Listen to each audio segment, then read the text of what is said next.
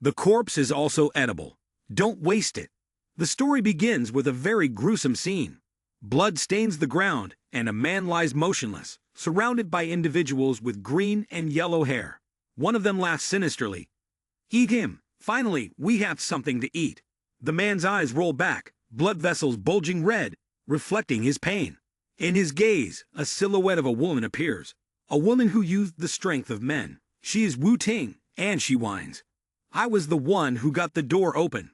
Remember to share some of the reserve food with me." The man who died in pain and regret is Zhang Yi, our male protagonist. Zhang Yi's hand was cut off and given to Wu Ting. Zhang Yi resents the situation, thinking that he was too naive. He silently wishes, "If there is an afterlife, what you did to me today, I will return it 100-fold. Scene change. Zhang Yi suddenly wakes up, sweat dripping from his forehead as he gasps for breath. Ah, does God really care for me? He realizes he has returned to Tianhai City a month before the global freeze. Zhang Yi is astonished.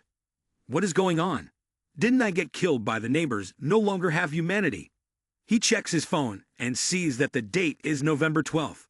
There is still a month left until the global freeze. Zhang Yi was delighted, standing by the railing enjoying the warm rays of sunshine after numerous days of freezing temperatures. Am I alive again? In February 2050, the blue star was affected by a supernova explosion 10 million light-years away. Earth had to endure immense destruction.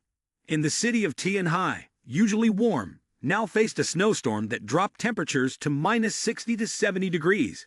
The blizzard lasted for a month, submerging the entire city. Everything will be deathly and brutal. Zhang Yi angrily recalled what he had been through. Supplies are not easy to accumulate, thanks to the supermarket warehouse management relationships. Yet they were stolen by inhuman people. They even chopped up bodies for food. I have to plan to avoid ending up like in my previous life. He silently calculated. First of all, I must ensure safety and stockpile enough goods to survive when the apocalypse comes. Then I will take revenge on them. I will leave food, weapons, and of course, a perfect plan to counterattack them. Suddenly, a blue light flashed before his eyes. Zhang Yi rubbed his eyes, thinking to himself, "Strange, what just flew by me?"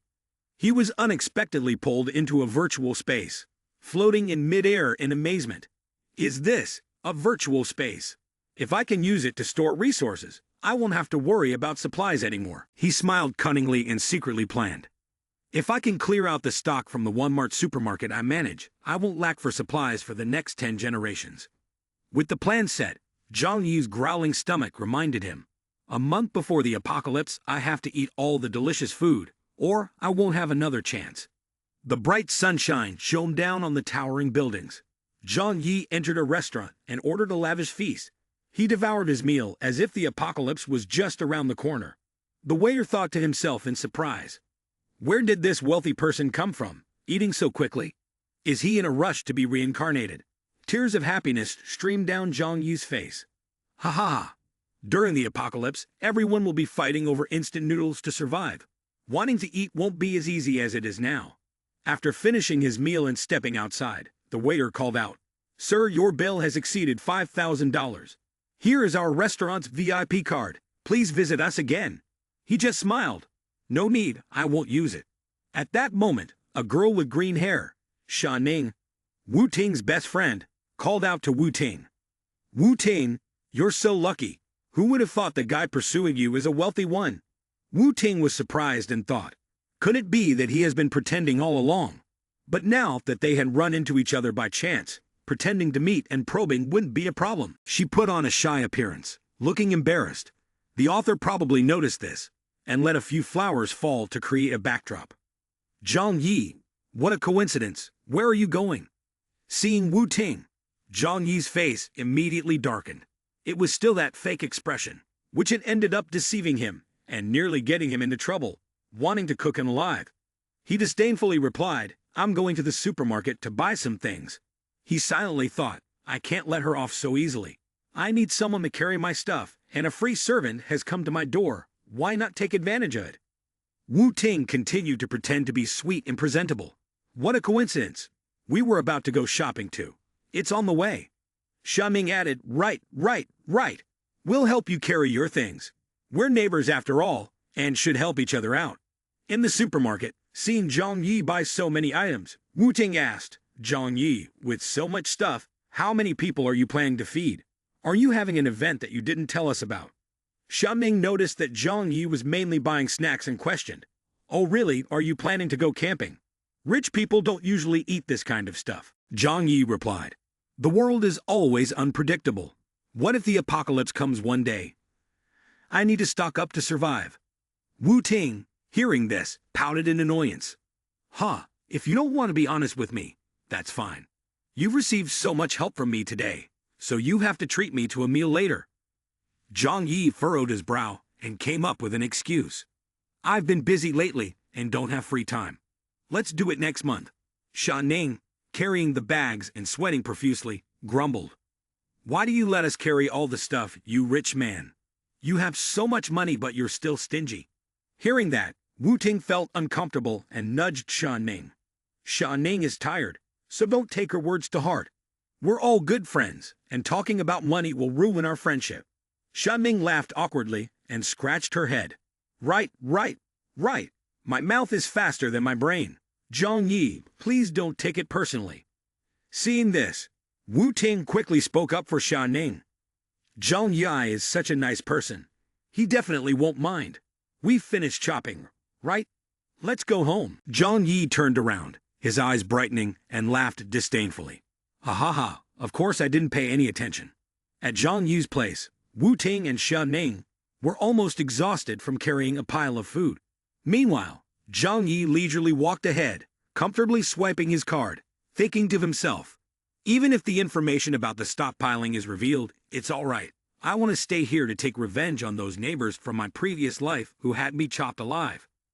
Mrs. Lin, the curly-haired neighbor, was holding her grandchild, and, seeing Zhang Yi buying so much food, thought to herself, with all that food, this kid Zhang Yi must have seen a sale at the supermarket and bought everything to hoard it all for himself. Mrs. Lin then asked, is the warehouse clearing out items?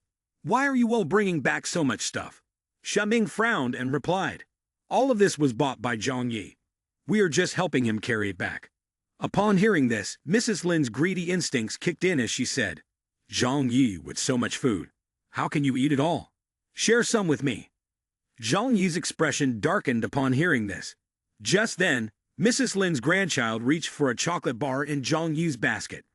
Zhang Yi frowned, quickly snatched the candy back, and replied, sorry, I bought this stuff for myself.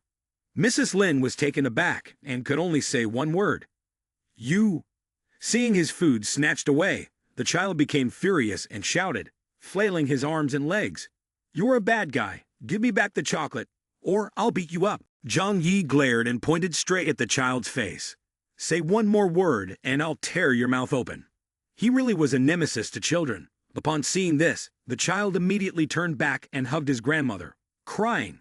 Seeing her grandson had lost his candy, Mrs. Lin was furious. You're grown up, why are you bothering a child?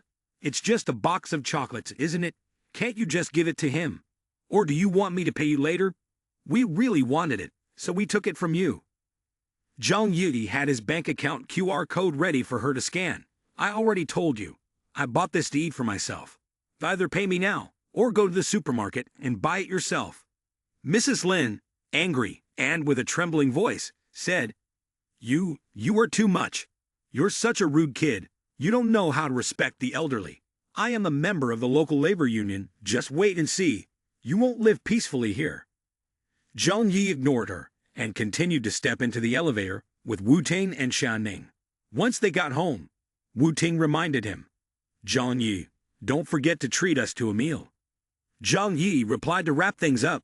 Okay, I will definitely treat you next time. After finishing his sentence, he slammed the door shut, holding a list of the things he needed to prepare in his hand, then opened the virtual space. Let's just put the supplies here and see how effective they are. He silently thought. Prioritize food and confirm inventory. Medicine can be sourced by someone else. For heating, I'll need a good heater and insulation in the house. Then I will build an invulnerable steel blockhouse. As for weapons, I will need a bow and arrows, and some melee weapons for defense.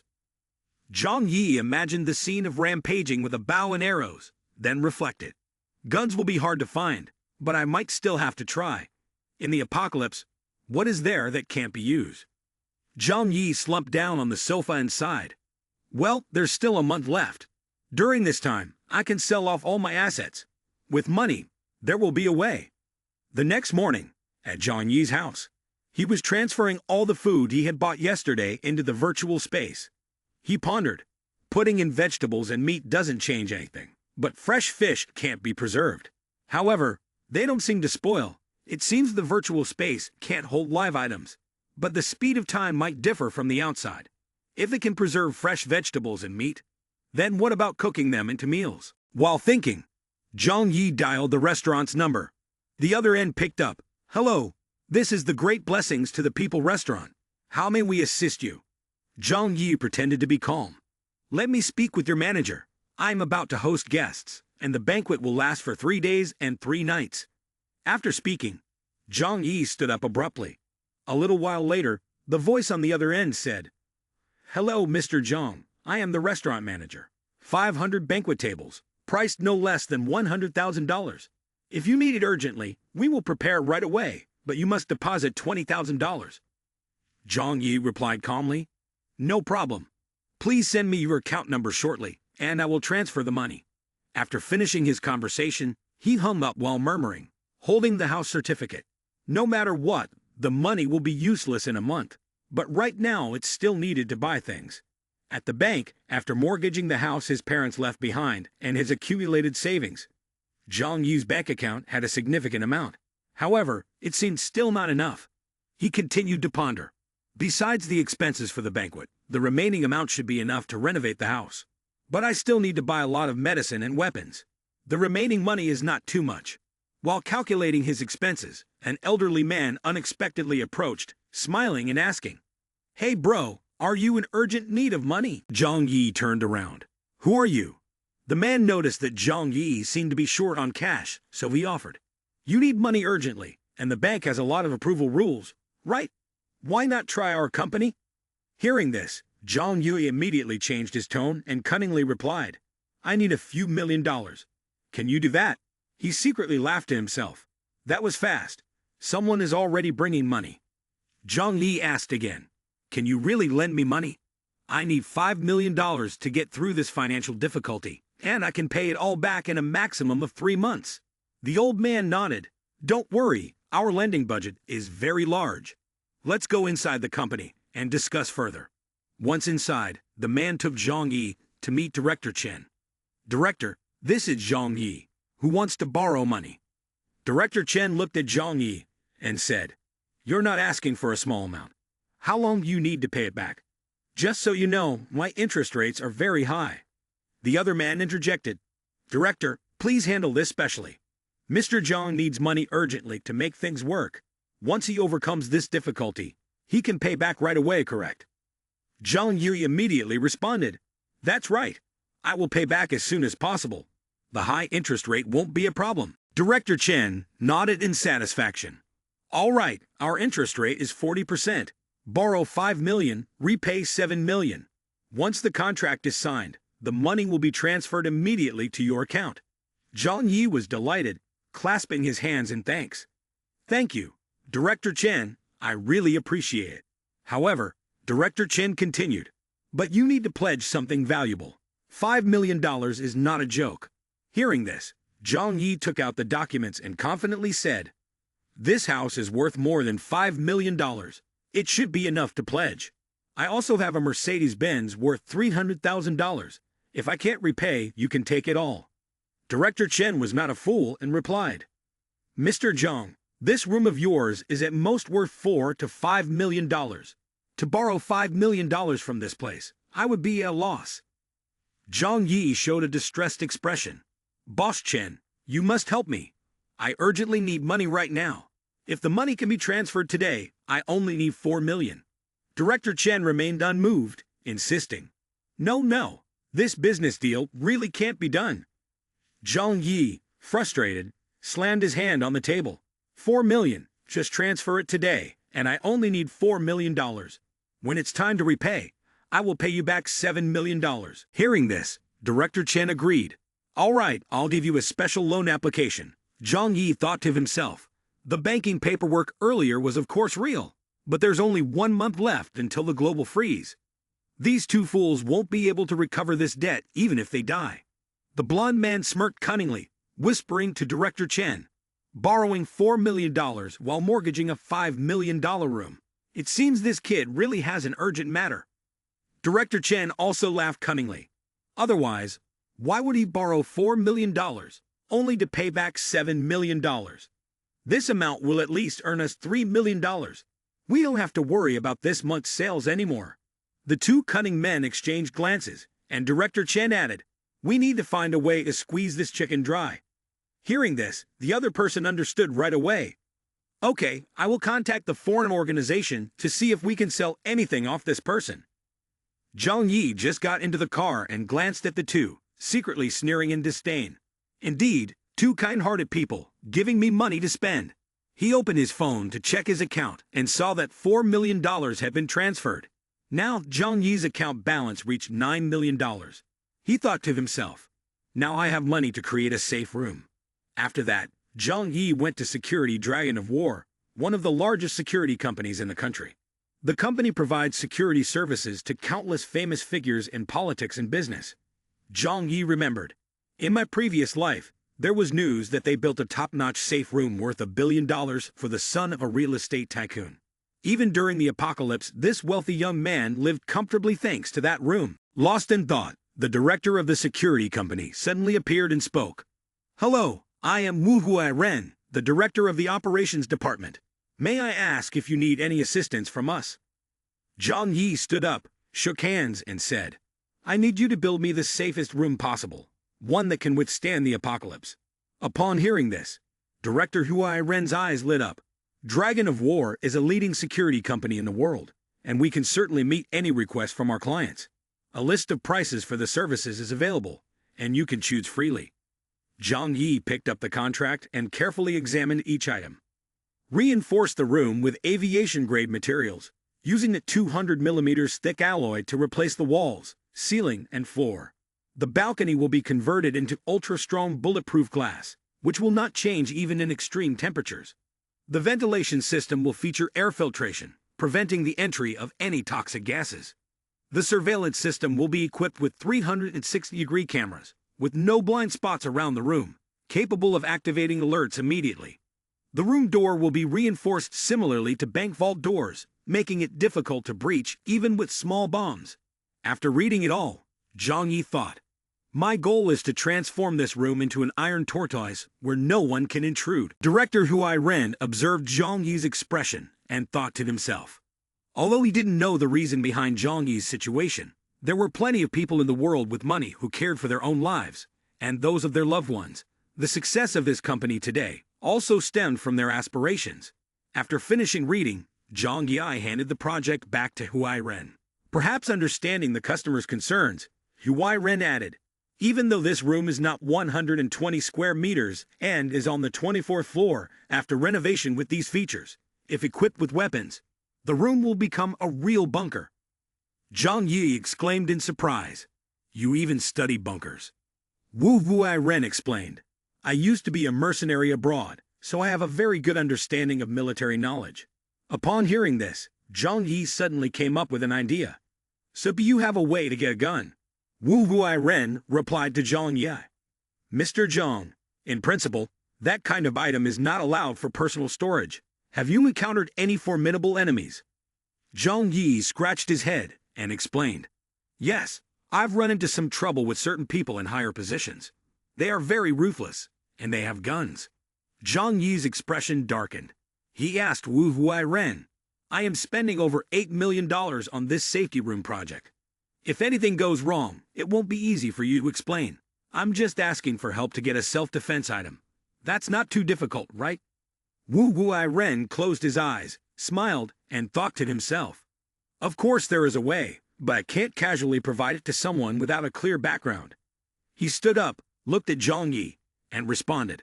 Within half a month, we can finish renovating the safety room for you.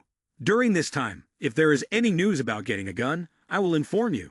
Hearing this, Zhang Yi felt somewhat relieved and replied, all right then, I will wait for your news. Zhang Yi was considering what to do next and decided to check out the hunting club. This was an important place for acquiring cold weapons. Zhang Yi arrived there early in the morning. Since he bought too much, the staff there curiously asked, "Mr. Zhang, why are you buying so many weapons at once? There are indeed many lions and hyenas in Africa, but if you want to go hunting, you need to pay attention to safety." Zhang Yi walked to his car and replied, "Don't worry, this time I'm bringing a few friends along. I guarantee that using your equipment will allow me to fully demonstrate my skills." He got into the car, and in the back seat was a crossbow along with more than 10 arrows. He thought to himself, "Fortunately, I had obtained a hunting certificate before, so now I can go hunting with things like bows and arrows without fear of being questioned." When Zhang Yi returned to the apartment, he saw Uncle Yu shouting, "Don't let them in." It turned out to be the container trucks delivering food for Zhang Yi. Uncle Yu continued, "Bringing in so many items definitely requires the owner's approval. I can't allow them in on my own." Seeing this, Zhang Yi walked closer and said, "Uncle Yu, this is all food being delivered for me. Let them in."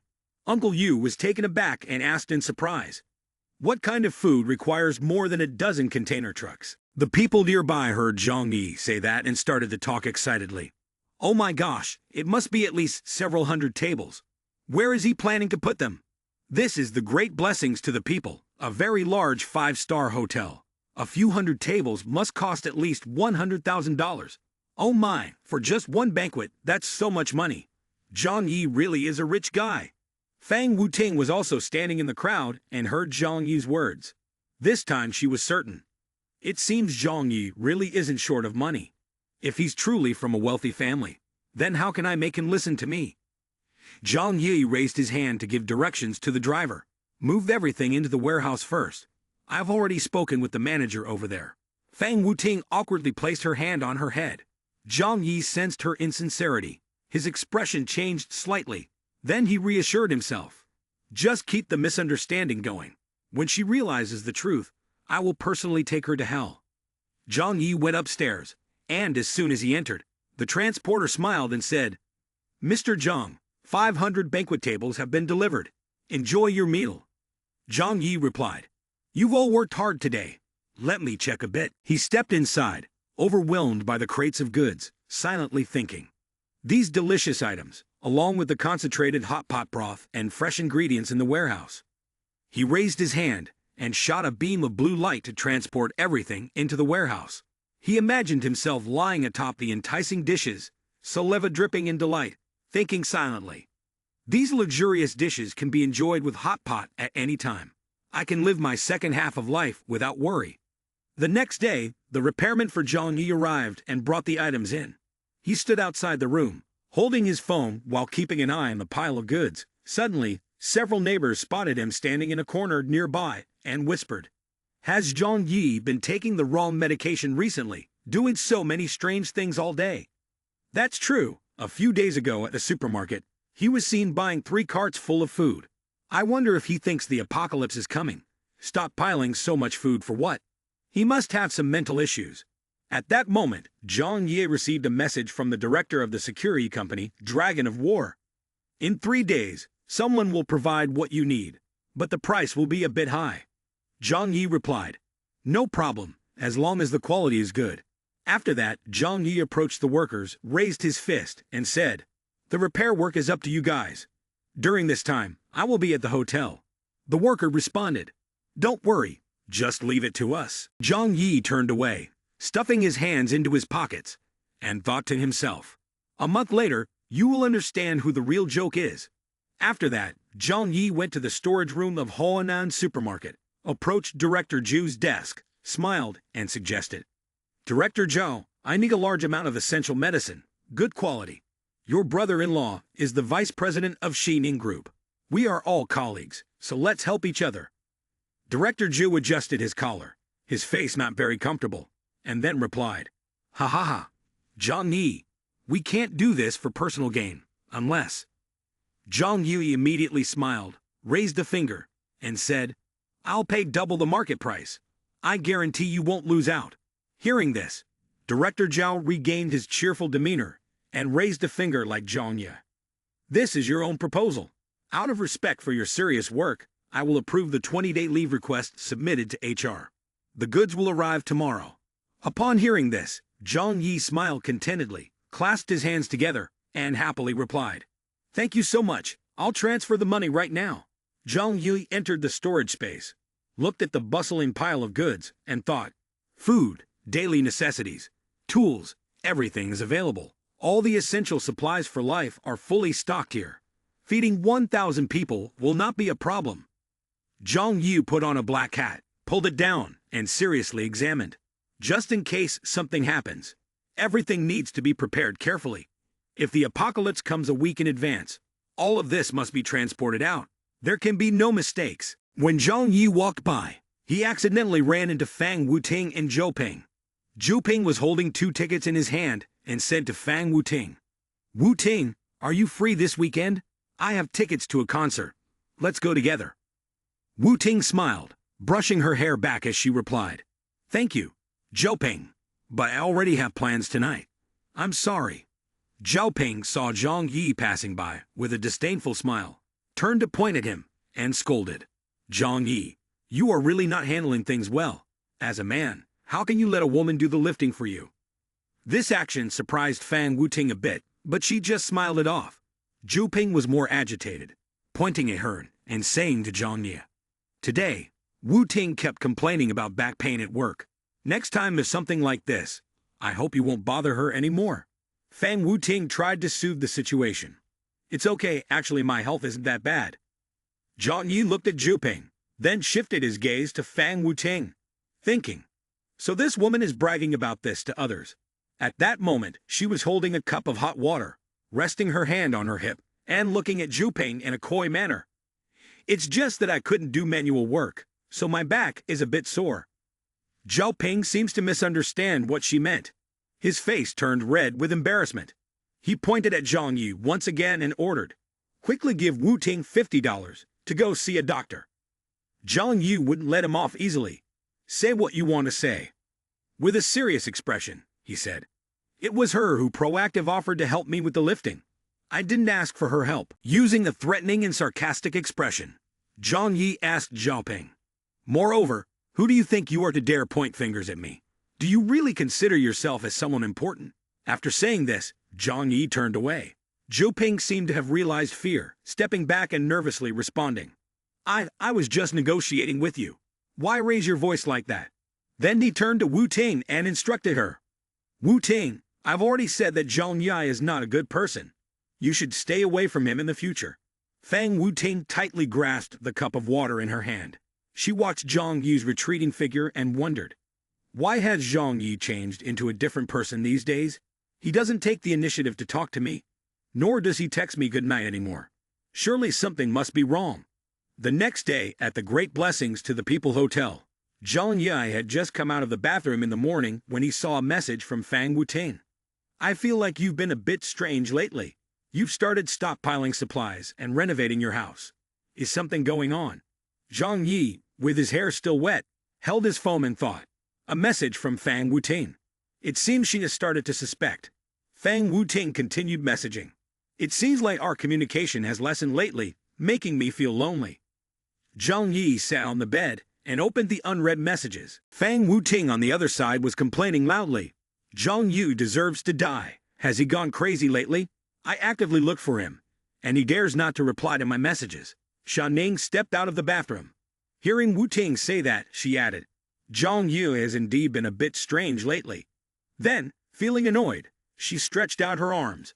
At that moment, she continued, "Only a ghost would know why he bought so much food and drinks. Moreover, he also booked so many banquet tables at the hotel.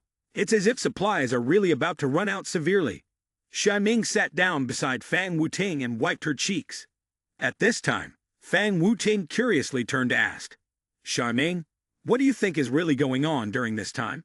Maybe Zhang Yi received some news that made him start stockpiling."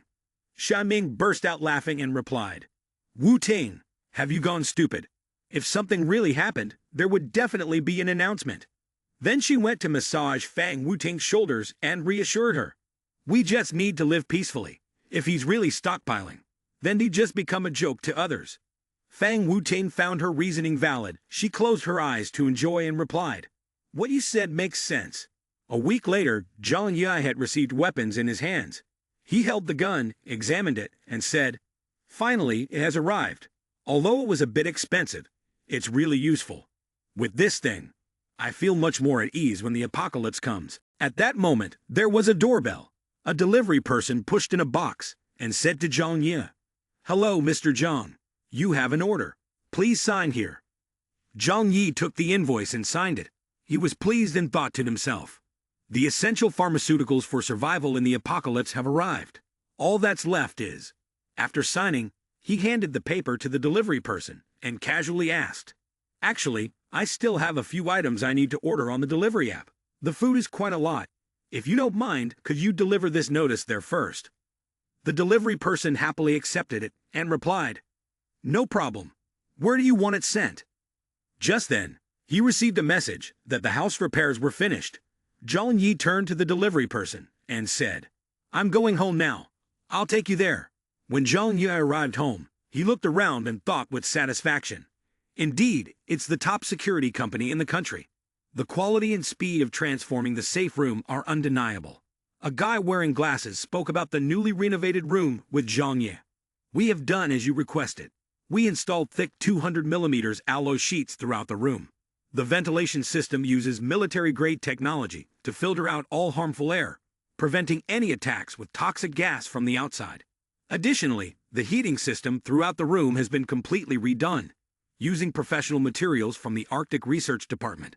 Besides renovating the wall-mounted heater as per your request, we can also ensure to prevent heat loss by up to 99%. The two stepped out onto the balcony. He continued, "The window materials are all bulletproof. Furthermore, they are also explosion-proof, even more robust than the alloy inside the room. Moreover, they allow light in for you and facilitate outside observation." Finally, he raised his glasses, smiled with satisfaction, and concluded his statement. "Furthermore, to ensure your safety, we have installed a surveillance system throughout the building, totaling 300 cameras. You can monitor every floor of the entire building." Zhang Yi was pleased and shook hands with the staff member, smiling as he said, "I am very satisfied with this renovated safe room." The man with glasses smiled back and replied, "Thank you for your feedback. I believe your experience here will not disappoint you." Then he handed Zhang Yi the payment slip and said, "If there are no further issues, please settle the remaining payment with us in these 3 months." Zhang Yi took it and responded confidently, "Certainly." "Absolutely." The man with glasses turned away. Zhang Yi reminded him, "Be careful." The boy's expression darkened. His lips curled as he thought, "The remaining amount is unpayable. When the end of the world comes, it is uncertain who will still be alive." He leaned against the balcony and looked down, cheerfully saying, "The supplies have finally arrived." Below was a truck filled with boxes of water. Zhang Yi thought to himself, "The most essential item for survival during the global freeze is mineral water." Zhang Yi stepped down below. The people below, seeing his actions, asked in confusion, "Is Zhang Yi crazy? A few days ago, he was renovating a room. I saw many people carrying thick metal panels, at least several dozen millimeters, trying to make a safe room like in the movies. Now he buys so much mineral water. Surely he doesn't think the city of Tianhai is about to run out of water, does he? The city of Tianhai is by the sea. Even if the whole country is short on water, it won't come to us." "Ha!" Uncle Yu, also puzzled, turned to Zhang Yi and asked, "Zhang Yi, why did you buy so much mineral water? If you need help with anything, just tell me, and I'll lend a hand." Zhang Yi smiled and remembered. In his previous life, when the ice wind came, Uncle Yu had given up his last bit of food to a mother and child who were about to starve, costing him his own life. He was one of the few who had shown enthusiasm and kindness towards him. Then he whispered in Uncle Yu's ear, "Uncle Yu, the temperature this year has changed a bit. I've received news that this winter will be quite difficult. Just in case." "What?" Uncle Yu was surprised. "It's best if you also prepare some food and water, to avoid the prices of those things skyrocketing later." Uncle Yu, half believing and half doubting, put his hand on his chin and asked, "Zhang Yi, is it true? Is the news reliable?" Zhang Yi placed his hand on his chest and continued, You see, I prepared a lot of things. You could store instant noodles and mineral water. There's no harm in buying more of these. Uncle Yu found this reasonable and replied, "All right, usually I'm alone, so it's no problem to stock up a bit." Suddenly, Mr. Shang came over, pulled Uncle Yu, and advised, "Brother Yu, don't believe him. Lately, he seems to be sick, buying things everywhere, just rolling around like that. Who knows, he might want to drag others down with him." Uncle Yu refused to leave and replied, "You can't talk like that, I believe him." Then Uncle Yu was also pulled away, but he turned back to say to Zhang Yi, "Mr. Shang is just talking nonsense. Zhang Yi, don't take it to heart." Zhang Yi stood with his arms crossed, thinking, "Warnings have already been given. Whether you believe it or not is your own business." After that, he decided to spend the remaining time using up all the money he had to buy supplies, then training both his physical fitness and shooting skills, preparing for the upcoming global freeze. With 20 days left, he spent the last 695,148 RMB on gourmet food. With 10 days left, he spent 242,218 RMB on supplies. With 5 days remaining, he trained for archery with 545,974 RMB. With 3 days left before global freeze, he decided to return to work ahead of schedule. This way, even if the food at the warehouse disappeared, he wouldn't be immediately suspected. Then he put tranquilizers into cups of tea. While thinking, Zhang Yi added the drugs into more than 10 cups of tea. After finishing, he brought them to the table and called out, "You all must be tired, right? Take a break and have a sip of this water." Hearing this, everyone put aside their work and went to the table to get drinks. Someone, while holding the cup of water, said, I'm really exhausted. The weather is cold. I'm about to freeze." Zhang Yu pretended to drink water, glancing at everyone while thinking, "Let's see, the effect of the drug probably takes about half an hour." Just after half an hour, everyone fainted on the spot. Zhang Yi then approached one person to check. Sleeping like the dead, he thought. Now he could afford to go gather supplies. Zhang Yi wandered around the Huanan warehouse and said, "All the surveillance equipment has been turned off." Next, he opened the virtual space, stored all the goods inside, and said, "Done. Let's store the remaining things in the virtual space as well. When needed, we can sort and use them. With this virtual space, we can store as much food as we want." Zhang Yi thought, with this kind of efficiency, moving all the goods from the Huanan warehouse won't be a problem. While he was happily thinking that he was about to successfully complete this important task, suddenly, Zhang Yu noticed a stack of cardboard boxes in the corner of the room. He wondered what it was and then walked over. When he opened it, Zhang Yu immediately recognized that this was good stuff. Inside the box were cold-resistant clothing that could withstand extreme temperatures below 100 degrees. This was the latest technology product from 2050. Just imagining wearing this outfit made him happy, knowing he could resist any cold. Zhang Yu immediately stored them in the virtual space, thinking, with these supplies, even if I face an ice age with even colder temperatures, I believe I can still live comfortably. After clearing out the warehouse, Zhang Yi returned to the staff break room to rest and drink some water to relieve his exhaustion. While drinking water, Zhang Yi thought, "Nobody knows, and no one suspects that I have cleaned out the warehouse in such a short time. Normally, this is something I couldn't do alone." Therefore, Zhang Yi propped one of the staff members' arms onto himself to fabricate evidence, thinking that as long as no one suspected him for now, this secret would eventually disappear forever. After a while, Zhang Yi was shaken awake by another staff member. Manager, something big has happened.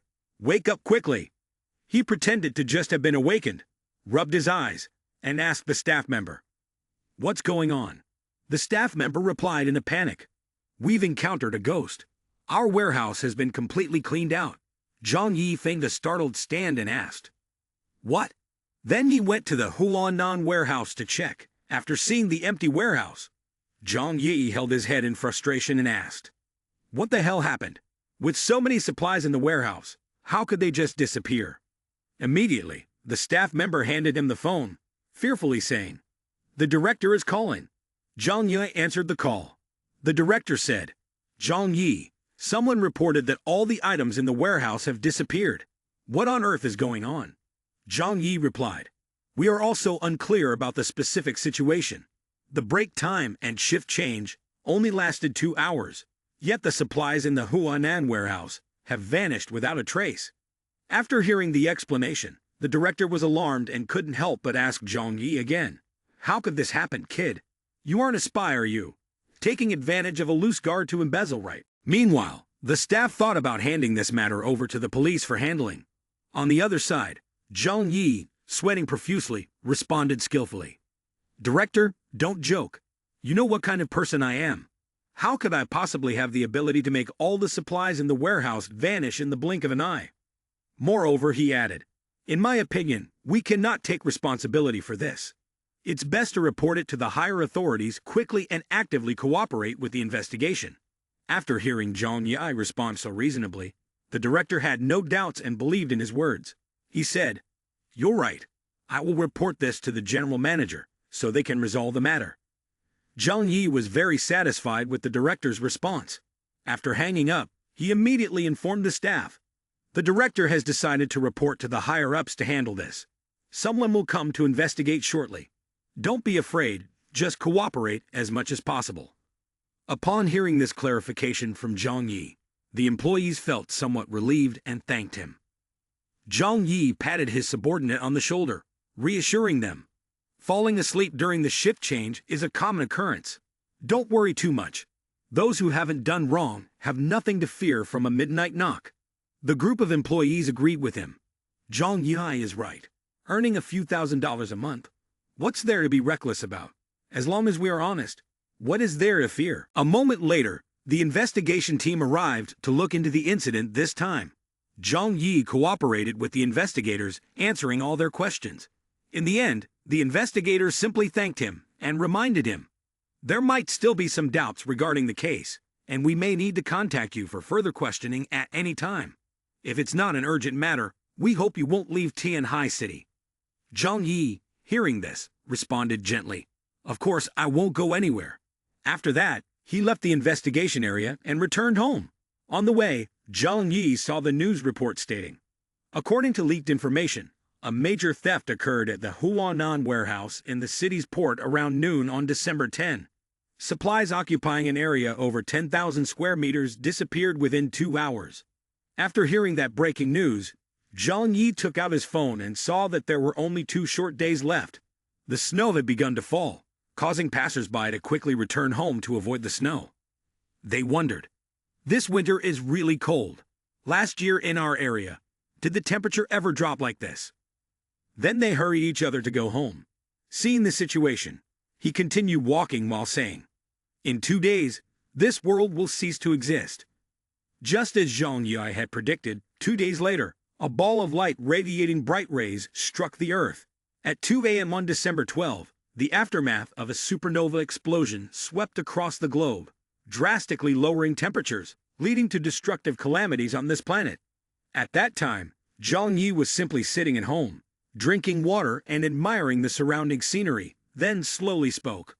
What is meant to happen will happen. Zhang Yi's spacious yet warm home seemed to protect him from the frigid snowstorm outside. He stood up to get some water, and then, sitting down on the sofa, he scrolled through his phone. The residential group chat was bustling with comments and messages about the recent weather, filled with a variety of emotions. Some people expressed their annoyance, revealing their feelings through messages like, "What kind of weather is this? It's below freezing already." Others worriedly texted, "Tomorrow, the roads will surely be completely frozen. How will we go to work?" But there were also those who were pleased with the extreme weather and heavy snow, thinking they might have a day off work tomorrow. Haha. As Zhang Yi read those comments, he coldly assessed in his mind, this is just the beginning. He looked outside, watching Fang Wuting take photos in the snow with Shanning, and thought, the heavy snowfall will at least last for the next 3 months. The temperature will keep dropping. By then, you won't be in such a good mood to enjoy the snow. The next morning, the snow was so deep that it flooded the doorways of many households. The snowstorm had come unexpectedly, leaving many homes unprepared with no supplies stocked. While Zhang Yi was still asleep, his phone suddenly vibrated, waking him up. Zhang Yi silently complained, then sluggishly sat up and answered the call from Fang Wuting. As soon as she heard him pick up, She gently said, "It's really cold today. Did you stock up on supplies earlier because you knew the temperature was going to drop?" Zhang Yu replied casually, "I only heard it mentioned by friends, but I didn't expect the temperature to drop so dramatically." After hearing him admit this, Fang Wuting eagerly replied, "No wonder you've been stockpiling so many supplies." Not only that, she pretended to be weak and pouted, blaming Zhang Yu for not informing her in advance, causing her to almost freeze to death. As soon as he heard this, Zhang Yi coldly scoffed and hung up, leaving Fang Wuting alone to angrily bite her nails. She was still mad and wondered, has this person gone crazy lately, daring to hang up on me? Then she urged herself to think of a way to cope with the cold weather. After hanging up, Zhang Yi felt so annoyed that he could only hold his face and exclaim, "Now she still has the face to come and complain to me." He then stood up, stretched a few times, and went to take a shower. While having breakfast, Zhang Yi watched the news to stay updated. The report stated that last night a cold front had swept across the entire planet, causing significant changes in global temperatures. The temperature dropped between 70 and 100 degrees Celsius. Moreover, the editor added information about the cause of this cold front. The meteorological department was conducting an investigation and reminded the public to avoid going outside unless absolutely necessary, to keep warm, and not to believe in any rumors about stockpiling supplies that would drive prices up sharply. Afterwards, Zhang Yi sighed, "This temperature drop is exactly like in my previous life." Suddenly, his phone buzzed. It was a message from Fang Wuting. She pretended to scold him, asking why he had turned off her phone like that, and then she sweetly begged him for some food. As soon as Zhang Yi read the message, he thought, "This woman is not stupid. She knows that food in such extreme weather is very precious. She herself doesn't want to go outside in this freezing weather, so she has to reach out to beg me." Zhang Yi secretly believed that Fang Wuting's reasoning was indeed clever, but unfortunately for her, she shouldn't expect to get anything from me in this lifetime. To Zhang Yi, Fang Wuting was only good enough to play with and eventually suffer a tragic end. A moment later, Zhang Yi took a photo of his breakfast and sent it to Fang Wuting.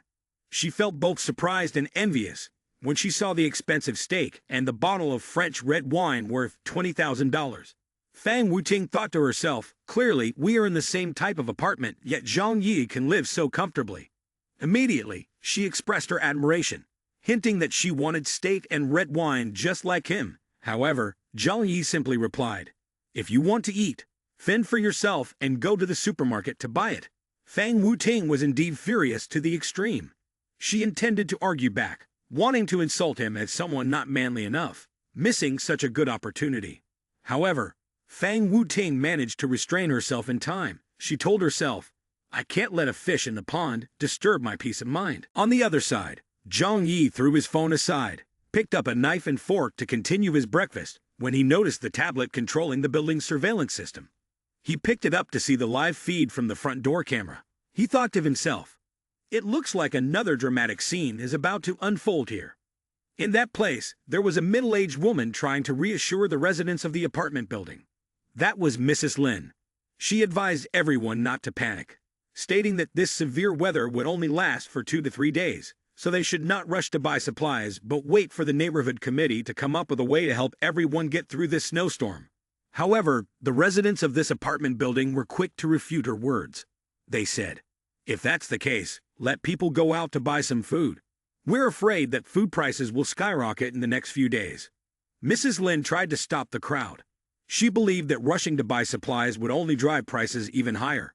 By then, everyone would have to buy goods at inflated prices. Moreover, Mrs. Lin warned, if anyone dares to hoard supplies and she finds out, they shouldn't blame her for reporting them to the authorities. Just then, Zhang Yi approached and calmly asked Mrs. Lin, "Do you know how long this snowstorm will last?" Then he spoke up. "What if this extreme weather lasts for a very long time, and by then everyone runs out of food? Who will be responsible for that?" A bald man said, "That's right, you don't allow us to stockpile supplies, and when we run out of food and water, who will take responsibility?" Another person chimed in, "Exactly, are you providing us with food?" Mrs. Lin saw that things were not going well and hurriedly tried to reassure them. "Everyone stay calm. Our neighborhood committee can take responsibility for this matter. I want to tell you all that there will be no shortage of supplies. The snowstorm will pass quickly." Outside she said that, but in her heart, Mrs. Lin was constantly annoyed with Zhang Yi. This damn kid, daring to contradict me in front of so many people, doesn't he care about my face? Then she pointed at Zhang Yi. Zhang Yi, don't stir up people's hearts at this time. Your behavior has violated the rules. Zhang Yi turned around and lightly waved his hand. Mrs. Lin, I can't handle such a big hat. Don't worry, it's so cold outside that even if you call, I won't go out. Go ahead. Mrs. Lin looked at his back and thought, this kid really doesn't know the heights of heaven or depths of the earth. I need to figure out a way to lock him up somewhere dark for a few days. Days passed, and Zhang Yi was comfortably sitting on the sofa playing games. Snacking, he opened a bag of snacks, tossed a few pieces into his mouth, and continued playing. No need to think about work and the world situation. He relaxed comfortably, and this life was much more enjoyable than before the apocalypse. Suddenly, his phone buzzed with a message. Who is it? Who would send a message at this time? He opened his phone to check and saw in the apartment group chat that Mrs. Lin had tagged him with a commanding message. Zhang Yi, the roads outside are completely blocked by snow now. In a bit, you need to come down with some tools to help everyone clear the snow.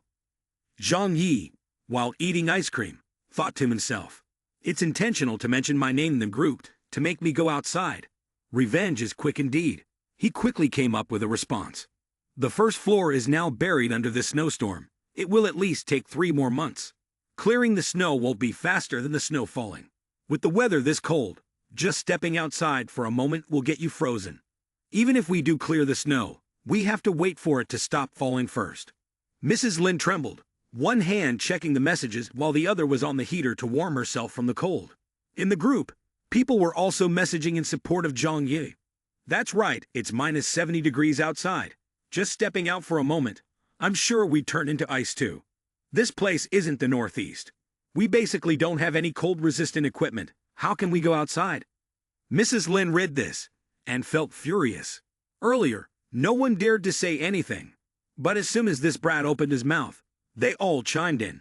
She kept tapping on the screen to respond. What kind of attitude is this? Clearing the snow isn't for you all. We are all young and strong. When faced with difficulties, you don't take the initiative to serve the community, but instead want to avoid responsibility.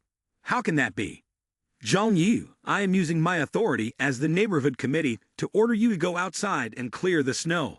This is a critical time. We need to unite. Anyone who dares to oppose this is going against the leadership of the neighborhood committee. Once the snowstorm is over, you'll definitely be dealt with. Zhang Yi read this and felt admiration for Mrs. Lin's shamelessness. She relied on her power from the neighborhood committee all day, and while giving orders, it was clear that the others were waiting to support him against her. Today, I will have a little fun with her. Saying that, he continued to message in the group. If it's for everyone, the neighborhood committee should lead the way to shovel the snow. Moreover, with so many people in our building, why only call a few of us? Are we easy to bully? I didn't see you call that group of gangsters and rich kids. What's up with that? Afraid to confront them, huh? Others also agreed. Zhang Yi is right. He speaks for my feelings. That's right, always looking for the honest ones. Why not go find Chen Zhenghao and Taxu Hao? Ms. Lin was sweating profusely. In this area, who doesn't know that Chen Zhenghao on the 6th floor has several hundred people under him? That young master has connections with high-level leaders. Zhang Yi confidently replied. If Ms. Lin has such bravery, then go call Chen Zhenghao and Taxu Hao to come shovel. Zhang Yi thought to himself, the first person to hammer on his door in a previous life was Chen Zhenghao. Taxu Hao was the first to stab him. He sneered and slowly poured soda into a glass. None of you are good for anything. If I hate you all so much, then let's do this properly. At this moment, Ms. Lin became angry, stood up, and kept cursing Zhang Yi under her breath. You brat Zhang Yi. At a time like this, you name them, obviously trying to provoke me. If I don't do this, who will take me seriously in the future? In another place, Chen Zhenghao was lazily lying on the sofa when his phone suddenly rang, forcing him to check it. Damn, in this weather so cold that even ghosts would freeze to death, who has the time to look for work? In the group, Mrs. Lin reminded everyone, this building is our home. The snow shoveling depends on all of us. I hope anyone who has free time can take their tools outside to shovel the snow. She didn't forget to tag Chen Zhenghao and Taxu Hao. Upon hearing this, Chen Jinghao immediately got irritated and sent a voice message to the group. It's freezing outside, so shovel what? If your head is sick, go to the hospital. Stop pretending to give orders to others. If you bother me again, I'll cut you to pieces. Xu Hao was not going to back down either. He snickered and sent a voice message. Holding his beautiful girlfriend, he said, "What does it have to do with me if you shovel the snow? I don't have to go to work. I can sleep at home wrapped in a blanket all day, can't I?" After sending that message, Xu Hao, still holding his girlfriend, added, "You ignorant trash, always causing trouble with the money of your master. Do you think you're the master? A joke. The only reason you are where you are today is because of your parents' money and family. Can I be like you? If you want to shovel, then hurry up. You all need to quickly go out and earn money for food. I can only comfortably go out to spend money after the snow is shoveled." After saying that, he didn't forget to take a picture of himself with his girlfriend. Seeing the messages from Chen Jinghao and Xu Hao, Mrs. Lin's face turned red with anger. It was all his fault. It was all the good that Zhang Yi did. If not, I wouldn't have caused trouble for them. At the same time, while Zhang Yi was leisurely frying chicken in the kitchen, he received a voice recording from Mrs. Lin scolding him. "Zhang Yi, you little brat, do you want to cause trouble with me? Not going outside to shovel snow anymore. Are you satisfied now? Are we all supposed to be trapped here?"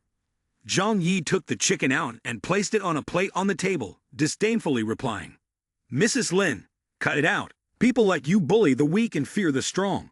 Are you looking for me just to feel your existence?"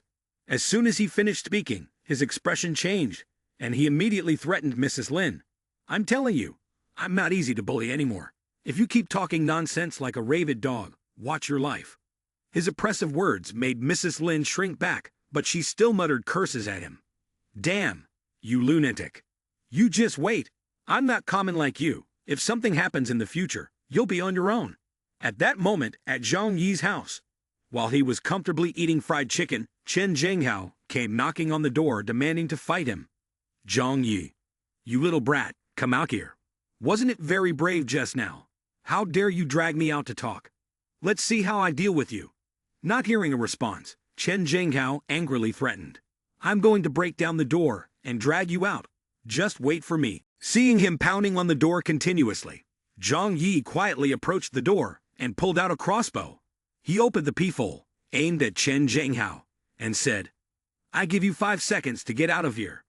Zhang Yi lifted his crossbow, closing one eye to aim at Chen Jinghao's foot. He smiled and thought to himself, "No need to kill him right away. It's too quick for him to die like that. It won't be interesting anymore." Chen Jinghao had no idea that misfortune was about to befall him. He stood in front of Zhang Yi's door with a wooden stick, and when he saw that Zhang Yi didn't come out, he shouted loudly, "You turtle, hiding in the house and not coming out right. If I get in there, you're done for." At that moment, Zhang Yi shot an arrow very quickly, piercing through Chen Jinghao's foot. Chen Jinghao lost his balance, dropped the wooden stick, and fell down painfully, crying out, "Ah!" He trembled, clutching the foot that had been pierced.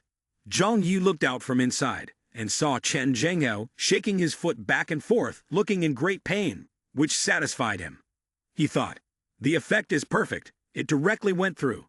He slung the crossbow over his shoulder and said, "With a low temperature below -70 degrees and a punctured wound on that foot, it's definitely going to be amputated."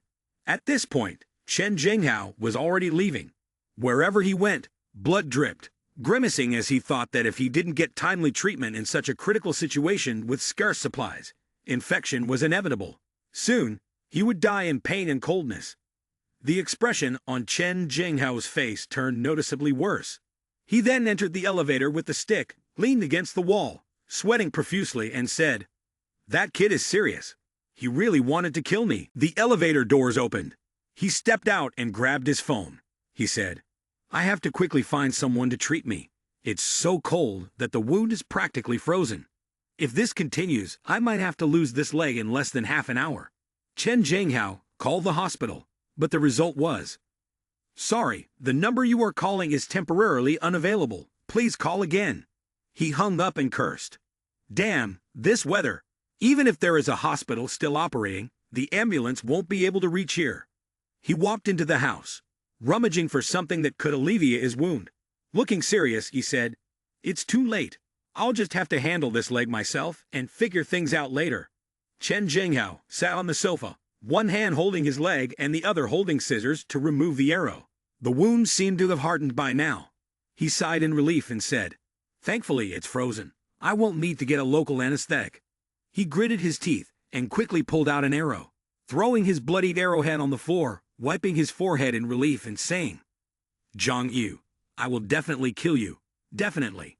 Chen Zhenghao picked up his mobile phone and entered the shared apartment group, mentioning Zhang Yi in a message that read, "Just wait. If I don't smash you to pieces, then the name Chen Zhenghao will be written backward from now on." Zhang Yi, unafraid, replied, "What are you that I should be scared of? Keep provoking me, and I'll break your other leg too."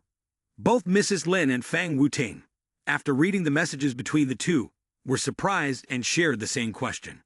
Zhang Yi actually dared to confront Chen Zhenghao. It seems he even injured his leg. At this moment, Chen Zhenghao's subordinates had also seen the message and, in anger, called him to ask, "What's going on, bro?" Chen Zhenghao was furious and quickly ordered, "Gather all the guys here immediately. Anyone who could fight, come along." Then he said, "Today, we must kill that asshole." Although the weather outside was extremely harsh, Chen Zhenghao's followers quickly gathered at his house, armed with all sorts of weapons. One bald guy among them spoke up, "Let's head there right now. That kid touched you, he's really asking for it." Chen Zhenghao stood up, pointed at them, and shouted, "My leg is about to be shot by Zhang Yu's crossbow. That kid lives in room 2401. Be careful not to let him sneak attack us. If we kick the door down, make sure to smash that turtle back into its shell for me."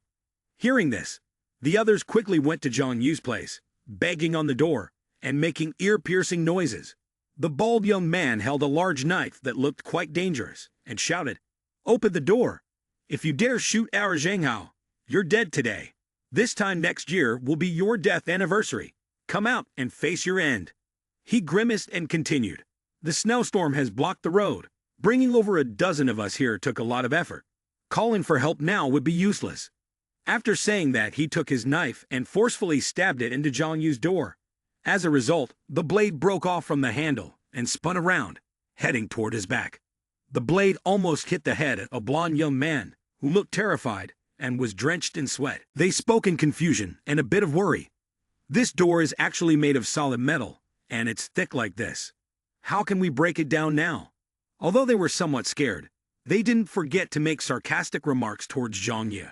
How many enemies did he have to offend to build such a thick turtle shell, thicker than a city wall? From inside, Zhang Yi could see them using their strength to bang on the door. He sighed, looking somewhat annoyed, and said, "Huh, so annoying. We have to start over again." He looked at the people outside through his tablet and mocked, "Can't you people be stronger? Haven't you eaten?" The bald guy picked up another knife and raised it towards Zhang Yi, shouting, "Hiding the turtle shell is nothing. If you have the guts, come out here." Upon hearing that, Zhang Yi walked over to the water basin, took a long hose, and started pumping water inside. He said, with such great anger, "Let me calm you down for free." Once he was done, Zhang Yi directed the hose towards the noisy people outside. One of them approached the hose, feeling a bit worried and surprised, but thinking this was a trick Zhang Yi used on Chen Zhenghao, he said, "You want to use this trick 2 more times? Dream on." As soon as he finished speaking, Zhang Yi shot a stream of cold water at him. The people around were both surprised and confused. Not giving them a chance to escape, he continued to spray water on the remaining people. They turned pale, made awkward shapes, and screamed, "It's so cold. I'm going to die." "Ah, don't spray anymore." After Zhang Yi stopped, some of them were shaking and said, "I'm freezing to death. Help, help, help me." Some lay sprawled on the floor, unable to move or lie down properly because their pants had frozen solid, rendering them immobile. Others lay pale-faced, curling up and hugging their legs. Zhang Yi sat on the sofa, whistling happily while observing, and thought to himself, "I originally wanted to use a crossbow to play with them, but spraying water is still safer. The effect is not bad either." When those people finally dragged themselves back to Chen Zhenghao's room, the shirtless one was trembling. Chen Zhenghao asked them, "Where's that kid? Did you bring him back?" Seeing that they seemed silent, he threw them a blanket. He became angry and demanded, "Someone explain to me what the hell is going on." The person sitting in the middle was a shaven-headed guy, and he stuttered as he replied, "Zhang Yi is so shameless. The door is so thick. We could bang on it all day and only scrape off a bit of paint. Then he sprayed us with the hose. It's unbearable." Upon hearing this, Shen Jinghao thought to himself, "When I kicked the door, his door was as thick as a turtle shell." He angrily cracked a few of his knuckles and spoke in a reassuring tone. "It's okay, even if it's a steel turtle. There must be some weakness. Besides, I don't believe he can stay inside forever." Then he instructed the others, "You guys just wait nearby. As soon as he comes out the door, kill him for me." The bald man replied, "Brother Zhenghao is right. As soon as it peeks out, we will pull it out and beat it to death." The young man with blonde hair sneezed from the cold. "That's right." Below, some people were clearing snow to create a path, and one person spoke up, "Uncle Wang, we've been shoveling snow for half a day and still can't see the ground. Just a few of us won't be able to clear it all." Another person chimed in, "If we clear the snow from the entire building, what if it opens up to the outside but we still can't see the road? In general, we can't just dig a path to the supermarket, right?" Uncle Wang sighed and replied, "We're out of options. It can't be helped. The snow is falling so fast that without snowplows, we can't manage. Everyone should head back. Don't get too cold." Zhang Yi stood on the balcony observing below. He wondered. Back to the house. He was chewing on something, and then stepped inside, tossing it into the trash. He thought, "It seems we've realized that human strength fundamentally cannot withstand such natural disasters." He sat down on the sofa, turned on the TV, and listened to the news for today. The news reported, "At this moment, we turn our eyes to the government.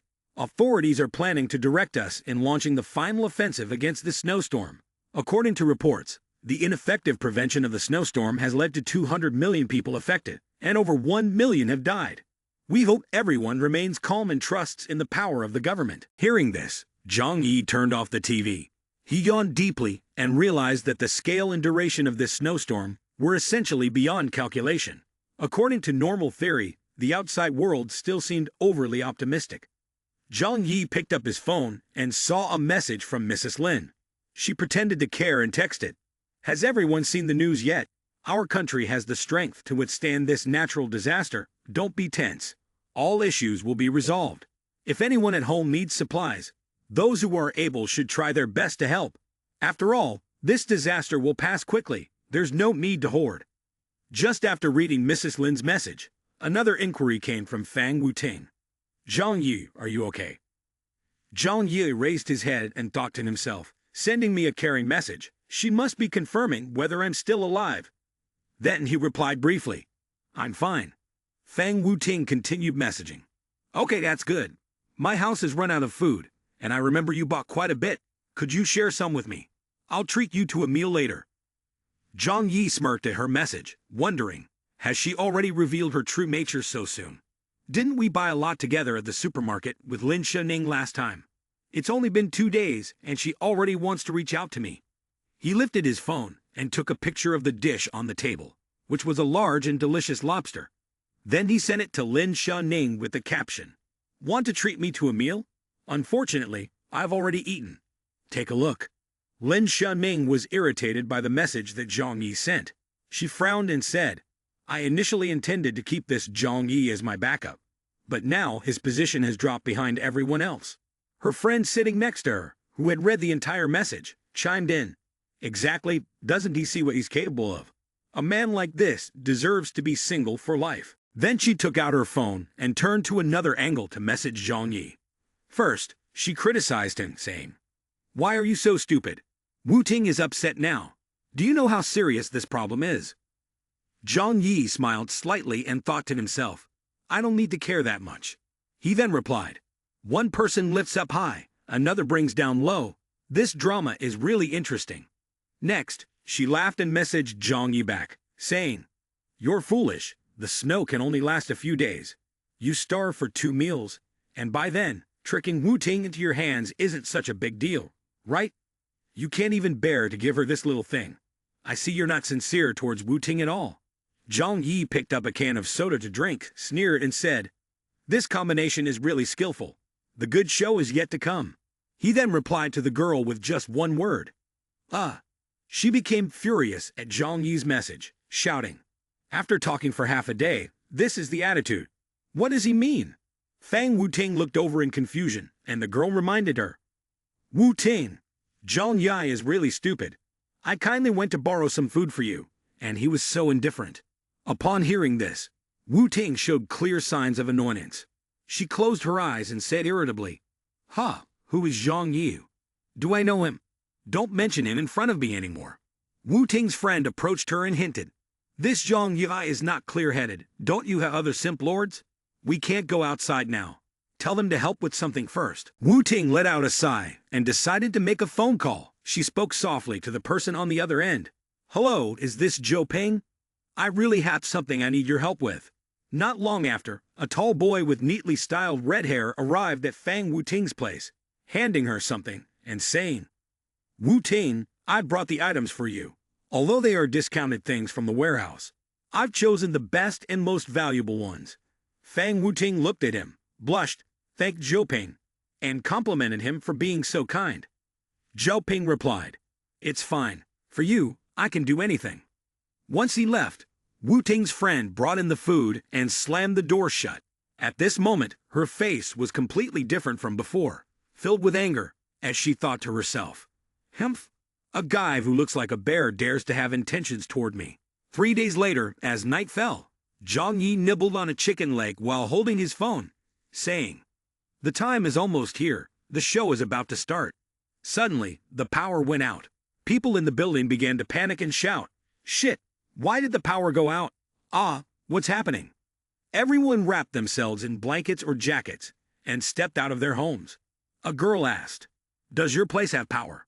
A young mother holding a small child replied anxiously, "No, the water has been cut off too.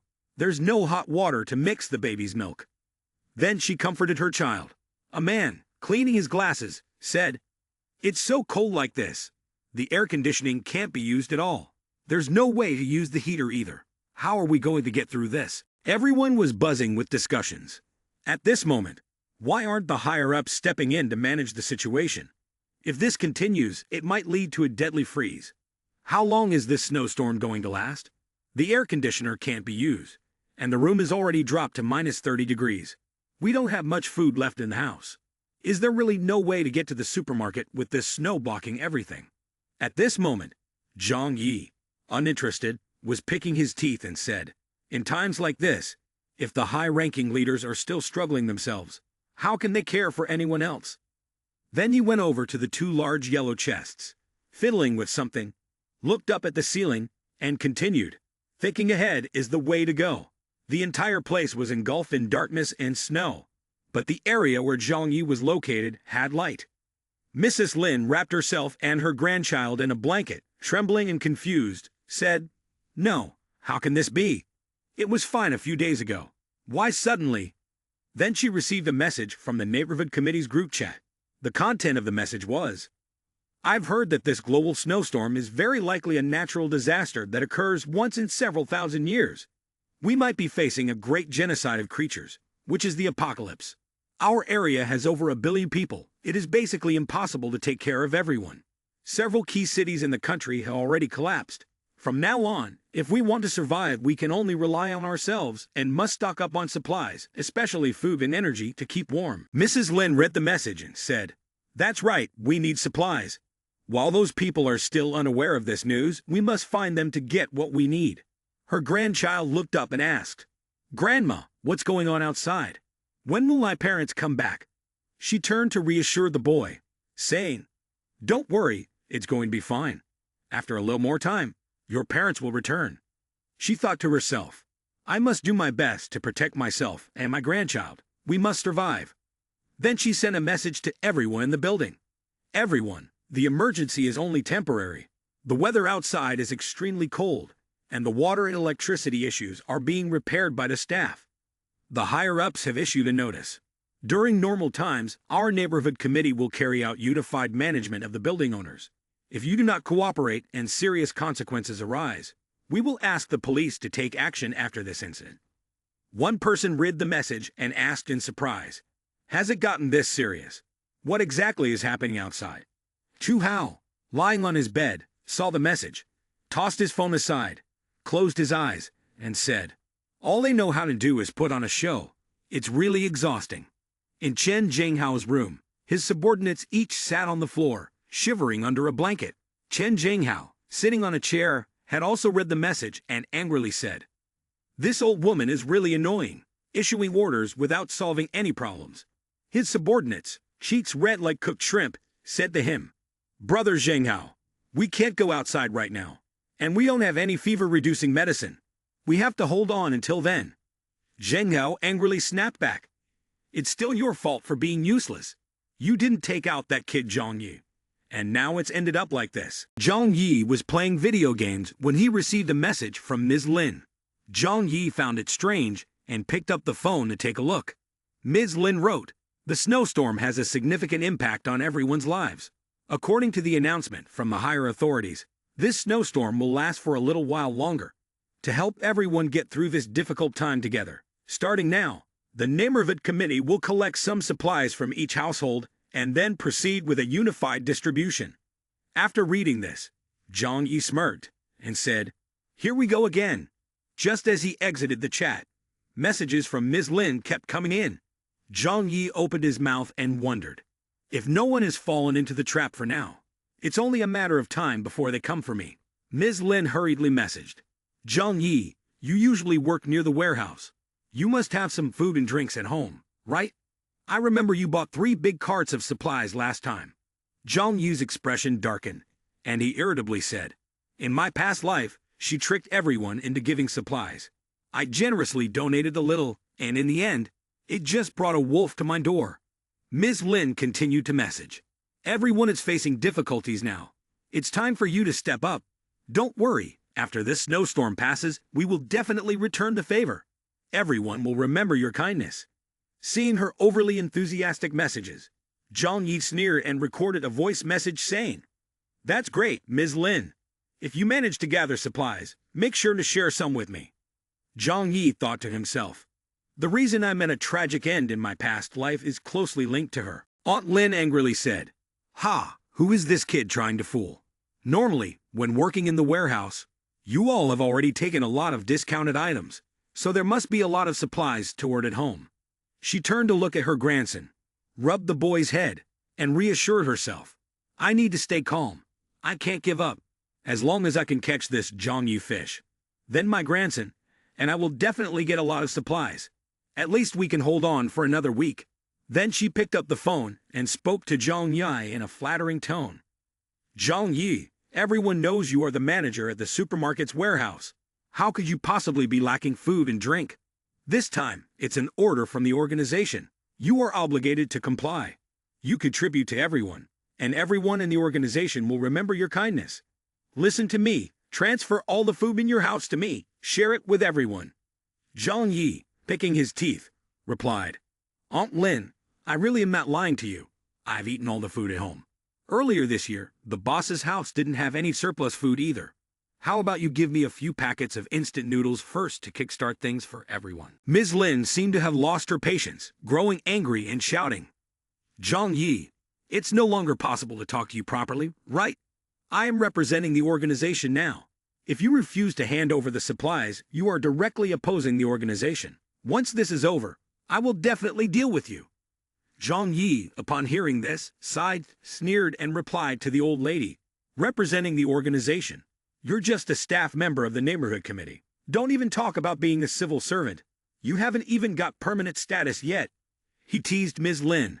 "You usually like to bully others, and now you actually have delusions of grandeur. If you have the ability, show it. I'll be waiting for you at home." Ms. Lin, infuriated by Zhang Yi, said nothing more but ended the call, then threw the phone and shouted loudly, "What a detestable little brat. Can't I find a way to teach you a lesson? After all, I am the leader of a building." A thought flashed in her mind, and she placed her hands on her head, dripping with sweat, questioning herself. Should I pressure him with the residents of the building?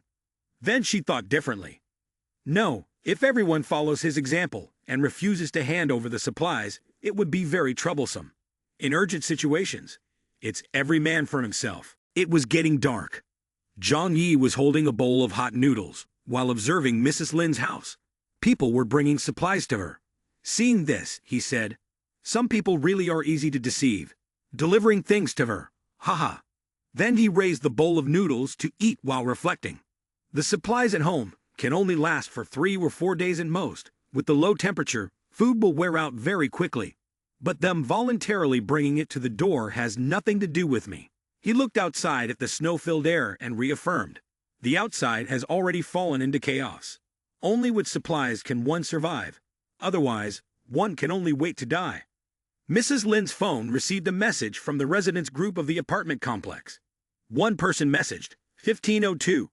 "Lin Chun, Aunt Lin, you said that after getting the supplies, we would share evenly. I've already eaten everything at home, and it's been 2 days. Please let us take a little."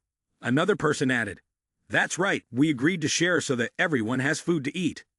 Mrs. Lin, wrapped in a blanket with her grandson sitting on the sofa, said smugly, "Those fools. This food is all mine." Then she laughed and continued, "I worked hard to deceive these supplies. How could I let you take any?" Mrs. Lin's phone on the table rang. Her grandson quickly said, "Grandma, the phone." Mrs. Lin looked at the phone and asked, "Those fools, are they just now becoming aware?" Lin Chun picked up the phone.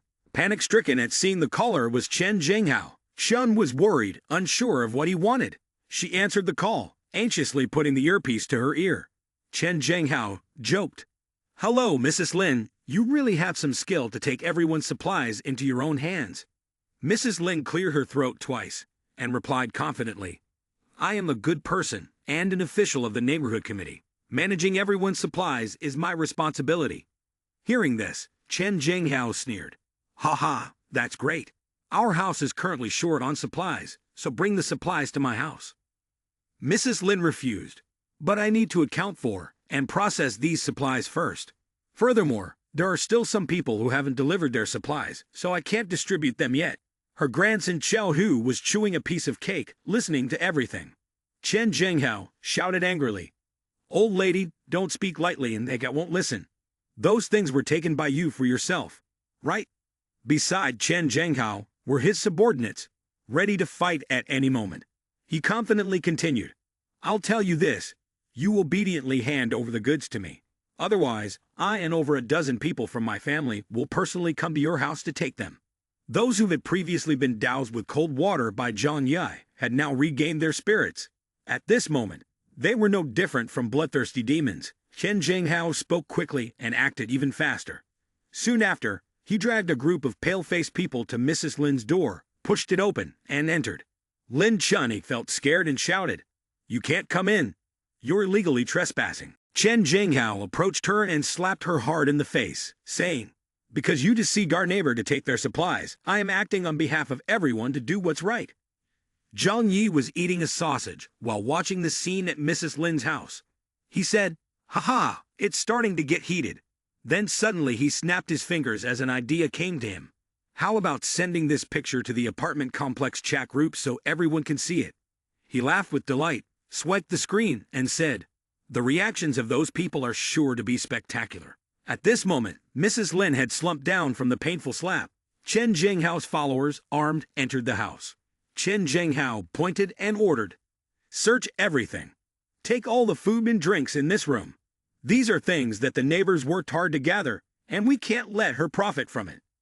Mrs. Lin, despite her bruised face, struggled to crawl to Chen Jinghao's feet, clinging to them and insisting, "You can't take everything.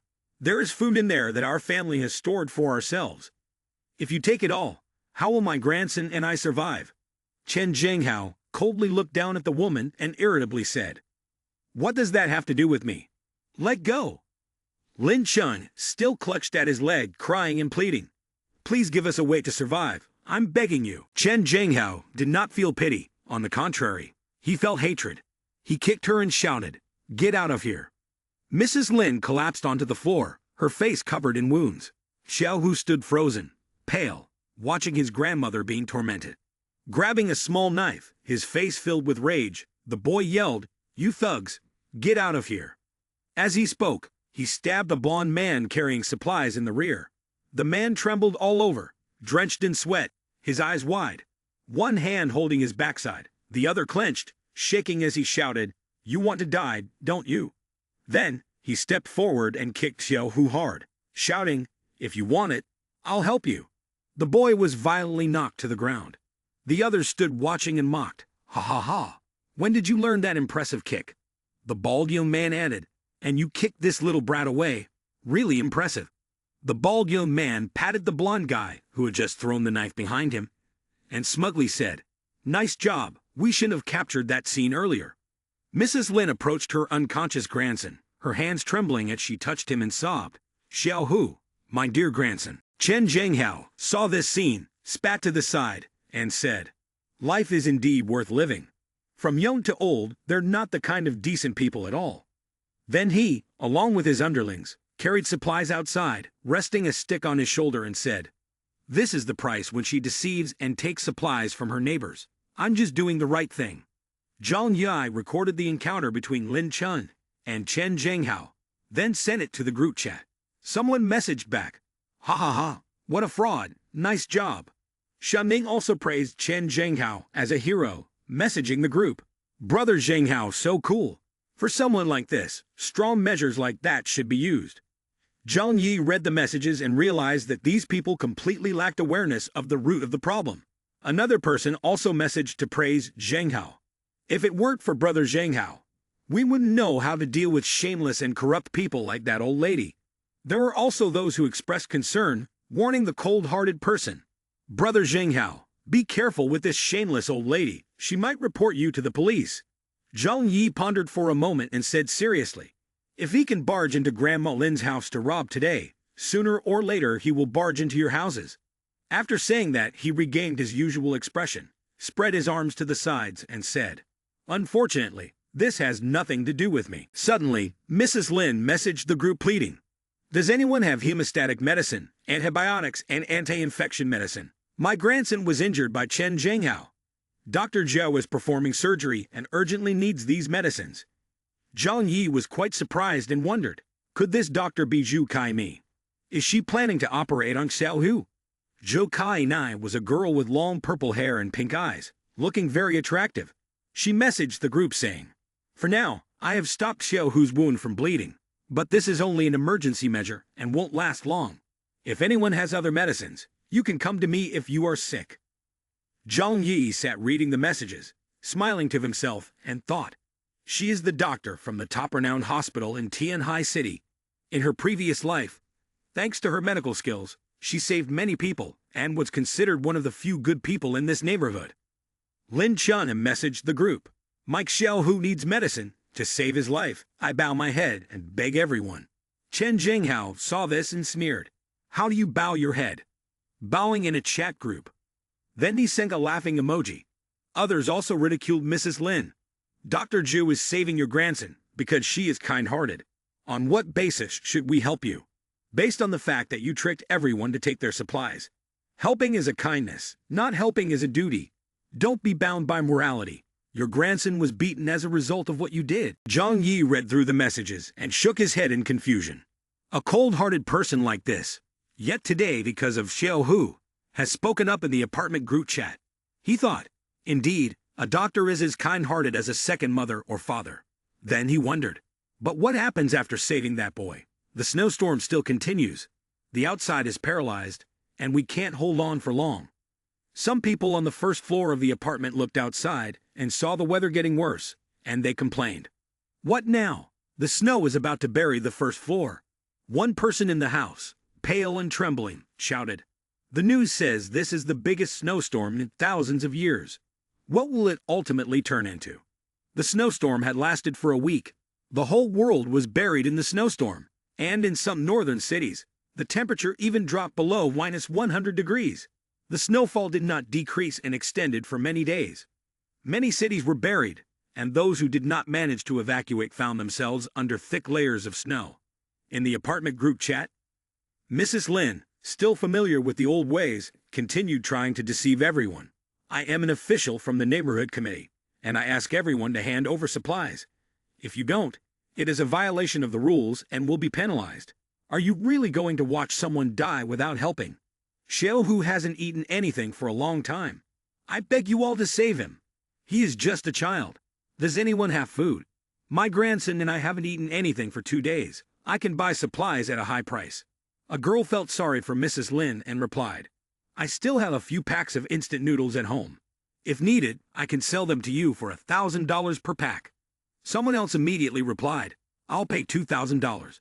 How many packs do you have? I'll buy them all. The program was eating chicken legs when he read the message and scoffed. Oh, something interesting is about to happen. The others in the group chat also read the message. Some were surprised. A pack of instant noodles for $2,000. I can't be seeing this wrong, can I? Some complained. You guys shouldn't drive the prices of supplies so high. Others were confused. Don't joke. Is this world really at the end of days? It's just a slightly big snowstorm, not a zombie apocalypse invading the city. Zhang Yi coldly said. To compare this snowstorm with a zombie situation is truly naive. Hu Hao stood up, walked outside to look at the freezing atmosphere, and recorded. I have money. I'm spending it to buy peace of mind. Is that okay? If anyone agrees to sell, just message me privately. If not, then go somewhere else. Hu Hao pondered while looking at his phone and thought. Traffic and equipment in the whole city are paralyzed. I need to quickly buy supplies from the poor, while money still has value. A girl messaged back. Hey, what's wrong with you? My family has nothing to eat. Buy food to save lives. Zhang Yi smirked. I'm not robbing you. I'm just offering a higher price. Who people sell to is their own freedom. You can't control that. The girl was anxious, holding her child with one hand and texting with the other. Please help us. My daughter is just 9 months old. And if I don't eat, there won't be any milk for her. We will starve to death. Zhang Yi read the message, sneered, and thought to himself. A single mother begging for help with her 9-month-old daughter. Once someone assists, they will definitely be drawn into trouble. But strangely, Zhang Yi's expression changed a bit.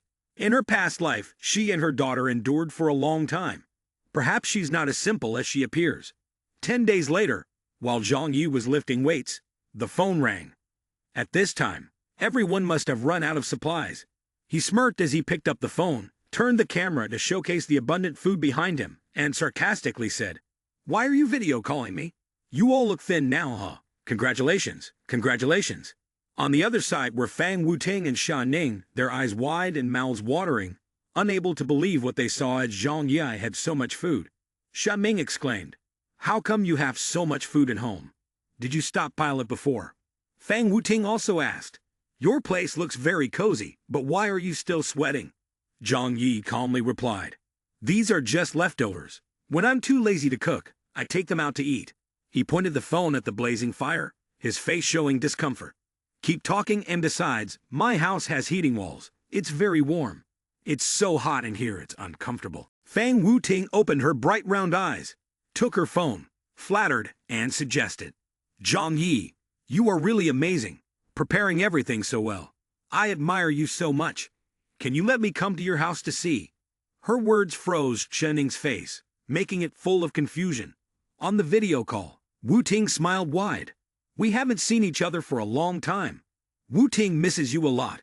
Wuting thought to herself, I have to trick him into giving me something to eat first, then I can plan the next steps. He felt a bit uncomfortable and moved the phone screen a little farther away. It's so cold, you should stay home and rest. Zhang Yi felt disgusted. I must have had a problem with my head in the past, otherwise why would I stubbornly pursue a girl like this for 2 years? He continued, Though I don't know how cold it is outside, looking at the two of you, the temperature must be very low. Wu Ting got angry upon hearing this. Zhang Yi, don't be so unreasonable. We are suffering from hunger and cold. If you won't help us, that's fine, but don't make sarcastic comments. Zhang Yi smirked. Ha ha ha. You can't pretend anymore with just this. You come to me when there are benefits. Why don't I see you reaching out to those rich guys? You girls can pretend to be sweet, but don't think I'm an idiot. Zhang Yi, shut your mouth. Wu Ting shouted. Zhang Yi didn't care, and instead provoked her further. Aren't I just speaking the truth? Why are you so agitated? We are not that close. Why should I help? On the other end of the phone, Wu Ting's angry voice echoed. You, son of a bitch. Without hesitation, Zhang Ye hung up. Wu Ting furiously threw the phone aside. Damn it, who do you think you are, daring to insult me? Lin Xiaoning beside her didn't console her, but instead added fuel to the fire. Isn't it because you didn't hold on to him tightly before? Otherwise, we could have enjoyed the benefits of Zhang Yi's home too. She picked up her own phone and pressed the button to call Zhang Yi. Now he is much stronger than these rich people, and yet he still pretends to be noble. Now that he's been exposed, he's really acting like he's all high and mighty. Wu Ting yelled, Lin Xiaoning, do you want to die? After a brief struggle, the two fell onto the bed and continued arguing incessantly. At the same time, at Zhang Yi's home, he was leisurely having dinner, drinking wine, and watching the news. The report announced the official statement from the city of Tianhai.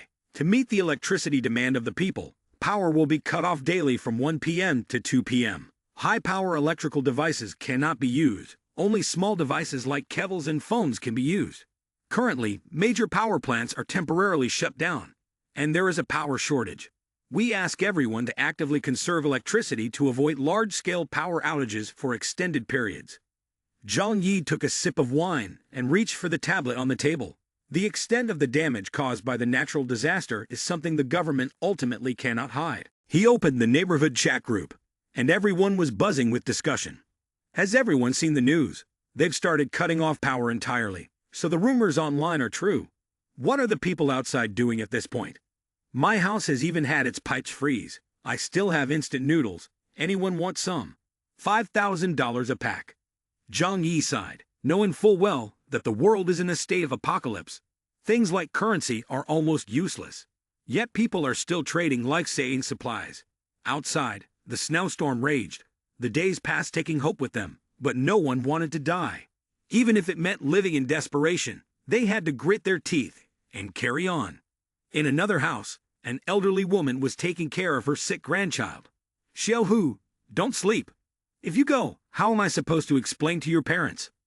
At a clinic, a female doctor was holding a male patient's legs in exchange for necessary supplies so that they could persist a little longer. Wu Ting and Lin Xiaoning had recently been living in a rundown environment with poor living conditions. Both were dirty from not showering for days, sitting back to back, seemingly still at odds, since the incident the other day. Lin Xiaoning spoke up. What are you planning to do now? The whole world is suffering from a snowstorm. No one can go outside. Right now, apart from Zhang Yi, who else can we expect anything from?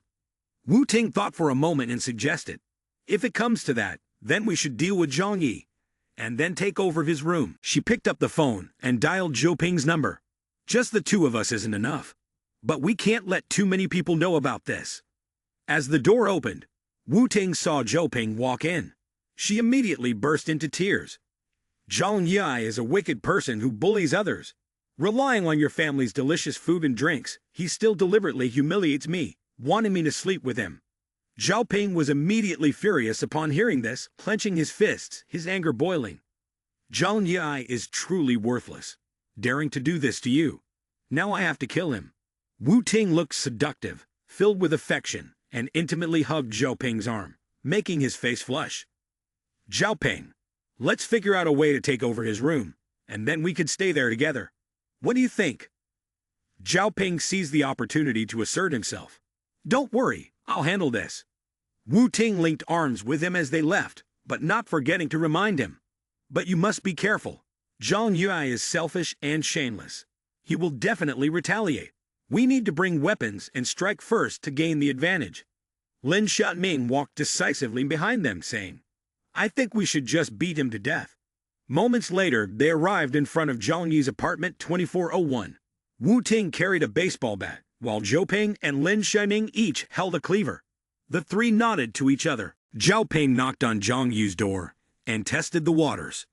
Zhang Yi, are you home? This is Zhou Ping. Zhang Yi, inside, looked through the security camera, and, seeing Zhou Ping suddenly coming to find him, wondered, if he came to see me, it surely can't be anything good. At that moment, he also saw Lin Xiaoning and Wu Ting standing at the door holding weapons. Zhang Yi immediately sensed that something was wrong. He gritted his teeth and thought, you think you can kill me just with the three of you? Outside, unaware that Zhang Yi had discovered their intention, Zhou Ping continued to call. Zhang Yi, this is Zhu Ping.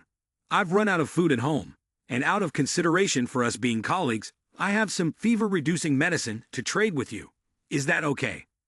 Zhang Yi looked around the kitchen, took some water from the sink, and put it into a rubber hose. He saw a pot full of dirty water mixed with trash and leftover food, and suddenly came up with a clever idea. Fever-reducing medicine. I'm sorry, but let me think about it for a moment. Zhou Ping, holding the cleaver, pretended to be patient and said, That's fine, I'm about to starve to death. We are colleagues, so it's better for you to gain than letting someone else do so. Hurry up and open the door. Zhang Yi stepped to the door, opened the mail slot, and stuck the rubber hose out. Okay, I'll be right there. The three people outside were readying themselves, prepared to attack as soon as the door opened. Come on then. But before they could do anything, a pile of slimy liquid splashed onto their faces. Lin Xiaoning trembled and shouted, Holy shit! What is this? Wu Ting raised his hand to his nose to smell and suddenly stammered. This is trash, leftover food.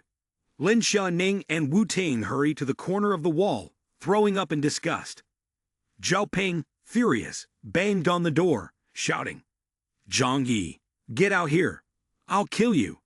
Zhang Yi inside laughed loudly and shouted back, Didn't you just say you were about to starve to death? I'm treating you to some leftovers, and you can't even thank me. The three of them were stunned. Zhou Ping raised a sharp cleaver high, its blade shining in the dark night to intimidate. Just wait. Once I get inside, if I don't kill you, then I'm not human. Then he thrust the knife hard into the door, stabbing repeatedly. Yet, as soon as his hand touched it, a jolt of electricity shot through, coursing into his flesh, causing him to fall to the ground. He writhed around, screaming in pain. Zhang Yi watched everything unfold outside through the camera screen, grinning smugly. Another one who isn't afraid of death. Then he lay back, propping his feet on the table, laughing. If I can avoid going outside, I definitely will. Thousands of times more danger will pour onto your heads, just to make you furious. Suddenly, a gunshot echoed, startling Zhang Yi awake from his dream. He sat up in bed, feeling a bit uneasy. There were people with guns in this building. He reached for the tablet, intending to check the situation on the upper floor. Chen Zhenghao was still alive. The screen displayed the corridor of the apartment complex, where three men were packing up their things. It appeared to be Chen Zhenghao and his two subordinates. On the floor lay a small basin, which had been cut off from water supply. Basically, everyone had gone outside to shovel snow, waiting for it to melt for drinking water. Chen Zhenghao and his gang were waiting for this very opportunity. Zhang Yi muttered cautiously and continued to observe their actions on the screen. Then, he lay back down on the bed, propping his hands behind his head as a pillow and placing the tablet back on the bedside table. The person on the third floor must be dead. The supplies were robbed, and they were shot. If they weren't dead, they certainly wouldn't last much longer.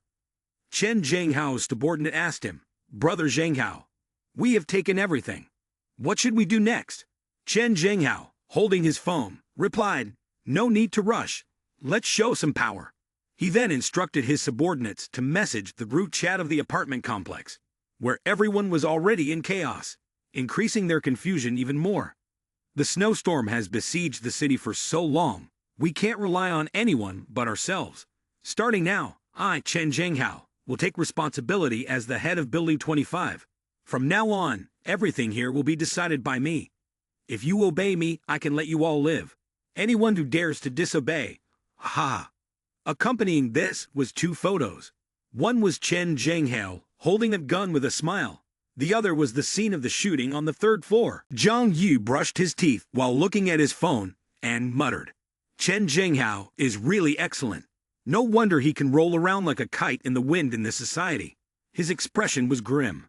Bullets and the number of underlings are ultimately limited. He can't confront the whole building, so he uses a mix of force and persuasion to make everyone wary and afraid. He frowned and created another chat group, named Anti-Chen Zhenghao Group. In the group, they discussed that Chen Zhenghao was indeed a demon, having shot dead 3 families, all of whom had their doors broken in. The people in room 301 were 2 hot-tempered young individuals who planned to resist but were shot dead by him. The other 2 families in rooms 302 and 401 were so frightened that they surrendered all their food and drink at home. Everyone in the group said they must unite to resist this kind of evil. Some were worried because he had a gun, but the leader of the group expressed a fearless attitude. How many bullets can one gun have? If we charge together, he won't be able to withstand it. Zhang Yi wiped his face with a towel. Is this wanting to start a rebellion? After all, he is a fugitive, and he has a few thugs with him. We need a long-term plan. That's right. To put an end to the barbaric behavior of these thugs, we must use our intelligence to win. He smiled, thinking to himself, it really seems like a fight is about to break out, yet they say we need to use our intellect to win. Just now, it was so heroic, probably hoping to get others' blood rushing to their heads to block the bullets. Suddenly, someone said something in the group, causing the smile on Zhang Yi's face to vanish. We can't let Chen Zhenghao and his gang keep on like this. If it continues, everyone will get killed by him. Even if we don't get shot, we'll end up having all our food and supplies robbed. Isn't that still death? Uncle Wang added, I can lead everyone. Come with me and teach those trashy people how to be human. Everyone immediately chimed in enthusiastically. Wang Ji Guang, I support you. Do you need any weapons? I can lend you my kitchen knife. Chen Zhenghao is a scum person. How about this? Find an opportunity to stab him from behind. Don't give him a chance. There are 5 or 6 people in Chen Zhenghao's group, and they have guns. I can't go alone. I need at least a dozen strong young men with me to ensure safety. An account named Liu Dian spoke up firmly. No way, Mrs. Lin, the neighborhood commissioner, has already swindled all our supplies. Who knows if Wang Ji Guang can be trusted? Shortly after, there was a long voice message lasting 8 minutes. That old woman tricked us out of all the supplies that help keep everyone alive.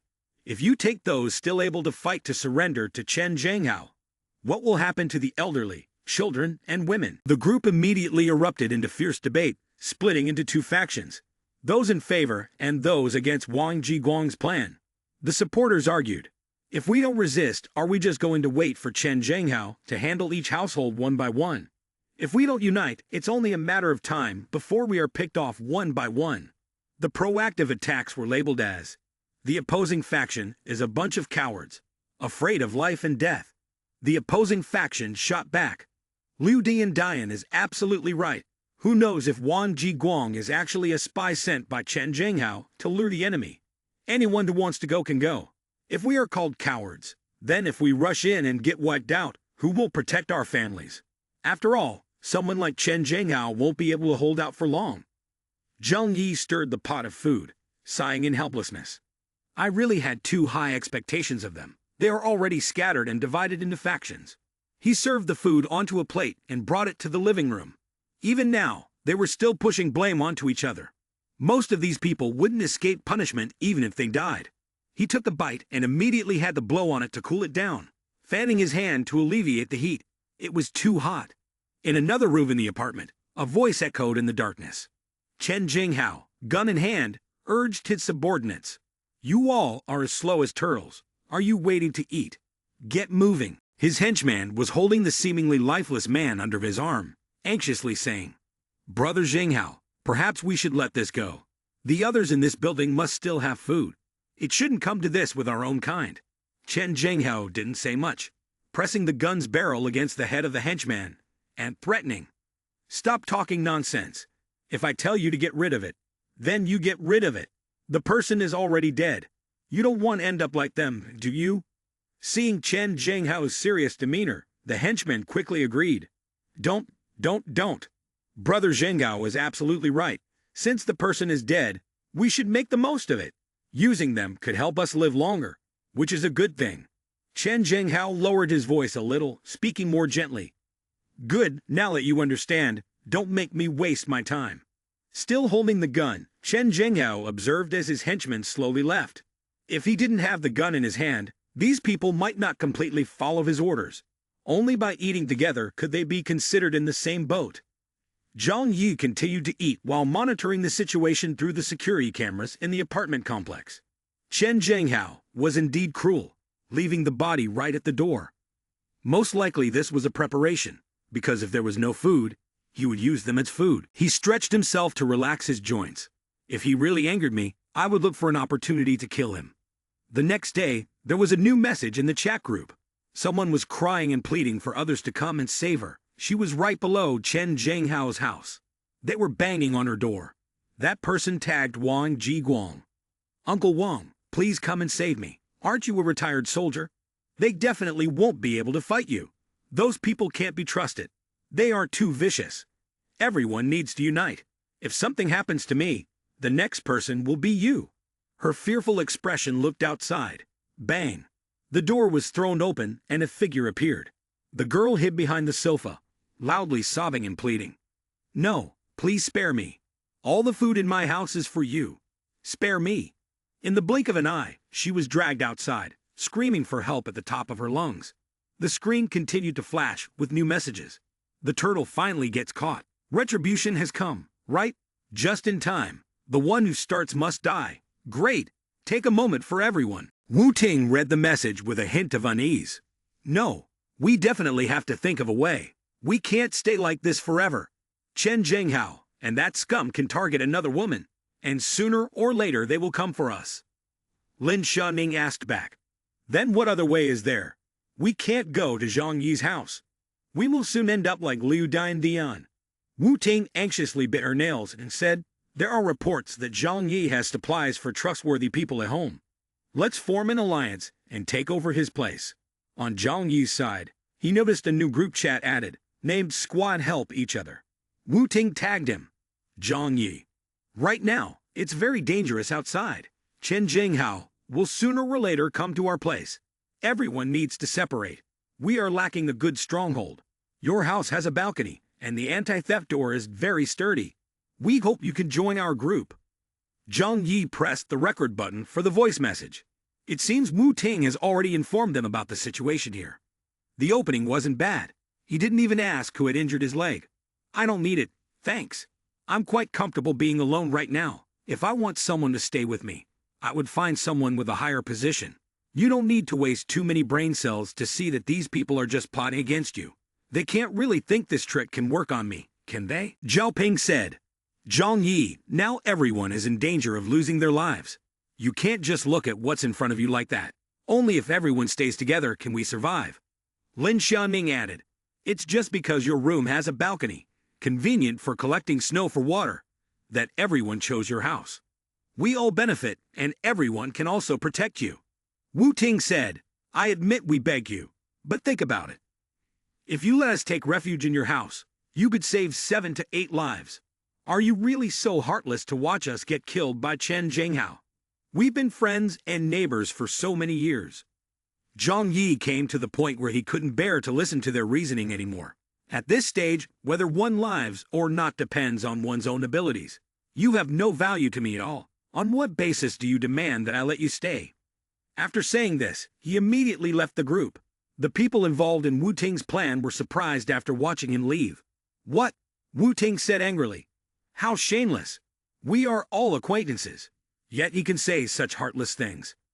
Wang Min said, for my cousin's sake, I agree to let you stay here now. Moreover, you all promised that you could persuade Zhang Yi to let us stay in his house. Right now, he basically has no intention to do so. What are we going to do about this? Sun Jiqiu gently pushed his glasses up and said, for these kinds of people, we don't need to be too polite. After all, he is alone in his house. We'll surround him, get ready, and break in to take him down. Lu Tao immediately agreed. Let's do it that way. A selfish person like him doesn't deserve to be in a nice room like this. He snorted indifferently, boasting. I used to work for a lock-picking company. This kind of thing is like a horse on the old road. I can open any kind of lock commonly used in the market. Wu Ting said happily. That's great. As long as we can open the anti-theft door, with so many of us rushing in, let me see how he can resist. They immediately put their words into action. That day, they gathered in front of Zhang Yi's room. Lu Tao bent down and did his best to pick the lock while the others surrounded him, closely watching. Wu Ting and Lin Shanning even brought 2 umbrellas in case anything happened like last time. Wu Ting smiled contentedly. Besides spraying water, he doesn't have any other tricks he can use. While using his lock-picking tools, Lu Tao thought to himself, once we break in, you're done for, Zhang Yi. Zhang Yi was inside the house, watching the situation outside through the security camera. He could only smile sarcastically. Lock-picking to break in. The security door is equipped with 5 layers of defense, comparable to the anti-theft doors in a bank's vault. If it can be broken in so easily, then wouldn't I have wasted my money? He pressed the button to activate the high-voltage defense function. A strong electric current suddenly shot out from the door, striking Lu Tao, and causing him to scream in horror as everyone watched. He was jolted so violently that his face contorted, and his pupils shrank to the maximum size, leaving him only able to weakly moan, "Help!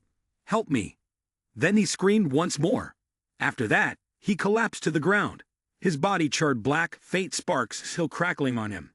His eyes rolled back white and lifeless. Wu Ting watched the scene before him, almost wanting to fly outside and yell. "Ah!" Sun Jichao, agitated, pounded on the door and shouted, "Zhang Yi, inhuman scum, get out here now. We were originally planning to negotiate the living situation with you calmly. How could you kill someone without saying anything? Now that Lu Tao is dead, how do you plan to explain this to us?" Zhang Yi pulled out a crossbow and mounted it on the door. He said calmly, "What's the fun in pretending like this? After you break the lock and come in, your next step will be to kill me or drive me out so I could self-destruct." The look on his face was filled with murderous intent as he raised the crossbow and aimed with one eye closed, preparing to shoot. "This is my home. You act as if you are the masters and bossing others around. It really seems like you no longer want to live." Zhang Yi pulled the trigger.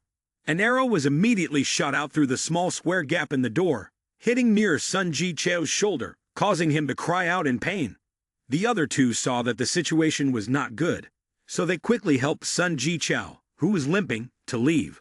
"Let's go first. Zhang Yi really wants to kill us. There will be no shortage of firewood on the mountain.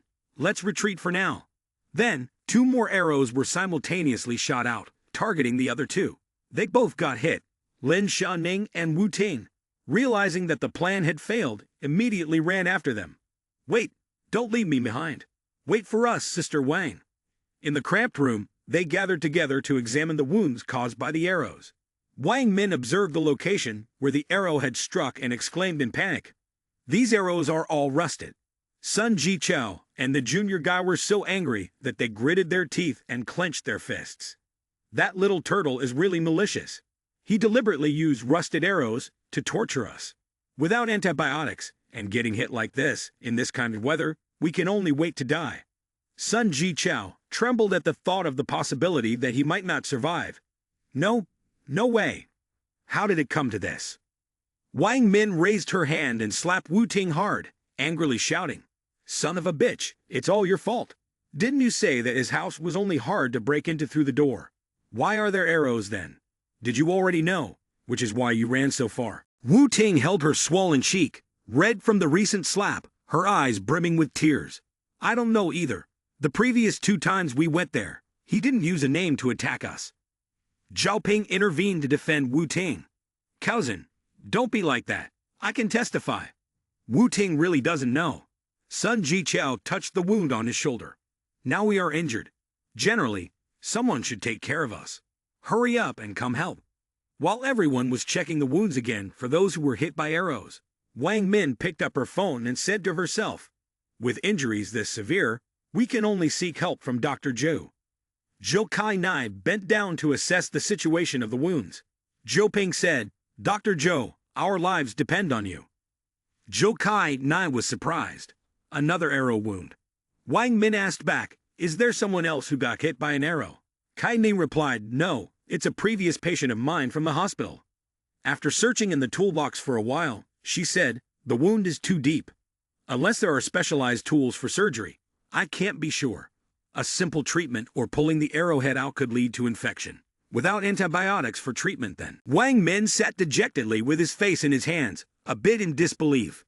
Zhang Yi is really cruel. He must have done it on purpose. How could he be so heartless? Even if we take his room, we wouldn't take his life. Zhou Kai Nai recognized the name Zhang Yi immediately. "Zhang Yi, he is one of the locals here. I think I've encountered him a few times before. It turns out these injuries were caused by him." Zhou Kai Nai stood up, took the toolbox, and was about to leave. In general, it's clearly very dangerous to pull out the arrow without medicine. I hope everyone can understand. Wu Ting suddenly seemed to remember and said deliberately, I remember Zhang Yu's family. A month ago, I saw someone deliver a lot of medicine to his house. Wu Ting rested his chin on his hand and began to sift through his memories. A month ago. At that time, Zhang Yi seemed to become a different person, frantically hoarding supplies at home. Almost every day, we could see delivery trucks bringing goods to him. There was one time when a pharmaceutical company's vehicle came to the building, and Zhang Yi went out to greet them. Zhu Kai-nai replied, antibiotics are not rare medicine. If he really knew in advance about the disaster and hoarded supplies, then he would definitely have a lot of antibiotics and fever reducers. Sun Ji Chao, feeling desperate, exclaimed, then let's go find Zhang Yi quickly. My injury was caused by him. Tell him to give me medicine to save me. The other person sighed, completely exhausted. I feel like I'm about to die. You all hurry up and think of something. Wang Min, surprisingly calm, said, we were just chased away by him. How could Zhang Yi possibly give out medicine to save them now? Wu Ting continued confidently, we haven't harmed him.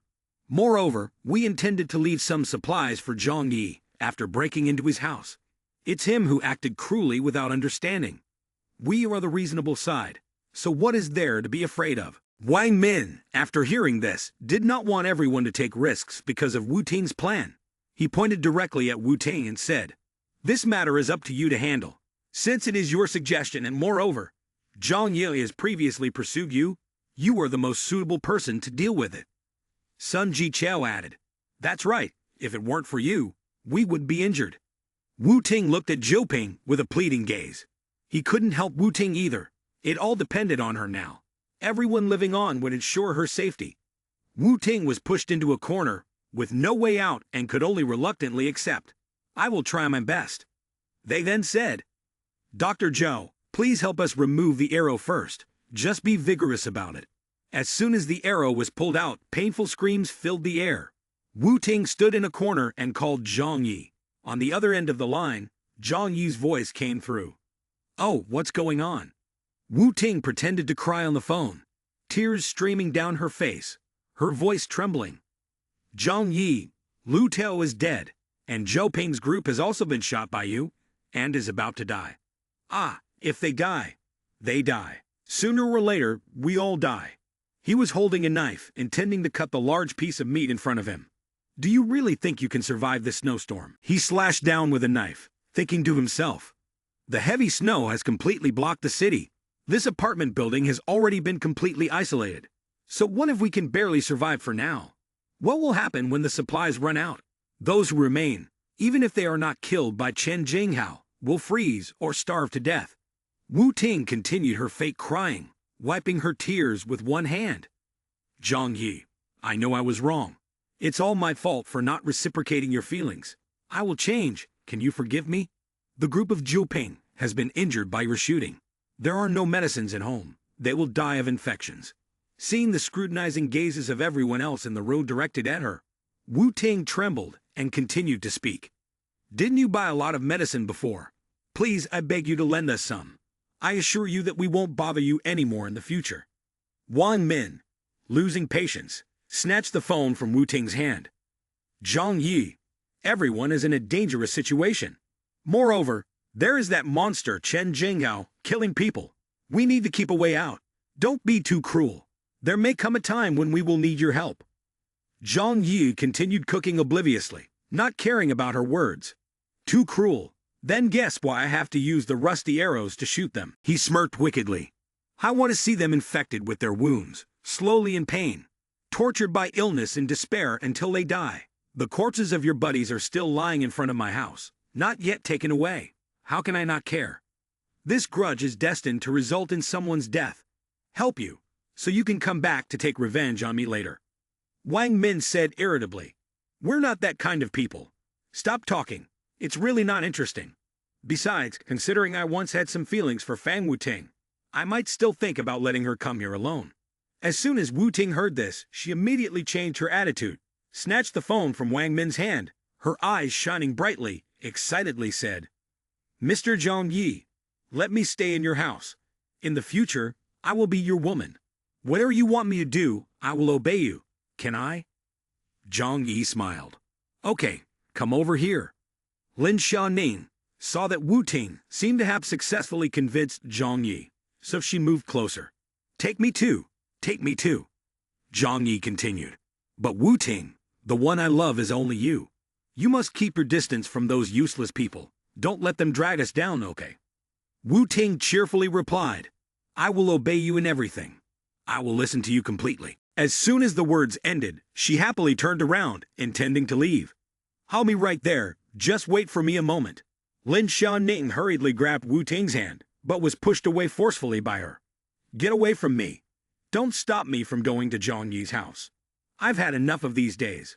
Wang Min immediately lunged forward, giving Wu Ting another slap, scolding her as she did. You are truly shameless, causing us to suffer like this. And now you think you can just leave. Don't even dream about it. Zhao Ping spoke from a distance. Wu Ting, how can you treat him this way? Didn't you say you hated Zhang Yi the most? You want to be his woman.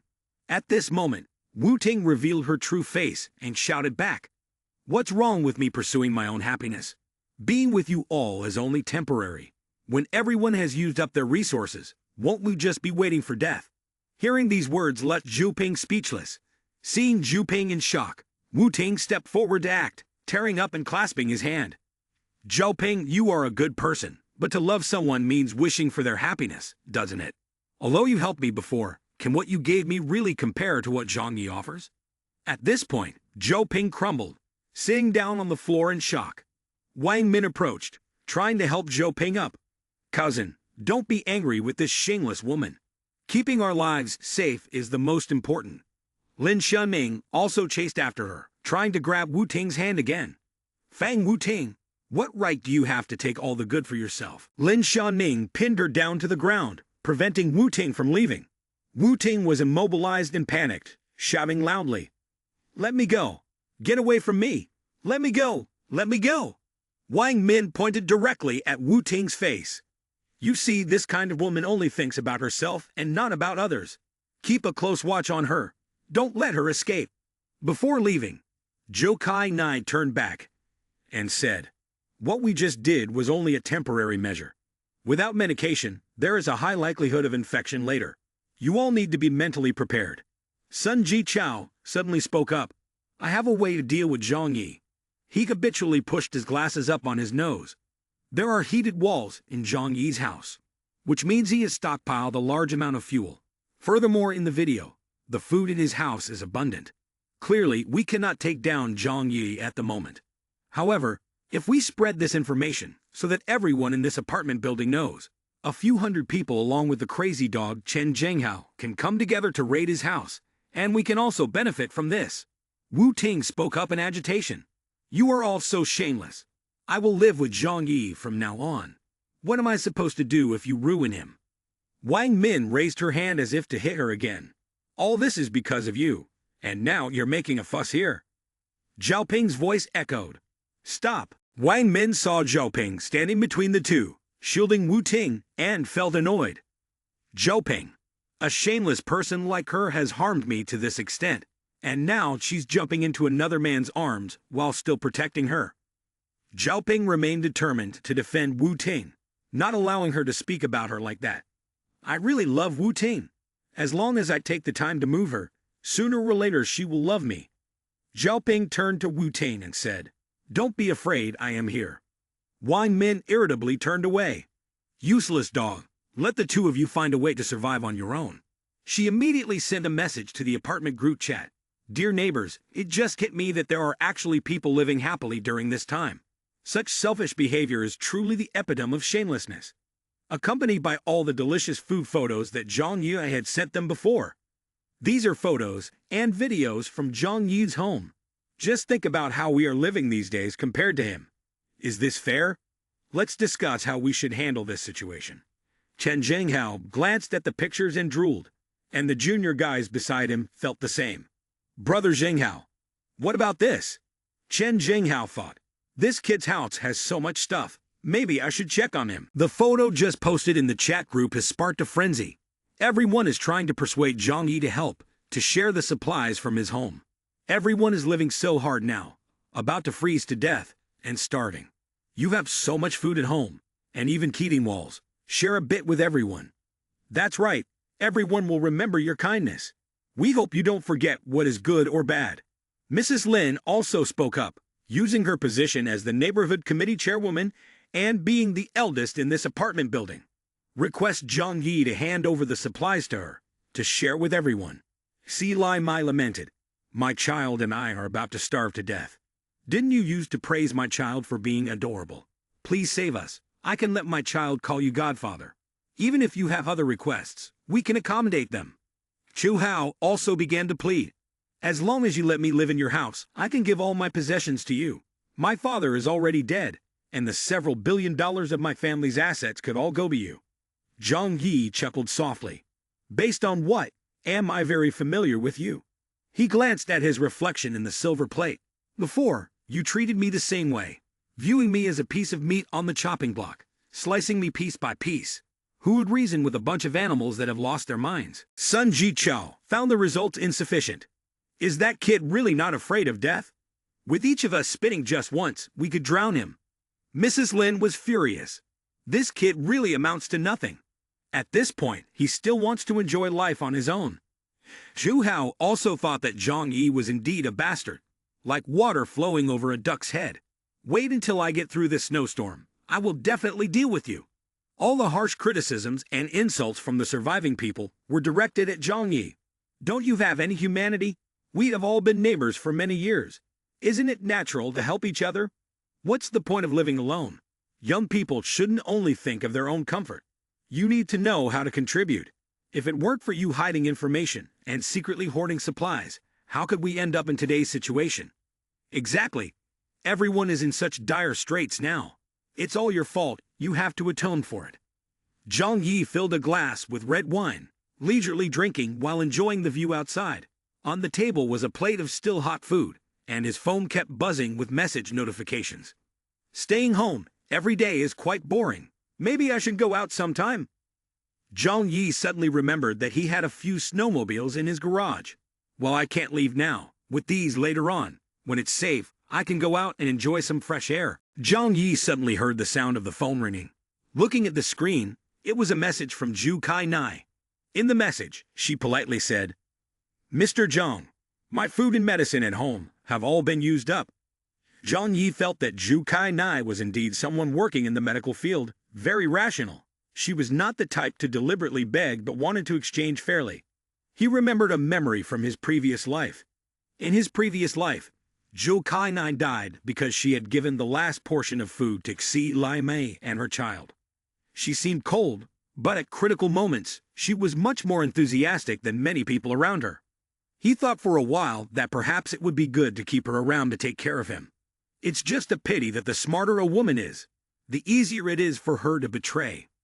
Zhang Yi stretched, as he was also very afraid of death. However, he still had to think more. Although Zhu Kai Nai could indeed think clearly, he could not let her into the house, unless he was 100% sure. He then sent a reply message. "Would you like to exchange? At least you must provide something that is currently useful to me." Zhu Kai Nai continued, "Can we consider this as a consultation fee for the health check? I truly can't hold on any longer." Zhu Kai Nai's cheeks flushed red, her mood sinking. She had never had to beg a stranger like this. Zhang Yi sent a voice message. "I can provide you with food and medicine, but in return, you need to help me." Zhu Kai Nai asked suspiciously. "Help with what?" Zhang Yi's request was very simple. The neighbors would soon lose their patience and find a way to attack me. Therefore, Zhang Yi wanted Zhu Kai Nai to help him monitor their plans and report to him at all times. "Dr. Zhou, betray them to join me, or continue to sit back and watch like the crowd. It's entirely your choice." Zhou Kai Nai answered without hesitation. "I agree with you." Zhang Yi smiled smugly. "Very good, the fish has taken the bait." Zhou Kai Nai moved towards the window and listened to him continue. "You must get useful information for me in exchange for what you want. After that, you should know what to do." She pondered. "I understand." Then she stared blankly at her phone screen for a long time. In the group chat, notifications of new messages started popping up. "Zhang Yi, where are you? Give us an answer. Are you supplying the materials or not? Zhang Yi rubbed his chin, noticing that they were beginning to show their true nature. If I burned everything in the house, it wouldn't be your turn to share anything. Sun Jiqiu gritted his teeth in anger. You're close to death, yet still so defiant. Let's see how long you can remain arrogant. Chen Zhenghao was the first to step up to quell the unrest in the group. Everyone, our top priority now is to deal with Zhang Yi. The supplies in his house are probably more than all of us combined. If we can overthrow him, we can obtain a large amount of supplies. So everyone, there's no need to worry. I won't be touching anyone else for now. For this operation, the supplies we gather must be split with me 50-50. Sun Jiqiu seemed ready to shout at the phone screen. Exactly. Everyone should temporarily put aside past grievances. Our primary goal now is to infiltrate Zhang Yi's house and reclaim the supplies that belong to the group. Wang Jiguang and Zhu Kaini, upon receiving this news, thought these people had gone mad. They had to report back to Zhang Yi immediately. After receiving Zhu Kaini's message, they planned to come to your house. Ah, got it. Zhou Kaini was puzzled by Zhang Yi's indifferent attitude, so she asked. They went crazy after watching the video. Everyone is preparing to go to your house. Don't you have any countermeasures? Zhang Yi replied to her with a voice message. This time, don't come here. Remember, I'm only reminding you once. After that, just wait and see the drama unfold. A little while later, Chen Zhenghao's group, along with the remaining survivors, rallied together, shouting Zhang Yi's name as they marched. Everyone was armed and ready to kill him. They wanted to take down the selfish, shameless Zhang Yi. His death would be of his own making. Death is worth it. Just return the result. No explanation needed. Nothing else. No useless quotation marks or punctuation unless necessary. Quickly, they gathered into a crowd in front of Zhang Yi's apartment, using a large wooden hammer to pound on the door while shouting, Zhang Yi, come out here now. If you don't want to die, this is your last chance. Don't make us break in, because by then, it will be too late to say anything. Sitting inside the room observing the commotion outside, Zhang Yi sneered. Sun Jiqiu and Chen Zhenghao are such good friends, sending those foolish people to their doom in the front. What a bunch of idiots. He pressed the button to activate the high-voltage defense mode. The man outside with the hammer was still hitting fervently. Zhang Yi, come out here now. Suddenly, a powerful surge of electricity coursed through him, spreading to those around him, causing them all to be electrocuted simultaneously. It's high voltage, get away. When the electricity was finally considered to have been cut off, only a few charred bodies remained, piled up haphazardly. The others looked at the scene in shock and hurried back to Chen Zhenghao, anxiously saying, Brother Zhenghao, there's high voltage at Zhang Yi's door, several people. Before he could finish, Chen Zhenghao aimed his gun at his head and sternly asked, So where are you planning to go? Sun Jiqiu clenched his fist, determined to say, Zhang Yi is no longer human. He dares to kill his own neighbors. We must kill Zhang Yi to avenge those who have sacrificed. Everyone was uplifted and on high alert. Don't be afraid, everyone. Use wood to break down the door. He doesn't have many tricks left. He's already collapsed. If we can break this door, behind it is a warm fireplace and plenty of food waiting for us. The others immediately changed their attitude, feeling more resolute than ever in their intent. Everyone thought to themselves, after enduring hunger and cold for over half a month, as long as we could get inside this door, find food in a warm room, it will be worth dying for. The sound of breaking the door continued to echo. They gathered their strength to lift a large log, repeatedly attacking the door in front of them. They shouted in unison, Brothers, hit it! Open the door and kill Zhang Yi! Zhang Yi sat inside the house, hearing the noise and feeling it was deafening. He yawned.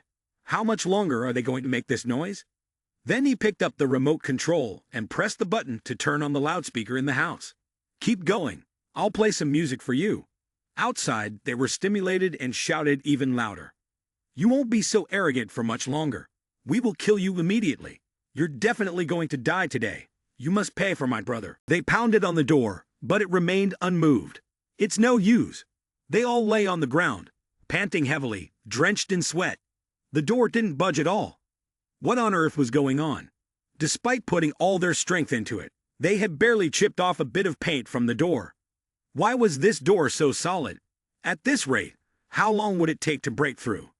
One of them, well-dressed and seemingly of higher status, used a magnifying glass to examine the door, discovering that it was a security door to the bank's vault. His workplace also had doors like this, and they immediately lost morale. Holy shit, is this door impenetrable? The other person sighed in frustration. Don't even think about using wood to break it. This top-notch security door wouldn't budge even with a bomb. Unless there's a world-class locksmith, there's hardly any hope of opening it without a key. Zhang Yi on the other side poked the tip of a crossbow bolt through a small opening in the door, aiming at the bank employee who was talking. With a whoosh, the arrow flew through and struck him directly in the throat, silencing him. Seeing this, everyone quickly shouted, "He's armed, be careful." The crowd immediately gathered, pushing and trampling over each other as they fled. The scene was chaotic, with everyone running in different directions. Why are you pushing me? Did your head hit something? Clearly, you pushed me. Stop pretending to be noble. Be careful. I might kill you first. Sun Ji-chao was pressed against the wall by an arrow, not daring to move, and could only exclaim, "Holy shit, Zhang Yi, just wait to die." The corpses of those shot by Zhang Yi lay scattered everywhere, and those who were still able to run were shouting in anger. "Devil, piece of trash, you're no longer human. Why don't you go to hell?" Sun Ji-chao still had enough courage to speak up. "Everyone don't worry, I have a plan." The man wearing black glasses placed his fist on the wall of Zhang Yi's house, smiled slightly, and said, "His house is made of alloy, so we can't break through it, but the wall of his house is not." Everyone there laughed with glee, and said, "That's right. Why didn't I think of that? With so many of us, it won't take long to break down this wall." Next, these people took out wooden hammers from somewhere and began to hit Zhang Yi's wall. Sun Ji-chao said joyfully, "That's it. That piece of trash Zhang Yi won't be able to smile anymore." A person had smashed a part of the outside, but when it came to the inside, there was something harder. He raised the hammer high and struck it, thinking that just one more hit would destroy the wall and allow him to enter. But unfortunately, this thing was too hard, and he couldn't break it. He grimaced and exclaimed, "What? Why is it so hard?" He clutched his hand, appearing to have hurt it a little from the recent blow. Sun Ji-chao approached and touched the sturdy object, then exclaimed in panic, "What the hell? This wall is made of iron." The people behind him looked furious and began to angrily say, "Why is this happening? Who uses iron to build their walls?" Another equally angry person continued, "I don't believe the entire room is made of iron." They then began to use picks, shovels, and axes to strike other parts of the room with difficulty. Zhang Yu, inside with a glass of wine in hand, proudly resting his hand on his head, said, "If you can think of this issue, how could I overlook it? The outer walls of this room are reinforced with a super hard metal material 200 millimeters thick. Even a bomb can't break it. With just your rusty iron hammers and axes, you can do nothing." He walked over to his table, set down the glass of wine, and while activating the noise reduction feature, said, "Keep trying. Aside from increasing useless consumption, it's entirely pointless." A red-haired guy outside, feeling frustrated, put his hand on his forehead and asked, "Why is this happening? Why would someone renovate their house like this?" The blond guy, looking confused, added, "Earlier, we saw him renovating, but we didn't expect it to turn out like this." Sun Ji-chao gritted his teeth, looking extremely angry. He shouted, "Zhang Yi," and pointed at the others, saying, "He must have known there would be a snowstorm. Everything he did was to prepare for us." Everyone was extremely angry and said, "Son of a bitch, only thinking about yourself and not considering everyone else." Someone asked, "If we all die, then what meaning is there in your living alone? If there is only one person left in the world, won't you feel very lonely? Can you even sleep at night? Don't you feel guilty?" A young man knelt down, placed his hands on the ground, and cried desperately, shouting, "There will come a day when you, because you didn't help us today, will feel self-blame and regret for a lifetime." Chen Jinghao held the gun in his hand, and although his face showed clear fear, he still said, "What are you worried about? This is just the beginning. Even if his walls are made of iron, there are still the floor and ceiling, right?" The faces of those young men began to smile again. He ordered everyone, "Split into 2 teams for me. I don't believe he can make a box out of iron." Then everyone divided into 2 groups. One group went up, the other group went down, continuing to hit the floor and ceiling of Zhang Yi's house with those tools. Zhang Yi heard the loud noise, stood up, laughed disdainfully, and said, "Ken Zhenghao's brain is quite smart, but too bad I am not an idiot." The people who were trying to break through the ceiling above also found the layer of iron. They knelt down and asked in confusion, "No, it can't be. How do we get in like this?" There was a similar situation below. One person said, "It's the same down here. Above, below, and all around are alloys. Zhang Yi's house is simply a sealed metal box with no cracks." At this moment, everyone was utterly exhausted and freezing cold in the snow outside. They all plopped down, unable to bear it any longer. One of them sighed, "I'm so hungry, it feels like I'm about to starve." Then, looking at someone in front of him, dark thoughts crossed his mind. Saliva dripping. That's right, isn't that meat? Now no one could endure it any longer. They looked at each other with greedy eyes, saliva trickling from the corners of their mouths.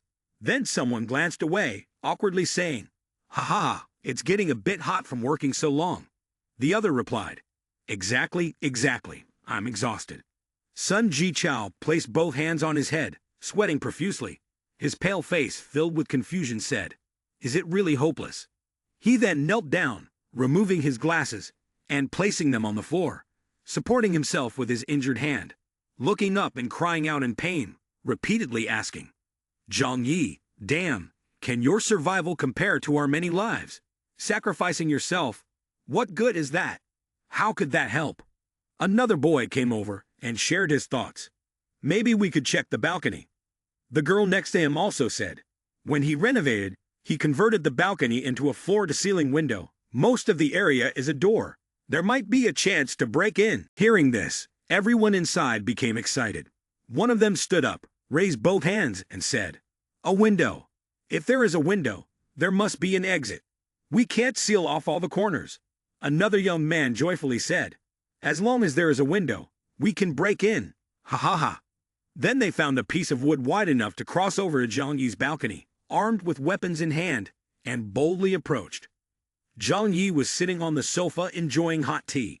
He looked at the noisy crowd gathered densely on his balcony and thought to himself, "If there really are zombies, they probably look just like these people right now." The people outside raised their weapons, angrily banging on the door and threatening, "Zhang Yu, if I break this glass door, you are definitely dead. Son of a bitch, selfish people. You won't be able to be arrogant for much longer. Today is your day to die. So much delicious food, all of it belongs to me. All of it." Zhang Yi got up and walked towards the kitchen. He took a piece of paper, put it in the neck of a bottle of liquor, and lit it, then said, "It won't be long before you can't scream anymore." Zhang Yu put it into some hole and sneered, "Let me warm the cold dead souls. Don't forget to thank me." From above the heads of the people, standing on the balcony, Zhang Yi created an opening. Everyone looked up in surprise. There was something on top. A young man stood right where the bottle was about to fall, suddenly realizing the danger but unable to dodge in time. As a result, he caught fire. The people around panicked and quickly moved away. The person being burned cried out in pain, "Ah! Fire! Fire!" Then he fell down onto the balcony. At that moment, he looked like a fire phoenix soaring, and the flames began to spread from one person to another on Zhang Yi's balcony. They writhed in agony. Zhang Yi smiled with satisfaction at the scene before him and ignited another bottle. He sneered, "Falling to death must be easier than being burned to death." A man in pain from the intense heat of the flames shouted, "Help me! Help me!" Zhang Yi, indifferent to their lives or deaths, coldly replied, "Feeling warm yet?" The people engulfed in flames raised their hands pleadingly from the other side, crying out desperately, "Help me! I don't want to die, please." They walked on the wooden board to return to where they had come from. Sun Jichao, terrified, swung his hammer and shouted, "Get away! Get away from me! You look like you can't be saved anymore. Don't drag us down with you." Sun Jichao swung the hammer and said, "Don't come over. You're beyond saving." Another person next to him said, "If the fire spreads to us, what should we do? Get down." Those coming from the fire wanted to plead for help but were treated inhumanly. They fell down below, facing a death both searing from the flames and cold from the falling snow. Some of the burned individuals did not fall. They died on Zhang Yi's balcony, while others died the moment they arrived to seek help. The indifferent people showed no mercy for this death. Instead, they were pleased to have the flames to keep warm. They laughed and said, "It's so warm." After warming up, they decided to throw away the remaining corpses on the way and the weapons, then walked to Zhang Yi's balcony once again. They even stepped on the arm of the person who had just been burned to death. A man knelt before the balcony of Zhang Yi, placed his hands on the door, and pleaded, "I'm starving. Please save me. Even just a pack of instant noodles would be enough." Others, with pale and gaunt faces, came over and touched the glass door, pleading earnestly, "Please, we were in the wrong. You have so much food at home, share some with us. In the future, whatever you want us to do, we will obey." Zhang Yi held a bowl of hot noodles in his hand, smiled, and said, "Everyone, don't do this, it's quite unpleasant to see." He lifted a noodle with his chopsticks and continued, "If I feel uncomfortable in my heart, I will want to eat." His action made those outside look in, drooling and craving. Zhang Yi put the bowl of noodles down on the table, stood up and said, "I can give you another chance." Zhang Yi's face darkened. His smug expression shifted as he began to state his request. "Now, whoever brings me Chen Zhenghao's head will get to eat instant noodles like this for a week, and will have a full meal every time." Upon hearing Zhang Yi, the group quickly turned to Chen Zhenghao, who was standing there, confused, holding a pistol with his subordinates. He wondered, why aren't they fighting anymore? Did Zhang Yi say something to them? Those people returned by the old path, their bloodshot eyes staring at Chen Zhenghao. He and his two henchmen noticed something was off. Chen Zhenghao turned his back, pointing his gun at the approaching group and shouted, "What do you want? Get out of here." He pressed himself against the wall, positioning his two henchmen in front to block those people. With one hand holding the gun pointed forward and the other holding his phone, he saw a message from Zhang Yi, who texted, "Whoever can kill Chen Zhenghao, I will provide food for that person for a week." Seeing this, Chen Zhenghao became anxious. "Shit, son of a bitch. Now he's drawing attention to me." Chen Zhenghao decided to run to protect his life. He turned to leave. Sun Jichao asked in confusion, "Wait, what will Zhang Yi do if you leave?" Chen Zhenghao angrily replied, "Damn, he can't even break down the wall. What else can we do? Go back and think of a plan." The next day, the two who heard Zhang Yi's demands the previous day made a plan. They stood in the hallway where Chen Zhenghao was to observe. The person standing behind felt somewhat anxious and asked, "Do we really want to do this? How many people has Chen Zhenghao killed already? Can we take him down before he fires?" The other reassured, "We're already here. What else is there to say? If we keep going without food like this, we'll starve to death anyway. How long can we hold off against one Chen Zhenghao? Taking a gamble might even get us food from Zhang Yi." When Chen Zhenghao stepped out, the person quickly fled. Chen Zhenghao was accompanied by two others, and he shouted, "Who are you waiting for? Moving as slowly as a turtle. Hurry up! If you're late again, bite the stone." He held a gun in his hand from behind and angrily told the two in front, "There's no shortage of food. Move faster." The two were determined to take Chen Zhenghao's life. Their faces were dark, and they held a knife. Knowing the moment had come, they ran quickly towards him. The bald guy in front of Chen Zhenghao seemed to sense danger. When he turned around, he saw the two raise their knives simultaneously behind Chen Zhenghao. The faces of these two looked like starving, fierce tigers. Chen Zhenghao was unaware, still pointing his gun forward.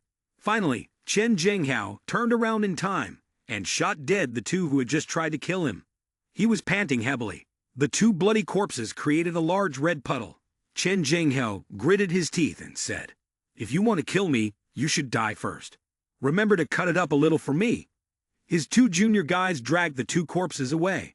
Another person stepped forward, saw Chen Zhenghao's back, and in fright told him, "Brother Zhenghao, you've been stabbed in the back." He cried out in pain. It was a long cut, and his blood was already spilling out.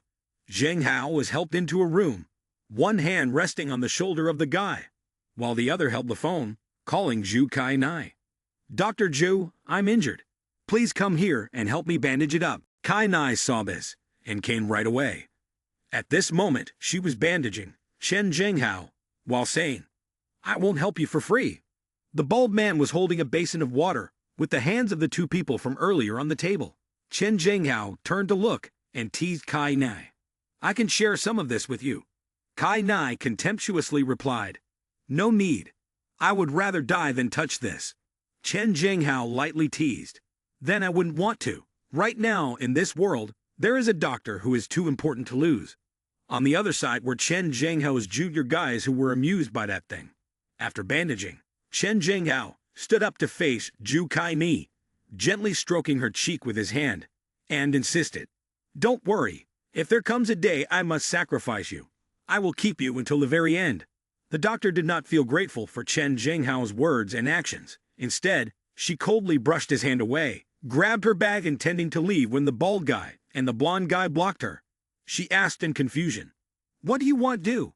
Chen Zhenghao put on a warm coat, caressed his pistol, then smirked and replied, Nothing. Before my wound is healed, you cannot leave here. Zhou Kai Nai could not confront a dozen strong men alone. She could only sit snugly in a corner of the room. Chen Zhenghao sat in a chair and said to his subordinates, If this continues, it's not a solution. Those people outside are now daring to resist and causing us trouble. One of them replied, Brother Zhenghao, we have attacked Zhang Yi's house several times, but we failed each time. One person, feeling discouraged, said, His house is like a turtle shell. We can't break in. Then Chen Zhenghao ordered his underlings, I don't believe he won't come out. We'll move beside his house, take turns keeping watch, and wait for an opportunity to deal with him. Zhou Kai Nai was sitting there and heard everything. She stood up intending to leave when Chen Zhenghao spotted her and asked, Dr. Zhao, where are you going so easily? She turned back and coldly replied, I'm going to the bathroom. Actually, the reason she went to the restroom was to text Zhang Yi and inform him. She messaged, Chen Zhenghao is preparing to move beside your house to keep watch. Be careful. Zhang Yi replied to her, Got it, you just keep observing the situation there. They quickly arrived at a house near Zhang Yi's place. Somehow, they threatened the two individuals living there until they looked very frightened and agreed. The man said, Brother Zhenghao, this house is yours from now on. We will leave immediately. Chen Zhenghao and his underlings entered the house. He always held a gun in his hand. The underlings following him looked at the two homeowners with dark expressions and eyes, as if they wanted to devour them alive. This made the homeowners feel extremely terrified. As the two people stepped out of the house to hand it over to Chen Zhenghao, the man sighed in relief, thinking, Just giving them the house is enough. There's still a bit of food left. We can survive for a while. But indeed, who could predict the future? When they weren't paying attention, two of the dozen people following Chen Zhenghao raised their clubs and struck a fatal blow while laughing gleefully. Immediately, they fell to the ground. Blood pooled around them, but the other two continued to beat them. Zhou Kai Nai was taken aback by the sudden incident, raising her hand to her mouth in panic, but unable to do anything. Chen Zhenghao stood right next to her, resting his club on his shoulder while watching the scene before him, grinning with delight and saying, Still too knave. How can you let the prey go? Then he turned to see Zhou Kai Nai still in shock and continued speaking. The weather is too cold, we have to store some food to avoid having no rice to eat later. At Wang Min's house, the three injured people were lying or sitting on the sofa, barely able to breathe because of hunger and the cold, compounded by the pain from their wounds. Sun Ji Chao was still scratching his shoulder and moaning, What on earth is going on? I'm itching to death. As he pulled down the bandage around his arm wound, he shrieked in horror. No way. I don't want to die. I'm not ready to die. Zhao Peng also looked at his wound. The condition of the other two wasn't much better. This is bad. Maybe we are going to die. Zhao Peng tried to convince Wang Min. Cousin, please go plead with Zhang Yi one more time. If we continue like this, all three of us will die. Wang Min coldly replied, I'm out of options. You'll have to rely on luck. A few days later, Zhang Yi observed the situation outside and thought to himself, Those people out there have been waiting for days and still haven't succeeded. What are they planning to do next? The screen displayed Chen Zhenghao aiming a gun at the remaining civilians. Listen to me. As long as everyone listens to me, we can still survive. Chen Zhenghao understood better than anyone that there were not many bullets left. These days of defense had consumed the remaining food supplies in order to guard against outsiders and stay wary of the rebel subordinate. He was determined to see Zhang Yi's residence. Zhang Yi snapped his fingers, making a popping sound, and while munching on popcorn he realized something. He was afraid, oppressing a group of people to serve as his subordinates to avoid being surrounded and attacked by others. Just then, Zhou Kai Nan called. Zhang Yi answered, and she whispered, "Brother, how are things on your end? Chen Jinghao's group has gone berserk. All the food has been consumed, and they are gathering anyone still capable of fighting in the apartment to storm into the homes of those weaker, smashing and looting. Every day for the past few days, they have been going out to find people. As long as they find an apartment with someone, they will attack and kill." Zhou Kai Nai recounted the situation there, and upon reaching this point, she felt a lump in her throat and could not speak further, changing the subject instead. She hadn't eaten anything for 2 days and felt she was about to starve. So she pleaded with Zhang Yi, "Can you still save me?" Zhang Yi thought carefully for a moment. Keeping Zhou Kai Nai around still had its benefits. She was a skilled doctor from a third-rate hospital, not easy to find, and he couldn't let her die like that. He had grown tired of playing around these days, and it was time to give her an opportunity, conveniently providing Chen Zhenghao with a special gift. He spoke on the phone with Zhou Kai Nai. "Do something for me. If this works, I can let you live." At the same time, Zhou Ping was frantically banging on Zhang Yi's door. He shouted loudly, "Zhang Yi, get out here. You just hide in your house all day. You are a coward, useless scrap." Zhang Yi stood inside and shouted back, "Zhou Ping, how does it feel to be infected? Your wound is at least a few centimeters deep. Once the tetanus bacteria enter your body through the iron arrow, it's like maggots meeting rotting flesh, multiplying rapidly. The outside temperature is very cold, while your flesh and blood are warm, creating conditions for the bacteria to thrive in that warm environment, feeding on your flesh and eventually taking over the blood flowing throughout your body." Hearing this, Zhou Ping lost control and shouted madly, "Zhang Yi, I will kill you." Zhang Yi didn't stop. "In general, you're definitely going to die. There is no medicine that can save you from late-stage infection. Instead, while you haven't died yet, do the things you haven't dared to do in life." Zhou Ping slumped his head outside Zhang Yi's door, looking dazed. He murmured, "Yes, you are right." Zhou Ping staggered down the dark corridor back to his room. "It's true, I'm about to die. What is there to be afraid of?" He opened the door and called out to Wu Ting. Seeing Wu Ting sitting in a corner of the room, terrified and curling up, she stammered in response. "Zhou Ping, what do you want?" Zhou Ping grabbed Wu Ting's hand. The foul smell from his body hit her, making her cover her nose and turn away in disgust. "No, I don't agree." She forcefully pushed him away, disdainfully cursing. "You pathetic dying fool, get away. Stinking thing, I still have to find Zhang Yi. What are you to me? You aren't even worth a spare tire." Tears streamed down Zhou Ping's face as he muttered in pain. "No, it can't be true." He became furiously angry, jumped up, and grabbed Wu Ting by the neck. As he tightened his grip, he shouted in rage, "No, I love you. I'm about to die. Let's go to hell together. Forever." Wu Ting slapped Zhou Ping hard across the face. "No, get out. You're disgusting. How dare she call me stinking?" Zhou Ping completely lost control, tightening his grip on her neck even more. "Let me hear you curse me. It's all your fault." While being choked and struggling to breathe, Wu Ting managed to mumble a few more curses. "Who can you blame for being useless? Stinking thing." At the same time, at Chen Zhenghao's house, Zhou Kai Nai paced back and forth, thinking, "Although it's dangerous, I agreed to help Zhang Yi. And if I don't do this, I will definitely die at their hands. I will go help him," she muttered. Chen Zhenghao burst out laughing. "I knew you wouldn't be able to resist." Zhou Kai Ni gave him a cold glance. "I don't want to die. I want to live." Chen Zhenghao waved his hand. "Fine, go help him." Chen Zhenghao's henchman pointed out the location of the axe and firewood to Zhou Kai Ni, telling her to chop it up for him. Zhou Kai Nai and the henchmen busied themselves in the kitchen, and he turned to her, instructing her to keep an eye on it and not let the fire go out. Zhou Kai Nai washed his back as he left for the living room. "Fortunately, they are not wary of me.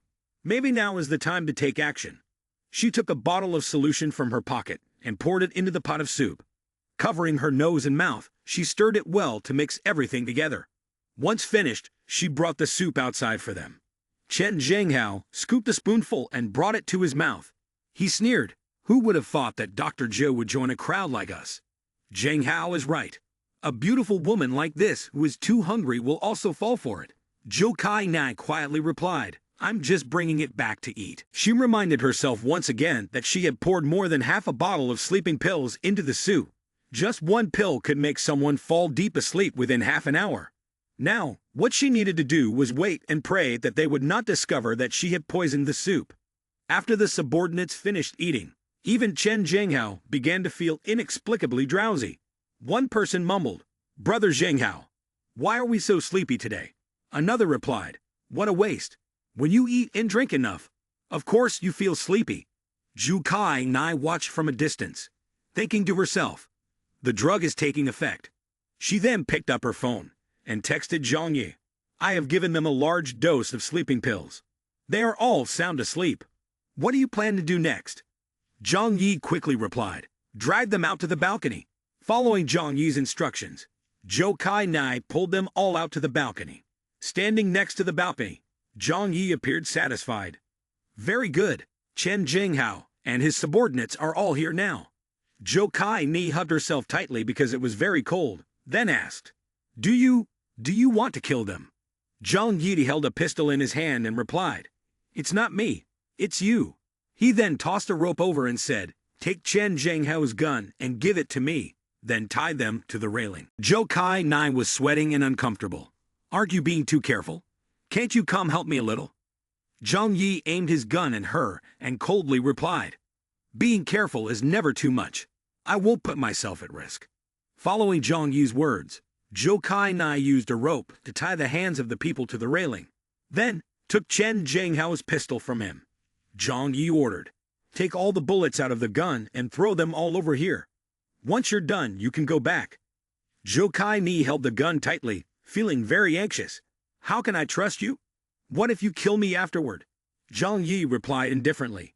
Do you have any other choice but to trust me? Hurry up and do it. In the end, Zhou Kai Ni chose to follow Zhang Yi's instructions. She took the bullets out of the pistol and threw them to Zhang Yi. He caught them, checked the gun, and then whispered, On the outside, it looks like the pistol in the camera. It really is Chen Zhenghao's pistol. After that, Zhang Yi went inside, and Zhou Kai Nai watched him, puzzled. What does he want to do? Zhou Kai Nai saw a hose directed at Chen Zhenghao's group. She quietly observed and saw Zhang Yi spraying water on them. She thought to herself, making these people freeze to death is a ruthless tactic, but it's safe and effective. Drenched in cold water, Chen Zhenghao woke up shouting, Ah, it's so cold. The others also woke up exclaiming, I'm going to freeze to death. Who did this? Chen Zhenghao thought, What is happening? Am I drugged? He turned his head and saw Zhang Yi shouting, Zhang Yi. Zhang Yi held the hose, watering while sneering. You all have caused enough chaos. You should go die. He turned the faucet on stronger, spraying water all over Chen Zhenghao and the others. After a while, he stopped and muttered, All right, anyway, you're all not going to survive much longer. Watering more would just be a waste. Chen Zhenghao and his group were now frozen all over their bodies. At this moment, Zhang Yi called Zhou Kai Nai. You have passed my test. You can come over now. Zhou Kai Nai replied, Okay, I'll be right there. Zhou Kai Ni's voice echoed outside the door. I'm at the door now. Zhang Yi aimed his gun at the door and looked at the security monitor. After checking and seeing that there was no danger, he said, You can come in now. As soon as she entered, Zhou Kai Nai saw Zhang Yi aiming a gun, so she took off her coat and sighed in relief. It's so hot. I haven't felt this warmth for a long time. Zhang Yi moved closer to Zhou Kai Ni, making her sweat. He smirked sarcastically. Dr. Zhou, haven't you forgotten something? Like proving that you are completely harmless to me. Saying that, he stepped closer, causing Zhou Kai Nai to blush. Zhou Kai Nai shyly asked, So what do you want me to do? Zhang Yi replied nonchalantly. Very simple. Prove that you are not secretly hiding any weapons that could be harmful to me.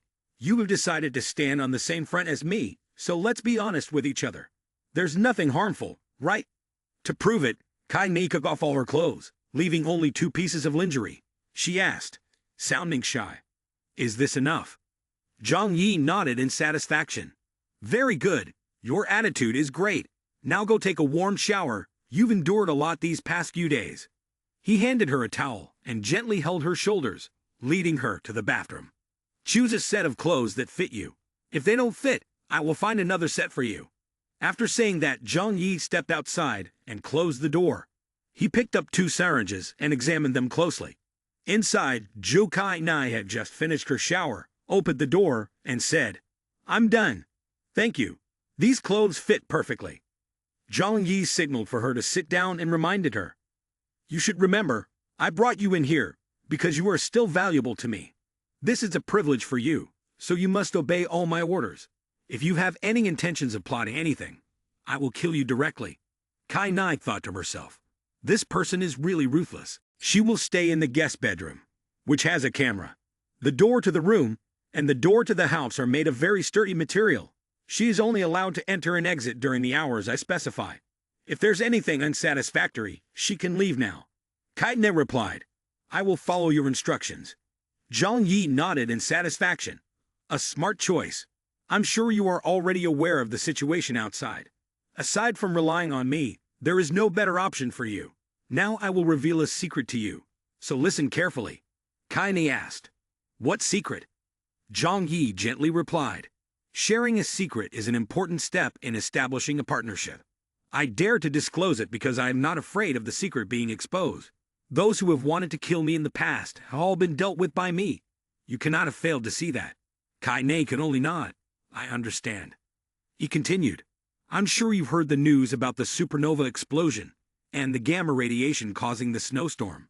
From what I understand, gamma rays not only change the weather, but can also affect the human body, granting superpowers.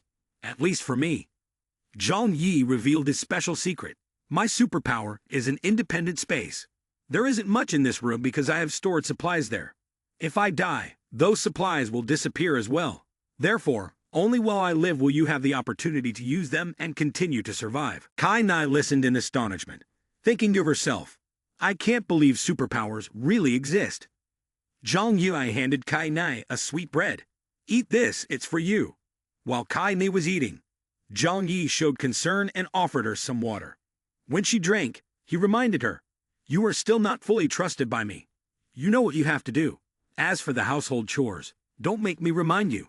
The drainage pipe has frozen, so when using the restroom, remember to put the bag outside the door. This will also be your responsibility in the future. He smiled mischievously, covered her mouth and asked, Exchanging labor and food for payment is the duty of a servant. Besides that, what else can you offer me, Dr. Zhao? Kai Nai understood his meaning and smiled in response. I understand, my master. As she spoke, she slowly began to take off her clothes. Then, Kai Nai embraced Zhang Yi and gave him a passionate kiss. The weather outside was quite cold, and after a long time of being alone, Zhang Yi could not resist. He pushed Kai Nai down on the bed. It wasn't long before he had stripped her of her clothes, revealing an incredibly hot body before him. What was meant to happen had come to pass. Their hands intertwined tightly in the throes of passion. The next morning, while Kai Nai was still asleep, Zhang Yi brought food. Still not awake. It seems like you were tired from yesterday. He knocked on the door, calling out, Do you want to wake up and eat something? At this moment, Zhou Kai Nai vaguely woke up and hurriedly picked up her bra from the floor. All right, I'm coming. Too exhausted from the night before, Kai Nai felt very hungry and quickly ate the pastry in her hand. Zhang Yi looked at her, his gaze like that of a pet. Are you done eating? Don't eat too much at once, or you'll easily have acid reflux. As soon as she finished eating, Zhang Yi handed her another shirt. Put this on and come out here. We have something to do. She asked. What do we need to do? He held a stick in his hand, his expression cold. We're going to smash that ice block. Kai Nai found it strange, raised her hand to stop him and asked. Zhang Yi, they are already dead. Why do we have to do that? Zhang Yi replied coldly. Scum. Even though they have turned into corpses, they are still scum. Leaving them there is very annoying, like flies. Breaking their bodies is to warn the others, to make them understand who they shouldn't provoke. Zhang Yi pointed at the corpses and said, Now, because of our cooperation, Dr. Zhu, It's your turn to show us. Hearing that, Kai-9 broke into a sweat, but she had no choice but to obey. She picked up a baseball bat and approached the frozen corpses, striking down hard, shattering the outer layer of ice. While she was swinging, Zhang Yi took out his phone to record the scene. Kai-9 worriedly asked, "Are you filming this?" He coldly replied, "I'm recording the process so that those fools know who is in charge in this building now." Immediately afterward, Zhang Yi uploaded the video to the apartment group chat. Once the video was uploaded, everyone in the group rejoiced at seeing Chen Zhenghao dead. "This monster is finally dead. We can go outside now. How wonderful." Then Zhang Yi recorded his voice. "Chen Zhenghao is dead. From now on, I will manage this building." The group chat quickly responded, "You are amazing. Thank goodness you killed that demon. Do you have any food at your place? I'm about to starve. My son is dead. My daughter is dead. But I still want to live." Suddenly, Fang Wuting called. Seeing her name on the screen, Zhang Yi thought to himself, "Is she still alive?" As soon as he answered, Fang Wuting's voice came through the speaker. "Zhang Yi, are you with Zhu Kai-ni? If Chen Zhenghao is dead, can I come to your house? Didn't you say you would take care of me? You can't be with another woman. You are mine. Everything that belongs to you is mine." Zhang Yi coldly replied, "Are you still not dead?" Fang Wuting was still dreaming. "So you thought I was dead, which is why you let that woman in the house." "Zhang Yu, I am still alive. I love you the most. What is she? Get her out of your house. Then we can be happy together." Fang Wuting giggled, unaware that there were two pairs of bloodshot eyes watching her from behind. Moments later, loud sounds of a scuffle came from Zhang Yu's phone. First was Fang Wuting's voice. "Let go of me. I have to be with Zhang Yi." Then came Wang Min's voice. "You bastard. You made me end up like this. You have to die." And finally, Lin Shaning's voice. "Dream on. On what basis do you think you can live a good life? Go to hell with me." Zhou Kai-nei felt scared, to the point of clutching Zhang Yu's arm tightly. She teared up, resting her head on Zhang Yu's shoulder. "I won't be like them, so don't worry." Suddenly, Zhang Yi came up with an idea, and the young man smirked. "What if Fang Wuting sees us together? Wouldn't she be furious?" The three girls were determined to fight each other when Zhang Yu's voice rang out from the phone. "Wuting, you're a good person. But unfortunately, you came too late. I've found someone better now." Fang Wuting rushed to grab the phone. The video call showed Zhang Yu being affectionate with Zhu Kai-nai. "You will wish us happiness, won't you?" Fang Wuting screamed. "No, you can't treat me like this. I love you. I love you the most. She must be lying to you. She really doesn't like you. Give me a chance. I will prove that I'm the one you truly love." "No thanks. Kai-nai and I really love each other. She is much stronger than you. How could I abandon her for you? Do you think you deserve that? We shouldn't keep in touch anymore. I'm afraid she might misunderstand." Fang Wuting felt like the whole world had collapsed, and then she burst into tears. "I don't believe it. I don't believe it. Zhang Yi, clearly you pursued me like this before, persistently for 2 years. But why now that I have made such an active move, have you changed?" She blamed Kai-nai. "Why did that woman take what belongs to me? She's such a despicable person." "Ha! Fang Wuting, you are the only one overthinking. This is the end for you. Everything that has happened to you today is entirely your fault. You've had your fun. There's no need to continue caring about this woman. Anyway, she'll die in the snowstorm soon." As soon as he finished thinking, Zhang Yi hung up the phone. Then, he turned to Kai-nai and asked, "Do you think I'm very ruthless? I trust you. There must be a reason for what you're doing. That's good if you understand." After a moment, Kai-nai had set the meal on the table. "Lunch is ready. You can eat now." Zhang Yi still had doubts. While biting into an apple, he told Kai-nai, "Just eat by yourself. Try it first." A group chat message chimed in. The group leader of the 25 business apartment complex says the snowstorm will pass. My relatives up top told me. Everyone must listen to me now. Otherwise, when the time comes, I'll have everyone dealt with. Did you hear? Immediately bring food to me. Zhang Yi was still focused on reading the message from that curly-haired old lady, while Kai-nai thought to herself, "Is she really afraid that I'll poison her? It's really strange. For her to have lived this long is truly a miracle." Initially, When I went to check on Lin Xiaohu's illness, I felt sorry for them, so I gave them some supplies. Zhang Yi was taken aback. Huh? What did you say? At that time, the snowstorm had just begun, and I thought it would pass quickly. Now that I know the situation, I definitely won't do that carelessly again. The problem isn't that. The supplies you gave them are probably all gone by now, right? What are they relying on to survive until now? Lin Xiaohu died about 10 days ago because there were no medicines. So that's how it is. If that's the case, it can be understood more simply. Zhang Yi thought of the scene of that old woman eating her own grandchild. Suddenly, there was a loud laugh from the apartment across the street. Ha ha! Zhou Kai and I looked out and saw someone jumping down, followed by another person. Kai Mei asked Zhang Yi, when will this snowstorm finally end? Who knows? The changes in nature are not something humanity can grasp. As long as we can survive, that's good enough. The phone rang. It's Uncle Wang calling. Hello, Uncle Wang. This is Zhang Yi. Haha, are you doing well? If you're well, please give a thumbs up and subscribe to the channel. Ha ha ha. Through the phone, Zhang Yi replied. Uncle Wang, why are you being so polite to me? Just tell me straight what the matter is. As long as I can help, I will definitely help. At that moment, Zhang Yi thought to himself, Uncle Wang is one of the few good people. He is honest, kind-hearted, and also a martial artist. Building an alliance now could benefit me later. The scene shifts to Uncle Wang's house, where the baby keeps crying continuously. Uncle Wang anxiously said, It's like this. Tang Bao, the daughter of Si Lai Mei, has a fever. My house has no medicine. Right now, her body is completely red. Both her mother and I are about to panic, you know. Do you still have any medicine? After a lifetime of fighting, now Si Lai Mei is young and beautiful, and it's probably true that she took the initiative to come. Uncle Wang couldn't hold back. This must be how it is. I still have a few boxes of medicine. You can come to my place to take it later. This, Zhang Yi. How should I thank you? You have helped me twice already, and I want to say, if there comes a day where you meet me, I will definitely not refuse. This sounded a bit distant. We've known each other for so many years. Uncle Wang is even closer than my real uncle. Don't say such polite words to me. Just come and get the medicine. Xin Lui Mai is indeed not simple.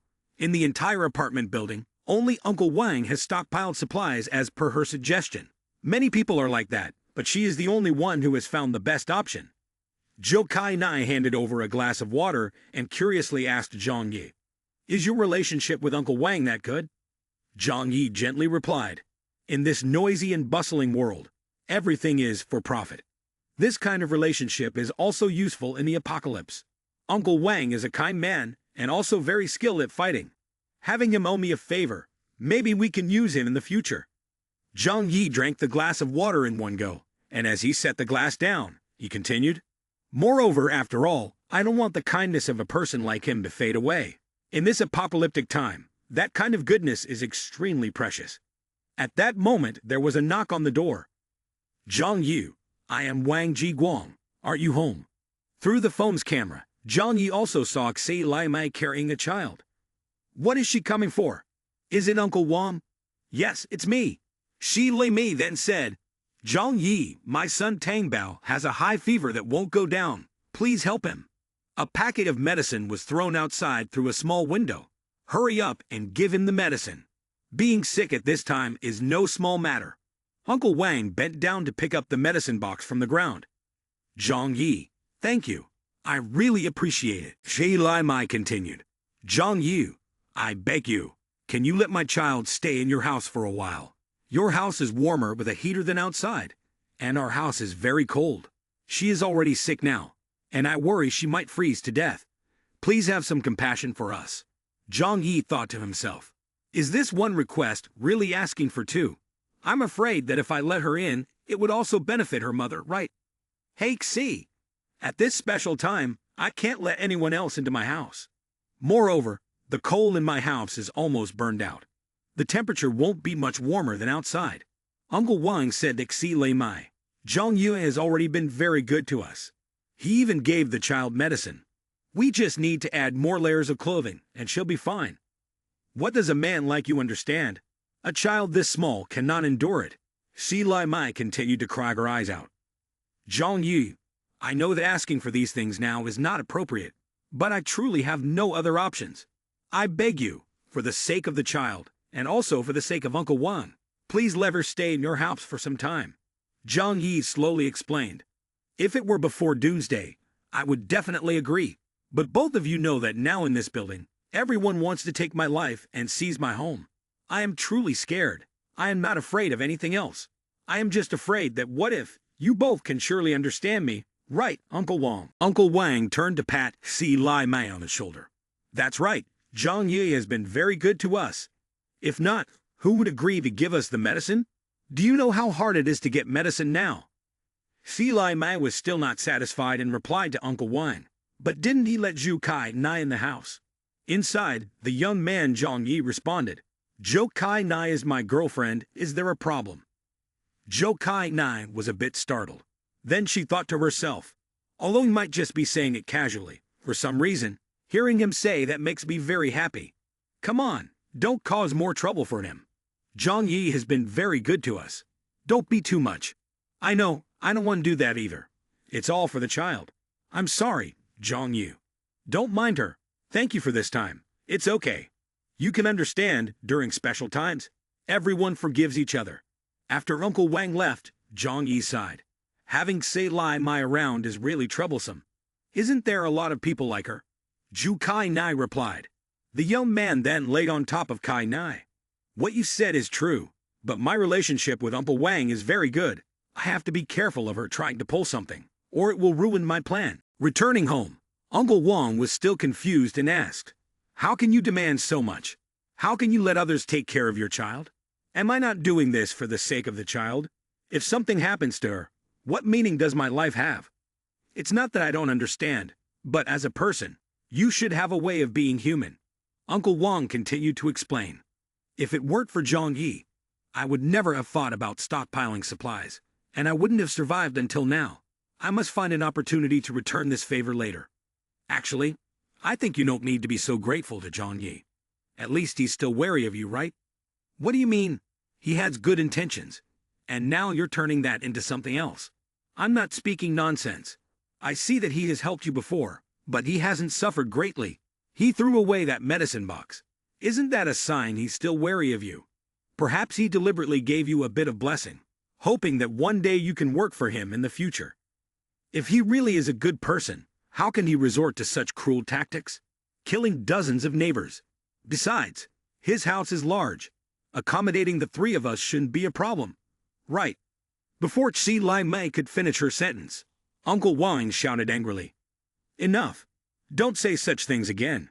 Regardless of the circumstances, I, Wang Ji Guang, can still distinguish right from wrong. To doubt even my benefactor, am I still human? I'm sorry, I was wrong, but I only did it for your own good. At this moment, it's not wrong for everyone to be a bit cautious. Today, I slept in the living room. The two of you used a large blanket. I immediately moved the children's mattress over. Now we still can't give up. We must continue to find opportunities to get inside Zhang Yi's house. Daughter, in order for the two of us to continue living, no matter how high the price we have to pay, I don't care. The scene shifts to outside the apartment building. After so many days, perhaps the snow has finally stopped falling, and this might be the time for everyone to go outside. The snow and ice have completely covered the entrance. Suddenly, the image of a shovel shoveling snow appears. The layer of snow is being quickly dug up, and a group of people with shovels and hammers in hand moves in from outside. The leader commands, everyone, move forward. One person in the apartment building is carrying something, and when he sees the strangers, he is extremely shocked. He knows immediately that nothing good will come from this, and he turns to run away. But he cannot escape from the aggressive group. A shovel swings across his neck, and that unfortunate person lies on the ground, with a watermelon-colored liquid spilling all over the floor. A person wearing an orange hat asks, "What do we do now?" That person coldly replies, "Just leave it here for now. We'll take it back after we're done." The group quickly reached the 24th floor. The leader commanded, "Lao Liu, come here and open this door. I'll take care of the rest." Lao Liu immediately took out a block of 5 sticks of dynamite, lit the fuse, and ran away quickly while urging the others to cover their ears. A huge explosion shook the apartment building. The young man Zhang Yi was startled, With instinctive reflex, he quickly covered his ears while holding his pistol in one hand. It was not hard for Zhang Yi to realize that the explosion had occurred right at his door. He quickly checked the security system through his tablet. Both the living room and the bedroom were fine. The house was still safe. Seeing a few unfamiliar faces, Zhang Yi muttered, "Strangers, could they be intruders from another apartment building?" These people were well equipped, carrying weapons like shovels, axes, iron bars, and even planks specifically used at construction sites. They were probably the hired workers from the adjacent Building 26. Maybe they came because of him. It was likely that news of his family had leaked out. When the leader returned to the door to check, he found it still intact. "Lao Liu, what kind of work is this? What a circus this is, you can't even blow open the door." Lao Liu was puzzled. "This can't be right. The explosives I made are fine. Could they have gotten damp?" One person holding a hammer suggested, "If it doesn't work, let's use our hands." At this moment, Zhang Yi was no longer patient enough to play with these people. "You want to take my life? Then let's see if your lives are worth anything." White phosphorus dissolves in SO2, a basic version of white phosphorus bombs, burning at temperatures exceeding 1,000 degrees Celsius. So young Zhang Yi threw out 2 homemade bombs. The fire quickly erupted. The leader panicked. "It's a bomb. Run to the sides. Too fast, too dangerous." The flames quickly spread and charred several slow-moving individuals. They screamed in despair, and one person yelled in the midst of the fire, "Help me! Save me!" Immediately after, a gunshot rang out, and one unlucky person was shot through the apple. It was Zhang Yi firing the pistol from inside the house, through a small opening in the door. The burning people were in a frenzy. Upon hearing the gunshot, they had lost all fighting spirit. Who was shooting from which direction? "Uncle help me!" Another guy was shot through the apple. In a short time, nearly 10 people had died, bodies scattered everywhere. Holding the pistol after firing several shots, young Zhang Yi murmured, "Fortunately, I didn't buy a machine gun. Otherwise, I would have run out of hundreds of bullets by now." The snowstorm had eliminated most of the weak individuals. The enemies from now on would only be the strong ones, increasingly difficult to deal with. A way to create more powerful weapons must be devised. The prepared crowd must be killed off to be at ease. Zhang Yi walked into the room to comfort Zhou Kai Ni, who was still wrapped in a blanket, trembling from the loud explosion and gunfire. "It's okay now, I'm here." That was Zhang Yi's voice. Hearing Zhang Yi helped Zhou Kai Ni calm down a little, feeling slightly embarrassed in front of Zhang Yi. Zhou Kai Ni managed to say a few words. "I'm not scared, I just thought it was an earthquake, so I hid in the corner for safety. This is the 24th floor. If there really is an earthquake on this floor, hiding anywhere could still lead to being crushed." "Zhang Yi, what just happened?"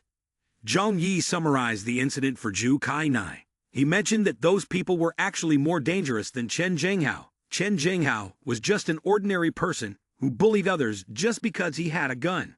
Now everyone was in a difficult situation. The workers were very strong, and having been together for some time, they knew each other well, so they were definitely more united than outsiders. Fortunately, they had been able to kill the person who knew how to make explosives. Otherwise, they wouldn't have been able to sleep peacefully afterward. So what do we do from now on? Do we need to pay attention to them? Of course we must take revenge, but it shouldn't be me who does it personally. If we want to live peacefully in the future, we need to find some people to make explosives. On the phone right now are messages from the apartment group continuously coming in. What was that explosion just now? An earthquake or explosives? Did the sound come from above? Is it a meteor falling down? Just now, the group from Building 26 rushed into our building, wanting to kill and steal supplies. I spotted them in time and drove them away. Zhang Kong from the 10th floor has been killed. The explosion came from the explosives they prepared. It's likely they have dug a tunnel under the snow on the 1st floor to get in here. What should we do now? How can we fight against such strong people? Half of the people in the apartment are already dead, and most of the remaining ones are the elderly, women, and children. Fortunately, we still have Zhang Yi. With you here, our safety is guaranteed. You are our hero. Zhang Yi responded with a voice message. I have used up a lot of weapons dealing with them, and it's hard for me to protect myself now. Everyone, please protect yourselves. At this moment, Uncle Wine called. Zhang Yi, the people from Building 26 haven't done anything to you. right? Do you need my help? Those people used to drink with me. Over these days, led by Huang Ti and Fang, they have killed many people. Now they even dare to attack you. It's better to be safe. For now, I don't have a plan for revenge, but if Uncle Wang knows them well, perhaps you could tell me their detailed situation. It would help in thinking of a plan for us to deal with them together. Through the phone, Uncle Wang asked, "What you mean is that all of us are like the Huang Ti and Fang group, united to deal with outsiders, right?" "Exactly, that's how we have a chance of winning. So Mel, let's message this thought in the group and see how many of them agree." "We don't need to do that. It might make them feel that you have ulterior motives, and they might even demand more than just contributions. So what should we do now? What's the rush? We have enough supplies at home. We can just wait. If the Heavenly Alliance came once, they will definitely come again in the future. Since I've killed so many of their people, they will surely come to take revenge. By then, the neighbors in this apartment complex will naturally come to help us." "Zhang Yi, you are indeed smart. Just do it this way."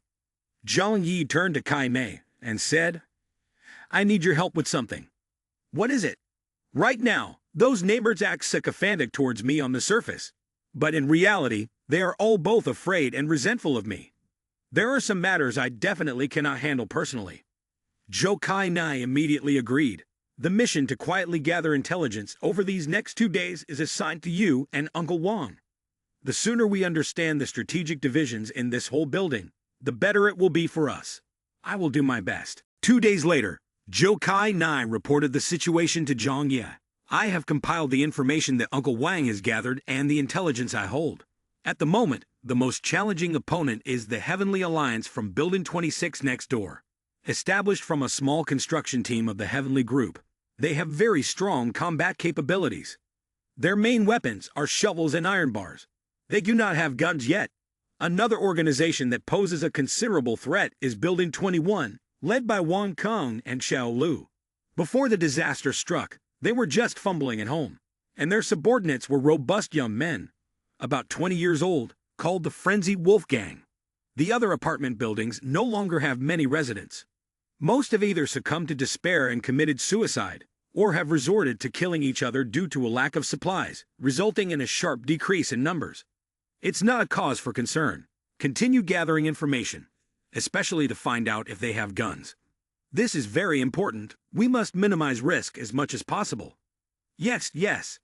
Seeing the young man Zhang Yi draw closer, Kai Mei blushed and looked away. Scene shifts to the gang of Building 26. "Uncle everything has been handled." "Good job. If we can't deal with Zhang Yi, then we'll eliminate all the useless people left in this building first," Leader Uncle proudly declared. "Zhang Yu, if you don't come out, I will wipe out your neighbors. Once these people can't take anymore, they will naturally come begging you. Let's see how you handle it then." At this moment, a series of chats popped up continuously on the phone. "Zhang Yi, the disaster you caused is something you should deal with yourself. The people from Heavenly Alliance were brought by you, and you killed them. What does that have to do with us? If you make a mess, you should bear the consequences. You can't make us suffer because of your mistakes.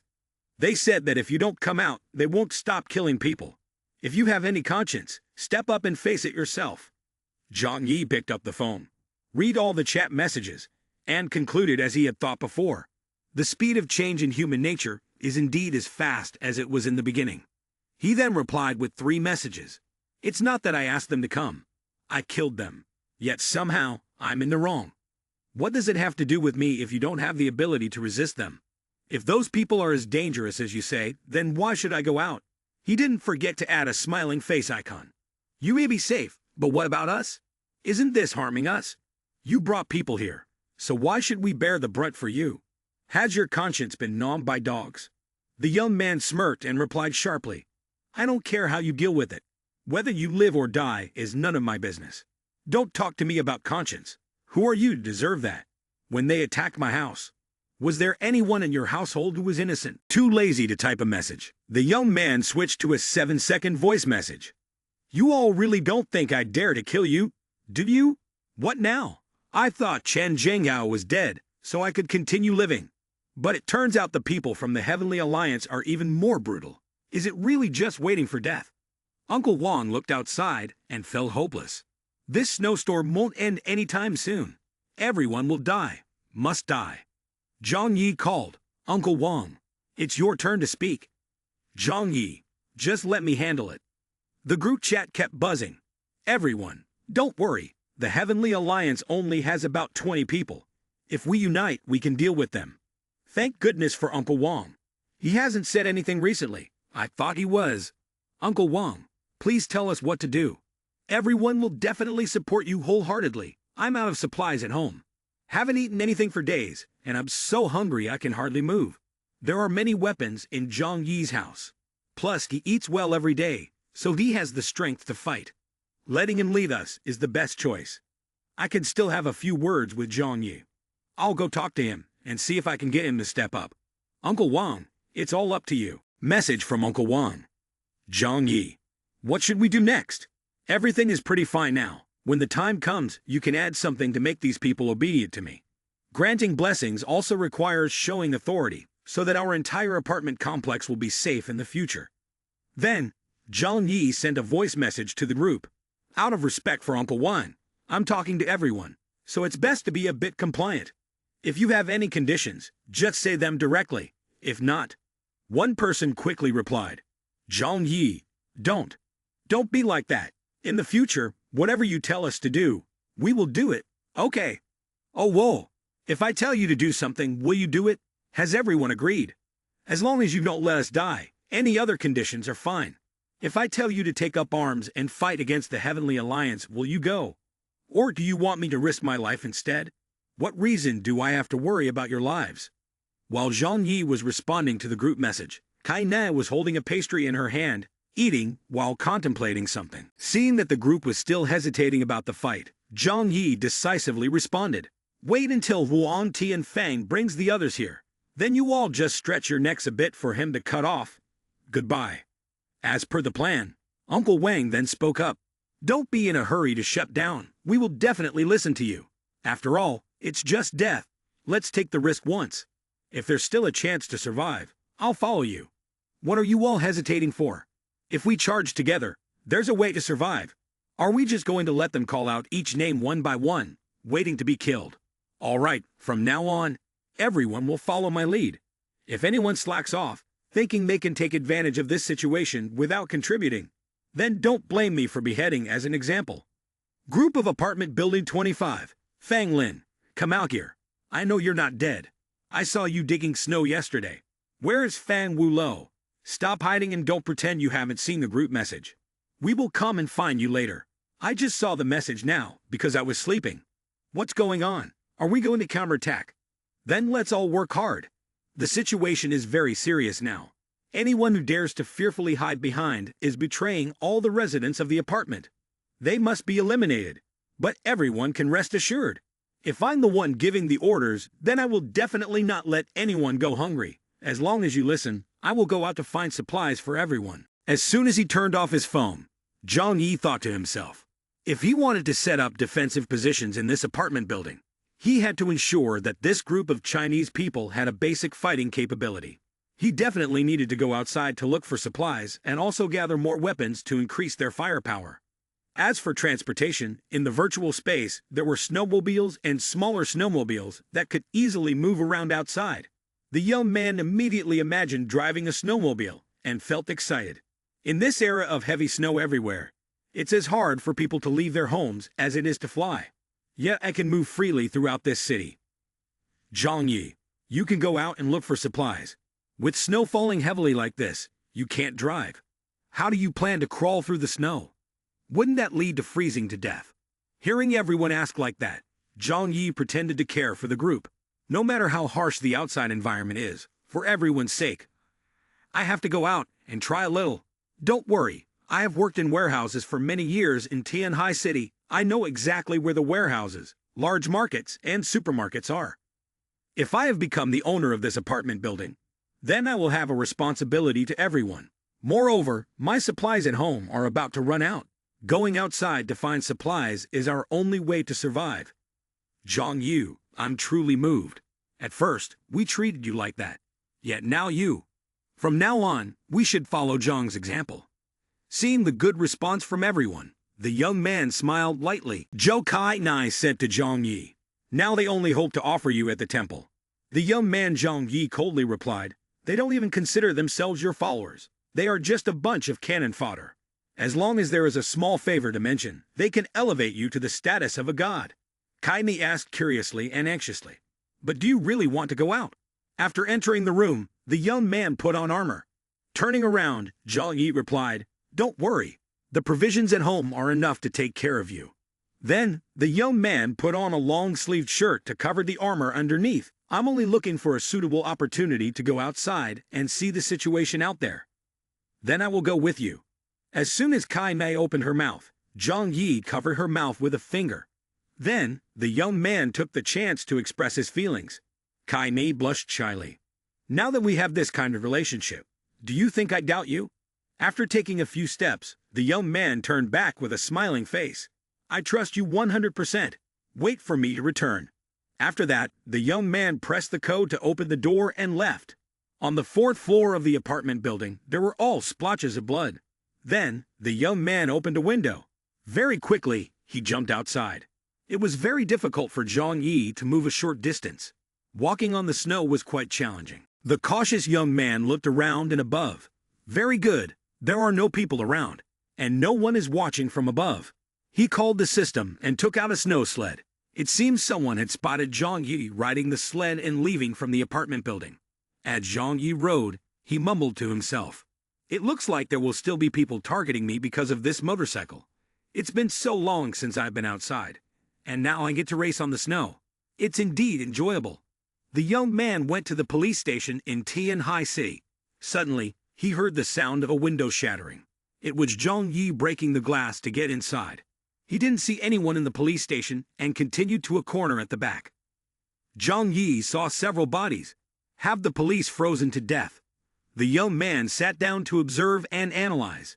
When the snowstorm came, they were probably still on night duty, and they didn't even have cold weather gear.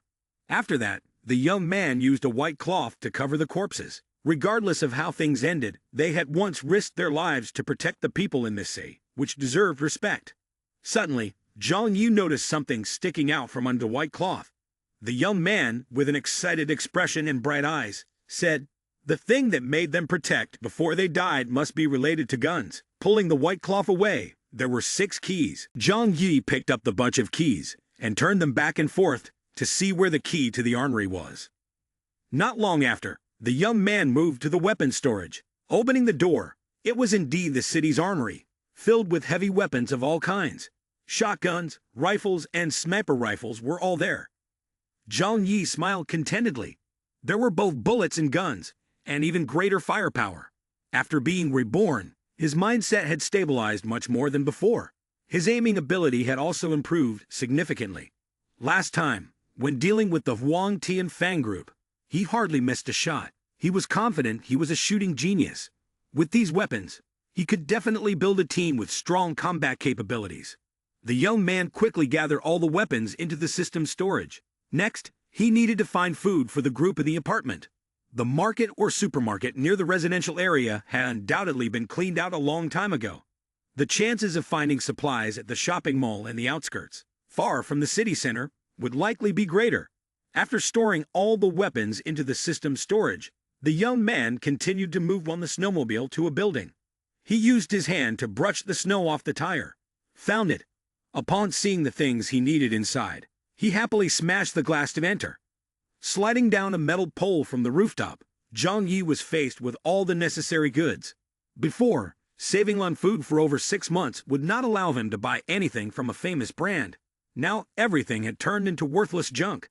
Food should be in the basement. Just go straight down and take everything useful he could find. As he walked, the young man gathered everything around him into the system space. It was quick and simple. Quickly, he arrived at the entrance of the supermarket. Before Zhang Yi's eyes were all kinds of fruits, food, fish, and meat. After the blizzard hit, almost all the food had spoiled. He wouldn't eat any of this even if it was given to him. But there would still be a surplus to bring back for those people. Speedily and decisively, Zhang Yi stored everything into the system space. Then, the young man went back to the snowmobile to continue moving. After returning to the apartment, Two people from the upper floors of the opposite building saw him and started discussing. That guy has this. He can even run on the snow. If we could get our hands on it, we could go out looking for food later. We wouldn't have to suffer like this forever. I know what that is. We call it an electric snowmobile where I come from. The man gritted his teeth. No matter what it is, we have to find a way to take everything from him. A vehicle that moves on snow is our only hope right now. After exposing himself to so many people, now everyone was targeting him. Fortunately, this time he secured some firepower and new equipment for himself. Wang was very surprised. Zhang Yi, you actually found so much. Supplies outside are indeed hard to come by. I've almost checked all the markets and supermarkets nearby, and I could only get this much. The residents of the apartment building were immediately notified and gathered together. Zhang Yi held a self-defense gun in one hand and pointed to the large bags of goods he had just brought back. I have put in a lot of effort to help you all obtain these supplies. Right after that, Zhu Kai Nei poured the fruits inside out for everyone to see. Upon seeing this, everyone rejoiced and cheered. It's really food, and there's meat and vegetables. At this moment, Uncle Wang raised his hand and cheered. Zhang Yi is amazing. Zhang Yi is number one. Zhang Yi is the champion. Hearing Uncle Wang cheering like that, the rest of the people were also excited and expressed their admiration and gratitude to Zhang Yi. Zhang Yi, you are truly our hero. Brother, from now on, you are my real brother. Please accept my bow. Zhang Yi shouted loudly. Of course, this food will be shared among everyone. But I, Zhang Yi, will absolutely not feed lazy people. If you eat this, you must take up arms and fight against the enemy. Suddenly, the residents of apartment building 26 came with clubs to steal the food. From a distance, they pointed and shouted, "Hand over the food." Zhang Yi pointed at those people and offered a reward to his own apartment residents. Whoever kills one of them will receive 5 portions of food. Everyone thought it over. Killing one person for 5 portions of food was extremely valuable at this time, as food was essential for survival. So everyone quickly grabbed clubs and charged forward. Killing them means food. The people from apartment building 26 were very shocked by this scene. Zhang Yu's group was large and looked like hungry wolves. So both sides engaged in a chaotic battle, gradually sending the residents of building 26 to meet their demise. In the midst of chaotic fighting, the group continued to shout encouragement to one another. Kill a few more. They're all food. The more we kill, the more food we get. Ha ha ha, you weaklings, show yourselves and get ready to die. Uncle Wang, leading the group, ordered. Attack. They have fewer people and no advantage. Let's crush them with our numbers. With their overwhelming numbers in danger, the residents of building 26 could not withstand it. One by one, they fell. One person, then 2, then 3. Seeing the aggressors so reckless and many of their companions brought down, the remaining ones had no choice but to flee for their lives. Everyone, raise your weapons. We've won. We've chased off those thieves. There's food to eat now. Zhou Kai Nai looked at her fellow residents sprawled on the ground, blood soaking into the snow, and thought, if they had been treated in time, they could have been saved. But saving them requires a lot of specialized equipment and medicine. Zhang Yi won't waste valuable resources on them. Switching scenes to the large hall on the first floor, Zhang Yi clapped in celebration. Good. Well done. Do you see? As long as we are united, there's nothing to be afraid of. You two, come here. Zhang Yi distributed food to them. Since they had killed many, they received more food portions. Great job. As long as you keep up this spirit, I won't forget the two of you later. Zhang Yi, we will definitely follow you and do well in everything you assign to us. We will completely obey you. You are like a brother to me. One person clenched his fist and thought, how stupid. If I had put in a little more effort earlier, those things would have been mine. Zhang Yi immediately noticed someone was regretting. The young man thought, very good. This is the result I wanted. His purpose is to create competition among everyone and push them to give their all under his guidance. Zhang Yi signaled for everyone to come and get food. Now we need to distribute the food. Each person gets 1 portion. If you find it interesting, please give a like and subscribe to our channel to motivate us to produce more videos. Thank you all. Zhang Yi, holding a pistol in his hand, distributed food to each person. The more you do, the more you get to eat. If you want to eat well next time, you have to rush to the front first. Next person. Xu Hao rushed up to beg, "Where's my food?" Zhang Yi glanced down and saw something had just fallen and bounced near his feet. "That's a piece of candy." Zhang Yi's voice rang out, "This is your food." Xu Hao knelt down to pick it up, then asked in confusion, "Are you kidding? Why do I only get a piece of candy?" Zhang Yi replied bluntly, "Do you still dare to make demands of me? While everyone was working, you were just walking around at the back the whole time. Don't think I didn't see. You didn't even touch anyone. This piece of candy is a kindness I'm giving you." Everyone around Xu Hao laughed at him. Xu Hao began to explain, "Can you blame me? There were 4 people shielding. Everyone surrounded him tightly, with no way to escape. I had no chance to move forward." Zhang Yi waved his 2 fingers and closed his eyes, seemingly indifferent to Xu Hao's reasons. "That's not my problem. The process doesn't matter. I only care about the result." Xu Hao became furious. He stood up, pointed directly at Zhang Yi, and shouted, "That's not fair. You're really unfair. Clearly, you are opposing me." "Fair? What do you think you are to talk about fairness with me? Do you think I'm discussing this with you?" At this moment, 2 other people stood in front to protect Zhang Yi. Very quickly, Xu Hao was subdued by others. "I'm ordering you. If you do not comply, you will face punishment. Do you understand, you useless piece?" Immediately after that, Zhang Yi aimed the gun at Xu Hao and shouted, "This is the consequence of not following the building manager's orders." Xu Hao trembled, quickly putting his face to the ground without daring to look up. Soon after, he was beaten by 2 other people. "If anyone here thinks I'm abusing my power, please put down your food and leave with your dignity, and I will not make things difficult for you." After hearing Zhang Yu's words, no one dared to speak up or leave their food behind. The young man applauded. "Very good. Then we have reached an agreement." Xu Hao was still angry as he continued to speak to Zhang Yi. "You are abusing your power." As soon as he finished speaking, Zhang Yi stepped on his hand. He cried out in pain. Then, Zhang Yi grabbed his hair and lifted his head up.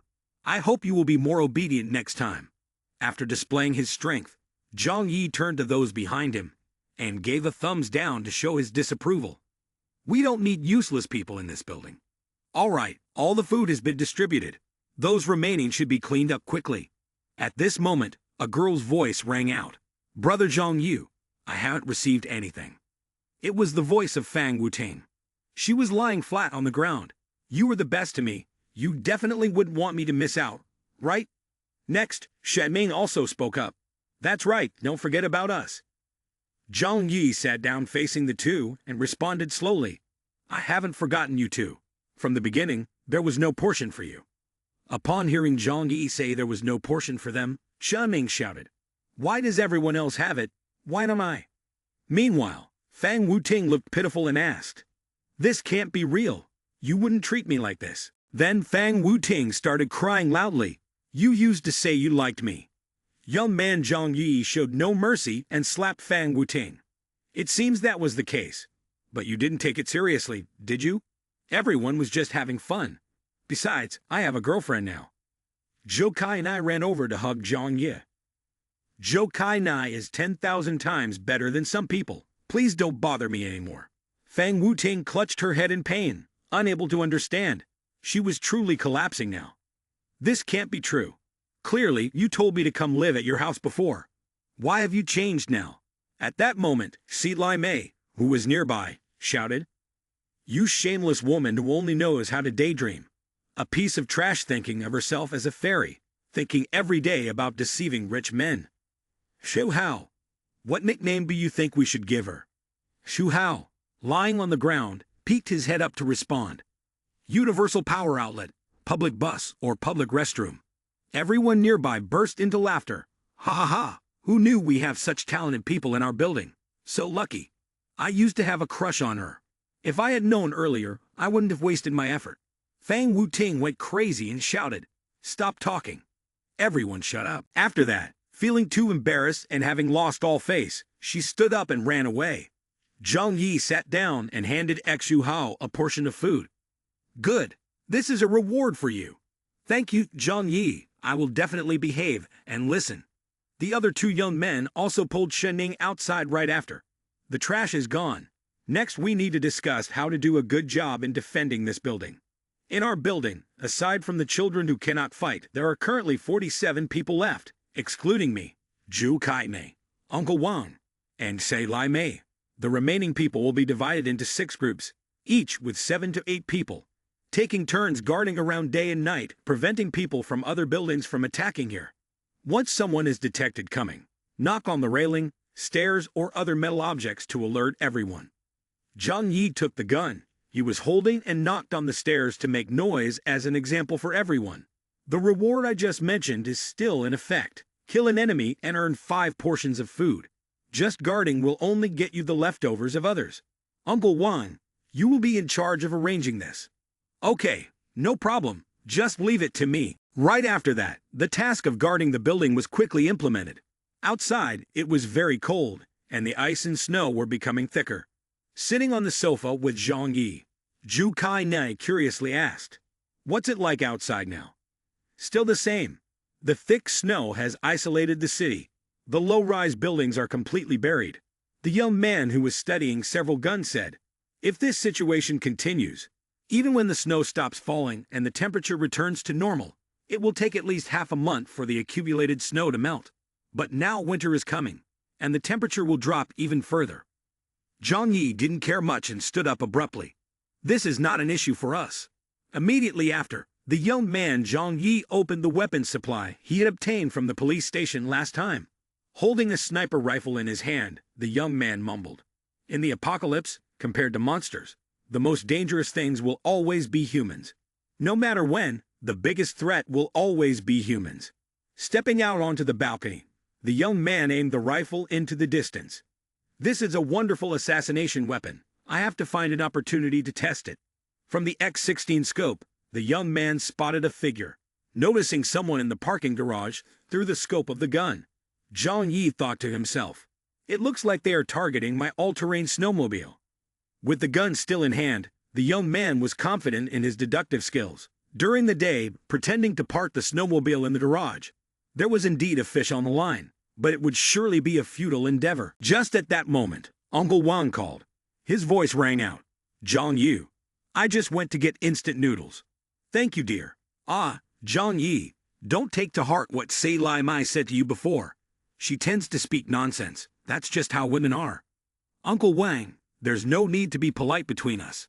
I'm not a narrow-minded person." Through this situation, Zhang Yi also had a reminder. But Uncle Wang should think carefully. Do you really want to raise someone else's child? In this day and age, it's already hard enough to find a woman like that. Don't underestimate yourself too much. In this day and age, you are strong and good at fighting. A man like you is quite in demand. The young man talked on the phone while holding fried chicken in his hand, and he was also getting a massage from Kai Nai. Truly the luckiest guy of the year. He bit into the chicken leg and continued. "However, Sister Xi Li Mei is quite good. You two should work hard, and later, you can ask her to help you have children. After all, it's better than raising someone else's child." Uncle Wang was sweating. "Haha, I don't dare to think about having children right now. I'll consider it later when things are stable. You're just joking."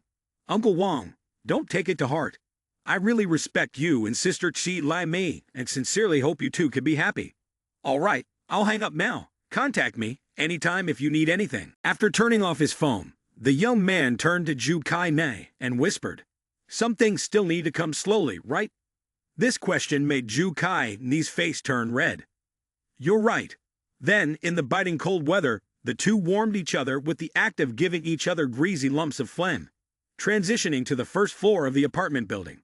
At this moment, a group of people armed with sticks entered. They quickly made their way to the stairs to go upstairs. The leader was very young. He had just taken a few steps when suddenly a brick was thrown down from above. Fortunately, he managed to dodge it. Otherwise, he would have been hurt. The guards quickly used bricks to hit the stairs to make a warning sound. "Hurry up! The Heavenly Alliance is sending people to attack stealthily again. Quickly counterattack. They are just fresh food." A guy in a green hat said, "They are getting too reckless, daring to throw things at us. Wang Wei, what do you think we should do next?" The young man seemed very combative, shouting, "Let's kill them. I don't believe those cowards actually dare to kill anyone. So both sides rushed to fight on the deadly staircase. One person fell back. Wang Wei, seeing the situation getting out of control, immediately ordered, "Retreat for now. Let's go." The group from the Zhongyi apartment complex started asking each other, "What should we do? Should we chase them? Let it go. Let it go. We have no idea how things are outside. Chasing them would be too dangerous." Zhang Yi stepped out onto the balcony, yawning. A bunch of hungry stray dogs. They really know how to pick the moment to sneak attack. Damn, I'm in the middle of something important and getting interrupted. These stray dogs need to learn a lesson. Zhang Yi raised his hand in the shape of a gun. At this distance, can a sniper rifle take them down? Having to suppress his excitement due to the interruption, Zhang Yi decided they would know who was the king of this era. The young man quickly opened his space storage and took out a sniper rifle. He lifted the gun, squinting one eye to take aim. Let's see if this toy is any good. He quickly aimed, and an unlucky person came into Zhang Yi's sights. Great! This scope is really amazing. Even the shadow of a tiny ant passing by can be seen very clearly. Determined and decisive, the young man squeezed the trigger. Bang! A loud explosion echoed as the bullet flew through the head of the last person in line. The whole group jumped and turned back to see their companion lying in the snow, a watermelon-colored liquid staining the white snow. What happened? Where did the gunfire come from? Zhang Yi smirked with pride, thinking, exactly like this. Could it be that I am really a shooting genius? At that moment, the others quickly fled. Zhang Yi raised his gun to take aim again, taking advantage of this strange sensation that had not yet faded, and tried once more. Bang! Another one down. Zhang Yi continued to pull the trigger, the shell casing of the bullet flying out of the gun. Another person was shot through the chest, leaving a large hole. Someone was trying to hide behind a cover. More shell casings fell, and yet another person was taken down. The more he shot, the more enthusiastic Zhang Yi became. The sound of shell casings falling continuously. By then, nearly 10 bullets had been fired, with casings scattered at Zhang Yi's feet. After feeling satisfied, the young man finally stopped. From now on, I can hide and shoot down the difficult intruders without needing to go outside. Those in the apartment building, hearing the gunshots, peered through the windows. The gunfire is coming from upstairs. It must be Zhang Yi. Is that a sniper rifle? Shit, to kill from that far away in one shot. Zhang Yi is really a shooting genius. It seems we should listen to Zhang Yi a bit more from now on. The only reason we've survived this long is that he hasn't gotten angry yet. The sound of gunfire startled many people. Tonight, there will surely be a lot of people awake. The next day, while Zhang Yi was sitting, Zhou Kai Nai brought a steaming bowl of noodles. You can tell me, I'm not as good at cooking as the restaurant. If it doesn't taste good, don't complain. Then practice more. After all, we have plenty of time. Eating too much fast food gets boring. We need to change our taste. I heard gunfire yesterday. Did you shoot from the balcony? That's right. I used a sniper rifle and killed 7 people. 1 shot for each person. Zhang Yi, you're really impressive. Aren't you curious about how I know how to use a gun? What does that have to do with me? No matter what you did before, I'm with you now. Ultimately, it's better than dying out there. You're really smart, not curious about unnecessary things. That's one of the good qualities I hope to see in you. Switching scenes to building number 26 in the adjacent building. Uncle saw several corpses scattered in the snow. Uncle what should we do? Wang Wei's group and everyone are all dead. Our numbers have been reduced by half. Can we continue? Damn, he has a gun. What do you plan to do with him? But if we don't steal his snowmobile and food, we won't have enough to eat for the next few days. We'll go over there tonight and bring Wang Wei's body and theirs back. In building number 25, someone saw Zhang Yi walking down the hallway and asked, "Brother Zhang, are you going outside?" The young man just waved his hand and replied, "Do your job well." At this point, everyone in the building shared the same thought. To survive in this building, one must absolutely not anger Zhang Yi. Through the wireless earpiece, Zhang Yi called Uncle Wang. "Thank you for providing the directions to the military camp. While I am away, please make sure to manage them and guard the apartment building carefully. Rest assured, even if it costs my life, I will hold this place firm." At building number 21, 2 people observed from above through the glass and saw Zhang Yi walking outside. The red-haired man wondered, where did he finally hide his snowmobile? We sent someone to check the garage yesterday, but there was still no sign of the snowmobile. The blonde replied, our apartment complex is quite large. He hid it well. It is indeed very hard to find. No matter what, we must get that snowmobile. With that, we can go outside to search for supplies. Then, expanding and forming a larger gang won't be a problem. That's right. This chaotic era is an opportunity for us. For now, let's think of a way to find some packs of cigarettes. It's been half a month without smoking, and I'm about to go insane. At this moment, Zhang Yi was still riding the snowmobile, moving very quickly. As he traveled, he thought to himself, it seems that unless the snow melts, only independent big cities can obtain food.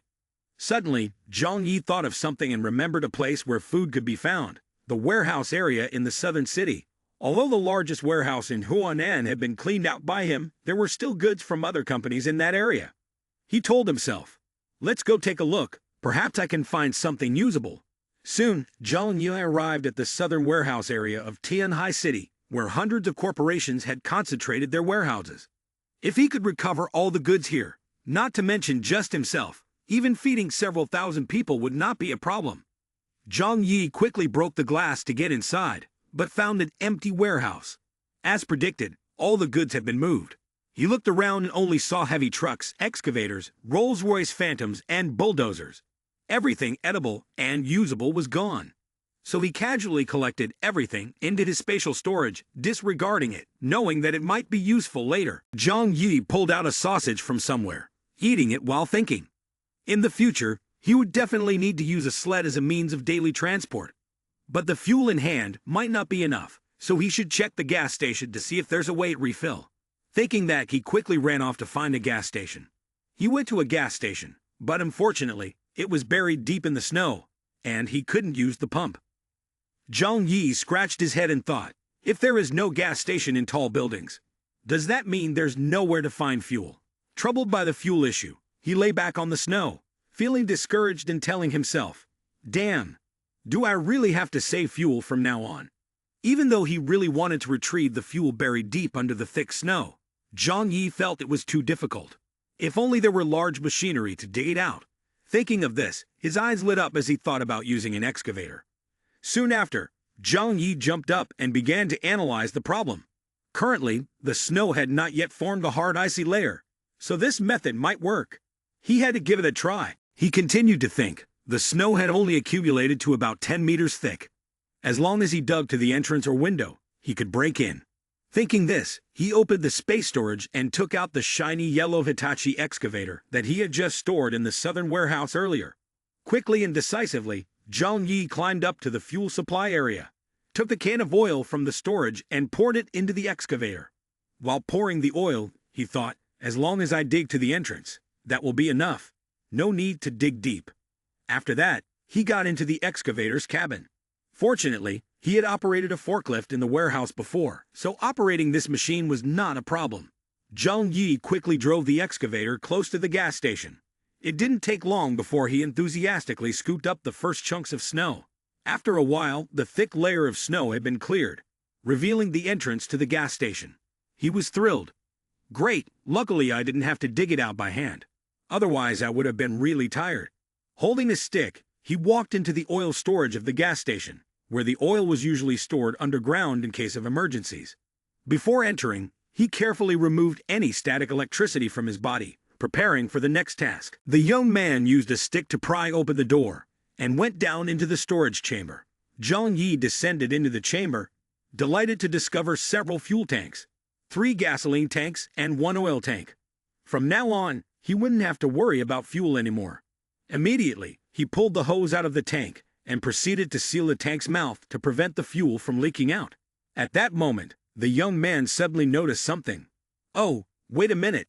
Just as he was climbing down from the tank, he thought to himself, if this method works elsewhere, then after being covered by snow and ice, the resources beneath the snow can be accessed. So far, much of human civilization is buried under snow, and those are things I can seize at any time. The fuel supply and resource exploration have been resolved. Rest well tonight and head out again tomorrow. The young man shone a flashlight to find a spot to set up a tent for the night. Quickly, a tent was erected in one corner of the warehouse. He entered inside, pulled his thermal jacket up over his head, and told himself, "Now it's time to sleep. In the morning, I'll head to the location provided by Uncle Wang to see what's there. Hopefully, there will be more resources." Switching scenes to Xi Lai Mei's room. Her child is sick, and Xi Lai Mei is extremely worried. "Dr. Zhou, my child has had a fever for 2 days. Please save him.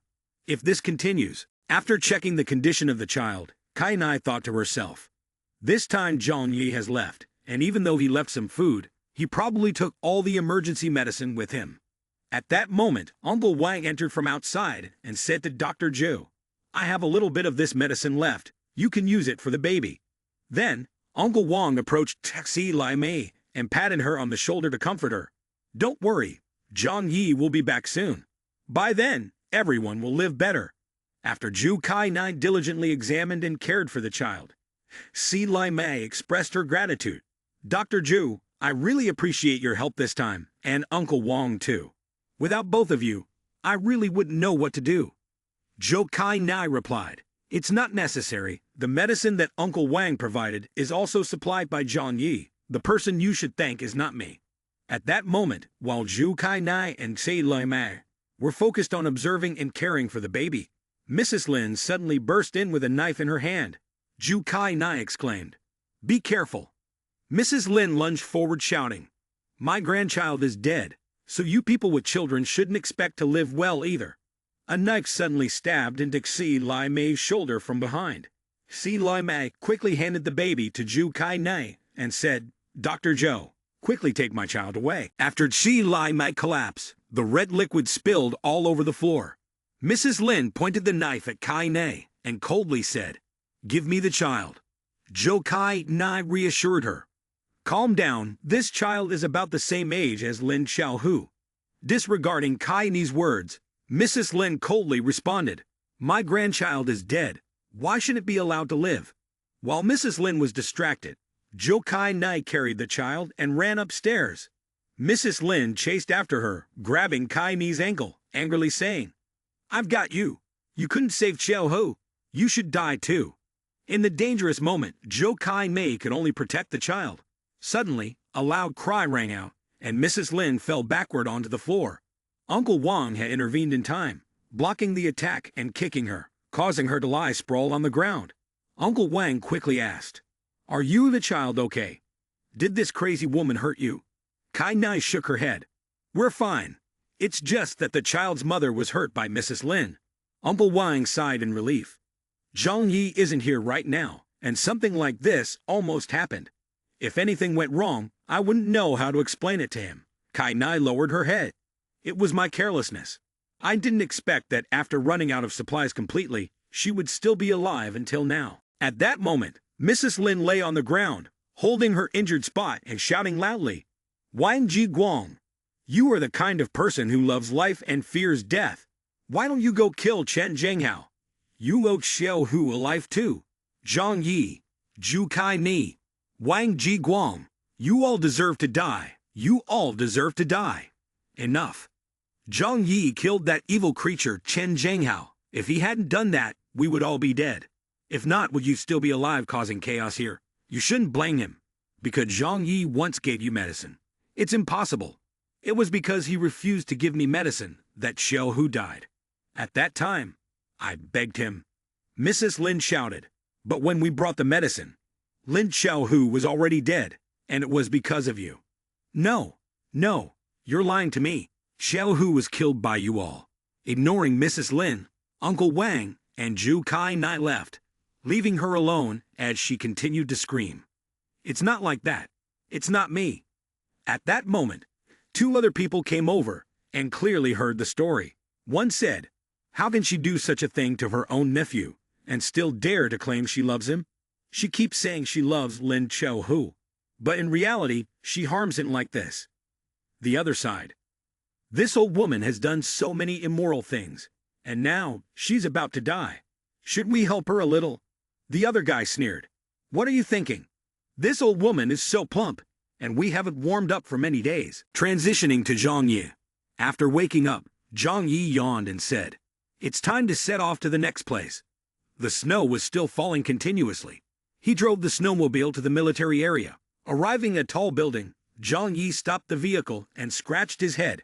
"This is the location that Uncle Wang mentioned. It must be here." Quickly, he took out his yellow Hitachi excavator from the space storage. Having gained experience from the previous time, today's work went much faster. After digging through the thick layers of snow for a while, Zhang Yi finally found the entrance to the building. As he descended, he thought to himself, "This is the dormitory of the training camp, so the weapons depot should not be far from here." The heavy snow fell. In remote areas like this training camp, there were no means of transportation. But why was there not a single person in sight? Zhang Yi shone his flashlight and examined the surroundings carefully, but found no bodies. Strange. Where did everyone go? He wondered, thinking hard but unable to come up with an answer. Then, Zhang Yi continued to speculate. Perhaps they all left earlier. Could it be that these people knew about the snow disaster in advance, so they evacuated the military and supplies beforehand? This group must want to rely on resources and weapons to wait for the disaster to pass, before restoring the old order of the world. Zhang Yi returned to the excavator. At that time, perhaps some armed groups would emerge as a dangerous threat, so I need to prepare thoroughly. Continuing to dig nearby, he discovered another exit. Going down, he saw many boxes of military supplies and guns. Zhang Yi quickly approached, grabbed a few guns, and felt excited.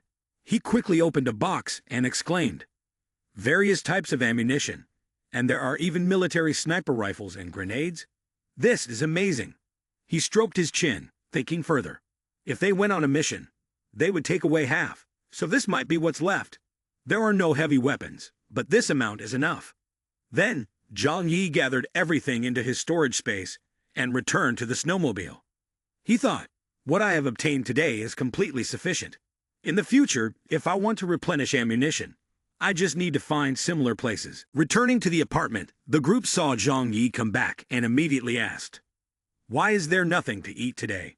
Why didn't you bring anything back?" Zhang Yi replied, "I searched many places today, but couldn't find food. Please bear with it a little longer." The group was anxious. "That's impossible. There are so many places outside, how could you not find anything? If there's nothing to eat, it will be tough tonight. Have you really not earned anything after 2 whole days?" Feeling tired from the journey, Zhang Yi seemed a bit annoyed. "Are you done asking? Recently, it seems like you all have been quite demanding. Don't forget who begged me to save your lives at the beginning."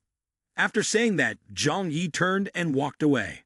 "After only a few days, you're already trying to take advantage of me. If that's the case, it's best to part ways. From now on, you'll have to take care of your own food." The blonde guy noticed this and spoke softly. "Zhang, we didn't mean it that way. We understand how hard it is for you. The snow outside is so heavy, it really isn't easy to find food. You should go rest." Zhang Yi, tired and angry, said, "Then let's stop here for today. Disperse, I want to go home and rest." The guy in the red hat, hearing this, showed his displeasure and thought to himself, "How shameless. We work hard for you, and now we have to put up with your face too? Zhang Yi, don't underestimate others." He walked closer to Zhang Yi and said loudly, "It's really tough for you to go out alone. Why not take a few more people with you? Your snowmobile can carry 3 people, so it would definitely be faster to search together.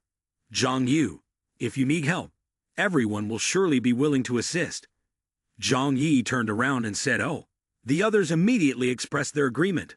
"That's right. Whatever Brother Zhang Yi needs, we will do our utmost for you." But in reality, they were smiling on the surface while plotting inside, hiding their knives behind their backs. Zhang Yi replied, "Is that so? Too bad." As he spoke, Zhang Yi sensed something and got ready to defend himself. The leader pulled out a knife and rushed forward, but before he could reach Zhang Yi, he was hit by a bullet right in the forehead. He didn't even have time to close his eyes before receiving a one-way ticket to hell. Zhang Yi kept his gun aimed at the others. "I don't believe a word of the nonsense you all have said. It seems that the excessive benefits have made you forget who you must absolutely obey." Another person stammered, "Zhang Yi, don't be reckless. We were just discussing with you. We meant no harm. It was all initiated by him. No one here has ill intentions towards you." But at this moment, Blood had surged to Zhang Yi's head. He fired 2 shots in quick succession, hitting 2 more people in the head, and then 2 more fell to the floor. In total, 5 corpses lay sprawled on the ground. The remaining people, frightened, ran away, screaming loudly as they did.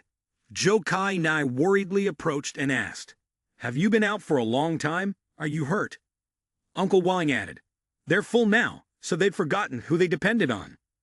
Zhang Yi held Zhou Kai Ni's hand and replied affectionately, "I'm fine, just a little scratched." Then he turned back toward his apartment and added, "I have always been gentle, so I will forgive them. Let's go, we need to go home and rest." Si Lai Mei thought to herself, "Gentle? You'd better be prepared for everything. These people are being used as living sacrifices. Sooner or later, some of them have to be dealt with." Reclining on the sofa, Zhang Yi asked Zhou Kai Nai, "Was there any trouble in the apartment complex while I was away? Did the other buildings take any action?" Zhou Kai Nai replied, "On our side, Mrs. Lin, wanting to take revenge for Lin Xiaohu, killed a child. After that, she was dealt with by the others. She deserved it. This is what she brought upon herself. Oh, and one more thing, in Building 9, the old lady in charge, Ling Yu, wants to connect with you to discuss some matters." Zhang Yi found it strange. "Ling Yu, what does she want to discuss with me?" Zhou Kai Nai explained. "She said she wants to discuss cooperation with the manager of Building 25. But for the specific details, she said she needs to meet with you to talk directly." Upon hearing the word cooperation, Zhang Yi was very curious. "Why is that?" Zhang Yi placed his hands behind his head, closed his eyes, and continued, "I don't lack anything right now, while they can only wait to die in the building. How would they cooperate with me? I told her that I don't want to talk to her, and there's no need to rush like that. Please tell me more about her and the specific situation of Building 9. Zhou Kai Nai replied, "Ken Ling Yu owns a cosmetics company in Tianhai. Although it is valued at $2 billion, it is essentially a mercantile business. She is nearly 40 years old, takes good care of herself, has a strong personality, and currently controls Building 9. Under her management, only about 10 people have died. I only know her casually. From what I've learned, Building 9 is completely under her and her accomplices' control." Hearing the information Zhou Kai Nai provided about Chen Ling Yu, Zhang Yi carefully analyzed. A woman can manage an entire building. Chen Ling Yu is truly formidable. I don't know what she is plotting. In that case, I still want to talk to her. It doesn't hurt to negotiate a little. I also want to know what the other buildings are thinking. As soon as he picked up the phone, Zhang Yi received 2 new notifications. One was a friend request from the chairman of Furong Corporation, Chen Ling Yu, and the other from the CFO of Huanan, Li Jian. "Li Jian, I met him at the company gala. Why is he reaching out here too? Couldn't his purpose be the same as Chen Ling Yu's?" After accepting the request from both, a message from Ling Yu came in. "Hello, Mr. Zhang Yi. I am Chen Ling Yu from Building No. 9, and I am currently in charge of management here. I would like to talk to you." Zhang Yi replied, "Are you really just waiting for me? What do you want to discuss?" Ling Yu continued messaging. "It's not convenient to chat like this. Can we call each other?" Zhang Yi declined. "No. If there's something, just say it directly. I'm not patient and don't like to talk much on phone calls. Just text me." Holding the phone, Ling Yu muttered, "He really is a ruthless character, not to be underestimated. Rumor has it he wiped out half of the residents in Building 25, and he has a modern snowmobile. Likely even owns a sniper rifle. I need to be careful how I approach him." Then, Ling Yu sent another message. "Mr. Zhang Yi, we have heard of your reputation for a long time. We'd always hoped to meet you. We know you have a snowmobile and can venture out to seek resources. Therefore, we hope to cooperate with you." Zhang Yi responded straightforwardly without beating around the bush. "Cooperation. So what can you provide me?" Ling Yu replied, "Our building is very united. The mortality rate is very low, and there are currently 76 people left. We can cooperate with you to explore the territories outside. The efficiency will definitely be better than if you fight alone. Of course, this requires you to provide food for our people. Regardless of what you want to do later, our people are the best workforce." After reading the message, Zhang Yi thought to himself, "This national map is too small. Do they think I'm one of those fools who can be easily deceived?" Ling Yu's message continued, "You should also know that you are the target of everyone. As long as you provide us with food, at least we can maintain a neutral attitude. Currently, thousands of people in the apartment complex are not rushing outside simply because they are considering the situation. You are smart and understand that this situation cannot last long. Receiving this veiled message, Zhang Yi thought, is this a threat? After a moment of contemplation, Zhang Yi sent a voice message back. What are you saying? I think you're implying that if I don't agree, you will attack me, right? Ling Yu replied, I believe you won't choose that path. Becoming our enemy, even if you win, won't bring you any benefits. Cooperation is the wise choice. This is cooperation. It's the first time I've seen anyone beg so resolutely. Zhang Yi responded, let me think about it, and I will reply later. After the conversation ended, Zhang Yi stared blankly out the window and thought, all the remaining residents in the apartment complex are against me, although they can't do anything to me. If all of them rush at once, could a few thousand people together manage to destroy this building? From a self-interest standpoint, nothing is impossible. Standing in the room, Zhang Yi crossed his arms and looked out at the cold wind and snow. Right now, outside, people do not have enough electricity and fuel to operate heavy machinery to demolish the building. Using manpower would be even less feasible. As long as I persist here and do not go outside, even if all the people in that apartment complex attack, they won't be able to do anything. That said, after a while, Zhang Yi began to sweat as he propped his chin and contemplated. If thousands of people attack at once, could I kill them quickly? If I don't manage the situation, they will definitely come back to attack. As he was lost in thought, suddenly, his phone rang with a new message notification. Zhang Yi picked up the phone to check, and it was a message from Li Jian.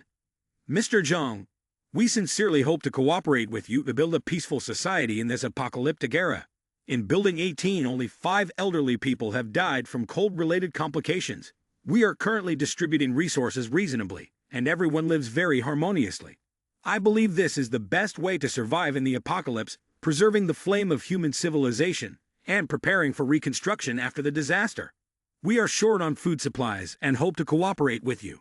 If possible, we are ready to provide manpower, materials, and support you in coordinating relationships with other buildings to avoid conflicts. After reading, Zhang Yi exclaimed, that's exactly the method of a financial director. They not only know how to manage, but also understand how to maximize benefits. Immediately after that, Zhang Yi turned to ask Zhu Kai Nai, do you understand the situation in Tower 18? Zhou Kai Nai replied, I heard a little. I've heard that their leader is a very charismatic person. After the disaster, he united the residents and implemented a unified resource distribution, helping most of them survive until now. Zhang Yi responded, is that so? Then he is indeed a talent. But with what they have, it's still impossible to survive long-term in the apocalypse. Shortly after, he messaged Li Jian. What you said, I will consider and reply later. Their other requests likely aren't much different. Haha. He chuckled silently, hugging Zhu Kai Ni's shoulder while murmuring.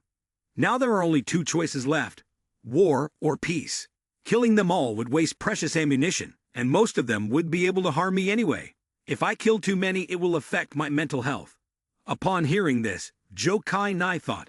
His thoughts encompassed the lives of everyone. I'm glad I chose Zhang Yi. Soon after, Zhang Yi whispered into Zhu Kai Ni's ear. What do you think I should choose? At that moment, Zhou Kai Nai stammered in response, not knowing where his hand was placed. If it's war and you're sure to win, then that's good. Otherwise, the resources of the buildings might also struggle to bear the burden. Zhang Yi then asked, is there a way to avoid killing them while still getting out of trouble? After a moment of thought, he answered his own question. Even if it's not realistic, leaving this apartment complex and finding another place to live is still an option, right? He didn't know what Zhang Yi was doing, but Zhi Kai Ni's face was as red as a tomato, and she kept exclaiming, and It's not easy. I put a lot of effort into creating this safe haven. With the equipment and building framework set up, it's not easy to just abandon it. At this moment, at Zhang Yi's request, Zhu Kai Nai took out the bulletproof vest. As she cut it, she asked in confusion, what are you cutting the bulletproof vest for? The young man replied with a puzzling statement, tie it to your legs for protection. If you're prepared, there should be no mistakes. Right after that, he sent a message to the apartment group, tagging all the members. We are currently facing a major crisis. Some people want to come and steal our food. Several neighboring buildings are coveting what we have. They have threatened that if I don't give them food and the snowmobile, they will attack our building. Immediately, the others responded. What are these bastards thinking? If they have the ability, they should go find their own food. We will fight to protect our supplies. We cannot give them a single grain. However, someone expressed concern. But now there are only about 30 to 40 people left in the building. If the other buildings attack together, will we be able to hold on? We only have one snowmobile. Everyone should think carefully. I have no objections to sharing transportation and food, but the rest should not depend on what I have left. Life and death completely depend on each individual. I understand now, so let's fight to the death. The supplies are ours. Why should we share? After guiding and leading the people in the apartment complex according to his own thoughts, Zhang Yi felt at ease. Very good. Is someone inviting me to join the group? I have blocked invitations from strangers, so why is there still one? Then he received a notification. Head of negotiation for the apartment complex. Chen Lingyu has invited you in. Seeing the message from Lingyu, Zhang Yi thought to himself. It seems like they are ready to express their attitude towards me. At this moment, a series of messages came through in the group. Chen Lingyu, Building No. 9. I have pulled Zhang Yi in. Everyone, let's discuss this issue. Wang Kong, Building No. 21. Zhang Yu, I heard you've been living quite well these past few days.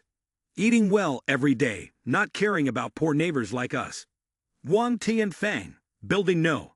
26. If you refuse to negotiate now, we can't guarantee what will happen.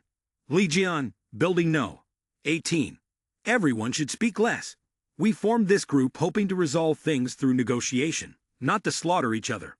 Wang Kong, Building No. 21. Li Jian, share the conditions we discussed with the kid. Li Jian sent a private message to Zhang Yi. Here's the thing. The other buildings have discussed and come up with a reasonable plan. We hope you accept coexistence. Currently, the remaining 29 buildings have reached an agreement. If you do not accept the conditions, you will become a common enemy. Our conditions are: you must provide supplies to meet our basic living needs. In return, we will not attack your building number 25. The snowmobile will become a shared asset of the residential area, and everyone will take turns using it. The food and raw materials, as you know, must be shared with everyone. Seeing these conditions, Zhang Yi found it somewhat amusing.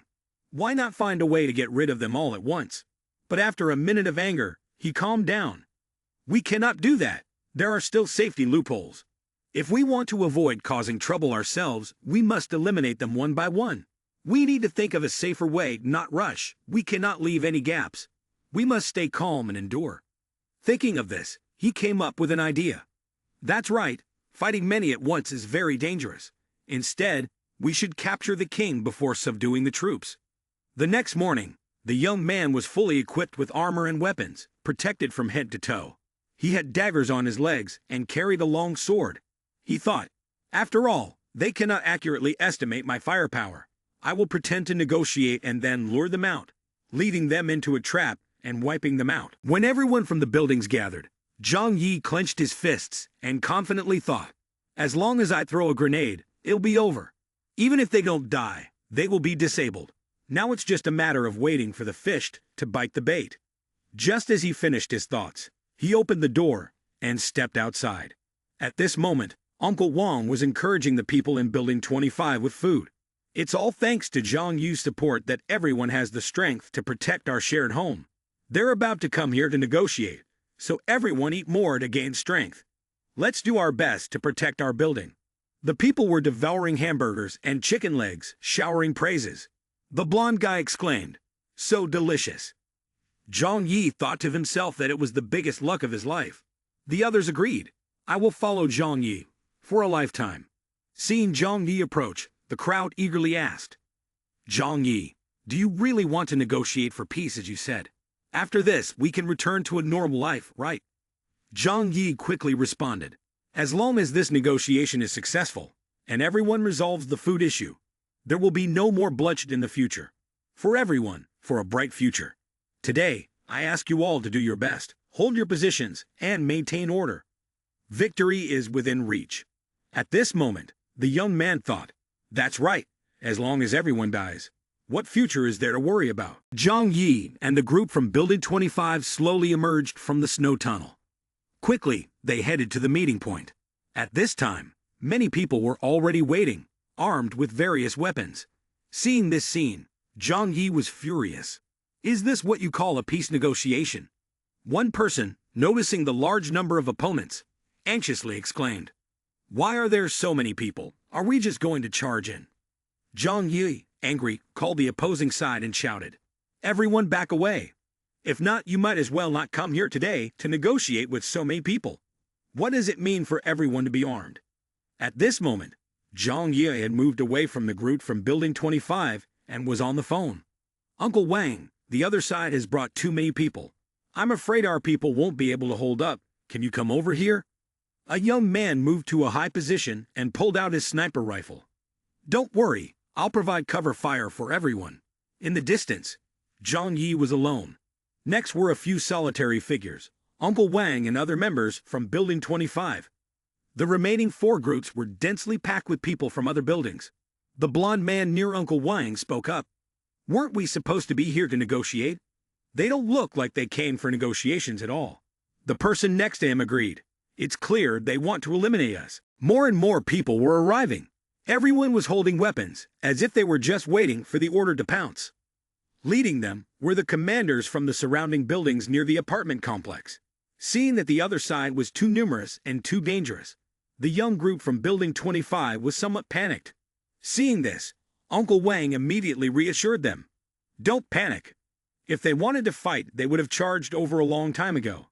Why are they hesitating now? It must be to give you a chance to run." One person next to Uncle Wang then asked, "Uncle Wang, they are too many. It must be the entire apartment complex gathering. How are we going to fight them?" "You don't need to worry," Uncle Wang replied. "Their target isn't you. It's to force Zhang Yi to concede in the negotiations. Let's just wait and see how things develop." After that, Uncle Wang added, "Moreover, think about it. What do we have that they would desire?" The youth, hearing what Uncle Wang said, nodded. "You're right, Uncle. Haha, this kid, what Uncle Wang says must be correct." Opposite them were the leaders from different buildings. The bespectacled man was Li Jian from Building 18. The woman was Chen Lingyu from Building 9. Next, the red-haired man in the middle was Wang Kong from the Frenzied Wolf Gang, Building 21. The long-haired man was Zhang Yu Nian from Building 5. And finally, Huang Ting and Fang from the Heavenly Alliance, Building 26. Invite us to your base, and then what? Inviting a tiger into its den requires a certain level of courage. In negotiations, no one can be overlooked. We cannot let anyone speak privately with Zhang Yu. If necessary, we can also push someone out to take the hit. Wang Kong spoke up first. "Have you seen them? Just seeing the number of us has scared them to death." Huang Ti and Fang added, "Zhang Yi must have gone to change his pants. With those conditions, let's see if he dares to refuse even one." At this moment, Chen Lingyu spoke to Li Jian. "Stop standing there sightseeing.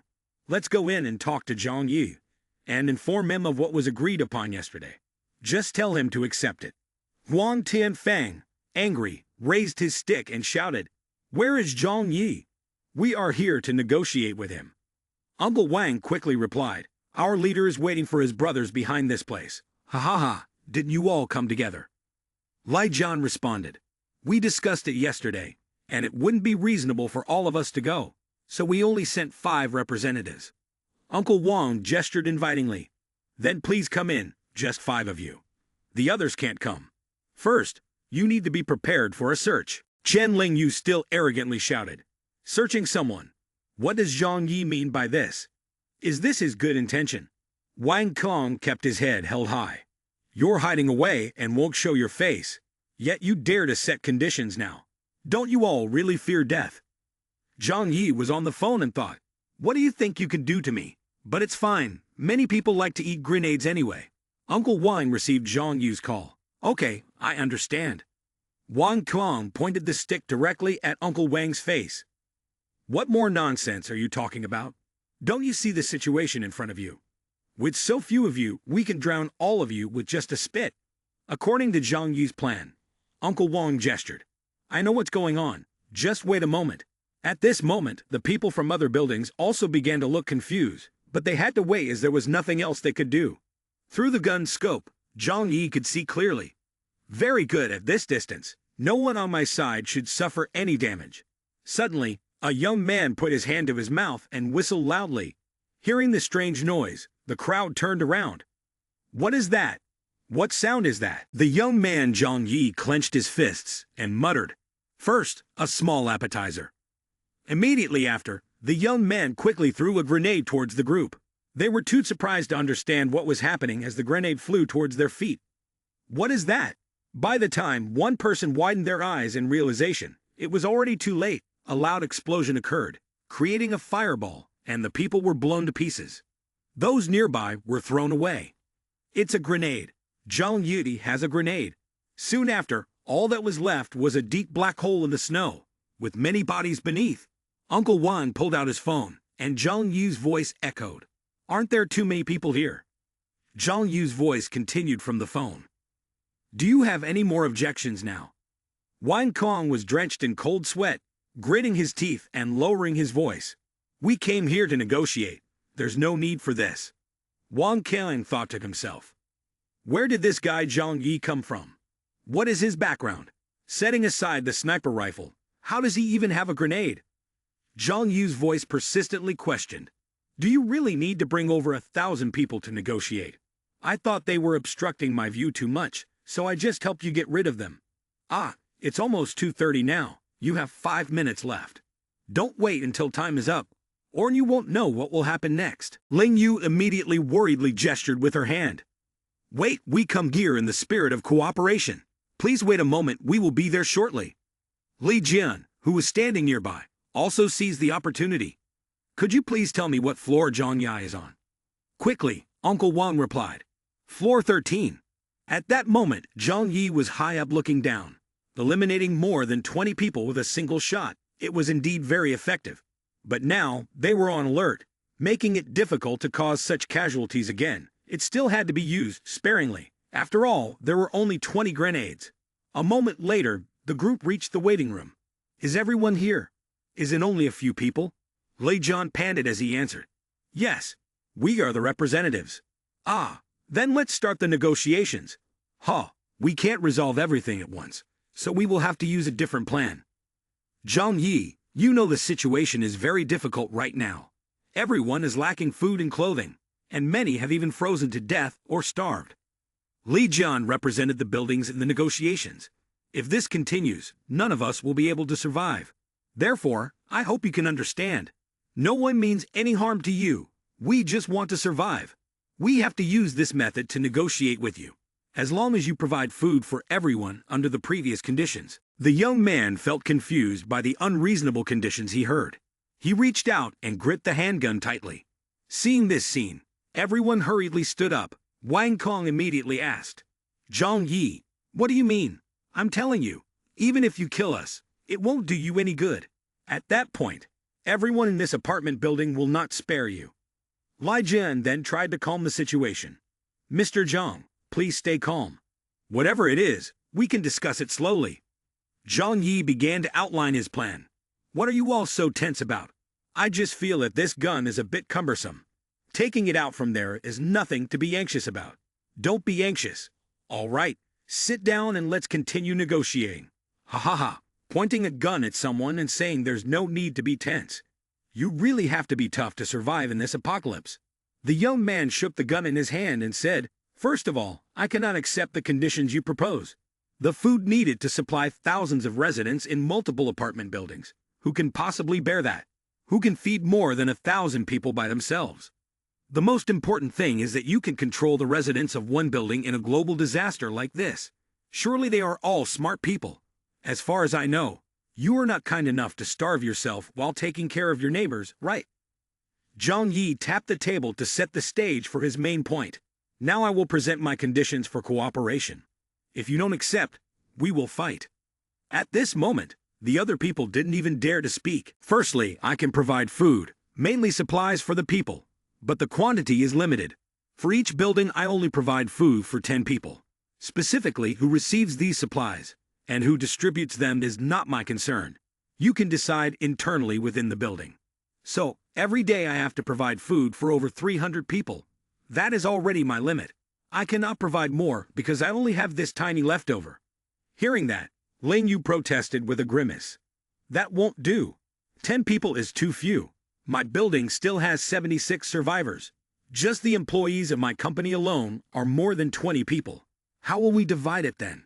Hearing Ling Yu's words, Zhang Yi angrily slammed his pistol down on the table. Does that mean there is no way to negotiate? Ling Yu and Li Jian were startled.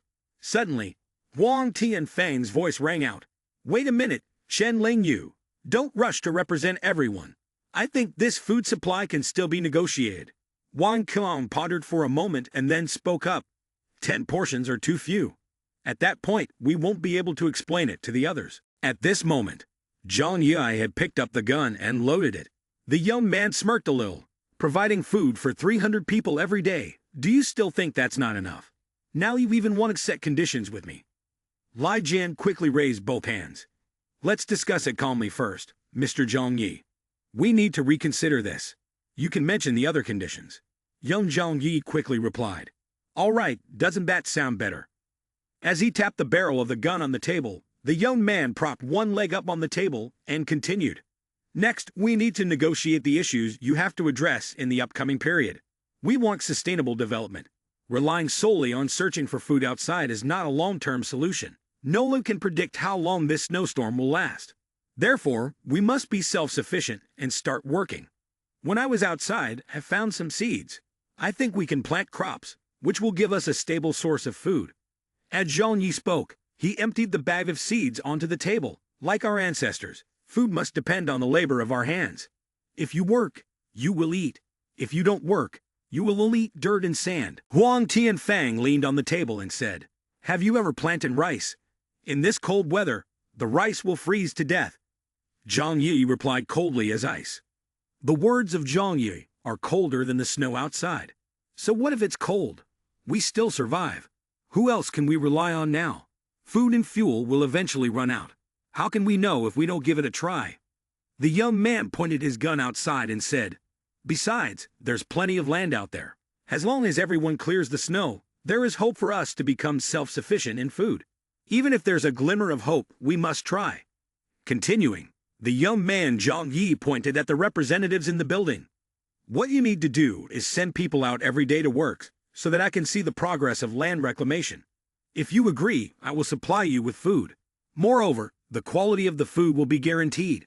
Eventually, I will also provide tobacco, liquor, clothing, and even pharmaceuticals. Wang Kong trembled when he heard about tobacco. Do you have tobacco? Huang Tianfang quickly stretched out his hand. Do you have any tobacco? Hurry up and give me a cigarette. I haven't smoked for half a month. I'm about to go crazy. Zhang Yi quickly took out a pack of cigarettes. 2 cigarettes were swiftly taken out. Do you have a lighter? Do you have a flame? Here, hurry up and light it. The 2 young men quickly took several deep puffs to satisfy their cravings. Immediately, O-shaped smoke rings were exhaled. The young man had hit the spot for the 2 cigarette addicts. Well, now I have set my conditions. Do you agree? Li Jian was still hesitant, but the other 2 kept agreeing. As long as you guarantee that there will be cigarettes to smoke in the future, I agree to all the conditions. Wang Qiang and Huang Tianfang quickly added, but you must promise me, at least give me 2 cigarette packs a day. I have the same condition. Are you trying to smoke your lungs out with 2 cigarette packs a day? 1 cigarette pack a day, anything more is not possible. Do you agree or not? If you don't, there won't be even one to smoke. With conditions this firm, the addicts had no choice. So the 2 young men quickly agreed. Okay, we promise 1 cigarette pack a day. You must bring them to us. So today, our negotiations have reached an agreement, right? Only 3 people remained, namely Chen Ling Yu, Li Jian, and Zhang Yunayan, seemingly frozen in place.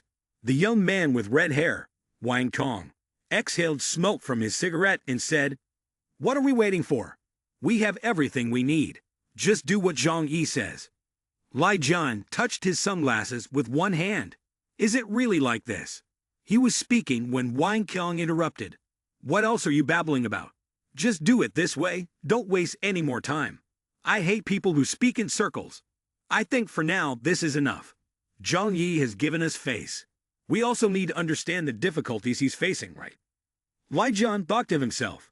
Those two pigs dared to argue in front of Zhang Yi and complained about life and death earlier, and now they are over there critiquing. Ken Ling Yu spoke up at that moment. This issue cannot be decided easily. I think we need to discuss it further. After finishing his cigarette, Wang Kong felt the blood rush to his head and continued. I said we would decide together. The five of us will make the decision. Do the people on other floors dare not to listen? I think everyone needs to be considerate of each other. Zhang Yi also has his own difficulties.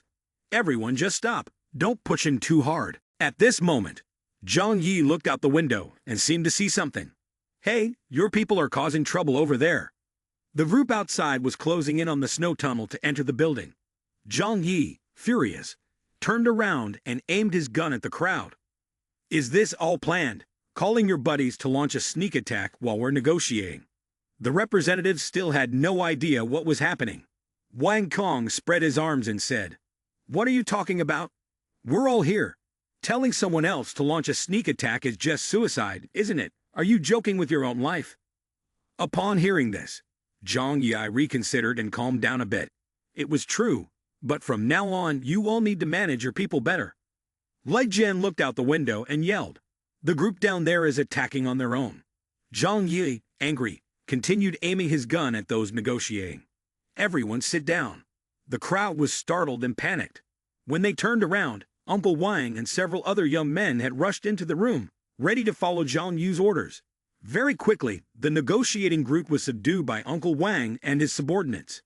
We really didn't do this. Don't shoot. Please don't shoot. At that moment, Zhang Yi took a sniper rifle from his spatial storage and raised it to aim. Come here to seek your own death. Moving the scope onto the leader, the young man quickly locked onto the target and fired a penetrating shot.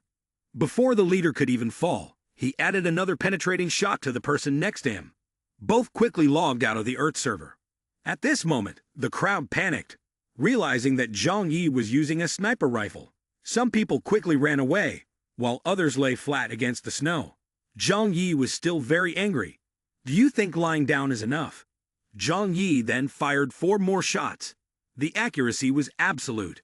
Quickly, anyone who was lying or standing was shot through. 1 hit, 1 kill. Back in the negotiation room, the representatives were all sweating profusely. Zhang Yi looked into the smoking barrel of his gun and asked, Have you all thought it through now? Wang Kong quickly replied, I agree to the 2 conditions you propose. Huang Tianfang also spoke up. I have no objections either. Seeing that the 2 in front had raised their hands to vote, Ling Yu and the long-haired Yu Nian had no choice but to silently raise their hands as well. Finally, Lei Jian said, I agree too. Good. Work will start from today. Tomorrow afternoon, I will inform you to come and pick up the supplies. The young man deliberately patted Lei Jian on the shoulder. Just go home for now. Remember to work well. I will be watching you. Don't try to fool me. There's no free lunch. 5 representatives from the surrounding buildings seemed disappointed as they walked out. After concluding the negotiations with 2 voluntary votes accepting a pack of cigarettes a day and 3 votes seemingly coerced due to lack of options, the 5 representatives from the 5 buildings descended the stairs to leave. Zhang Yi's followers noticed them coming down and began to talk among themselves. The young man with blonde hair said, They're coming down. The short-haired young man on the left asked, What's the situation? Where is Zhang Yi? While they were watching the 5 people leave the building through the snow tunnel, suddenly, Zhang Yi approached from behind, tapped the shoulders of the 2, and said, They have agreed to submit. Both were startled and exclaimed in unison, Zhang Yi. The short-haired young man curiously asked, How did you get them to agree? The blonde-haired young man on the right was also curious and chimed in, You shot so well earlier. 1 shot, 1 kill. It scared them to death. The young man then raised 2 fingers, closed his eyes to savor the compliment. Ha ha! Just a little intimidation. Then, Zhang Yi explained and updated his people in the building. In the future, I will provide food for 300 people. In return, everyone must participate in labor, clearing land for cultivation. One person immediately expressed doubt. 300 meals? Is this even possible? Besides, if we give them all the food, what will we do then? What will we eat? Young man Zhang Yi turned back and shot a glance. If we don't reach this agreement, what do you want to do? Do you really want to fight against 1,000 people from other buildings in our apartment complex? The young man extended his hand and coldly continued. I don't care. The more they are, the less afraid I am. But can you guys handle it? At this point, it seemed he spoke too much and was somewhat angry. He pounded his chest and shouted, Don't worry too much. I will do my best to find food. No matter what, I will not let you starve. In fact, I understood Zhang Yi's meaning. Whether they live or die has nothing to do with me. In one corner of the room, a young man and 2 girls were moved, tears streaming down their faces. Brother Zhang Yi, you are taking on the responsibility for everyone in this entire building. We truly did not misjudge you. You are a leader we respect. From now on, I will fully support Zhang Yi and all his decisions. I will never be able to repay this kindness to you. Zhang Yi didn't know if the words from those young people were sincere, but hearing them still made him feel happy inside. After a while, the crowd had dispersed, leaving only Uncle Wang approaching and staring intently. Young man Zhang Yue immediately asked, What's the matter, Uncle Wang? Do I have something on my face? Uncle Wang scratched his head and chuckled softly. No, I just feel that you were a bit strange today, slightly different from your usual style. The young man quickly replied, What's different? I'm still the same as every day. Uncle Wang, cooperating with them is just a temporary measure. The young man patted Uncle Wang on the shoulder while revealing a terrible secret. I originally planned to summon all the representatives from the buildings and wipe them out in one sweep. At that time, each building would be left without a leader, falling back into chaos, making it easy to eliminate them step by step. But today, only 5 people showed up. Although they are the 5 most powerful representatives, killing them would be useless. I have to stay calm, wait for the right opportunity, and then continue to act. What will come will come. Uncle Wang listened, feeling somewhat horrified by the young man's one-net-catches-all plan, muttering, So that's it. I understand now. The young man saw that Uncle Wang seemed quite surprised, so he patted him on the shoulder and asked, Do you understand? Uncle Wang immediately replied, Even though I don't understand much, it seems very reasonable to me. If it's reasonable, then let's have a drink, Zhang Yi. The young man, seeing Uncle Wang's upright character, didn't know what else to say. A moment later, he persisted in explaining with a cunning look. To put it simply, the amount of food they have is limited and distributed unevenly. Conflicts will definitely occur internally. At that point, we won't even need to do anything ourselves. At this moment, Uncle Wang seemed to understand the issue. So you mean they will kill each other? Those who don't have food will definitely pull others in as a cushion. This trick is a master trick. You're really following the right person. Looking out the window at the pile of bodies, the young man showed a bit of humility when Uncle Wang praised him. No, I only succeeded because I have a plentiful food supply. This is crucial, as it can make the opponent wait to die. In addition to ensuring survival, I also have abundant firepower and a solid fortress, so I'm not afraid of their threats. On the contrary, everyone out there is starving and freezing, unable to sustain basic living needs. How can they fight me? Even the world's top martial artists will lose to me in the ring after 30 days of hunger, right? Uncle Wang immediately envisioned a skeleton upon hearing this and responded, 30 days of hunger? Aren't they just corpses? Exactly. The young man folded his arms in a fierce pose. How could a bunch of zombies defeat me? It's freezing cold. He exhaled, and white mist spread out. At this moment, Zhang Yi said to Uncle Wang, Those people aren't entirely foolish. Chen Ling Yuk and Li Jian have surely seen through my intentions. But the price I offered has attracted most of them. The stubborn ones who resist will be killed first. Elsewhere, Wang Kong and Huang Ti and Fang were lighting cigarettes, satisfying a long-held craving. Zhang Yi continued, Having some clear-headed individuals doesn't make much difference. Choosing to cut off their own limbs or fly into the fire like a butterfly is their choice. They only see immediate benefits, just like destroying key bases or killing generals in front of the entire army. Even ancient kings did some unimaginable foolish things, let alone in this time. Uncle Wang, upon hearing this, continued to scratch his head. What you say makes a lot of sense. Uncle Wang spoke frankly about his thoughts and doubts. But why are you making them plant rice?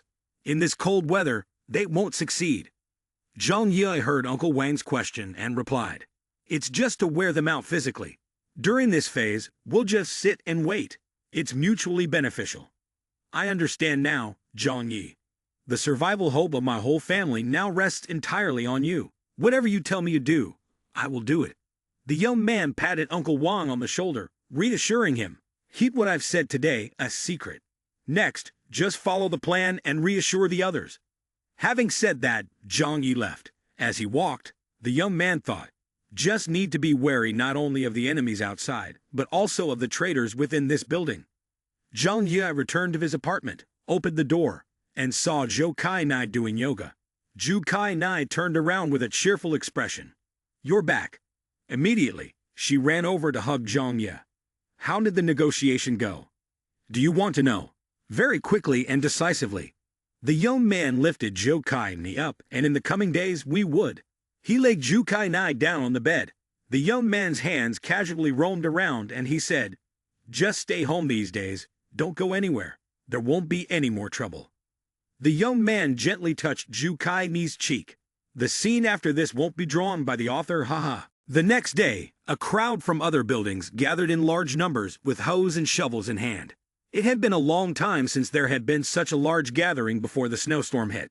Our apartment complex was bustling. "We need to work quickly," the building manager said. "The more we do, the more food we will get distributed." "That's right, we have to work. We're experiencing rural life. Life will be better later on." An old man with a hoe in hand looked up inside. "The apartment complex has reached a peace agreement. There will be no more killing in the future. Life will only get better." Wang Qian and Wang Tianfang were puffing on their cigarettes while observing others shoveling snow.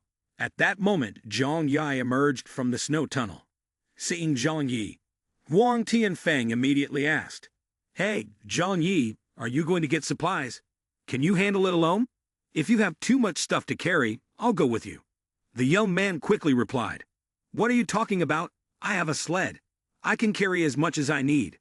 You all just wait for me to get back. Hey, remind everyone not to be lazy and to work hard. When I come back, I'll check the progress. If it's not done well, there won't be any meals." Wang Kong was very confused. "Where is that vehicle? I've looked everywhere and can't find it." Guang Tianfang muttered, "So that's what that vehicle is called, a snowmobile, not a snowplow." Shortly after, Zhang Yi went to another large warehouse. The young man broke the door and went inside. "Let's see, what do I need to find here?" Suddenly, the young man picked up a barrel of poison and exclaimed with joy, "That's right, this is it." Holding up a bottle of blue liquid, the young man thought to himself, "After dilution, it's colorless, odorless, and tasteless. Compared to pesticides, this is the easiest poison to obtain right now. This dosage could definitely kill 300 people. At the very least, it would cause internal organ damage.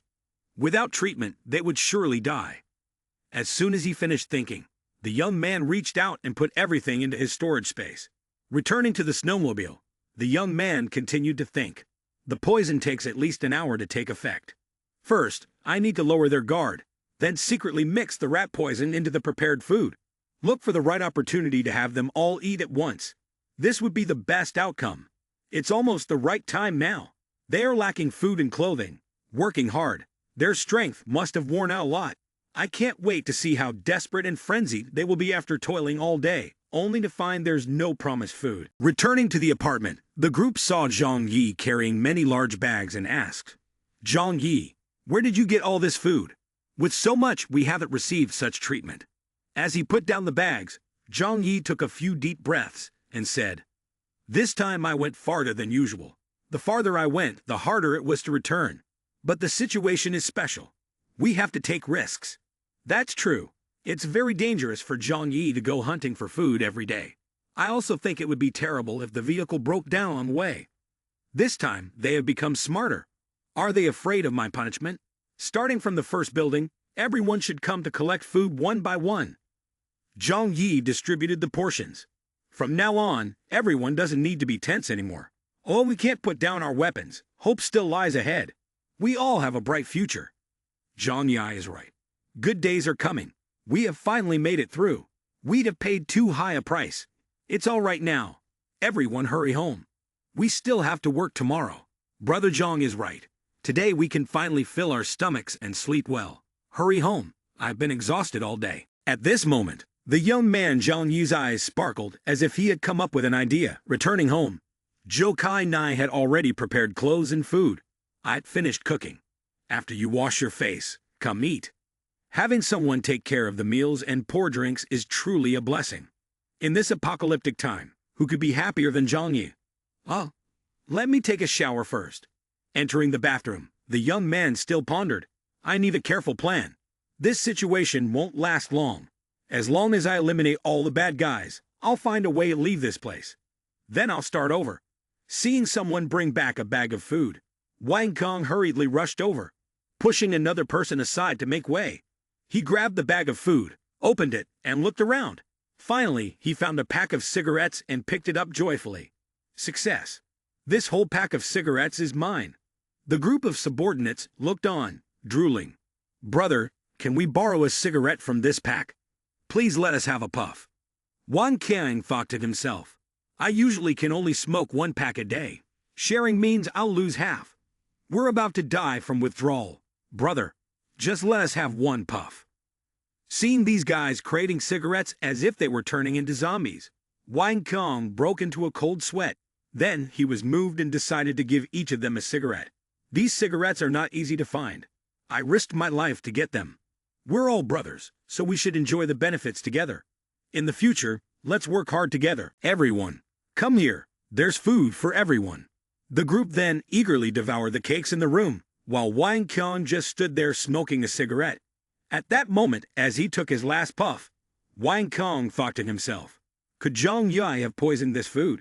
Lost in a tangle of thoughts, exhaling clouds of smoke, Wang Kong felt, it's fine to keep depending on others like this. Let them continue to work. At this moment, a couple looked as happy as if they had found gold. Why, from now on, we won't have to worry anymore. Someone will bring food to us. And we will work hard.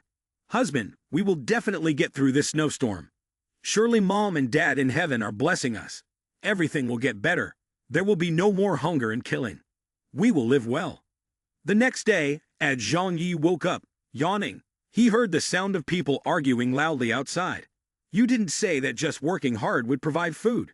Where is the food now? We've been following your instructions, but we haven't seen any sign of food. Do you even dare to ask us?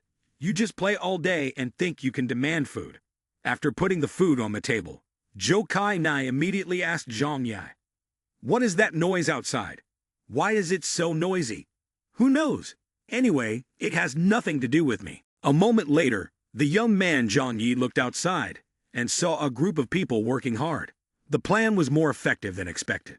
Then, Zhang Yi went outside, approached Uncle Wang, and patted him on the shoulder, reminding him, other buildings are running low on food supplies. It's getting chaotic out there. We must be careful during this time, and we can't create trouble for ourselves.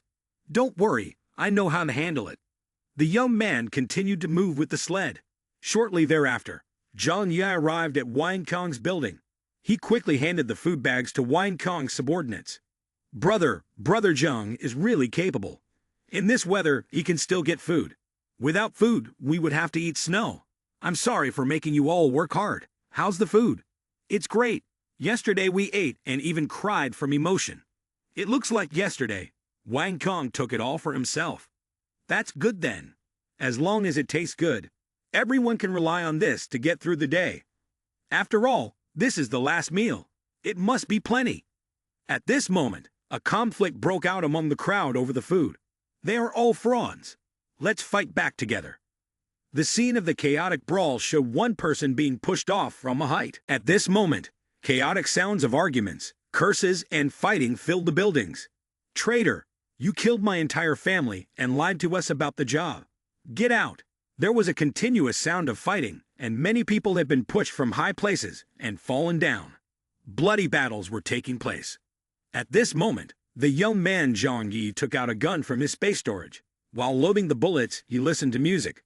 Outside, the crowd that had been pushed off from the upper floors continued to engage in brutal fights. Zhang Yi remained quietly in the house, thinking to himself, I can't wait for tomorrow to come. Soon, the next day arrived. Zhang Yu, along with Uncle Wang, and several groups of young people from the building went downstairs to investigate. At this moment, Zhang Yi was confronted with countless bodies scattered about, victims who had been forced to jump or pushed down. Some people had not died immediately and were in severe condition, slowly freezing to death from their injuries. Looking up, Zhang Yi saw a lot of blood still smear on the floors above. It was clear that last night these people had fought desperately. Uncle Wine asked, "Zhang Yi, can we still use it today?" "Of course we can. Take advantage of this moment." Zhang Yi threatened his building's people. "If you want to have food in the future, you must work. Unless..." The young man glanced at one of the bodies and paused. "Unless you want to end up like them." Upon hearing this, the remaining people became frightened. "Yes, yes, we will do it right away. Right away." The other buildings seemed to have no one out clearing the snow. "Should we report to them? Do you think they have time right now? Last night was just the beginning. This conflict is happening between those in power and the ordinary residents in the buildings. Unless they can resolve the food distribution issue, one side will have to be completely eliminated. How can they kill so many people in one night? Is this using 2 peaches to force 3 people to fight? So what does that have to do with us? Let them destroy each other." At this moment, Zhang Yi messaged the negotiation group of the buildings. "If there is still no labor result tomorrow, then I can't guarantee food, including cigarettes." The next day, he observed that the number of people had decreased. Young Zhang Yi stroked his chin and thought, "A third less. Really fast results." These people clearly knew that food was not for them, but why didn't they resist, fighting for a chance to survive? Weren't they solving the food issue? If there were other options, surely no one would sacrifice their life. Most creatures tend to see benefits and avoid danger. Suddenly someone approached. "Zhang Yi, wait a moment. I want to talk to you about cooperation." "What could you possibly discuss with me?" Chen Lingyu spoke to Zhang Yi. "If this apartment complex continues to develop in this direction, it will collapse sooner or later. Even if you can bring back more food, there will always be people who take advantage of their power to rob, only increasing the losses." This aligns with Zhang Yi's goals, Zhang Yi thought. Therefore, the young man was not surprised and responded, "Oh, so what then? Isn't that right? This is exactly the scene I want to see." Then, Chen Lingyu offered her opinion. "I can manage this apartment complex using scientific management, as long as it's feasible. It can even be expanded to other places. Now is the apocalypse. The world is in chaos. Order has collapsed. Establishing a kingdom wouldn't be a problem. You would be the king of that kingdom, and I would support you from behind. What do you think?" The young man approached and patted Chen Lingyu on the shoulder. "Are you serious?" Chen Lingyu continued. "This is the only way. If we maintain the current situation, who knows, one day we might die." Facing Chen Lingyu, the young man coldly replied, "So far, you have used this trick to deceive many people into cooperating with you. There have certainly been many broken families. How do I know I won't be the next one?" Later, the young man decisively threw a strong punch. "Normally, I don't get women, but today is different. Let me tell you, the ones who will die are you. Don't count me in." Chen Lingyu lay amid the white snow, reaching out. "Zhang Yu, I beg you, I'll accept any conditions you offer." The young man ignored Ling Yu's words and continued walking toward Lei Jian. Seeing Lei Jian's group working diligently, the young man thought to himself, "Yet there's still no war, and they continue to cooperate." As Zhang Yi approached, Lei Jian took the initiative to speak.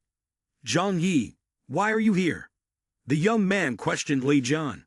"How can you do this? What are you talking about? Aside from you, other units have fought fiercely for food distribution. I'm very curious. What method did you use to conceal the news?" Lei Jian put down the hoe and replied, "I am not hiding any news at all. From the beginning, I informed everyone of the negotiation results. Whether there is little or much food, it is still distributed fairly. Considering yourself clever, the final result is that all of you will starve to death. No one will survive." After that, Zhang Yi turned and walked away. Lei Jian called out, "Zhang Yi, wait a moment. Can you help us?" "I'm sorry, that's not possible. With your abilities, you could easily gather a group of people with the highest chance of survival, share the benefits, and survive on your own. But you hesitate, lack decisiveness. You also cannot protect everyone. Doing so is equivalent to a crime. I know that, so what other options are there?" Then, Zhang Yi approached the two addicts, Wang Kong and Wang Tianfang. Wang Kong immediately asked, Zhang Yi, aren't you going outside today, or have you gathered enough food from yesterday? Zhang Yi continued to set the trap. I'll go out later and gather more cigarettes and good alcohol for you. Wang Kong was overjoyed, as if his father had taken a second wife. Wang Kong gave a thumbs up. Zhang Yi is so kind. I used to think foolishly. But from now on, if you need help, just let me know. Wang Tianfang also chimed in. You are indeed our great living ancestor. This rescue is something we'll never be able to repay. From now on, my life is in your hands. Then, the young man put his arm around the shoulders of the two addicts and walked on. Look at you two talking. We are all brothers. If you need anything, just say it. I will definitely help if I can. Wang Qian and Wang Tianfang had no idea that they were like prey being toyed with by the god of death. Zhang Yi brought a bag of food. Everyone line up and come near one by one to receive your food. A curly-haired person walked over and whispered to Zhang Yi. Zhang Yi, could you bring some cigarettes to Wang Kong and Wang Tianfang? Can you give me some? Someone behind spoke up. Zhang Yi, you can't show favoritism like that. Another person added. Our requests are not high. Just one pack of cigarettes every day, only one pack. This is the request of my life. Zhang Yi raised his hand to calm these people down. Okay, I will try to provide you with them starting tomorrow. I will manage which buildings need cigarettes and supply them to you. Hearing Zhang Yi's promise, the crowd quickly dispersed. Zhang Yi's subordinate then questioned. Zhang, are you being too kind to them? Providing them with food is already a huge help. Now they still want to climb on top of you and demand more and more. The young man smiled slyly and replied, their requests are not too unreasonable. I have my own plan. I wonder what scheme the young man has in mind this time. It's fine, let's just go along with it. The two of them listened, but didn't know what else to say. We work hard and can barely make ends meet. Why do those people get to live so comfortably? After returning to his room and lying on the sofa, Zhang Yi thought to himself, it's almost time. The number of casualties in the internal conflict is at least around 400 people. The remaining ones are very unlikely to have another civil war. Right now, they have also let their guard down. Continuing to drag this out will be detrimental to me. At this moment, the young man clenched his fists and decided, tomorrow it should come to an end. Immediately afterward, Zhang Yi opened his spatial storage. Inside were all kinds of food and goods, resembling nothing less than a supermarket. Quickly, the young man took some bread, held a gas mask in his hand, and murmured, if the last meal could be more sumptuous, I'd consider myself generous enough to them. He swiftly poured rat poison, sealed the food, cigarettes, and alcohol. The food, cigarettes, and alcohol were all abundant, ensuring a complete catch. Ah, does everything really have to come to an end? I've always felt this process has been miraculously smooth. Is it possible they haven't taken any action because they received instructions from a spy in Building 25? Or am I just overthinking? Never mind, continuing to think too much is futile. As long as I have weapons and a safe room, they won't be able to do anything to me. No matter what plans the other side has, in front of absolute strength, all schemes are meaningless. Immediately after that, Zhang Yi met with Uncle Wang and the group of young people from the building. Zhang Yi, we're here, one person said. I'll wait here. I'll tell them to come down and get the stuff. After a while, the group from other buildings arrived. Okay, everyone come over and get the stuff. The plan is about to succeed. Looking at everyone's haggard faces, due to lack of food and proper nourishment, Zhang Yi was distributing food to everyone. Meanwhile, the red-haired Wang Kong turned around, signaling to the others to get ready for their turn. The young man shouted, Building 21. It was red-haired Wang Kong's turn. Zhang Yi turned back and sat down to get the food. Suddenly, there was a loud shout from Wang Kong. Attack! He then pulled out a gun and pointed it at Zhang Yi. Zhang Yi was startled, breaking out in a cold sweat. Bang! Bang! Bang! 3 shots were fired. In the dangerous moment, Uncle Wang rushed forward to block the bullets. 3 shots pierced through Uncle Wang, allowing Zhang Yi to narrowly escape death. Zhang Yi screamed in agony. Uncle Wang collapsed, and from behind, A blonde subordinate from the same building as Zhang Yui attempted to launch a sneak attack. Zhang Yui had already been alert and quickly drew a rifle from his spatial storage. He angrily shouted, "I was wrong. It won't be like this next time." The blonde young man, filled with panic, was taken aback. Zhang Yi, blood rushing to his head, continuously fired. "All of you must die." So Zhang Yi fired his weapon repeatedly, helping those people log out of the Earth server.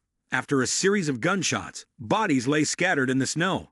The rest fled in terror. How does he have a rifle? Run! Another person was shot through the heart, eyes wide open, dead before he could close them.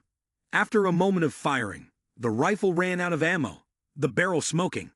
Zhang Yi tossed the rifle into the snow and continued to take out 2 handguns. "Uncle Wang, thank you for taking the bullet for me. I will take revenge for you and kill every one of them." "Zhang Yi, this has nothing to do with us. I swear this has nothing to do with me. Don't kill me." Zhang Yi turned around and coldly aimed directly at Wang Kong and Huang Tianfang and shot. Both fell immediately. Remaining was Chen Ling Yu, trembling. "This has nothing to do with me. Please believe me."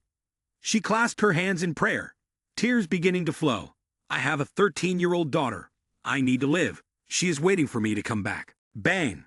A shot pierced Chen Ling Yu, very coldly and decisively. "Sorry, I don't have the habit of forgiving." After dealing with the traitors, there were many corpses on the snow. Zhang Yi turned around when he heard Uncle Wang's voice. He quickly ran to his side. "Uncle Wang, are you alive?" Zhang Yi hurriedly took out a syringe of painkiller and hemostatic medicine, injecting it into Uncle Wang's chest. "Come help," he shouted, and the 2 people nearby startled and replied, "Yes." "Quickly, save him. Carry him to my house," Zhang Yi reminded. "Be gentle." Uncle Wang was taken away on a stretcher. Si Lei Mai, upon hearing the news, rushed over carrying her child, tears streaming down her face. "Brother Wang, what happened to you? You mustn't have anything happen to you. If something happens to you, how will my child and I live?" Zhang Yi felt powerless in the face of her acting skills. She continued to perform. "If you die, what will my child and I do? I would rather die together. Why did you do this, taking bullets for others? What will happen to your life?" "Zhang Yi, my husband won't die, right?" Zhang Yi reassured her. "Don't worry, he should be fine. I will do my best to save him." Zhu Kai Nai is the chief doctor at the big hospital. With her, there's hope for Uncle Wang's wounds to heal. Si Lai Mei cried, "If my husband dies, I don't want to live anymore. But for his sake, please take good care of my child. Uncle Wang is not dead yet.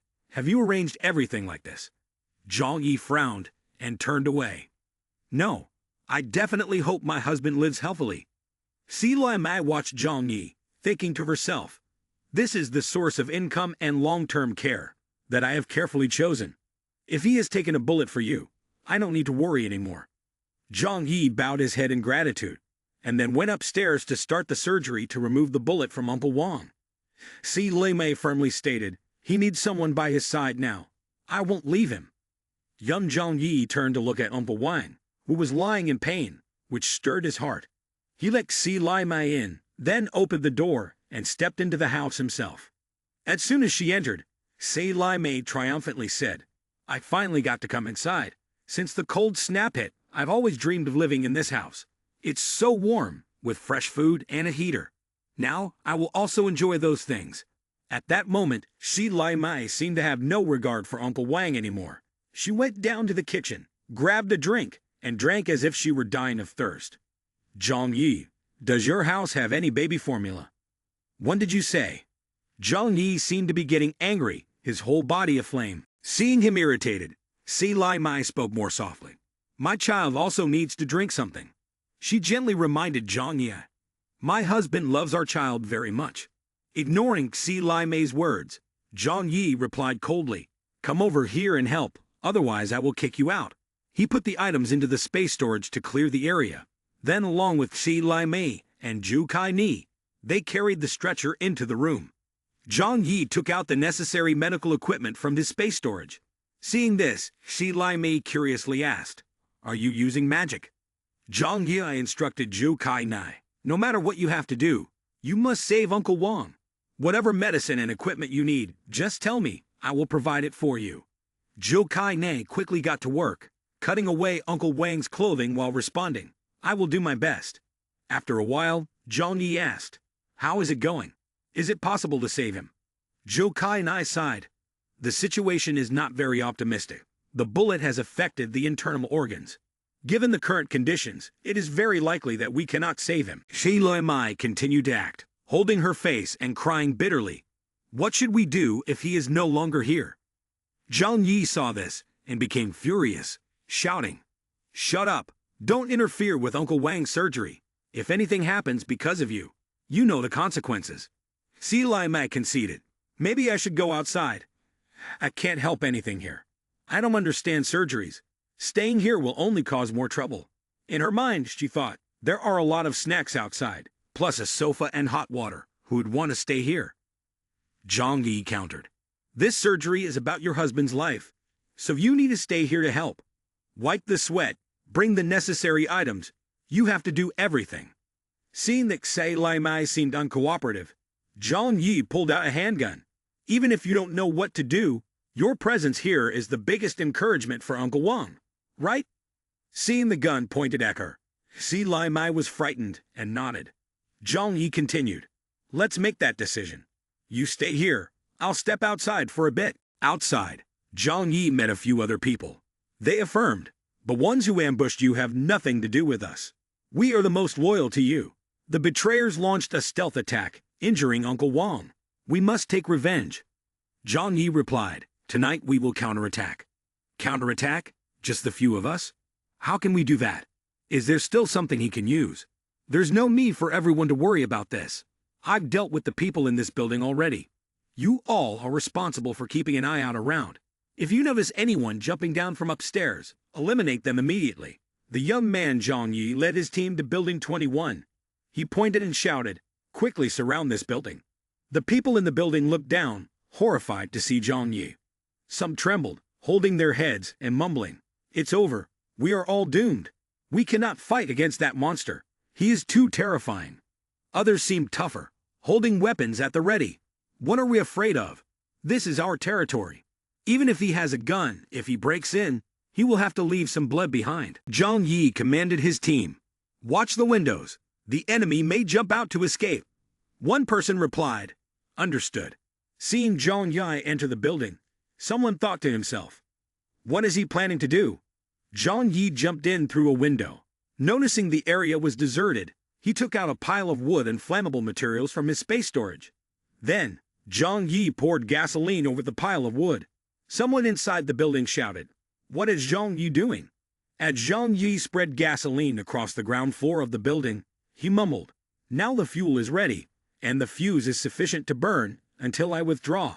After that, he pulled out a lighter and said, in this cold weather, I'm too kind to let you freeze. Especially lighting a fire to warm you up, remember to thank me. The fire quickly spread, bursting into flames. Zhang Yi made his way back out through the snow tunnel. By now, smoke was billowing heavily from Building 21. He pointed towards the building and said to his team, let the game begin. Inside Building 21, the thick smoke made everyone inside cough violently. They even set the building on fire. Quick, open the windows to let the smoke out. The dense smoke stung the eyes, and someone shouted, ah, my eyes. I can't see anything. Another person sighed in disappointment. Damn, all the exits are blocked. If we break the windows, toxic smoke will pour in from outside. Let's run. Downstairs, Zhang Yi pulled out a gun, glanced up, and muttered. This scene is just like the meeting at the university. The only difference is that this fire is bigger and fiercer. At this moment, the flames had engulfed the entire building. Some people inside could no longer stand it and jumped down. The sound of a heavy object hitting the snow echoed in the frigid weather. Those who jumped down died instantly. Zhang Yu's group witnessed this scene with some commenting. They really turned the whole building into a cage. They can only wait there and die. Either jump down and die or get killed at the exit. Then many people jumped from above. Some die on the spot, while others gasped and cried out, it's too hot. Save me. This was the moment when Zhang Yu's group began to act. A club struck down, followed by a knife plunging straight in. The two people standing beside were stunned by the sight. A person approached to compliment the girl who was actively killing. La Yun, amazing. You used to be afraid to even kill a chicken, and now you're killing people without hesitation. La Yun smiled and replied, everyone is trying to serve Zhang Yi. I can't hold back. Another person jumped down and was gasping for breath. La Yun said, there's one more here. Let me take care of him. She thrust her weapon forcefully, ending the life of the other person. Zhang Yi stood observing the fire closely and remarked, this fire looks beautiful. If we could do it a few more times, that would be even better. Meanwhile, in the building across, someone seeing Building 21 on fire was sweating in fear. What should we do? Is Zhang Yu going to use this method against us? There's no way we can compete with him. Wang Kong had meticulously planned to ambush him, but still failed. How can we possibly fight against him? Another person suggested. It's okay, Zhang Yi definitely won't kill everyone. He's not insane. If you have an enemy, you must take revenge. If you have a debt, you must pay it. If we don't get involved, you won't come looking for us. These people were still dreaming about a rosy scenario. But life is not a dream, and the results are often full of surprises. After Building 21 was engulfed in flames, Zhang Yi commanded, let's go. We're moving to the next building. Let's go. Give it our all. His group headed towards Building 26. From above, a frightened voice shouted, Wang Tianfang is dead. We have nothing to do with this. Don't mistake us for bad people. Zhang Yi laughed and shouted, mistake good people. Are you even worthy of being called good people? Those who survived in this building, each have killed at least 5 people. Whether you're good or not doesn't matter. The result is that I will wipe you all out, quickly and decisively. The young man began pouring gasoline around the building, and a great fire erupted. This scene terrified the people. Has he gone mad?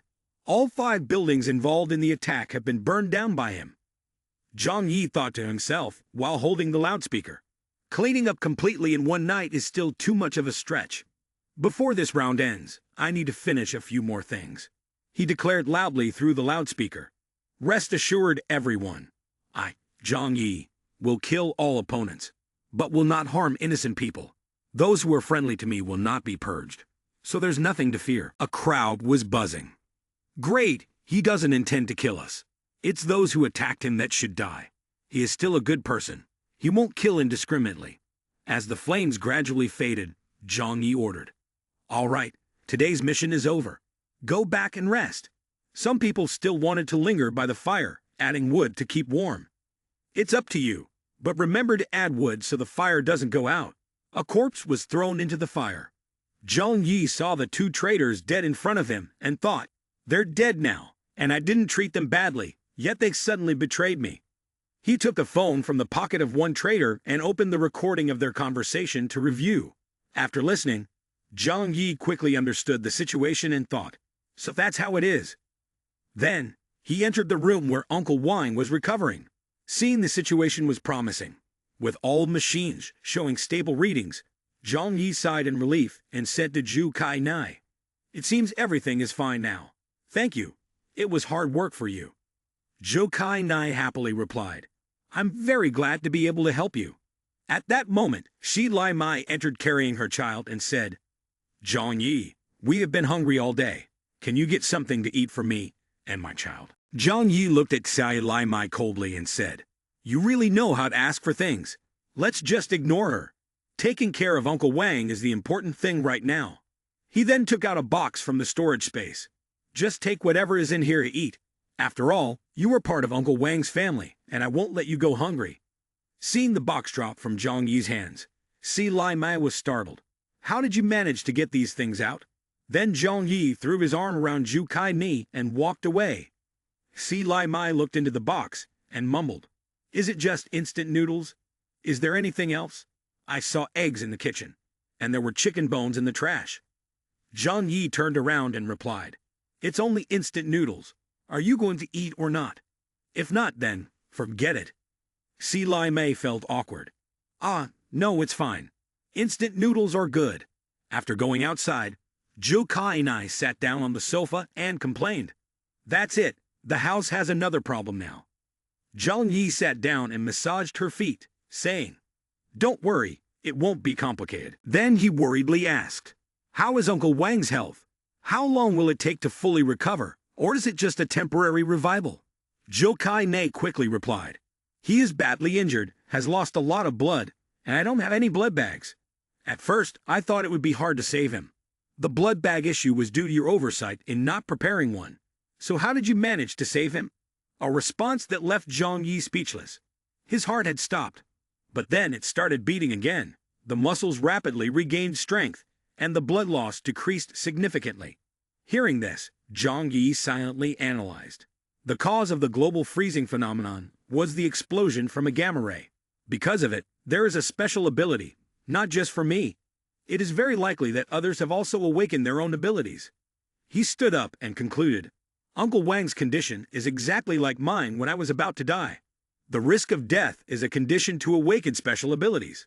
But without anyone's help, the chance of death remains very high. If he hadn't met me, he would surely have died. After that, he reminded Zhou Kai Nai, from now on, every day you should give Uncle Wang a dose of muscle relaxant or tranquilizer to manage his body, but remember, it must not affect his health. Zhou Kai Nai wondered, do you think Uncle Wang has special abilities like you? Zhang Yi nodded. That's quite possible. We have no experience in this matter. If he wakes up and loses control, he could destroy this whole house. Hearing Zhang Yi say that, Zhou Kai Nai reassured him. Leave this to me. You are tired today, so get some rest early. She asked further, what about Uncle Wang? Do you think it's all right for Xi Lai Mei to take care of him? As Zhang Yi reached the door, he replied, although that woman is annoying, at least she is not stupid. If anything happens to Uncle Wang, I will kick her out immediately, so you don't need to worry. Once in the living room, Zhang Yi called Xi Lai Mei.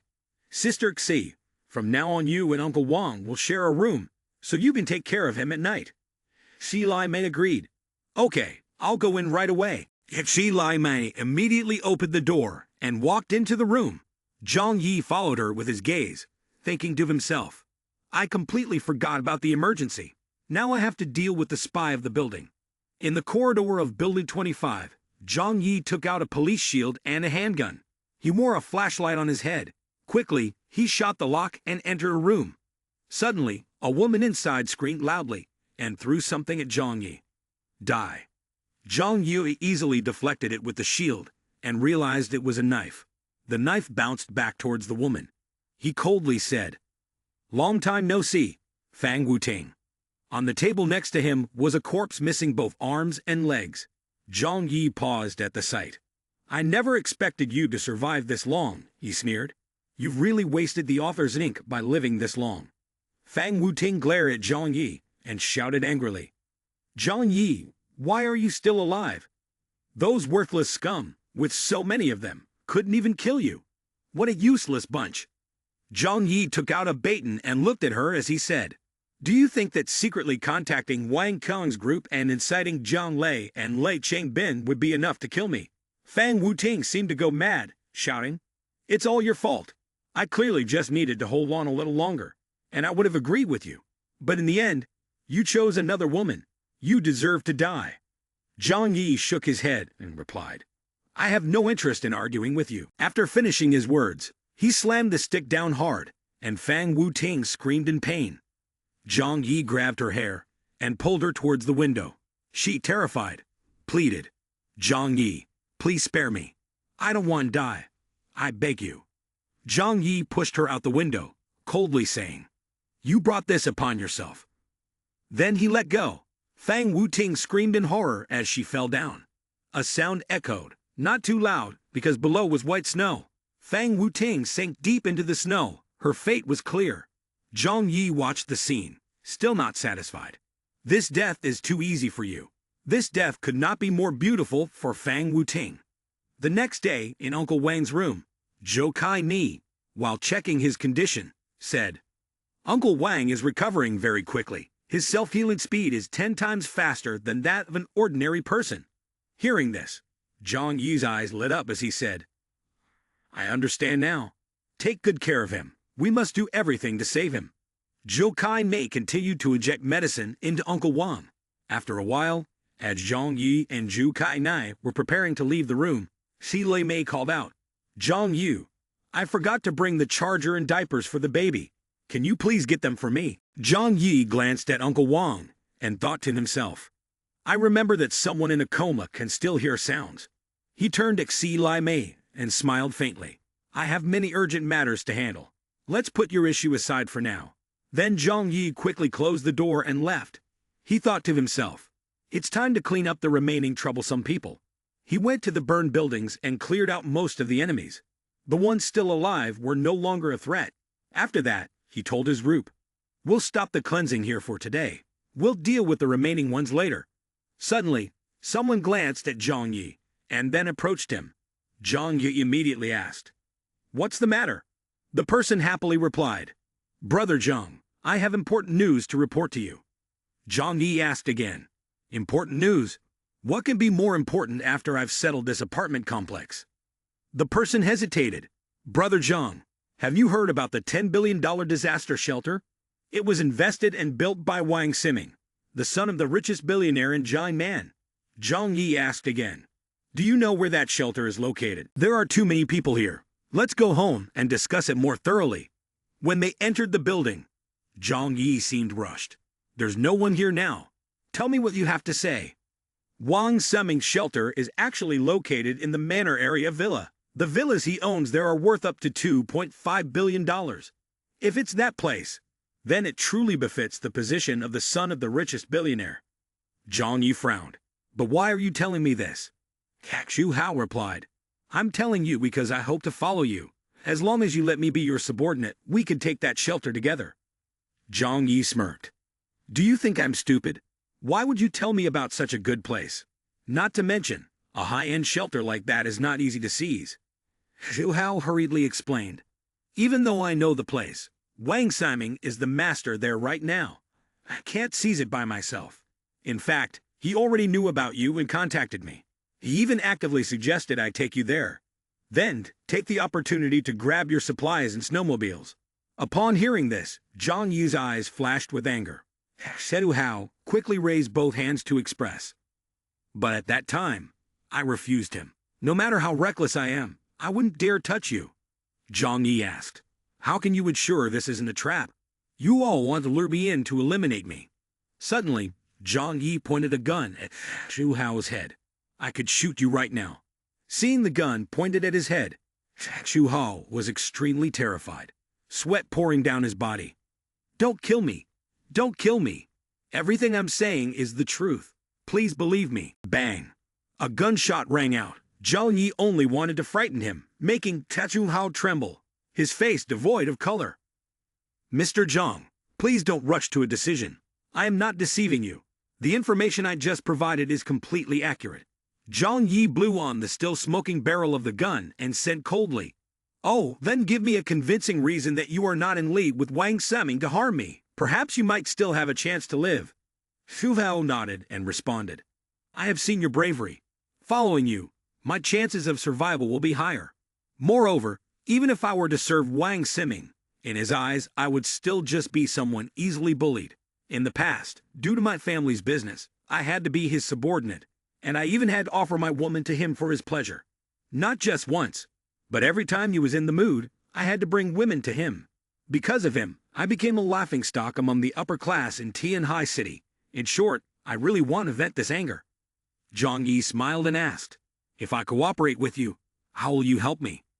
Xu Hao replied, we can leverage my relationship with Wang Siming.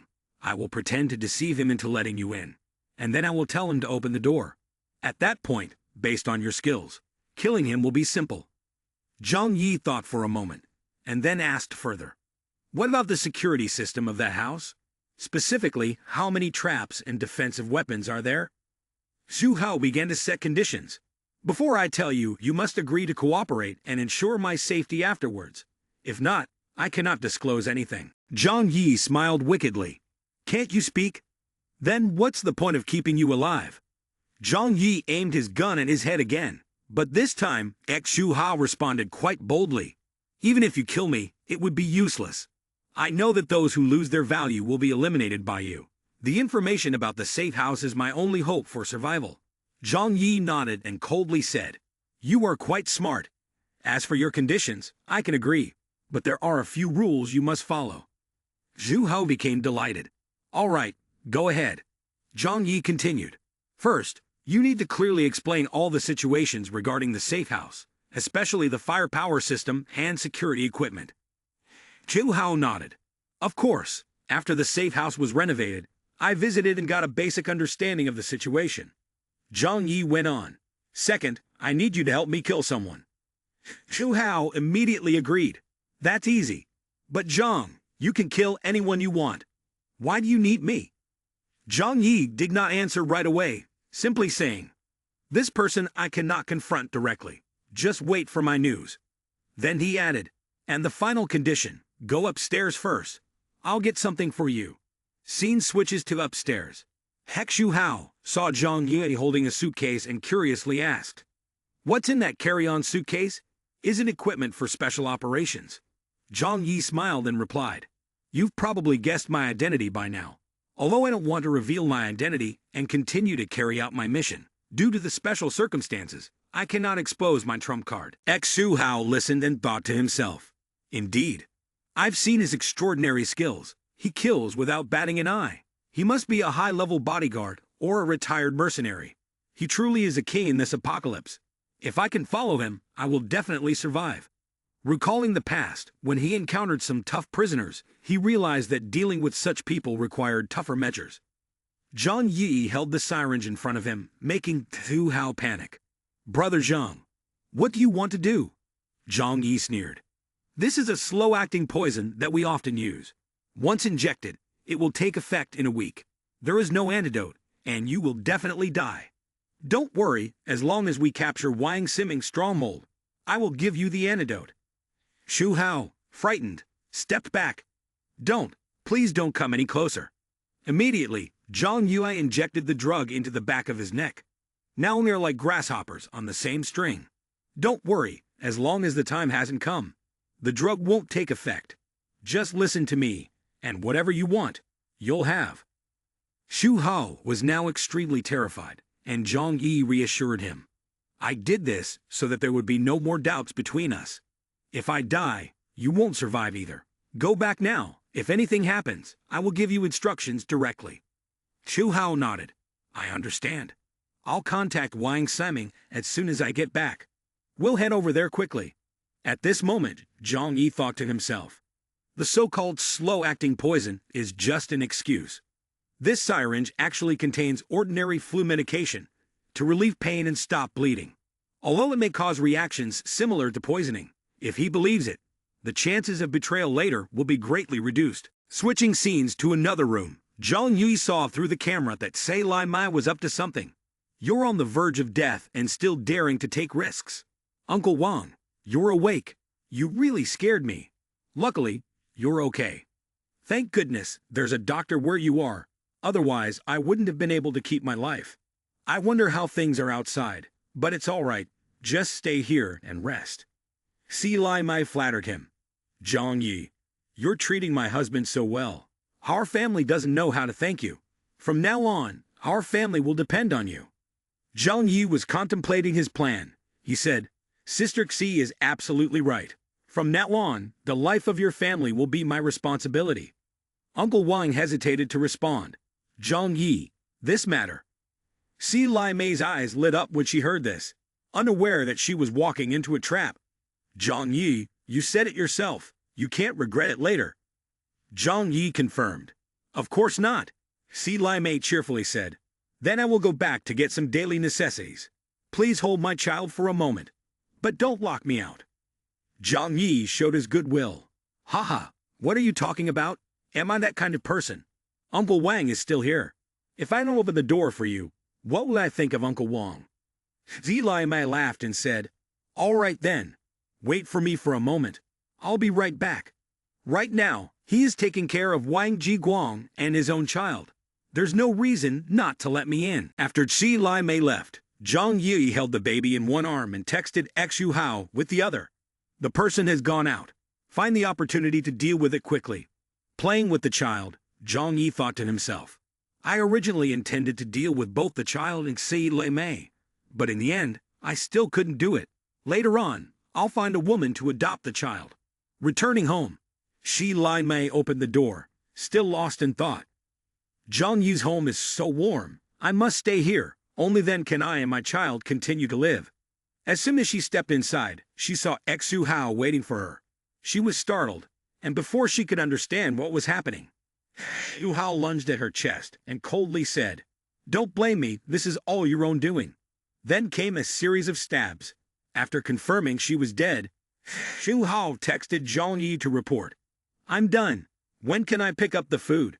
After reading the message, Zhang Yi turned to Uncle Wang and said, "I've thought it through. Let Sister Xi take care of the baby here for now. When you've fully recovered and the baby is older, it won't be too late to move back home."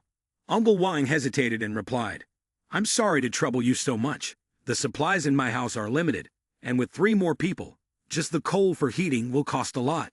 Zhang Yi reassured him, "Just focus on your recovery. I will take care of everything else." Suddenly, the baby started crying loudly, leaving Zhang Yi confused about what to do. After a while of trying to soothe the child and experimenting with different methods, the baby still wouldn't stop crying. Zhang Yi sighed. Could it be that the baby is crying because it senses that Sai Lai Mei is dead? Uncle Wang was also bewildered. "I don't know. Usually, Sai Lai Mei takes care of the child at home." Feeling helpless, Zhang Yi handed the baby to Zhu Kai Nei. "You figure out how to calm this child. I don't know how to take care of kids." Zhu Kai Nei replied with a smile, "I've never been a mother either. Maybe the baby needs a diaper change." Zhang Yi handed her a diaper with a wry smile. "I'll leave it to you." He turned back to Uncle Wang and asked, "Do you feel any changes in your body? Is the wound itchy?" Uncle Wang replied, "I feel weak all over, but the wound is very itchy. It must be healing." Zhang Yi reassured him, "That's right. This phenomenon is quite normal." Suddenly, Uncle Wang asked, "Why hasn't Sai Lai Mei come back yet? It's chaotic out there. Could something have happened to her?" Zhang Yi answered, "I'll go outside to check. Kai Nei, please take care of Uncle Wang and the baby. Let me go see what's going on." The young man donned his armor, picked up his shield, and stepped outside. He called out, "Everyone, gather at room 1301 on the 13th floor to receive supplies. I will divide the buildings in this apartment complex in the future. Whoever arrives first will choose first. If you don't want to die, stay obediently inside for me. All the other buildings have been destroyed by me. From now on, I call the shots in this apartment complex." In room 1301, someone spoke up. "We should support Zhang Yi as the leader of the apartment complex. He provides food and ensures safety, which is very fair. I believe he will agree. Anyway, the situation is stable now, so he probably doesn't want to disrupt it." Standing outside the door, Zhang Yi laughed lightly, hearing it clearly. "Still dreaming when death is imminent." Immediately afterward, the young man threw 2 grenades into the room. The people inside were startled by the objects rolling in. Holy shit! Bang! A loud explosion rang out, smoke and fire engulfing the area. The young man stood outside, using his shield for protection, then stepped inside. Looking at the scene before him, he sighed. The effect is quite good. One person, gasping for breath, weakly asked, "We helped you so much. Why do you want to kill us?" The young man coldly aimed the gun at him. "Helping me is the reason I have let you live until now. What is meant to happen will happen." Bang!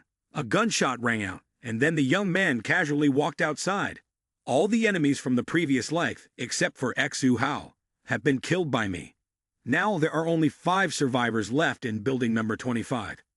He thought to himself, "From now on, no one in this apartment complex will be able to threaten me anymore. This matter is over. Next, I will seize Wang Siming's hideout and then disappear from these leisurely days." The young man returned to Uncle Wang's room with a sad expression.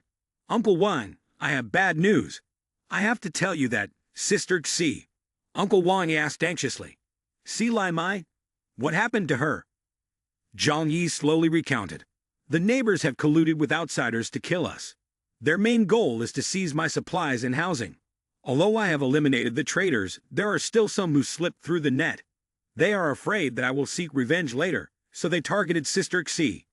Uncle Wang clenched his fist in anger and blamed himself. "Damn, it's all my negligence." Zhang Yi comforted him. "This is not your fault. If anyone is to be blamed, it is me for not detecting it in time. Uncle Wang slammed his hand on the bed, creating a hole that demonstrated his strength. Zhang Yi thought to himself, indeed, it is transformative power, just adding to his own abilities. He continued, don't worry, I've taken care of those people. Consider it a way to comfort her soul in heaven. Uncle Wang blushed and replied, those damn people, I've done so much for them, yet they treated me like this. Zhang Yi offered more comfort. I'm also responsible. I didn't expect them to lose their minds like that. Don't be too pessimistic. I will find you a new bride, one more beautiful. Uncle Wang blushed again and said, I prefer someone honest, skilled, and easier to take care of. Zhang Yi smiled. I will definitely choose someone who will make you happy. Suddenly, Zhou Kai Ni's voice rang out. Zhang Yi, the baby is crying again. What should we do now? Zhang Yi looked at her, his gaze resting on her chest. It must be hungry. Zhou Kai Ni immediately reacted. What are you thinking? I'm not breastfeeding. I don't have milk for the baby. Zhang Yi furrowed his brows. Actually, it's not convenient to take the baby along right now. We need to find a trustworthy family to take care of the baby, providing some essentials for it. That way, there shouldn't be any problems. Then Zhang Yi carried the baby away from the house. The people in the other building saw him and whispered anxiously, Zhang Yi is coming here to kill us. Zhang Yi fired a shot into the sky and shouted, Li Jian, come out. Li Jian came out and said, I'm here. Aren't you afraid I'll kill you? Zhang Yi asked. Aren't you afraid of being killed? Li Jian replied, I'm afraid, but being afraid doesn't help. I think you're not here to kill us today. Looking at you holding the baby, with your personality, you probably don't have that intention. Zhang Yi laughed. That's right. I'm here to give you a child. Your building has the most people living in it. So from now on, this baby will be raised by you. In return, I will spare you. He handed a large bag to Li Jian. This contains diapers, formula, and some food. Before leaving, he patted Li Jian on the shoulder. Remember that the baby was brought by me. If anything happens to it, you know the consequences. Li Jian quickly assured him, don't worry, we will definitely take good care of the baby. Nothing will happen. After that, Li Jian handed the child over to a woman. Zhang Yi looked around and asked, how many people are still living in your building? Li Jian replied, there are still 66 people. Zhang Yi said, how do you plan to live next? I will not provide food. Li Jian responded with determination. There will be a way. We have lived until now, and we have faced more difficult situations before. I believe that heaven will not cut off the path for humanity. As long as we are alive, there is hope. Young man Zhang Yi pointed. Actually, the food problem can be solved easily. Do you see those buildings that I burned down? The food inside should be enough for you to live for a while. Hearing these words, Li Jian broke out in a cold sweat. No, we will not reach that point. Once we make a mistake, the only outcome waiting for us in the end is destruction. Compared to that, it is better to preserve our dignity as humans and die. That way, at least our hearts will not be ashamed and will remain upright. Zhang Yi sighed. At this point, there are still people who can maintain their original intentions in front of me. Li Jian sincerely said, I also admire you very much, Zhang Yi. Thank you, but I admire you even more. You have the ability to ensure that you and those around you live well, something I am still quite far from. Zhang Yi, actually I have something to ask. Stop, I know what you want to say. Why, in the past, could you provide so much food? Now the number of survivors in the apartment complex is still just that. With your ability, managing this entire apartment complex well, you could definitely lead everyone to continue living. Zhang Yi coldly turned away. Forget it. Everyone has their own hardships. I'm not a deity. I can't help so many people. So what if I help? People remember to eat but not to work hard like that. Who can ensure that I won't be bitten back? In chaotic times, taking care of oneself is already not easy. I have no great ambitions. Living well myself is the ultimate goal. Suddenly, several bags of seeds were thrown out. This is a farewell gift. Take it. Then the young man added, to be human, whatever you do, you must rely on yourself. You have moved me greatly, making me believe in the light of humanity in this apocalyptic era. So don't say that I haven't given you a chance. You can try to plant these seeds to sustain yourselves. If you can eat from them, that would be great. It's up to you to handle it. I can only help you this much. The group of people picked up the bags of seeds and asked each other, can these survive in extreme weather at -60 or 70 degrees? Professor G, an academician at the Agricultural Institute, told everyone, hurry and collect these seeds. If we can plant them, we won't have to worry about food anymore. Mr. G, can you really grow these food seeds? With such cold weather, do you have a way? If we have a chance, we must try. In general, we have to give it a shot. Even if the hope is very faint, what if we succeed? Then we can continue to live. Hearing the professor say this, the group quickly went to collect everything. The simple matters of the apartment complex had finally come to a conclusion. Now, they just needed to secure the new base. Zhang Yi returned with a seemingly better mood. Zhu Kai-nai then asked, are you done with your work? All done. I'm just a bit hungry now. Upon hearing Zhang Yi say he was hungry, Zhou Kai-nai replied, let me go cook. What do you want for lunch? Seeing Kai-nai's hot figure, Zhang Yi went over and hugged her tightly and replied quickly, Chef Zhou not only cooks well but is also beautiful. Can't you guess? I want to do it right now. Zhou Kai-nai blushed with embarrassment. Ah, what do you want to do? Uncle Wang is right next to us. Once a young man wants something, there's no reason that can stop him. He confidently replied. It's fine. The walls in the house are soundproof. He won't hear anything. I still have to cook. Can't you wait a little longer? You just do your own thing and I'll do mine. It's okay. So they ended up getting intimate right in the kitchen. A new space, a new feeling. Quickly, by the next morning, Zhang Yi took his phone to check Xu Hao's message. Brother Zhang, I've talked to the other side. When are we going? Zhang Yi quickly replied, come to my house. Let's discuss it in detail. It seems we can't wait any longer. Soon, Xu Hao arrived at Zhang Yi's house. Have a seat. No rush, we can take our time talking.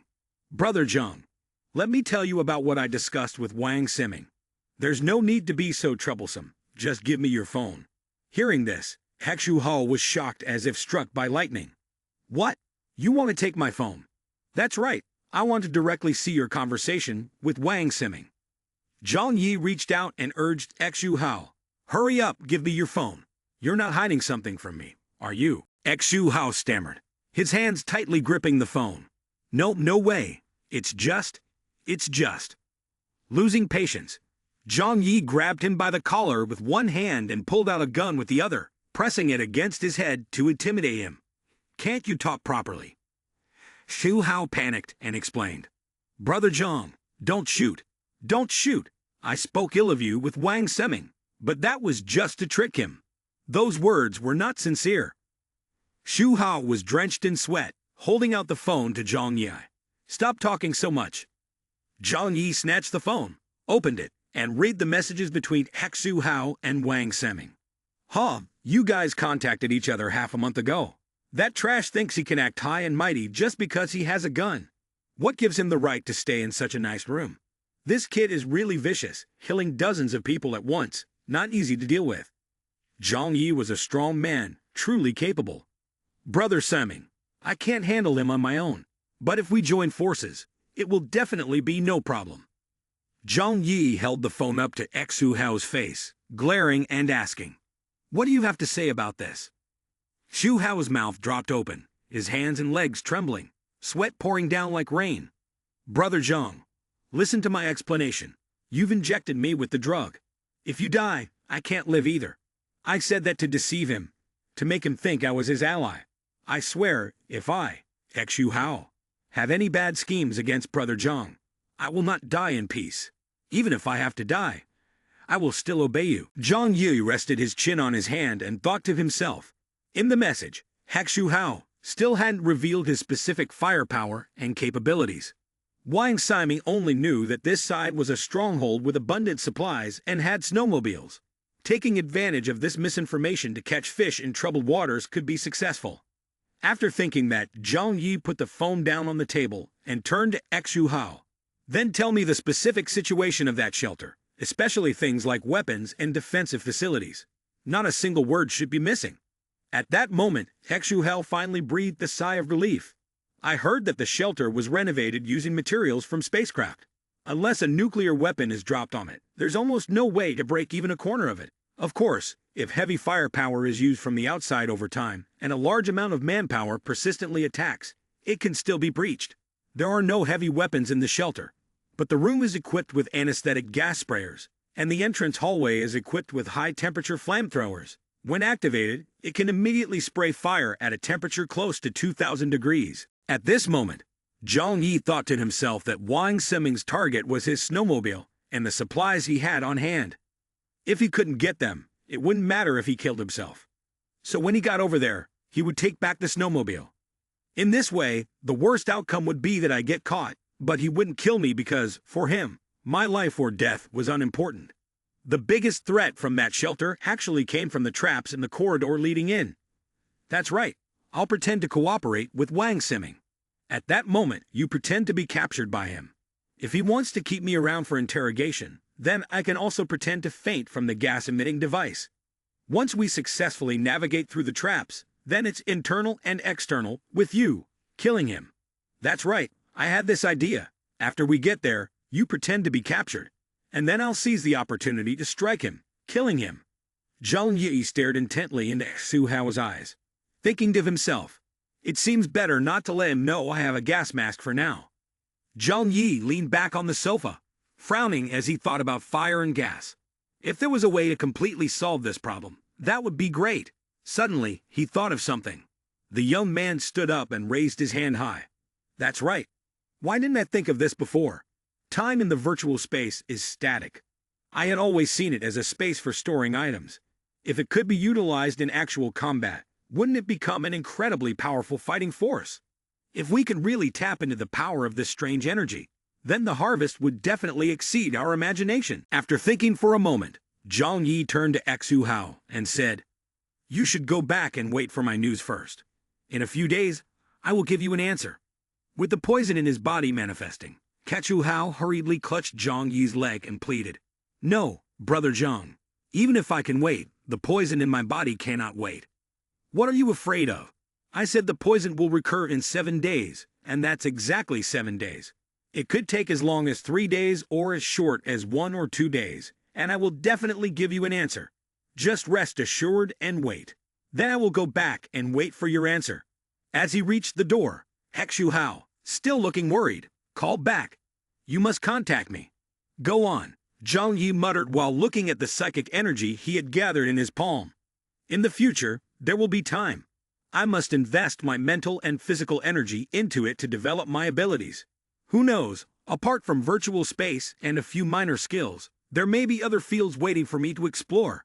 But right now, I need to think about how to use my abilities to block the attack method at Wang Siming's hideout. Then Zhang Yi stood up, concentrated his energy in his palm, creating a bright spark. When the gas and fire were expelled from the trap at high temperatures, it could be considered a proactive attack directed at him.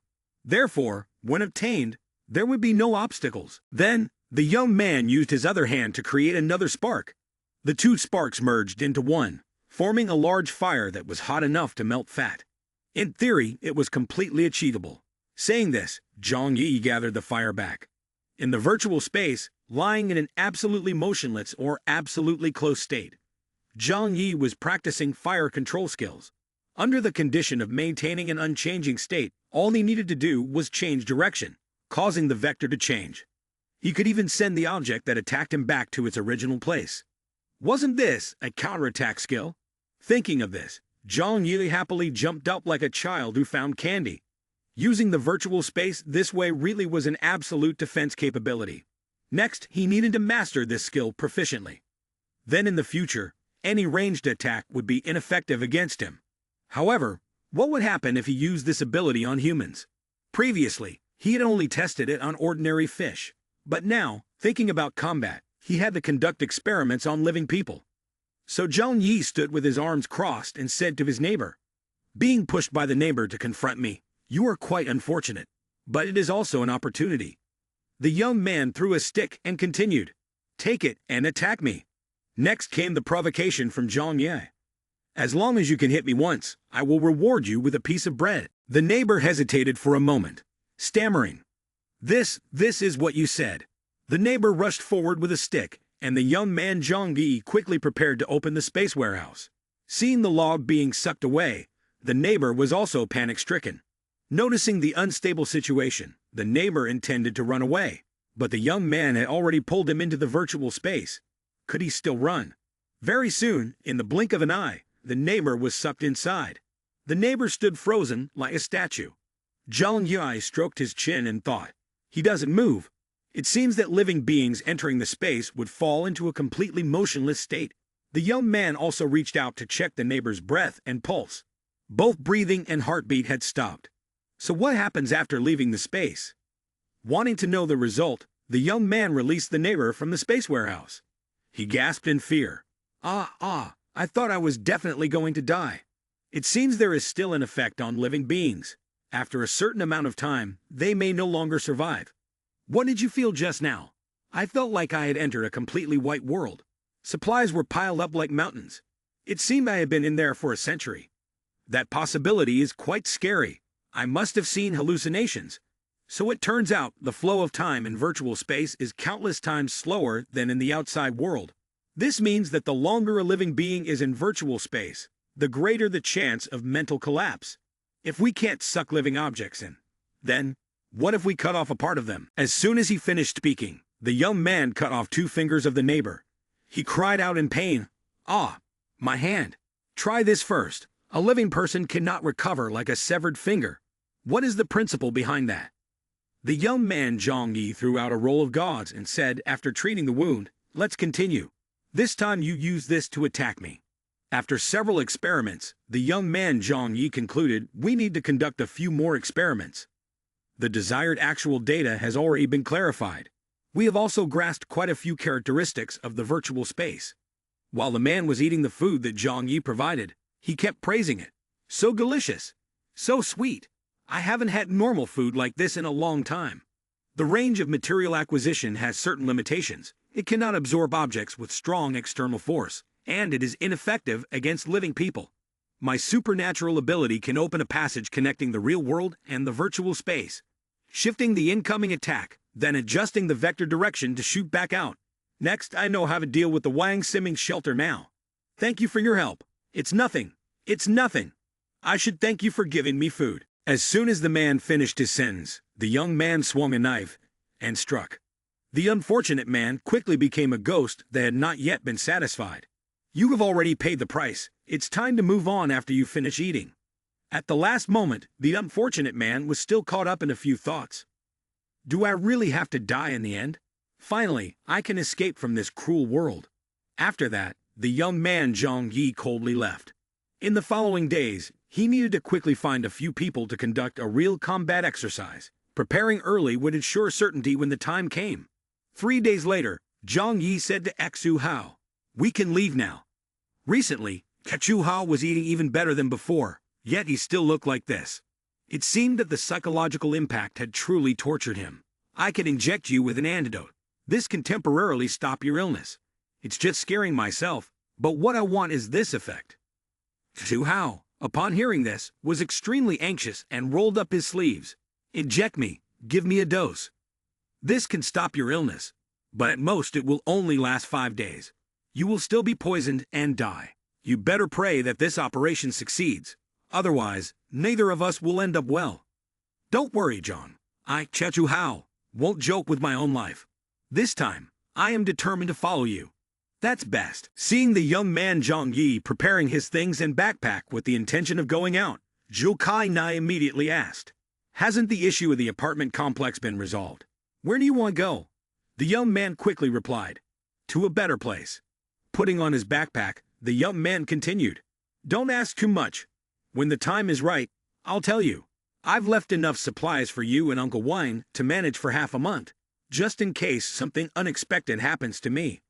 Upon hearing this, Zhou Kai Nai rushed over and hugged Zhang Yi with a worried expression. Zhou Kai Nai asked Zhang Yi, "You won't be doing anything dangerous, will you?" Gently lifting Zhou Kai Nai's chin with his hand, Zhang Yi calmly said, "Don't worry, I've never done anything I wasn't sure about. I'm more afraid of death than anyone else. I won't put myself in danger."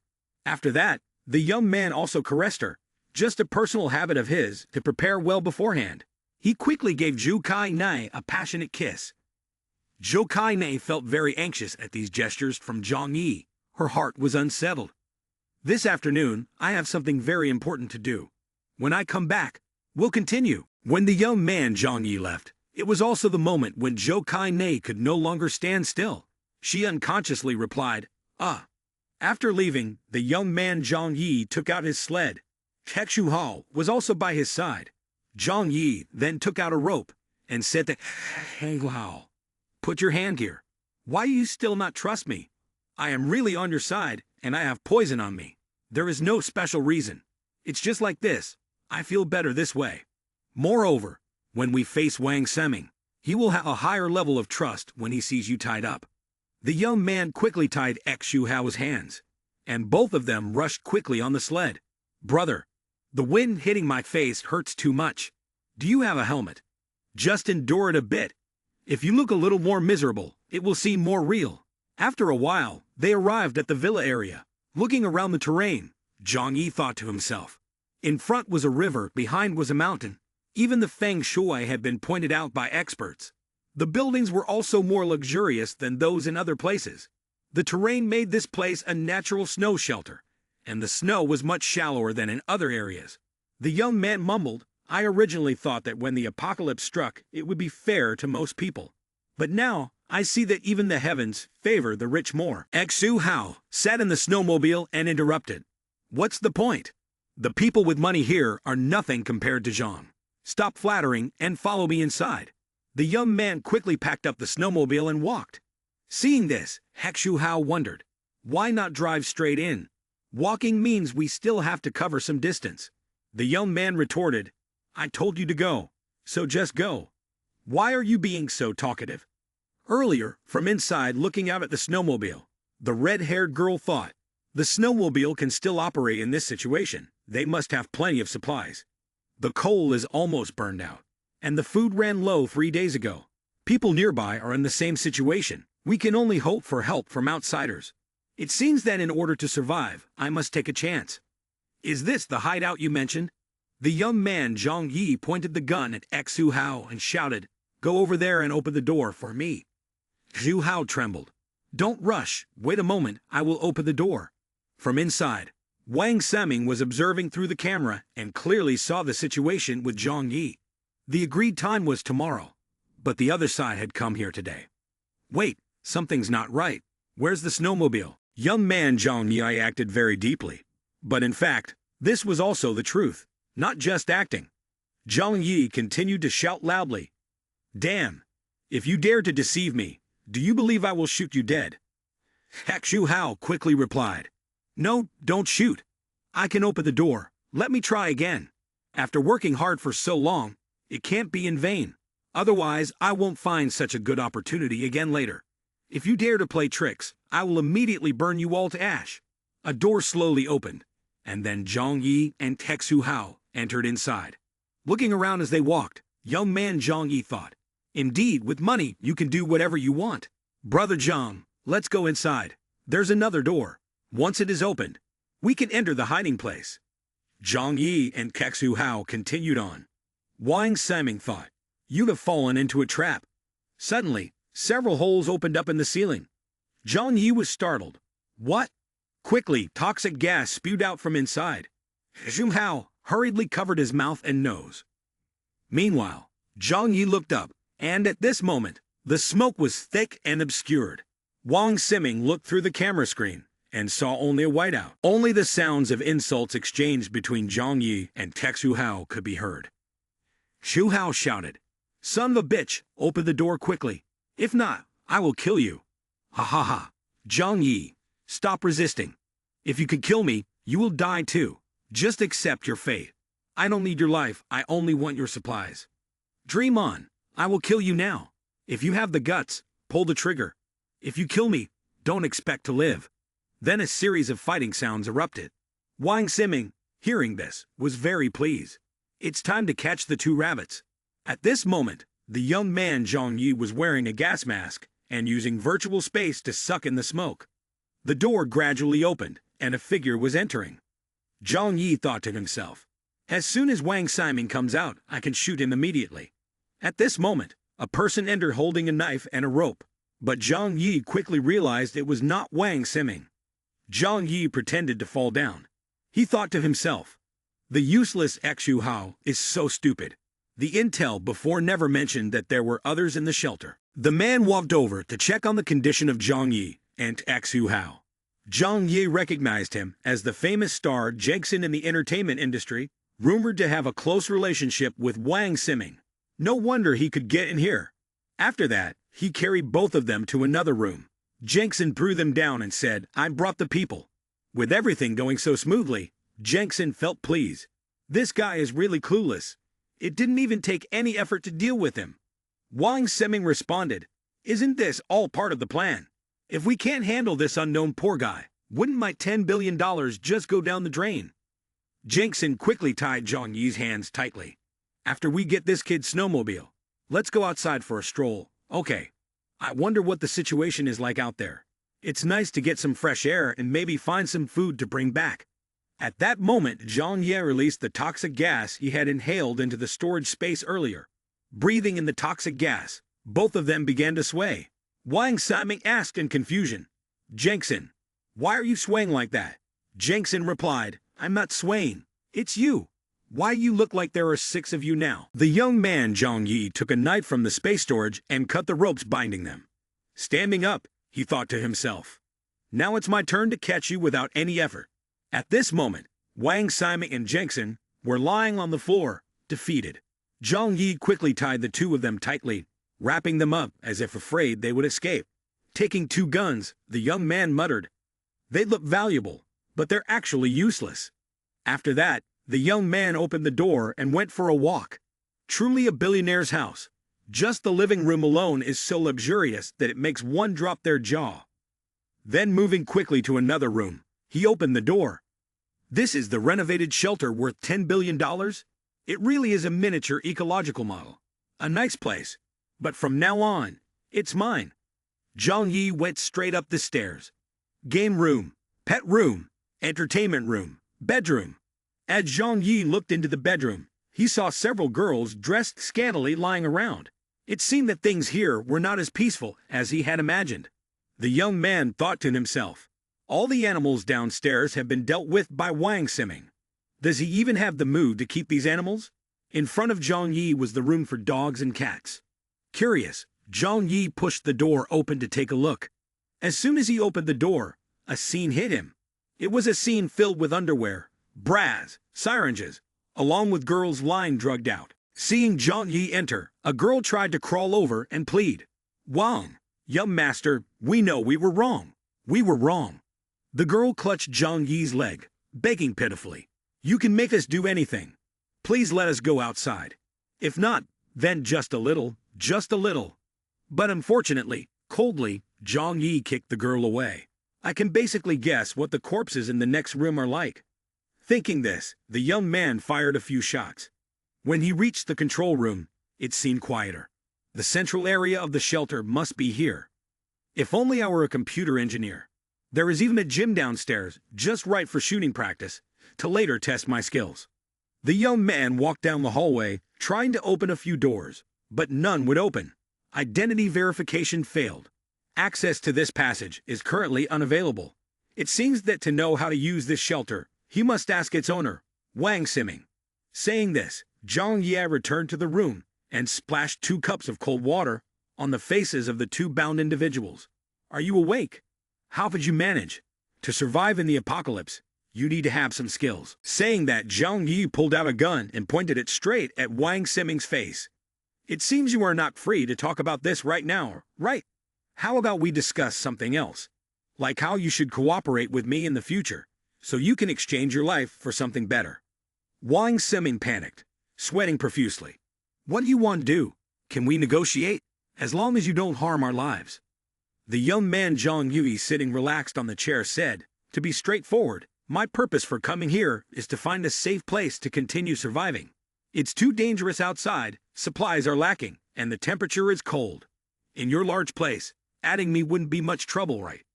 Wang Siming listened to Zhang Yi and replied, so you just want to move in here.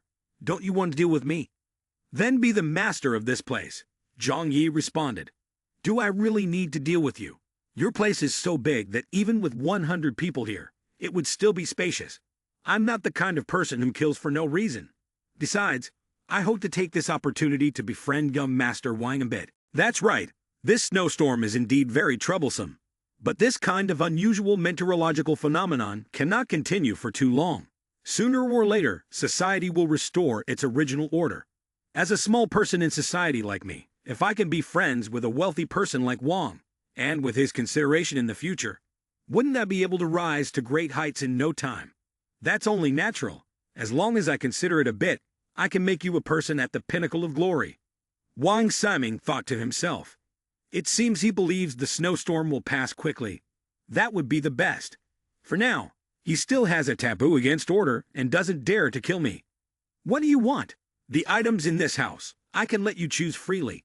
If you have made up your mind to cooperate with me, my requests are not many. We can stay here together in the future, but before that, please hand over the book explaining the use of the system of the shelter to me. If I agree to give you the book explaining the use of the system of the shelter, can you guarantee that you won't kill us? I've said it before, Zhang Yi is not someone who kills without reason. Moreover, after the snowstorm passes, I hope to become your friend.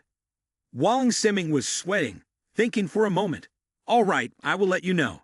Soon both of them arrived at the computer system. He quickly clicked on a hidden file. The book explaining the use of the shelter system started up.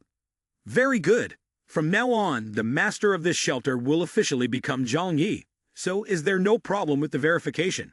Hurry up and untie me. I feel completely numb all over. The young man smiled wickedly. All right, just wait a moment. Immediately after, he pulled out a knife and proceeded to cut, but not the rope. He cut Wang Siming's throat. Blood splattered everywhere. Zhang Yi, the young man, even appeared to comfort. Relax, take a deep breath. It's just like this. At the beginning, you might feel a bit dizzy, but that's completely normal. Soon you won't feel any pain anymore.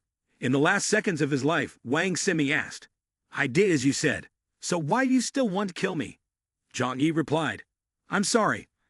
I have no reason to keep a useless person like you alive, right? The young man Zhang Yi then cleaned up the scene, wiping away the blood. While wiping, Zhang Yi looked at Xu Hao. The two most troublesome people have been dealt with.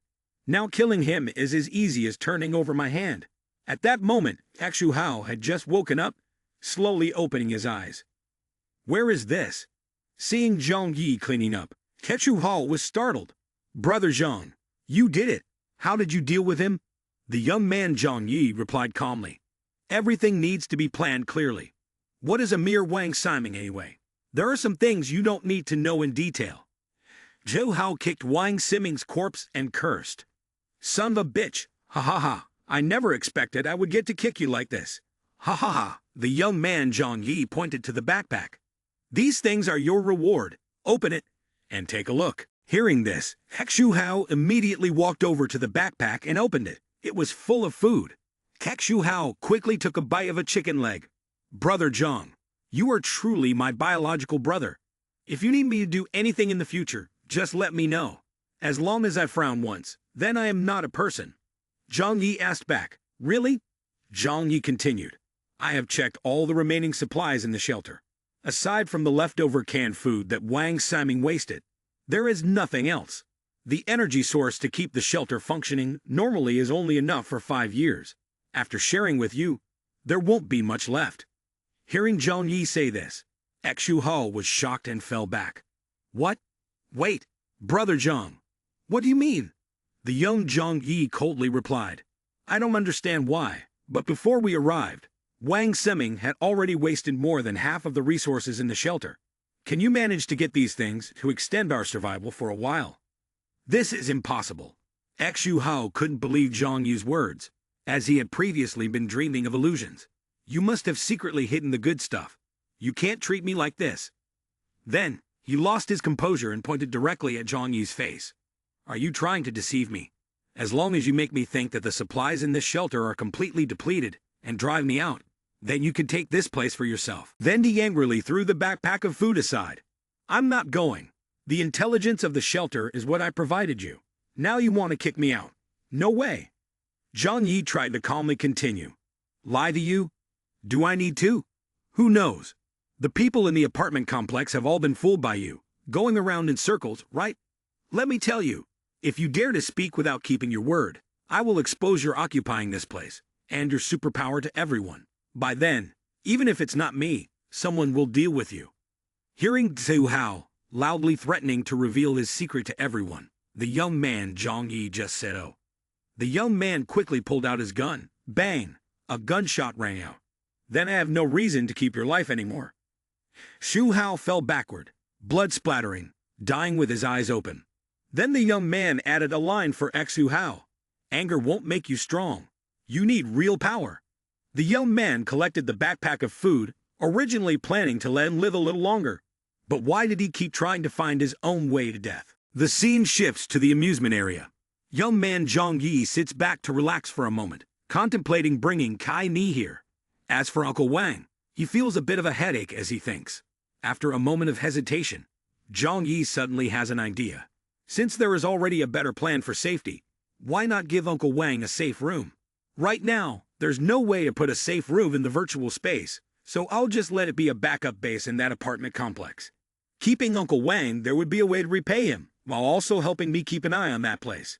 Previously, Zhang Yi had promised to find a partner for Uncle Wang. Although it cannot be done immediately, it would happen eventually. It just depends on what Wang Siming usually watches first. He picks up the remote, turns on the TV, browses through foreign videos, and takes a sip of wine. Suddenly, Zhang Yi frowns.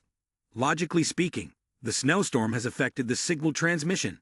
The reception range of the phone is limited. How could I be watching TV programs from all over the world like this? Thinking of this, Zhang Yi quickly checks and discovers that a service machine has been installed in the house. He shakes his head. Only Wang Seming could do this. Although he doesn't know how it's done, through the signals, Zhang Yi infers that the internet system in the shelter area is extremely strong, capable of transmitting global signals. This way, he can receive global news through the internet. Zhang Yi quickly searched for information. The Earth's population, which was 8 billion, is now down to about 2 billion due to the impact of the snowstorm. In just a short month, nearly 3/4 of the population have been wiped out.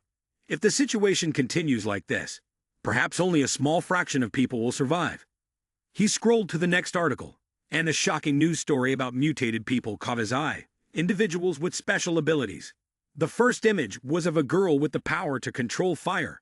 The next was a muscular man with green skin. However, the following photos show grotesque images of people altered by gamma rays. He thought, it seems the number of people with superpowers is actually very few. Most of them are deformed. The number of mutated individuals may not be large, but there are certainly those who hide their abilities, just like me. The outside world is still very dangerous, so for now, I will stay in the shelter. I will bring Kai Ni here first. While preparing to drive the snowmobile back to the apartment, a voice suddenly rang out. "Please wait a moment." Zhang Yi quickly turned around, gun in for defense. "Who's there?" A gentle voice rang out. "Please wait a moment. I have something to discuss with you." He turned back and realized that the girl was Yang Mei, a famous actress in Huaxia. The girl that many men dream of being close to. She was shivering from the cold, her eyes pleading. "I haven't eaten anything for 3 days. Can you take me with you? I don't want to die here." Zhang Yi replied, "In the current environment, life is not easy for everyone. If you want me to take you, give me a good reason." Yang Mai whispered, "I just need something to eat. If you agree, I can meet any request you have." Looking at her alluring lips, Zhang Yi felt a flutter in his heart, thinking to himself, how could anyone resist this? He flushed and decided to take her with him. "Then follow me.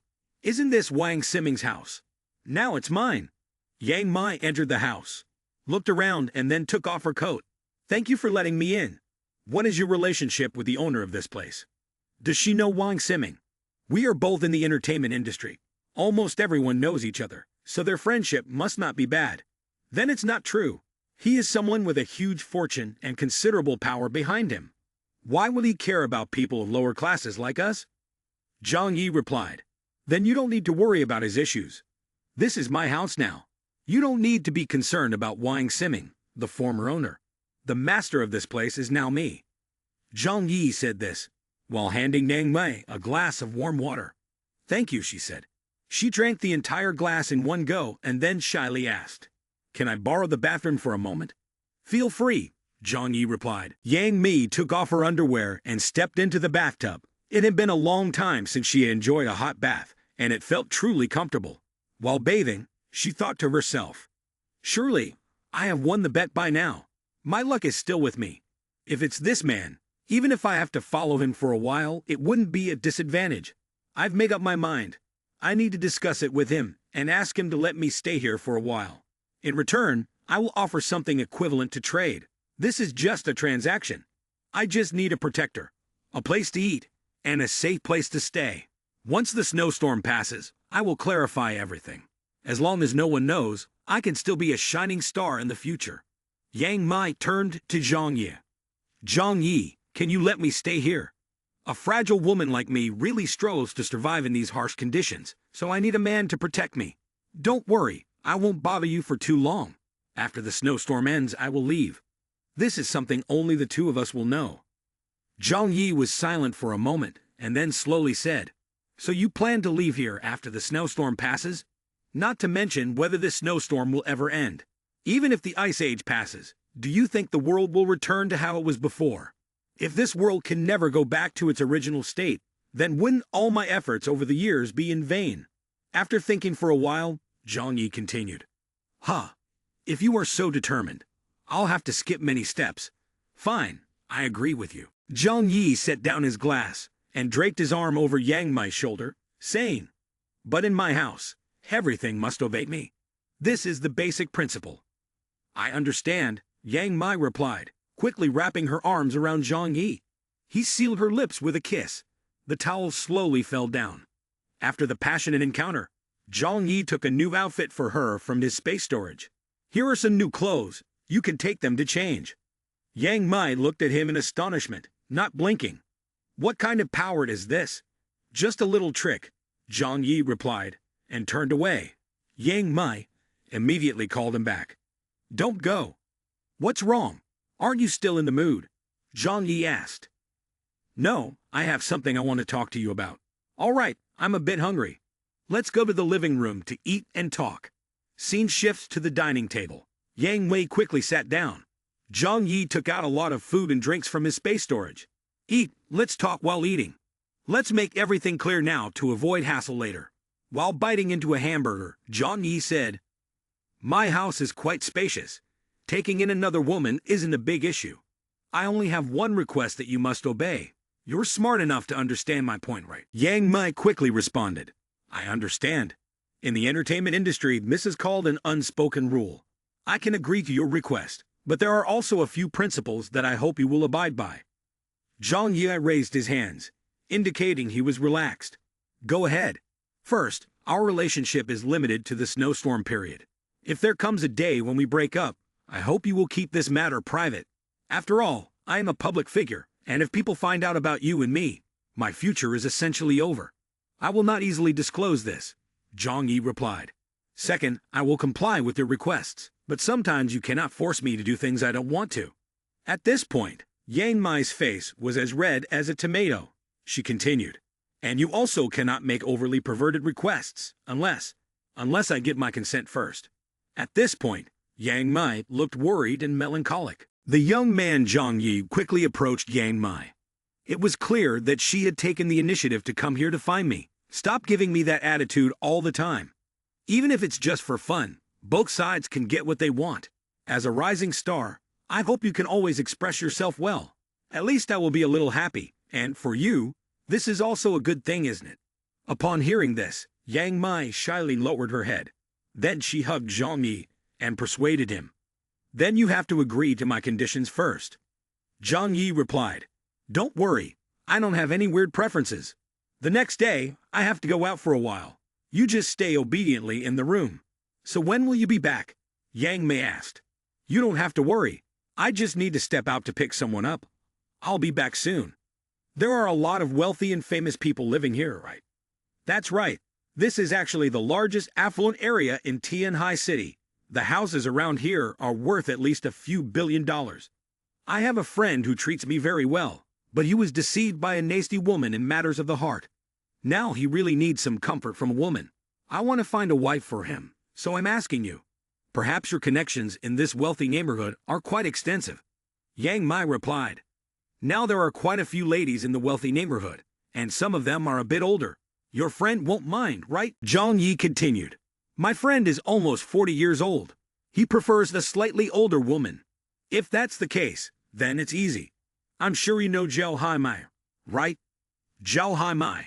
She is the childhood goddess of many people. The young man felt excited just hearing her name. I know. Can you contact her now? Let me talk to her for a bit.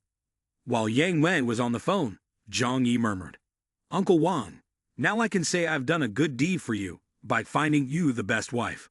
A few days later, Yang Mai brought Zhou Haimai. I told her about your situation, and she has no objections. Young man Zhang Yi took out a bunch of food from his space and said to Zhou Haimai, You've been hungry for a while, right? This is something I prepared for you. I understand, thank you. Zhang Yi asked Zhou Haimai to make sure. You understand everything, right? I do. You're looking for a house for me, right? Very good. Both of you are smart, and there are some things I don't need to explain much. Zhang Yi said, then immediately made a threatening remark. Just know, if I find out someone leaks information from here, that person won't need to live anymore. The scene shifts to another place, Kakshujia town.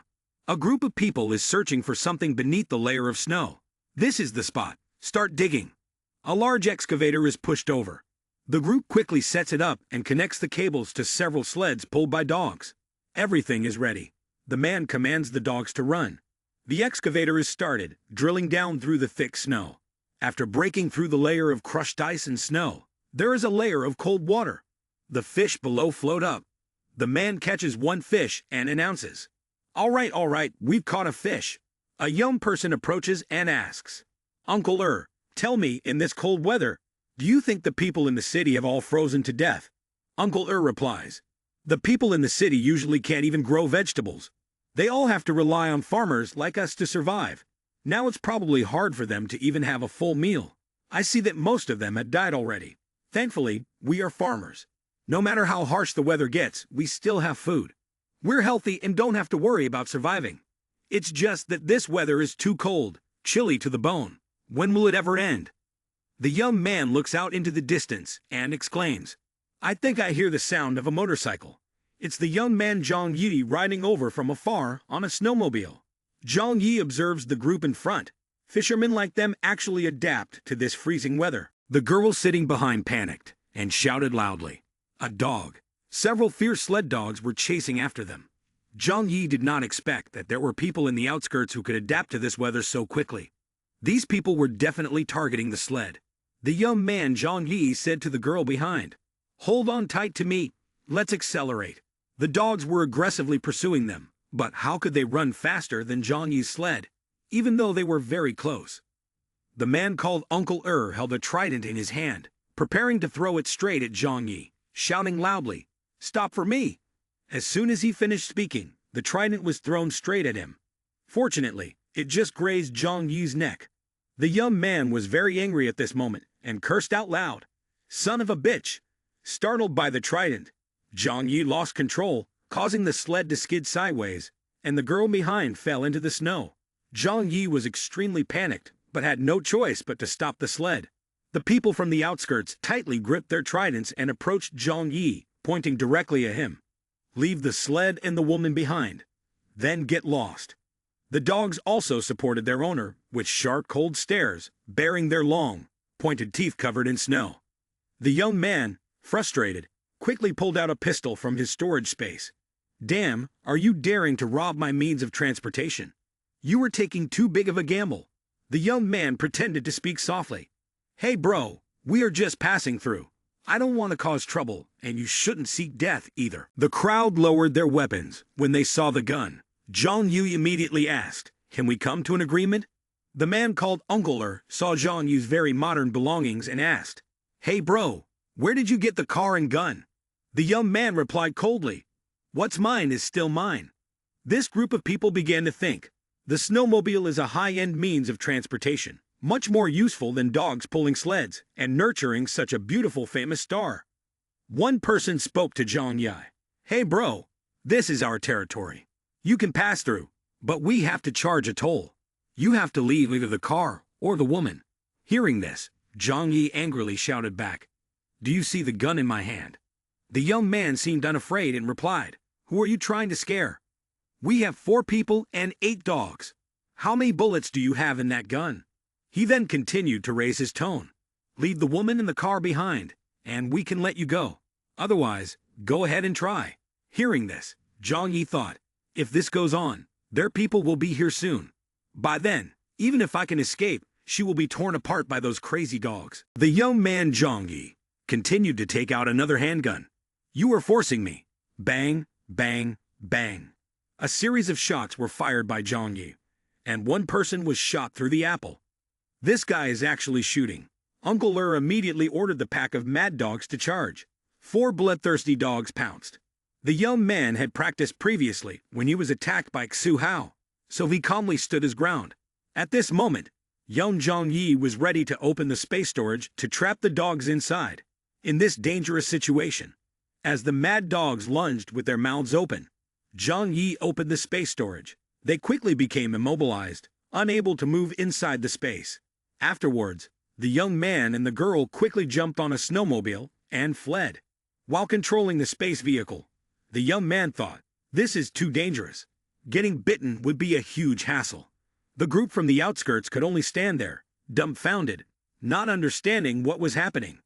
Zhang Yi glanced back. The sled dogs would soon suffocate in the space due to a lack of oxygen, just in time to experiment on the flow of time and space compared to the outside world. Uncle looked at the corpses and sighed, saying to the young man beside him, I already said before that when encountering a person of unclear origin, we cannot act hastily.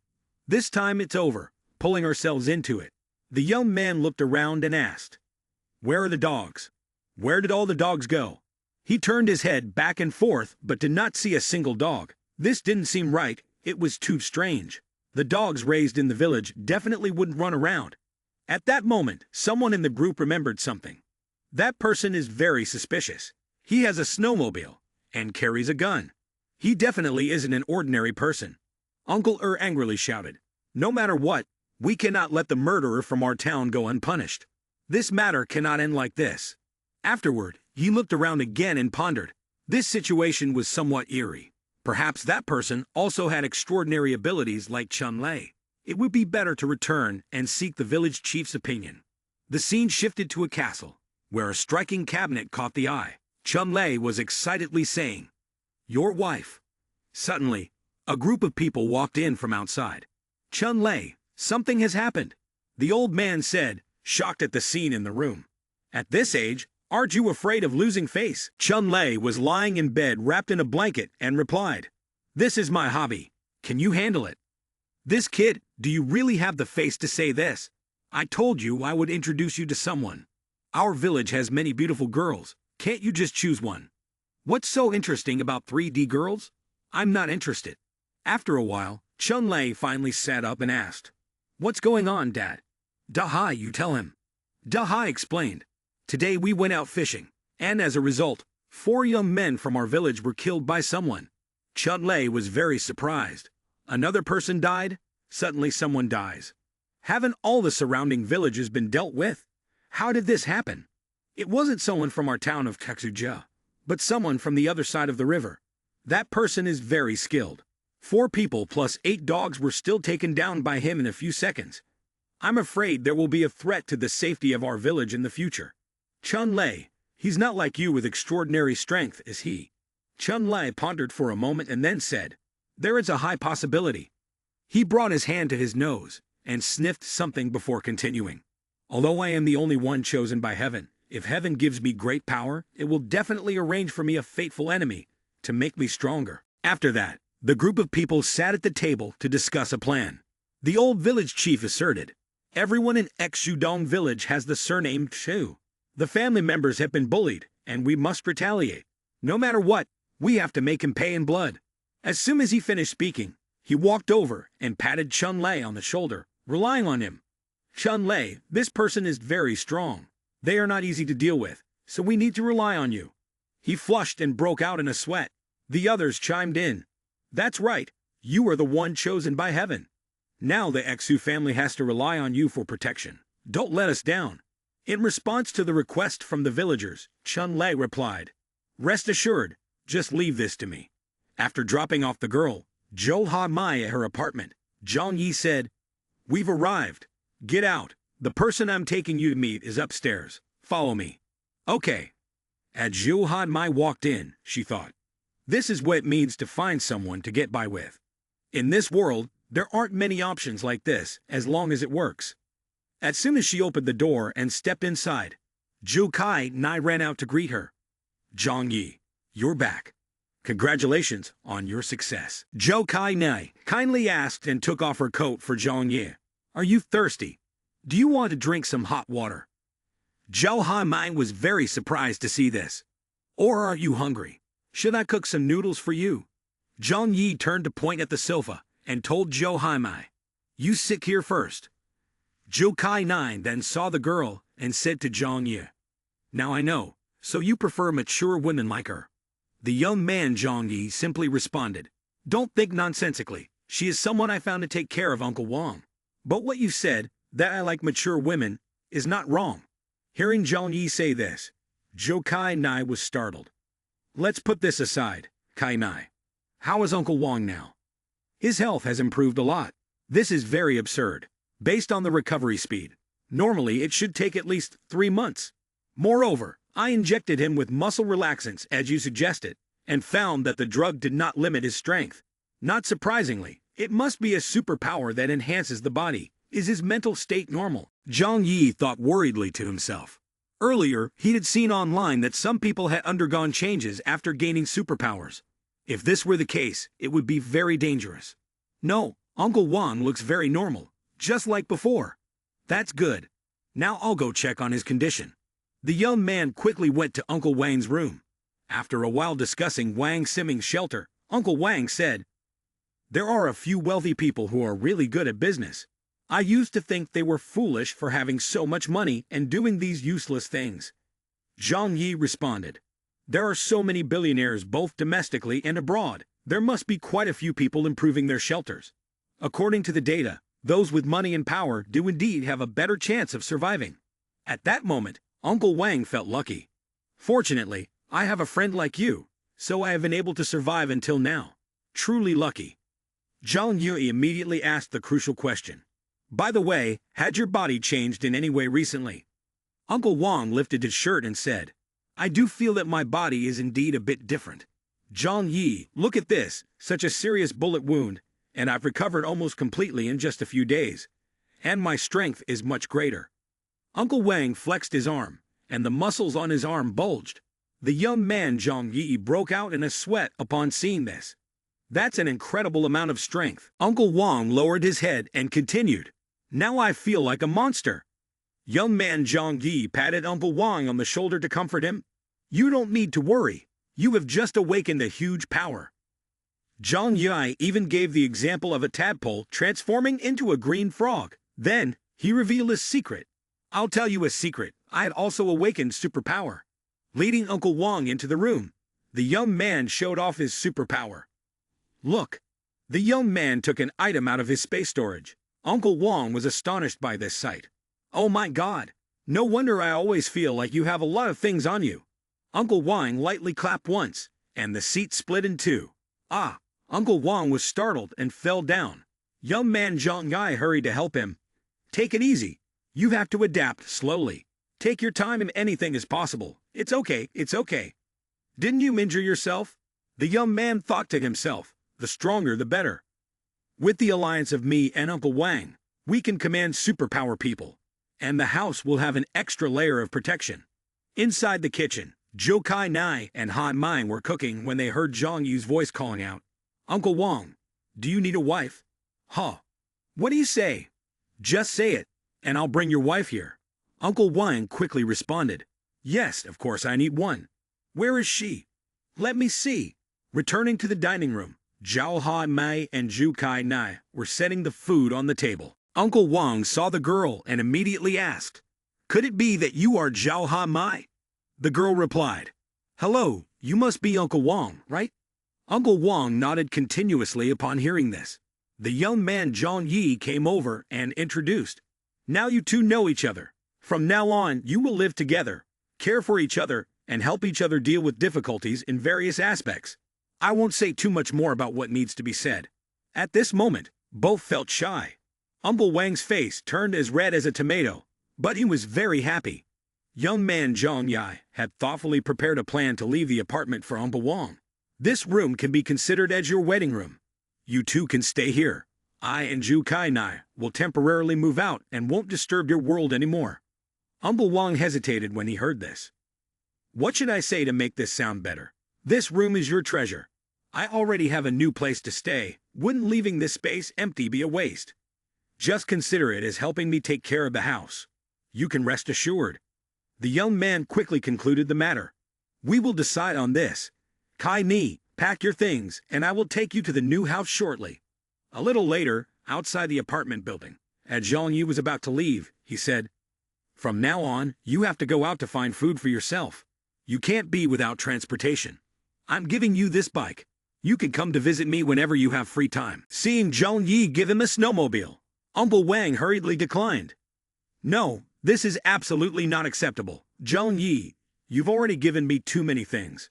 I can't accept any more. Besides, what will you do without it in the future? I'm fine. Young Zhang Yi took out an off-road vehicle from the space storage. The other three seemed stunned. What kind of magic is this? The all-terrain vehicle ran smoothly on the snow. Zhou Kai Nai then asked Zhang Yi, Is our new house beautiful? Young Zhang Yi replied, Very large and very beautiful. Compared to our previous room, I don't know how many times more beautiful it is. Zhou Kai Nai was not surprised by the act of giving the house to Uncle Wang. No wonder you're so generous. I've said that with your personality, you can't give away the room you've put so much effort into. The young man quickly responded, Not giving, just letting them borrow it temporarily. If one day we need it, we will still return. Then, the young man revealed, By the way, there is now one more person in the house. Just wanted to let you know in advance to prepare yourself. Hearing this, Kai Ni asked, One more person, is it a woman? The young man coldly replied, Hearing that, Zhu Kai Nai began to blush, feeling a bit jealous, her head smoking. You intentionally left someone over there. The cunning young man replied, Don't think too much. I'm worried that you're doing too many things every day, and you won't be able to handle it, so I found someone to share with you. Zhou Kai Nai was a bit surprised. Are you serious? Of course.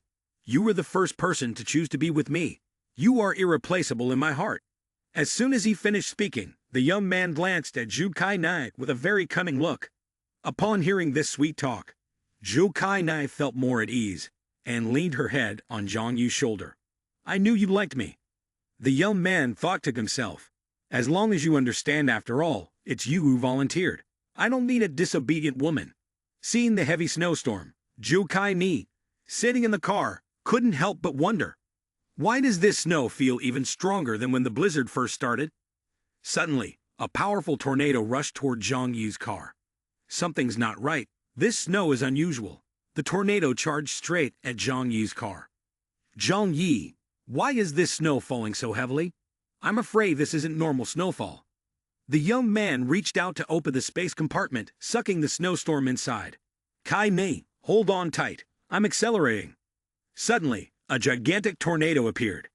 Zhou Kai Nai exclaimed, It's a tornado. This is definitely not a natural disaster, but an attack from a superpower.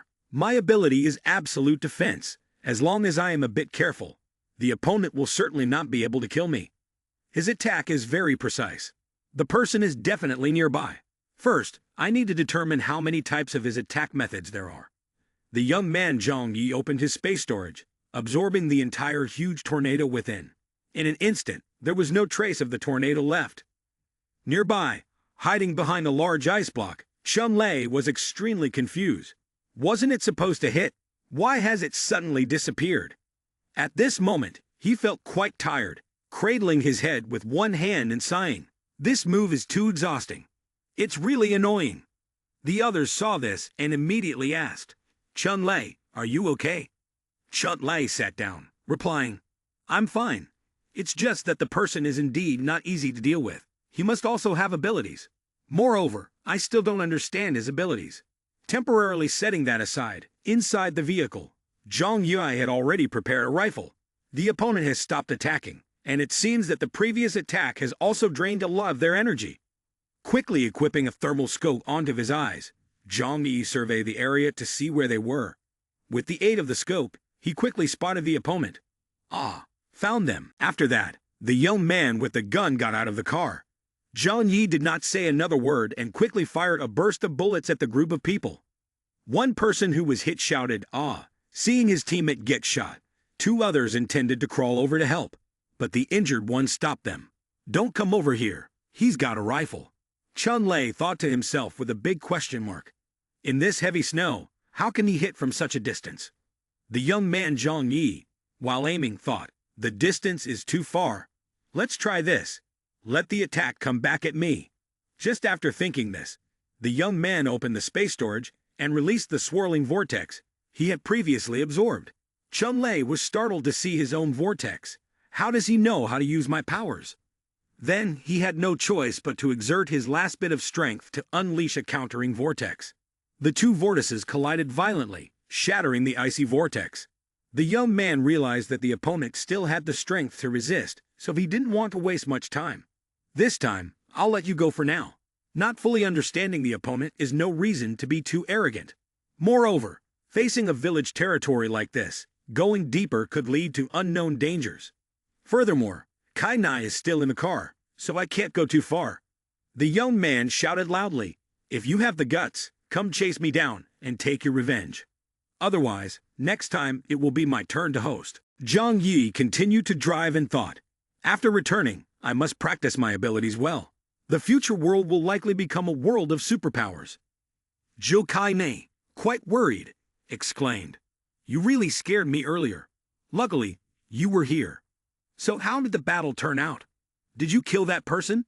Hearing Kai Ni's concerned question, Zhang Yi quickly answered, "The distance was too far, and it was nighttime, so I couldn't chase after him. But that person must have been scared, and won't dare to bother me again. Will he seek revenge in the future?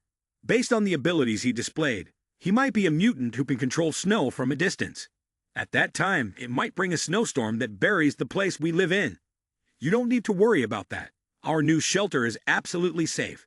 Even if buried in snow, it won't affect our lives. Moreover, with my abilities, I'm not afraid of him attacking." Zhang Yu's vehicle continued to move towards the new shelter, while the group outside the city also left. At the shelter, Yang Mai was lying in her room, looking uncomfortable, only wearing a light underwear set. But she felt sweaty from worry. Suddenly becoming a canary in a cage, she still couldn't adapt to it in the moment. How long will these days last? Suddenly, the door opened. Yang Mai was startled and hurriedly grabbed a blanket to cover herself. The young man, Zhang Yi, said, "Come here. I'll introduce you to a friend." A friend? Yang Mai was a bit anxious because she didn't know whether the friend was male or female, as anyone could be a cause for concern. Zhang Yi continued, "According to the order, you should call her sister." Hearing Zhang Yi say that, Yang Mai felt a bit relieved, but another question arose. "Is she your girlfriend?" The young man decisively replied, "Not quite the same. Hurry up and get dressed and come here." As she put on her clothes, Yang Mai thought, I am clearly a famous star from Huaxia, the most beautiful flower in full bloom, yet here I am in a situation with another woman and a man. Then, she applied lipstick and continued to think, I may lose to someone, but I can't lose the battle. A woman's charm is the best weapon. Regardless of the outcome, this is just the beginning.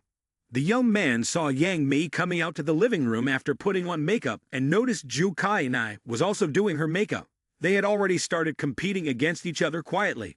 Haha, footsteps were heard coming down the stairs, a pair of long legs with black stockings. Yang Mai spoke first. Hello. Immediately after that was the moment both were startled, mouths agape. They both exclaimed in unison. Why is it her?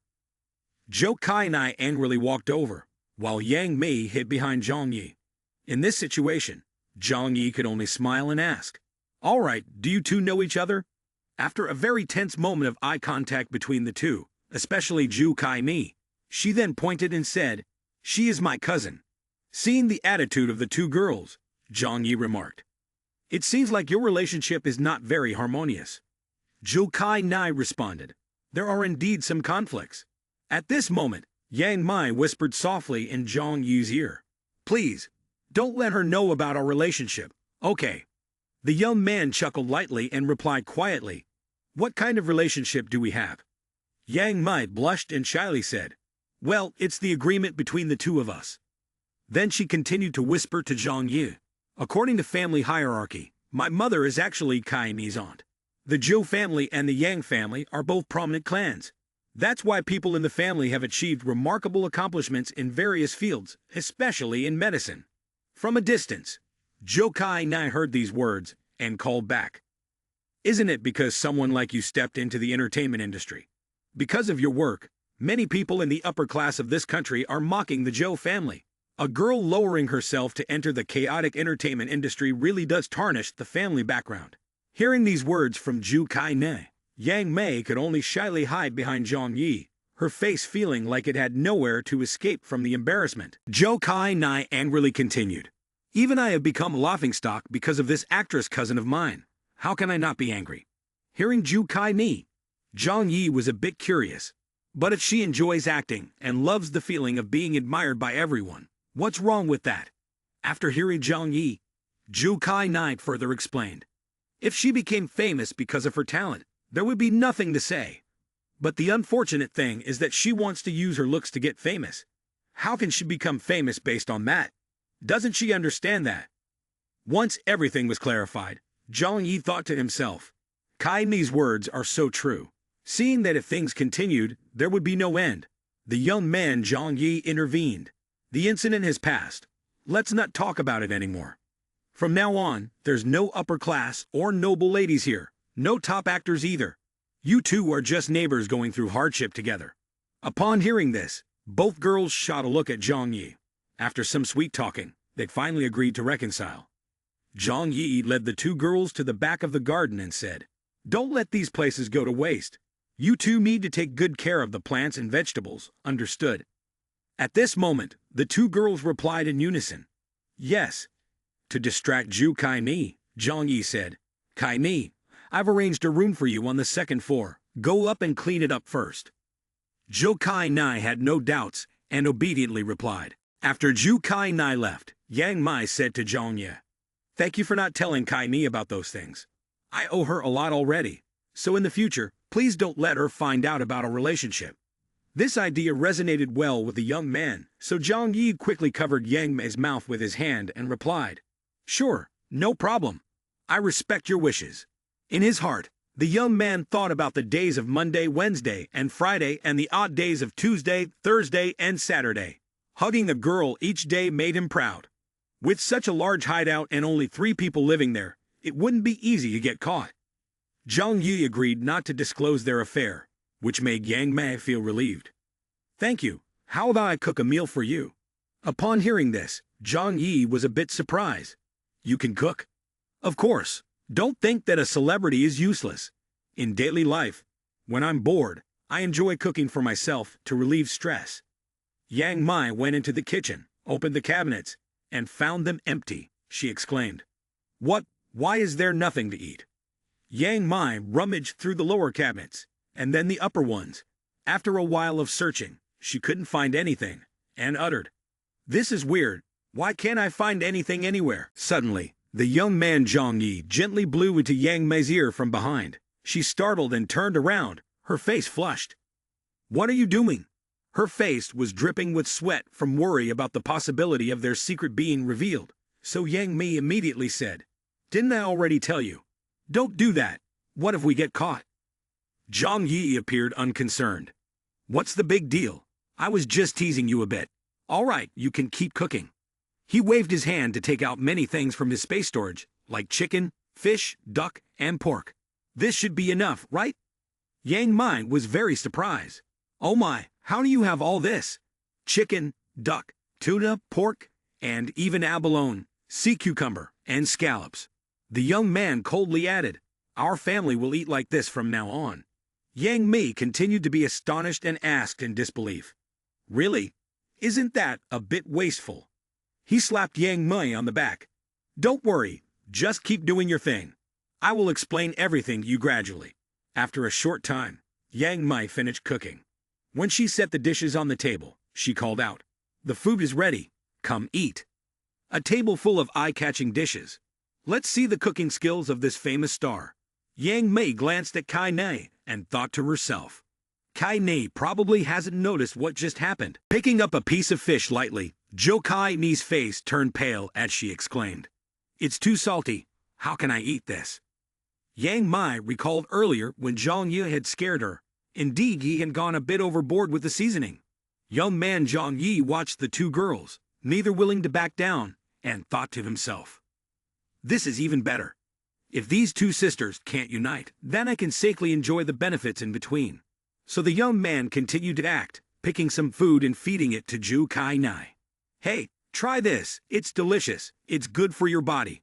Zhou Kai Nai opened her mouth to take it. "Ah." Then she smiled brightly. "Well, being fed by you is definitely much better." After that, Zhou Kai Nai glanced at Yang Mei, noticing her sulking, which pleased her. The young man continued to stoke the fire. "Then eat more."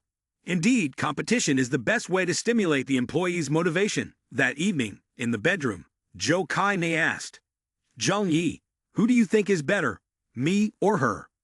The young man ruffled Kai Nai's hair and said, "You're an idiot. Of course it's you. How can she compare to you? You're my personal doctor. She's just an actress. I'm only playing around." With her super-sensitive instincts, Zhou Kai Nai replied, "But I feel like you two are acting in a soap opera." The young man immediately used an affectionate gesture to sweet-talk Zhou Kai Nai. "Fool, don't overthink it. How could you doubt your place in my heart? I knew right away that the woman you love most is me." At that moment, the young man Zhang Yi thought, "Love? What good is that? Everyone is just engaging in voluntary sex. Love is just a cruel disease that makes people lose their sanity." A few days later, the young man Zhang Yi was practicing archery in the training room. His shots were extremely accurate. After a series of shots, he looked back at his results. Suddenly, his phone rang. He picked up the phone to check. It was not a voice message, but a call from an unknown number. The young man thought while looking at the phone, "Could it be that I still have someone I know alive who can only contact me by phone?" He immediately pressed to reject the call. "That can't be. Besides, even if it is someone I know, I don't care. Block, block." Just as he blocked the number, another call came in. "How can this number still call after I blocked it? What is going on?" The young man felt it was too strange. He absolutely could not answer. It could be that he hadn't actually blocked it properly yet, leading to the confusion. It can't be this surreal. He continued to press block, but another call came in. At this point, Zhang Yi was frightened. "Shit, I've encountered a ghost. Wait, why am I just accepting this?" From inside the phone, a voice echoed, "Why haven't you answered my call?" The young man thought to himself, "Calm down a bit. As long as the opponent is a hacker, this can be done." "Who are you?" The person on the other end continued, "I am Zhang Yi, from Jinluan District, Tianhai City. I live in room 2401, 25th floor, Yulu apartment complex. Born in 2025, I am 25 years old this year. The other party must be a very skilled hacker. How much more does he know? I also know. Right now you are in room 101 of the Yun Villa. That room belongs to Wang Siming. You killed him, didn't you? Who are you? Why are you looking for me? I am your neighbor now. I am in the Yun Villa.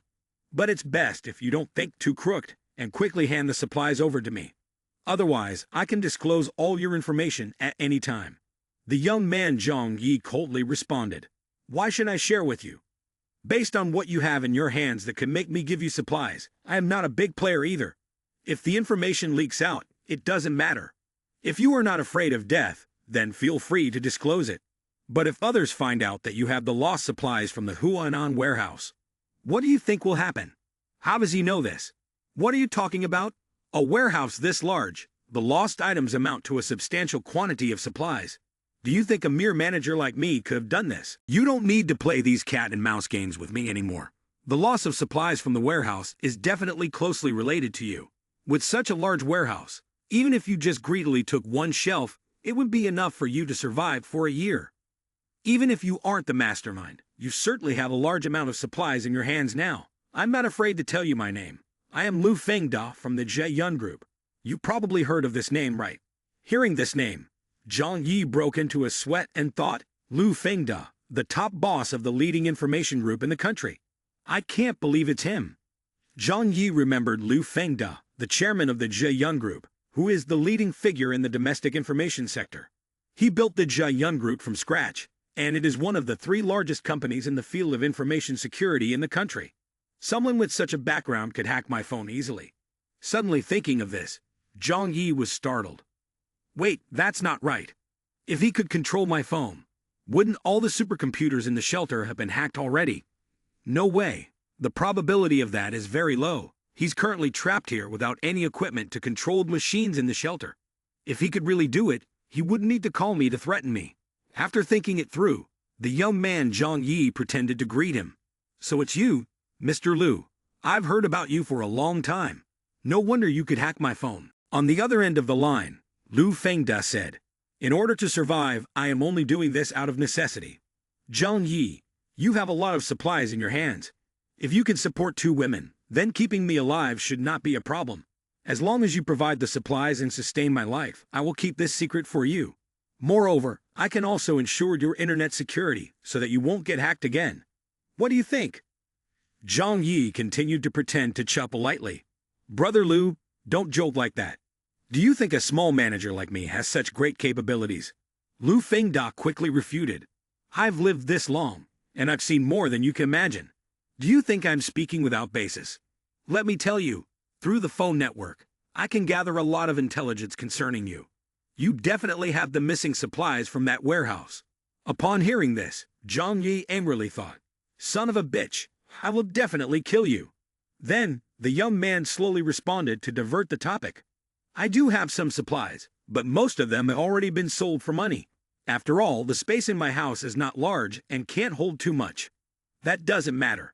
As long as I release news to the outside, your life will definitely not be peaceful. So will you agree to my conditions? Hearing this, Zhang Yi imagined. He really has the capability to release news to the outside. Ignoring this could lead to unpredictable consequences.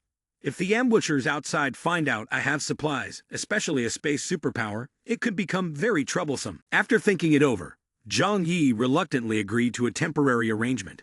Okay, I can provide you with some supplies, but you absolutely must not disclose this outside. Then, the young man Zhang Yi even threatened Lu Fengda. If you have any wrong thoughts, I will kill you. Lu Fengda quickly replied. Don't worry, I'm not stupid. This is known only to the heavens, the earth, you and me. Let's cooperate happily. Ha ha ha. I need food, white wine, as well as underwear and a comforter. Please bring these things to me. Zhang Yi immediately asked, how do I deliver those supplies to you? I'm at villa number 302. Just leave the supplies at my door. Lu Fengda was not an easy person to deal with either and responded, don't have any wrong thoughts. Otherwise, I will reveal all your information to the outside. That will make you unsafe. Rest assured, my life is very comfortable right now, and I don't wish to bring trouble upon myself.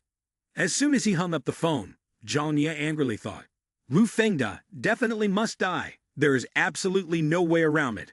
After that, the young man went to the living room and gulped down an entire glass of water. The young man turned to Zhu Kai and said, Kai Ni, there's something I need to discuss with you. What is it? Here's the thing, our current position has been discovered by someone else. Zhang Yi told Zhu Kai. You know people like him better than I do. He currently holds my weakness, based on your understanding. What will he eventually do? Zhou Kai thought for a moment and replied, I have indeed come into contact with a few people like this. Perhaps they do not calculate as perfectly as ordinary people think, but their IQ is definitely quite high. Zhou Kai continued, at the same time, their morality is quite low. A person with too high morality cannot become a successful entrepreneur. I understand this, of course. Zhang Yi raised his hand to signal. I want to kill him, but I'm worried that he might have a backup plan, so I don't dare to take action. But if I let him live, it means I will always be led by him. I can't tolerate this kind of situation. Upon hearing this, Zhou Kai understood the problem. For him, the biggest threat was the information that the other person held. If this information were to be exposed, it would be detrimental to him. Is that right? That's right. This is troublesome. I once heard that a senior manager of an online company colluded with some unscrupulous officials. After this matter was exposed, the officials sent someone to kill the senior manager to silence him. But in the end, the evidence the senior manager had was directly leaked online. In the following days, the upload of the evidence was completed 100%. I think I'd heard about this too. The mastermind behind the network stored evidence on the cloud system. He set up a self-uploading process. Unless he operated it personally every day, he couldn't stop this process. Because he died, the evidence spread all over social media the next day. What I worry about most is this. It means that even if you kill him, you might still be unable to prevent our information from being leaked. Zhou Kai Ni comforted Zhang Yi by saying, "If you really can't think of a solution anymore, just relax. There's no need to rush this matter. We can pretend to agree with him first, and then think of a way to deal with it slowly." Zhang Yi was very worried. Prolonging it too long won't benefit us. The important thing is that if we can't find a way to solve this problem, we will keep feeling anxious. At that moment, Yang Mei came over. "Is something going on?" "Oh, you're here too. Then let's figure out a way to deal with it together. This is very difficult to resolve. He's an extremely cunning person, and we can't be unprepared for a worst-case scenario." Yang Mai exclaimed with a headache. "This is what they call spreading rumors. The person who debunks the rumor has to run until they're exhausted. People in our entertainment industry are also considered victims. It's really annoying." Upon hearing this, Zhang Yi seemed to come up with an idea. "Wait a minute, you just mentioned rumors." "That's right, he's leaking your information.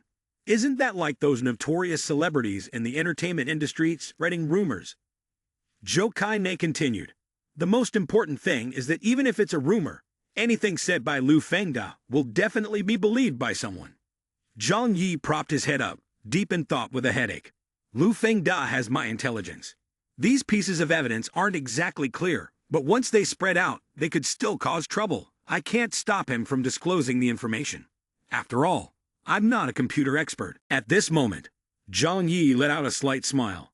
"But if dealing with this is like handling rumors, then it's not entirely hopeless." Both Zhu Kai Nai and Yang Mei asked in unison, "What do you plan to do?" Zhang Yi smirked and replied, "I need to prepare a bit. Once I'm ready, I will let you know." A moment later, Lu Fengda called. "Hey, Zhang Yi, is my stuff ready yet?" Zhang Yi calmly responded, "Why are you in such a hurry? Do you really think I have a lot of supplies on hand?" The young man continued to threaten. "If it weren't for you knowing my weakness, I would definitely kill you." Lu Fengda laughed. "Ha ha ha, you foolish kid. If you kill me, you won't live many days either." Then he spoke sternly. "I'm telling you, it's best not to pay any attention to me. Once I die, within a day, your intel will automatically be sent to everyone's phone in Tianhai. Just think about how serious the consequences would be then." Zhang Yi thought to himself, "Oh, so it's in a day. This must have been set up before Lu Fengda contacted me." The young man smiled faintly and said, "Consider yourself lucky. Just wait, I will bring it over to you. The key to spreading rumors is manipulating public opinion." Zhang Yi immediately went online to post. The mystery of the missing materials in the Huanan warehouse has been clarified. It was revealed that a related staff member embezzled and transported the materials back home. What happened to the materials worth several tens of billions of dollars from the Huanan warehouse? According to eyewitness accounts, armed forces appeared that night, secretly escorting the goods away. The police have also remained silent and have not commented on this matter. Unlocking the secret. Who is missing? The largest quantity of materials in Tianhai City is directly related to the snowstorm disaster. This time, there were eyewitnesses who saw a UFO. If you want to conceal the truth, the best way is to bury it under a pile of lies. Even if not everyone can be deceived, it is certainly possible to make most people believe that this is all fake news. Subsequently, the news from Lu Fengda mixed in with this pile of fake news will naturally not be trusted. This way, the risk of being discovered will be greatly reduced. Zhang Yi's information is being uploaded online. Zhang Yi continues to think, only those within the city of Tianhai could come here in this snow-buried situation and become a threat to him. It's almost time now. The only way to deal with this situation is what I can do up to this point. Whether I can succeed or not, I can only leave it up to fate. After several hours of sitting at the computer preparing fake messages, Zhang Yi was quite exhausted. As he left the computer room, Zhang Yi mumbled to himself. As for Lu Fengda, he definitely has to die. He cannot be allowed to live until tomorrow. Young man Zhang Yi went to the address provided by Lu Fengda. That pig must be living here.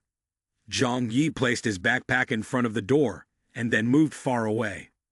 At this time, the young man had a sniper rifle prepared in his hand, thinking to himself, I can't be too hasty. I need to observe first. He looked through the scope, pointing the gun at the backpack in front of Lu Fengda's gate. While lying there aiming, Zhang Yi continued to think, this distance is just right. I'll wait for Lu Fengda to come out to get the supplies and then shoot him. Immediately after, young man Zhang Yi took out his phone to text. The package has been placed at your door. After sending the message, he hurriedly aimed the gun again. After a long wait, there was no sign of movement. The young man wondered, it's been so long. Why is there still no movement? Could it be that he hasn't received the message? The young man hurriedly pressed on his contacts, intending to call Lu Fengda, but then thought again. No, I can't call him here. If I make another call or send a message, it means I know he hasn't gone out to get the supplies, inadvertently revealing my location. Wait a little longer. He would rather risk his life to contact me than miss the supplies. He can't not come out, unless he is dead. At this moment, through the scope, Zhang Yi saw the door crack open. The young man secretly rejoiced. There you are. Finally, I've been waiting for you. It was at this moment that Zhang Yi decided to pull the trigger. On the other side, Lu Fengda was reaching for his backpack. Bang! A shot accurately pierced Lu Fengda's forehead. After confirming he had shot his target, Zhang Yi hurried over. All right, it wasn't a waste of time hiding in the snow for so long. Once at the door, the young man Zhang Yi threw a few more copper candies. Old man, this is the consequence of your own making. Stepping inside the house, Zhang Yi saw a computer. This is it. Raising his gun intending to shoot the computer, Zhang Yi thought again. Wait, there must be a lot of valuable documents in Lu Fengda's computer. Destroying it would be a bit of a pity, wouldn't it? He stored it in his virtual space. That way, the information inside couldn't be sent outside. Now I will leave it to fate. Time to go home and post fake news online. Even if my intelligence is really leaked, I must cause a stir so they cannot suspect me. After returning, Zhang Yi stayed in his room all day. Later, the young man went outside, looking tired and stretched his body. When it was time for dinner, Zhou Kai Nei finished preparing and said, Zhang Yi, what have you been busy with in your room for half a day? You must be hungry since you haven't eaten for a while, right? I made you a light meal with braised beef tripe, and there's a pot of chicken soup that's being heated on the stove. Hurry up and come eat. Seeing Zhou Kai Nei being so attentive, the young man replied, All right, I am actually a bit hungry. As soon as he sat down at the table, the fortunate young man was taken care of by two girls. Zhou Kai Nei was serving chicken soup while Yang Mai stood by, ready to offer him food. Zhang Yi remembered the news and asked, Did you receive any messages on your phones? Yang Mei held out her phone and said, Yes, we did receive some, but it sounds like a tangled web of lies. Zhou Kai Nei added, It's all a mess. So many things. We got a few messages, but we don't know what they mean at all. No idea which one is significant. Yang Mei continued, It feels like they are hiding something. Zhang Yi then said, That's exactly to conceal the truth. Those are the smoke grenades I threw to obscure people's vision. After finishing the bowl of chicken soup, Zhang Yi put it down and said, From now on, for the next 48 hours, there will continuously be hundreds of spam messages sent to social media forums across the city of Tianhai, as well as to the phones of individuals. Since it is impossible to completely prevent Lu Fengda from spreading news outside, I can only use a large amount of fake news to cover up the truth. There will be a lot of fake news mixing everything up, making it hard to distinguish between the real and the fake. Zhou Kai Nei, hearing Zhang Yi, asked, But doesn't this make people even more suspicious? Yang Mai also agreed, seeing the point. That's right, suddenly blowing up this topic will easily attract everyone's attention. Zhang Yi continued, In fact, attracting attention is inevitable. Whether I send these messages or not, Lu Fengda will definitely spread them anyway. Therefore, releasing these smoke bombs Or to put it plainly, this fake news can cause confusion. With so much information like this, I don't believe that in today's world, people will have too much time and energy to distinguish each message. A young man continued to drink a bowl of soup and then said, "Moreover, compared to the news I posted, which mentioned several large government organizations and major businesses in Tianhai, my personal ability to carry out the case has become very small." After hearing this, Yang Mei felt it made sense. That's right, this way does seem to make a bit of sense. It's indeed very clever. Just like in our showbiz industry, if someone gets caught up in a scandal, as long as a bigger star faces a mishap, the previous scandal will quickly be forgotten. People only focus on the scandal of the big star. Staring at Zhang Yi, Yang Mai thought to herself, "It seems that he is not only handsome and exceptionally talented, but also very intelligent." Zhou Kai Nei, quite smart, asked with some concern, "But those messages were all sent from your computer. If someone can trace the IP address, they will immediately discover you. What will happen then?" Seeing that Zhang Yi appeared more serious, Zhou Kai Nei realized she had spoken too bluntly. "I didn't mean it like that. After all, how many people are still alive in Tianhai? Moreover, how many people understand IP address tracing? So, your approach, Zhang Yi, is still very successful." Suddenly, Zhang Yi exclaimed, "Unless the world completely returns to a primitive state or we live in a primitive way, it is impossible to completely hide traces. It's simply not possible. I also don't hope to completely deceive every gaze.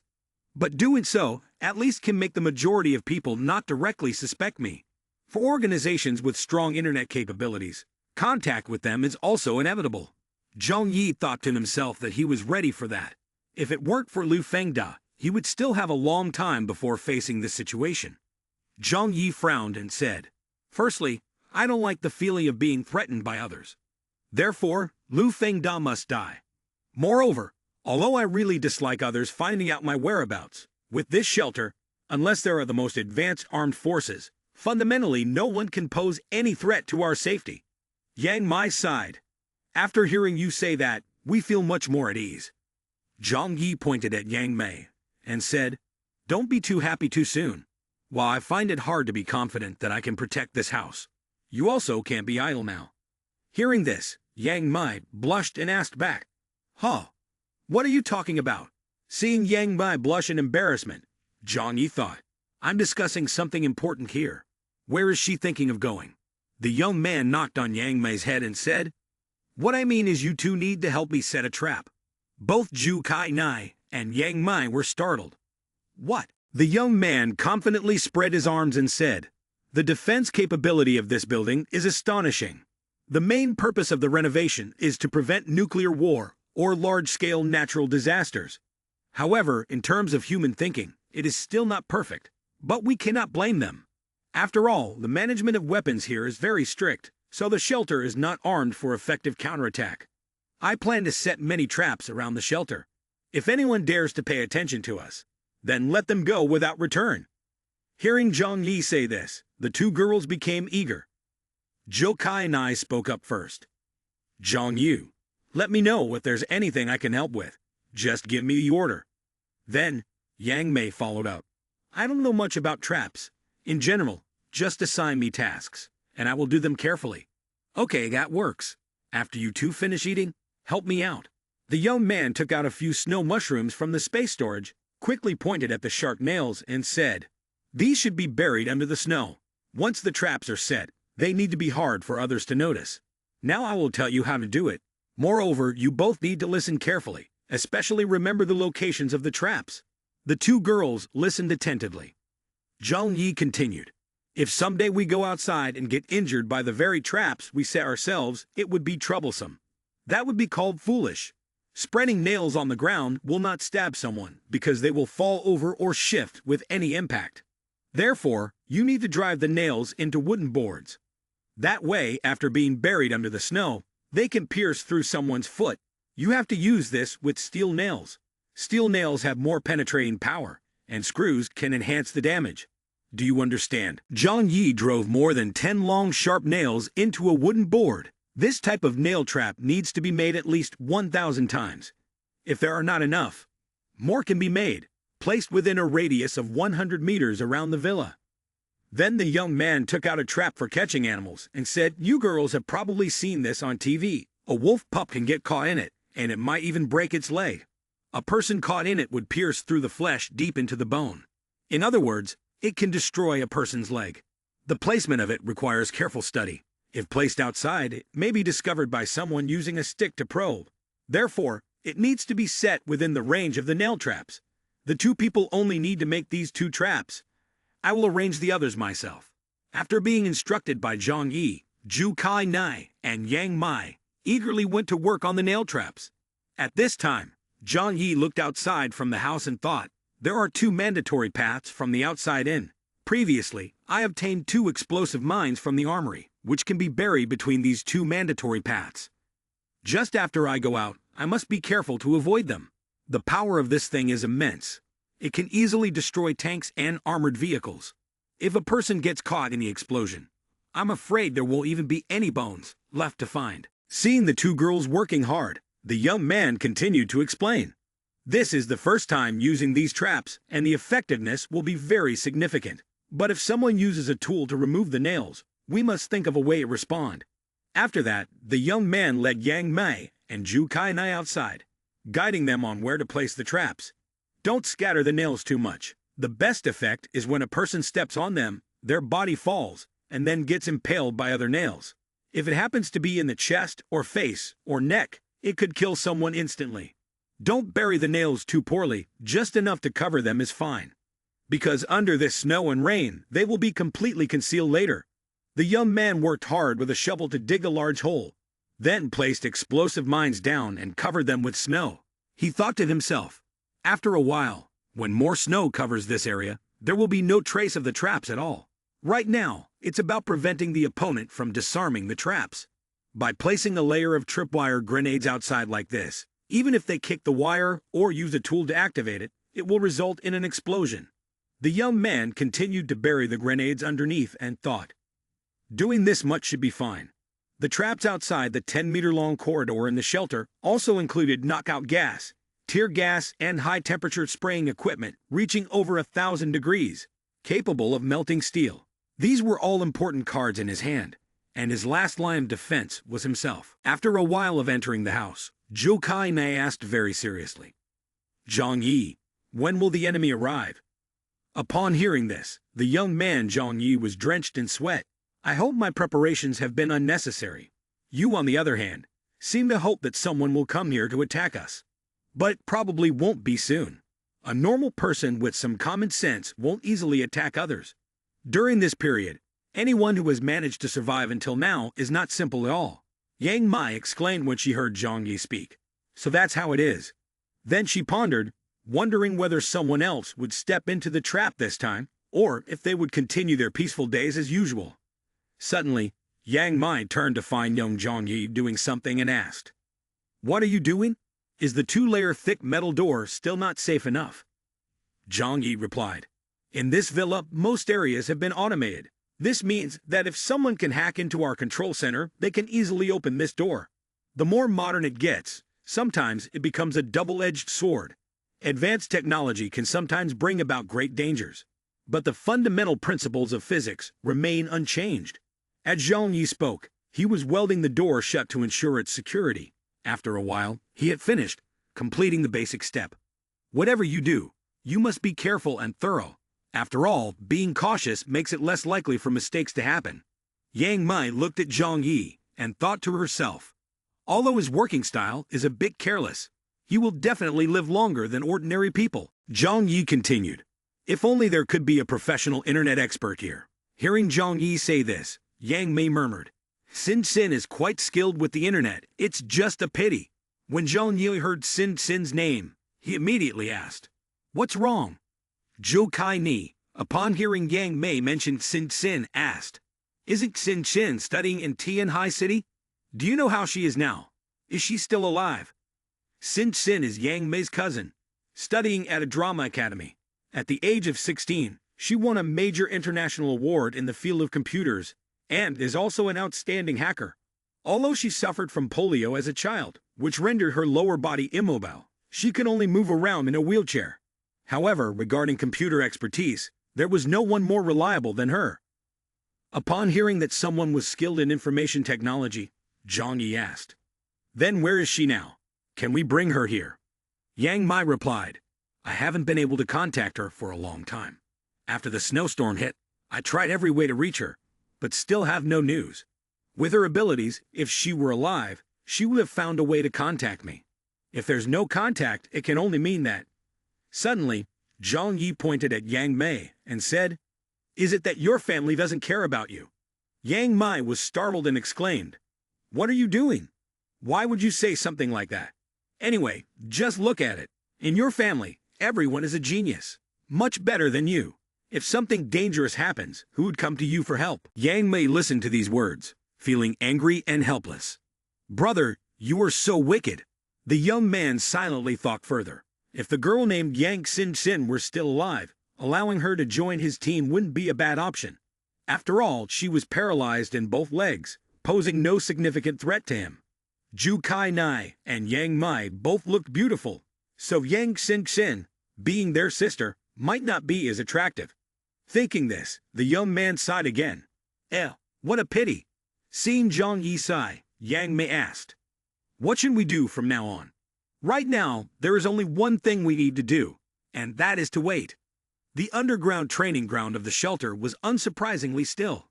Subsequently, the news about Lu Fengda was buried under a pile of his spam, causing no ripples at all. If someone can find the truth amidst this pile of fake news, then they definitely aren't an ordinary organization, or perhaps they have computer experts. After shooting an arrow, Zhang Yi lowered his bow. He then took out a new arrow, nocked it, and continued to aim carefully. Then he released the arrow. The arrow flew swiftly and struck the bullseye. Seeing the results of the shots, Zhang Yi felt quite satisfied. Half a month had passed since his superpower awakened, and coupled with high-grade weapons and props, his shooting skills and power had increased several times. Now he wasn't afraid of the enemy approaching anymore. Surrounded by superpower throughout his body, his speed could increase twice compared to the previous day. Using melee weapons, felt more assured, and with faster speed, escaping became more certain. Though the function of his superpower seemed simple, it had limitless potential. Suddenly, Zhang Yi's stomach growled. He took out a chocolate bar and stuffed it into his mouth, munching while thinking. Although the abilities just discovered astonish others, they also consume a lot of energy. The power comes from cells, and I am not a photosynthetic plant. I can only gain strength through food. Based on his situation, even a transformed person needs to eat to replenish energy. In other words, people like him. No matter how strong one becomes, without enough food, there is no condition to use superpower. Thinking it over, the deciding factor for the strength of a superpowered person still lies in the amount of food available. If that's the case, doesn't that mean I am invincible? After all, in terms of consumption, I am not inferior to anyone. In the underground refuge of Haishan Defense Camp, a leader said, "The issue of energy supply for the base is still not easy to solve." The girl opposite replied, "Leader, regarding the information we received earlier, we have investigated the results. Most of the addresses sending this information come from Villa number 101 in the estate of the upper class. However, one of the messages came from the phone of Lu Fengda, the chairman of Jiyun Technology. The IP address is at number 302, also in that estate. Tell me about a person named Zhang Yi from this news report." The young woman held the file in her hand and reported to the leader. "This is the information about the person you need. Previously, Zhang Yi lived in Tianhai and was a warehouse manager for Huanan. The investigation results show that his social circle of friends has no connection to Lu Fengda." Slamming his hand on the table, the leader analyzed.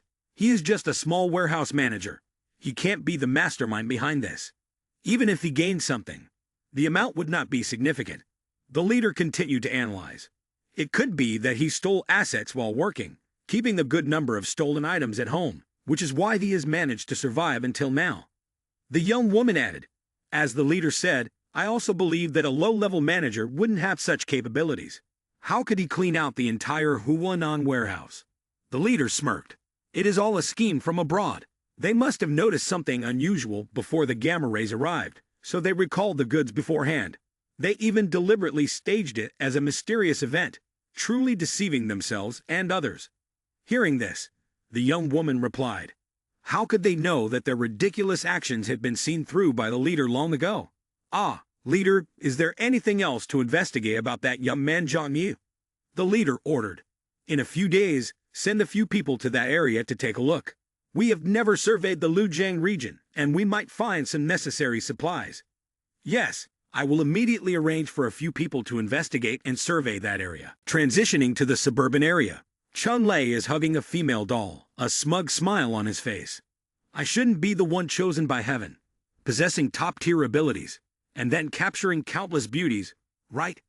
Suddenly he remembers Zhang Yi and exclaims, How unfair! Why do I have to meet that person? I can only run away. While holding the doll, Chun Lei scrolls through his phone. Suddenly, he sees a hot news item. Zhang Yi, Huanan warehouse. He thinks, if I use this information to search, will I discover anything useful? After pondering, he sits up abruptly, goes to the computer, and starts searching for information. After a while of browsing, he exclaims, I found it. Very quickly, he notices something unusual. Most of the information has the same IP address, except for one single piece of news. He quickly clicks on that information and reads, Zhang Yi, warehouse manager, Huanan warehouse theft case. Quickly reading through the information, Chun Lei ponders. Goods worth tens of billions of dollars were wiped clean overnight by someone. At first, I thought this was a setup to blame each other, but upon reflection, this person named Zhang Yi is truly suspicious. Chun Lei paced back and forth, pulling his hair. Did he really clean out the Huanan warehouse? If he possessed some supernatural power, or what is called superpower, then everything people deemed impossible would no longer seem strange. After walking around until his feet grew tired, Chun Lei sat down in a chair thinking and analyzing further. To accomplish something like that, it must definitely be a spatial ability, like an infinite vacuum cleaner that can contain many objects. Zhang Yu had too many mysteries that left him puzzled. After a while of thinking until his neck hurt, Chun Lei leaned back in the chair, recalling the battle that day. His attack suddenly vanished before his eyes, but then it was unleashed by him. This was not as simple as an ordinary rebound. It seemed he could control the timing of that rebound at will, as if he had sucked it into some place, and then released it. Got it, Chun Lei murmured. He must be someone with the ability to manipulate space. All the missing goods from the Huanan warehouse were probably in his possession. It was no wonder he owned that rare luxury snow vehicle in the south. A spatial system. How enviable, truly admirable. Chun Lei frustratedly hugged the doll, feeling aggrieved. He continued to think to himself, compared to Zhang Yu's abilities, my snow-blowing superpower is far inferior. It's not just a difference of one level. He began to think wildly. Could it be that he is the main character, while I am the villain? When playing games, don't you encounter a few minor bosses? They may be tougher than regular monsters, but in reality, they're just there to provide experience points. He hugged his knees and lamented. My abilities are completely countered. I simply can't fight back. In the future, if I can't confront him, it's best to befriend him and warn the whole village not to cause trouble with him anymore. Thinking of this, he hurried to inform Mr. Ba, panting, when he reached his house. Mr. Ba, are you here? Hearing Chun Lei's call, Mr. Ba was surprised. Chun Lei, it's rare to see you out of the house. If it weren't for your mother dragging you around, you might not even know your way around by now. Mr. Ba, this is serious. I have to tell you. What is it? Chun Lei gestured with his hands to elaborate, saying in detail, Mr. Ba, Zhang Yi is extremely powerful, and his abilities can counter mine. We absolutely should not conflict with him. Chudong village is just across a river from the Yunke estate. It's best to warn everyone not to go there fishing anymore. The old man stroked his beard and said, What you say about the missing case from the Huanan warehouse, which was famous before, was actually done by him. More than half of the materials worth several $billion that went missing are in his hands. By this point, Chun Lei was dripping with sweat from exhaustion, but he persevered to continue speaking. According to my analysis, this outcome is the most probable, unless he is someone who can manipulate space. Otherwise, it would be impossible to move all the items out of such a large warehouse in a short period of time. The old man nodded after hearing this. If we could take those materials for people in Zudong village to use, it would take years for us to exhaust them. Seeing that Mr. Ba was thinking in a different direction from his advice, Chun-Lei tried to intervene. Mr. Ba, it's best not to draw attention to him. Chun-Lei, you are good at everything, but you are just too timid. Our Zudong village has several hundred households, and along with the people from Sujia town, there are thousands of households. Can't we, so many of us, do anything to him? But I can sense that person is extremely dangerous. My guts have been scared out by him. The old man shook his head. When we were young, the nearby villages used to fight, and heads were beaten into dogheads. Was there ever a time when we didn't drag a few dead bodies back? Now, for the survival of Haodong village, our Xu family, even if we have to risk our lives, we are not afraid. The scene shifts to Zhang Yu's Yun Villa. Inside, the young man and two beautiful women are enjoying wine and meat. Yang Mai thought to herself, "At first, I had some thoughts of wanting to leave. But now living a carefree life, not having to worry about clothes and other things seems not so bad." Suddenly, there was a sound from outside. Zhang Yi stood up suddenly. "Someone is coming," he said to Zhu Kai Nei and Yang Mai. "Let me go check it out. You two eat first." Young man Zhang Yi observed from above. Below, many people were approaching. He used binoculars to look closely and quickly realized, the people from Hudong village are coming faster than I expected. The young man then took a sniper rifle from his spatial inventory. Ordinary people do not threaten the safety of the shelter. They just need to be aware of those with special superpowers in their village. Zhang Yi looked through the scope, moving the gun back and forth in search of the target. If he comes, I'll take the opportunity to eliminate him in one go. If you want to die so badly, then come here, just a little closer. One person from Sundong village exclaimed, "My God, it's so cold and windy. I can't believe there's such a luxurious house near our village." Suddenly, someone in front shouted and then fell to the ground. Several people behind wondered, "What happened?" The person yelled, "I stepped on a nail trap. There's a trap. My foot. Hurry up, carry him back." "Damn, how dare they set a trap in the snow like this? We must inform everyone. Be careful on the way. There's a nail trap under the snow. Don't step on it again." The old man made a phone call to give orders. "Be careful, that man is already prepared. However, these childish traps won't cause us any trouble. Tell everyone to move slowly forward, use sticks and branches to probe the path ahead, and clear away the traps." The group quickly complied, carefully using sticks to probe around the Yunke estate. At this moment, many people were focused on clearing the traps. Zhang Yi, through the sniper scope, saw everything. He thought, "Do you think you are very clever? The second trap should be activated now." The group was thrilled to find the spiked traps under the snow. This tactic proved very effective as they continued to move forward, clearing all the spikes and throwing them to the side of the road. While carrying the spikes to dispose of them, one person got caught on a wire with his foot. He was curious about what this black wire was. Bang! A loud explosion rang out, and a fireball was created. Zhang Yi was very pleased. The effect was amazing.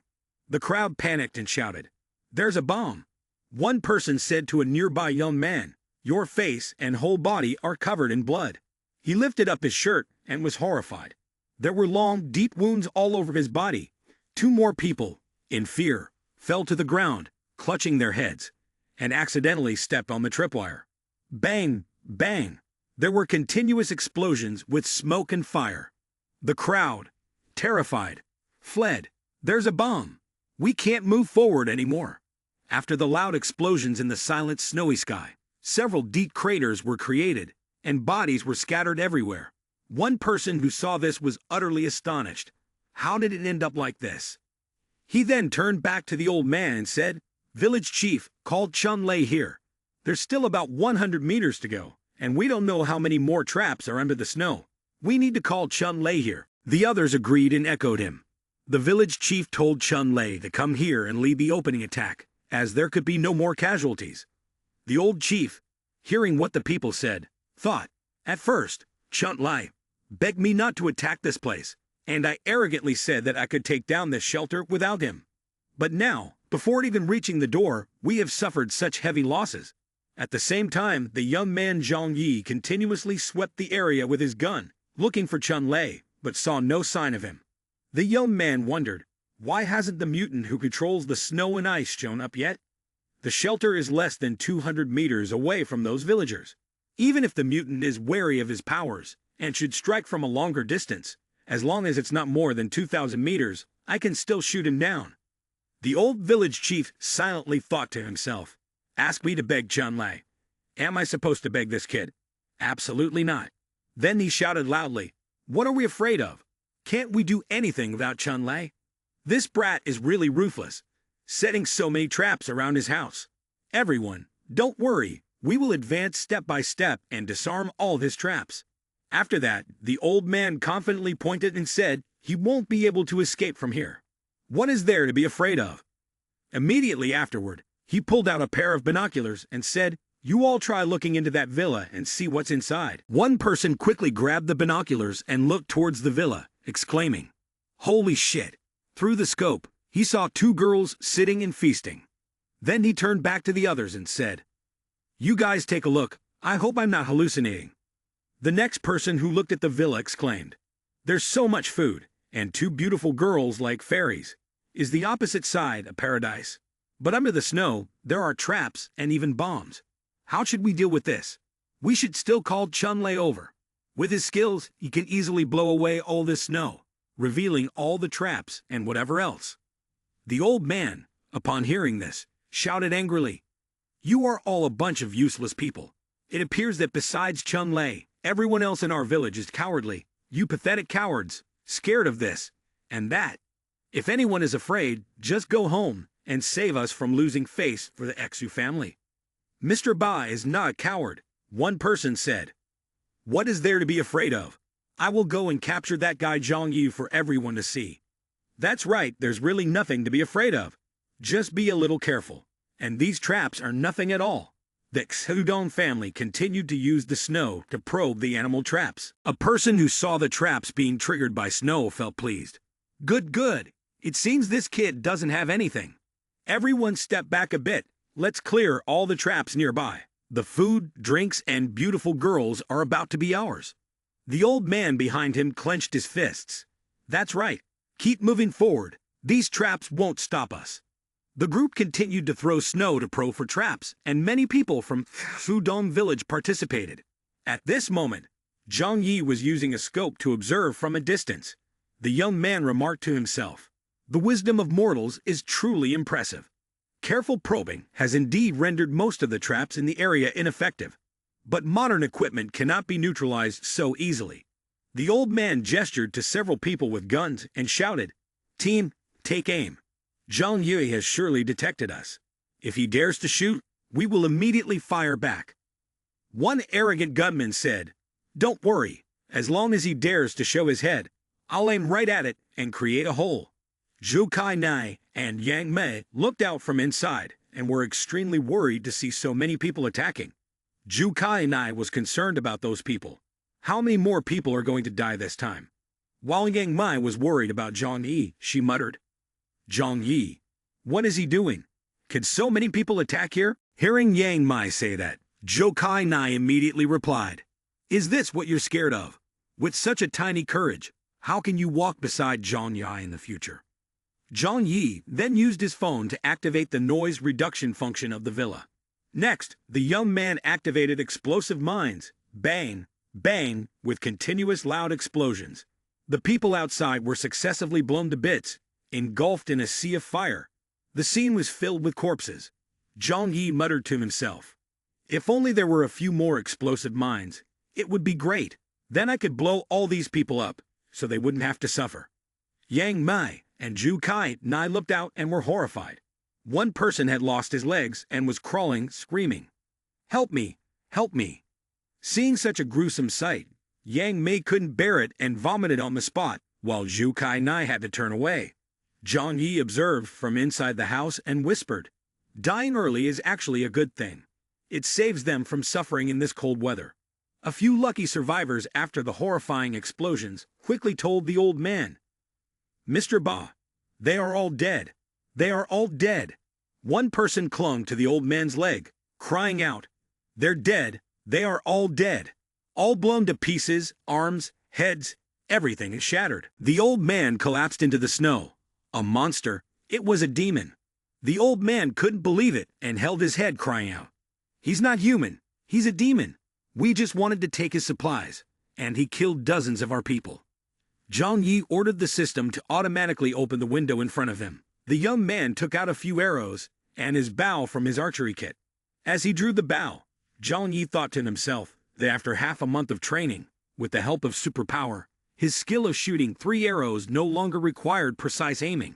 The sound of wind slicing through the falling snow came rushing past, as Zhang Yi shot 3 arrows straight ahead. The sounds of impacts against bodies echoed. Continuous precise arrows pierced directly into vital spots. The few armed men were terrified and shouted, "There's a hunter!" Before they could finish their sentence, the arrogant young man was the next one to be struck in the head by an arrow. The others immediately dropped their guns and ran away. As they fled, one person thought to himself, "Impossible! With such heavy snow and wind, how could the arrows still be shot out?" At that moment, the old man crawling on the ground realized, "It's all my fault. I shouldn't have listened to Chun Lei's advice from the beginning."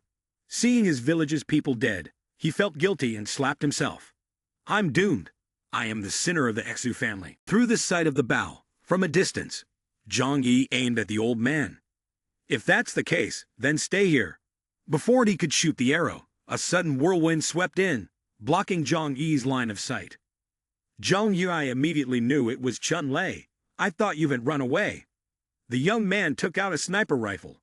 The mutant from Hudong village finally had to show up. Chun Lei shouted loudly while using his superpower. "Quick! Get out! Hurry up!" The people from Hudong village quickly carried the injured and helped each other to escape. While using his superpower, Chun Lei thought, "I can't retreat, I have to persevere. Last time I also ran away like this. I need to make use of the time. I've learned to be clever and know to use tricks. At this distance, I can't attack him for the time being. Let's see how long you can hold on." The young man Zhang Yi took a suit of armor from the warehouse and put it on.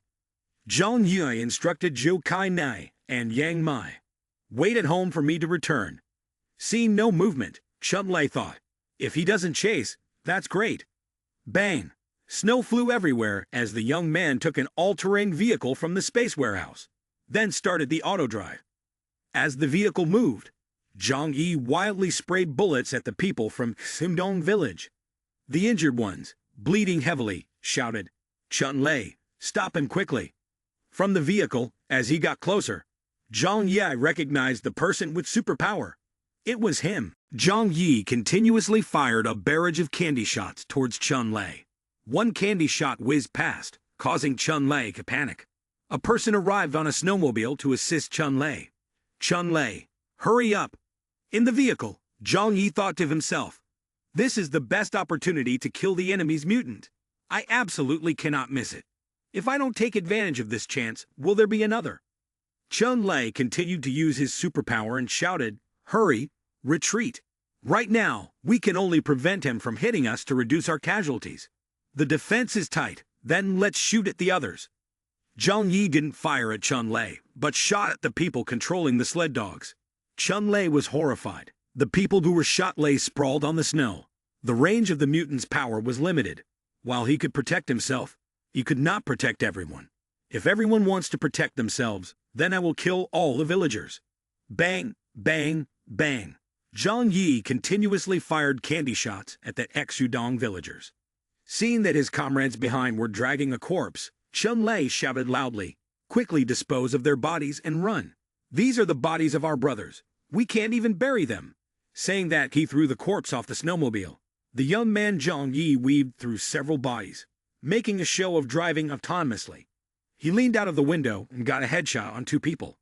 The engsub family members were in shock, shouting loudly, "Chun Lei, you need to come up with a plan.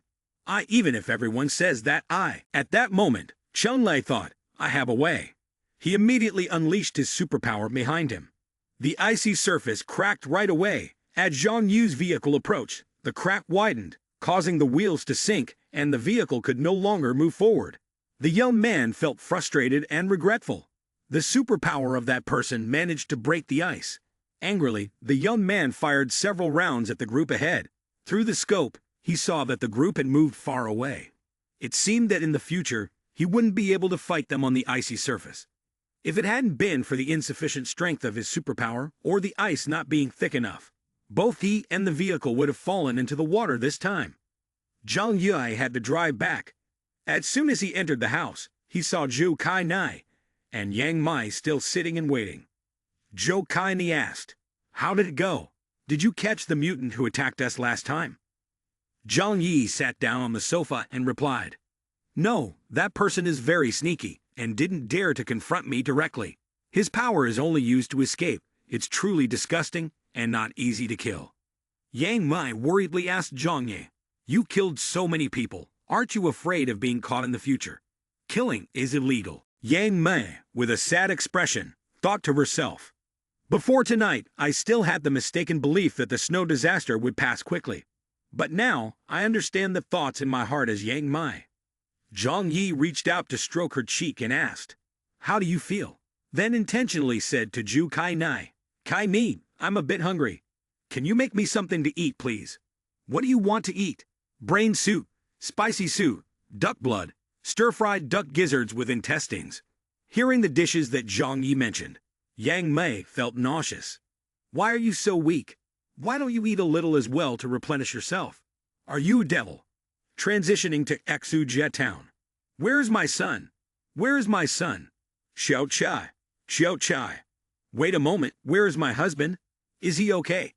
I clearly warned you before. Come over here with me. Mr. Ba is about to have trouble. He wants to see you." "What?" Before entering to see Mr. Ba, Chun Lei was criticized by several people from the village. "Chun Lei, I heard you didn't go with them this time. Why didn't you go? You are the only lucky one in the Exu family with extraordinary abilities. When trouble arises, you don't lead the charge. Instead, you hide like a turtle in your house. Do you know how many people from our Xu village have died because of you?" Chun Lei replied sadly, "It's not that I told them to go. I advised them not to. But those people continued to blame and scold. If you had been there at that moment, using your power to control ice and snow, you could have just waved a few times, and it wouldn't have led to everyone dying in the explosion. What on earth is going on in your head?" An old man stepped forward and said, "All right, at this point, let's say less. Come in, Mr. Ba is calling for you." At that moment, Mr. Ba was lying on the bed, gasping for breath. "Chun Lei, you're here." "Mr. Ba, it's all your fault for not listening to me. If you had, our Xu family wouldn't have lost so many people. You're really foolish, thinking that after the snowstorm disaster, we could fight with the neighboring villages without ever losing, so no one would be our opponent. Now you understand that our village is strong because of me. They are just a bunch of fishing villagers, putting on airs, and in the end, they lost their lives." "Mr. Ba, please don't say that. You told the family that if you want to blame someone, blame this old man. You can't blame me for this. We ordinary people don't have the ability to confront the mutants. Now that they have lost their family members, they might say a few bad things about me. I hope you'll forgive them. After all, we have the same roots. During this period, we must help each other to survive.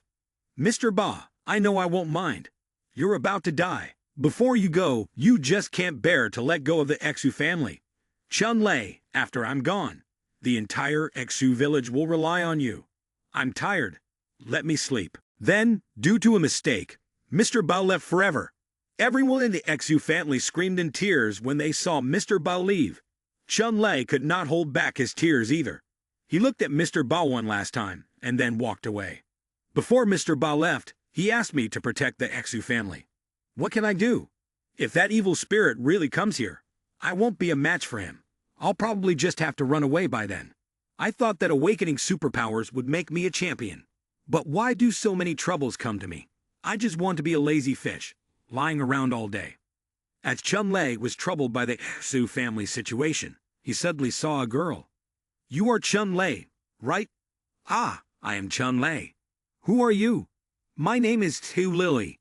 Thank you for saving my dad today. He said that if it weren't for your help, they would have all died over there." Chun Lei shyly scratched his head and said, "Ha ha, that's just what I should do." Receiving the compliment from the beautiful girl, Chun Lei quickly regained his spirits.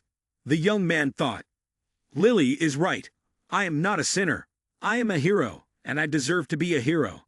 My dad can't come here right now, so I came to thank you on his behalf. We are from the same village. There's no need to be so formal. If you need anything in the future, just come find me. After saying goodbye, Zhu Lily left her benefactor's house. Chun Lei felt an instant attraction to Lily and waved enthusiastically. Zhu Lily was not very familiar with it. Although they were both from the Engsub family, it had been over 5 generations. Chun Lei began to fantasize, thinking about the future with Zhu Lily. I will protect her. I must provide her and our child with a safe place. Back in his room, Chun Lei paced back and forth, deep in thought. Zhang Yi must be angry this time, and he might come to attack Engsub village, killing everyone. But I agreed with Mr. Ba to protect the Engsub family. Moreover, now that I have love, I cannot just stand by and watch him destroy my happiness. Confronting him head-on will definitely not work. I would be defeated in an instant. I should talk to him. In the future, the rivers won't clash with wells. That would be the best plan. I am truly a genius to think of such a dangerous idea. But in order to protect the Engsub family and Zhu Lily, she must like me, right? Yes, it has to be that way. I saved her father's life. Based on how stories develop in movies, she must have developed feelings for me. Thinking about this made Chun Lei chuckle with delight. Ha ha. As for Zhang Yi, he continued to set more traps around the house. These traps were buried under the snow to prevent any enemies from coming again. Regarding the mutant with ice superpowers, I will find a way to kill him later. People like this could become troublesome if they mature. If we cannot be friends, then we should treat him as an enemy. It has to be resolved quickly. After setting up several snow traps, Zhang Yi lay tiredly on the sofa. Seeing this, Yang Mei and Zhu Kai-nei quickly approached to massage him. The two girls stood on either side, and in this apocalyptic era, it truly felt like nothing could compare. Suddenly, Zhang Yi's phone rang. He thought to himself, who could it be this time? He then picked up the phone to answer. Hello, Zhang Yi. Hi, it's Engsub Chun Lei. Thank you for answering my call. Could you spare me some time to talk? Zhu Chun Lei. With the surname Sko, you are from Sujia Town. To be precise, I'm from Sudong Village. Sujia Town. But that doesn't matter anymore. I'm calling you this time hoping we can discuss things. Let's not have any more conflicts in the future. Can we reconcile? Reconcile. Since the beginning, you all have been looking for trouble with me. What's the deal? Now that you can't fight back, you want to reconcile. What kind of sense does that make in this world? No. What I mean is that I hope to gain your forgiveness. All of this is due to our village's mistakes, but we haven't caused you any harm. Moreover, we have suffered significant casualties ourselves. Can you show us some leniency and forgive us? To express our sincerity, you can bring up any conditions you have. Can I ask you a question? Can you truly represent Sudong Village to negotiate with me? Yes. Based on what? What kind of person are you? I'm actually the mutant who fought with you the last 2 times. So it's you? Yes, that's right. It's me. Zhang Yi, you think I'm not qualified to negotiate with you. So what do you mean? As long as I agree to reconcile, then Sudong Village can meet any of my requests. As long as it's not something too difficult for us, I will agree with you. Then that's good. What I want is just one thing, and that is yourself. Zhang Yi thought to himself. Controlling ice and snow is the killer machine in the apocalyptic period. If I can recruit this mutant to be my subordinate, it will be very beneficial in the future. You don't do that. I am a man. Fool. What are you thinking? I said I'm very interested in your superpower. Here's the deal. If you really want to reconcile with me, then come here by yourself. Let me see if you have the right to reconcile with me or not. If not, then I won't let you off the hook for bothering me time and time again. Don't. Your ability is useless to me. Once I get to the opposite bank of the river, destroying your village will not be a difficult task. Even if you destroy our Sudong village, it won't benefit you at all. Don't be impulsive. Let's keep talking. Letting our Sudong village live also benefits you. Sudong village and Yunke estate are connected. If enemies come in the future, we can help each other. Enemies? Aren't you all my enemies now? Zhang Yi said with annoyance. You take everything from me when you win, and when you lose, you come asking for reconciliation without wanting to pay the price. Everything good in this world is taken by you. Think about it. Is that possible? In short, I have only one thing to say. Only Tevu Chunlei has the right to talk to me. Whether you come or not is up to you. But whether I will fight across the river or not depends on my mood. Hearing this, Chunlei panicked. I'm leaving. Is that not allowed? All right then.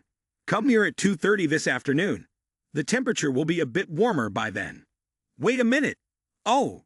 Without waiting for Chunlei to finish his sentence, Zhang Yi held up. Chunlei, pale-faced, muttered to himself. It's over. I'm definitely doomed this time. If I agree to go, who knows if I'll live or die. My beautiful youth, my life that hasn't even begun, has to end here. After talking with Xu Chunlei, Zhang Yi still felt uncertain. He had a general understanding of Xu Chunlei's abilities. He didn't pose a threat to him, but should he kill him? In the future, his eye's superpower will definitely become an infinite potential, even more useful than Uncle Wang's enhancement. Thinking this, Zhang Yi stood up and stretched. I'll assess him first, then decide whether to kill him or not. Seeing Zhang Yi in the room, Yang Mei came in to find him. I'm here to help you rest. No need. I still have things to do this afternoon. But right now, we need a suitable pillow. Understanding her intention, Yang Mei climbed onto the bed, sitting down to use her thigh as a pillow for Zhang Yi. However, Zhang Yi still found it hard to sleep. After turning back and forth for a while, he buried his head in Yang Mei's skirt. Before falling asleep, he reminded her, "Wake me up at 2:30. Yang Mei's face turned as red as a tomato as she stammered. Ah, okay. At exactly 2:30, Zhang Yi had his sniper rifle ready, waiting for Chunlei. That's him. As soon as he's in my sights, I can take him out immediately.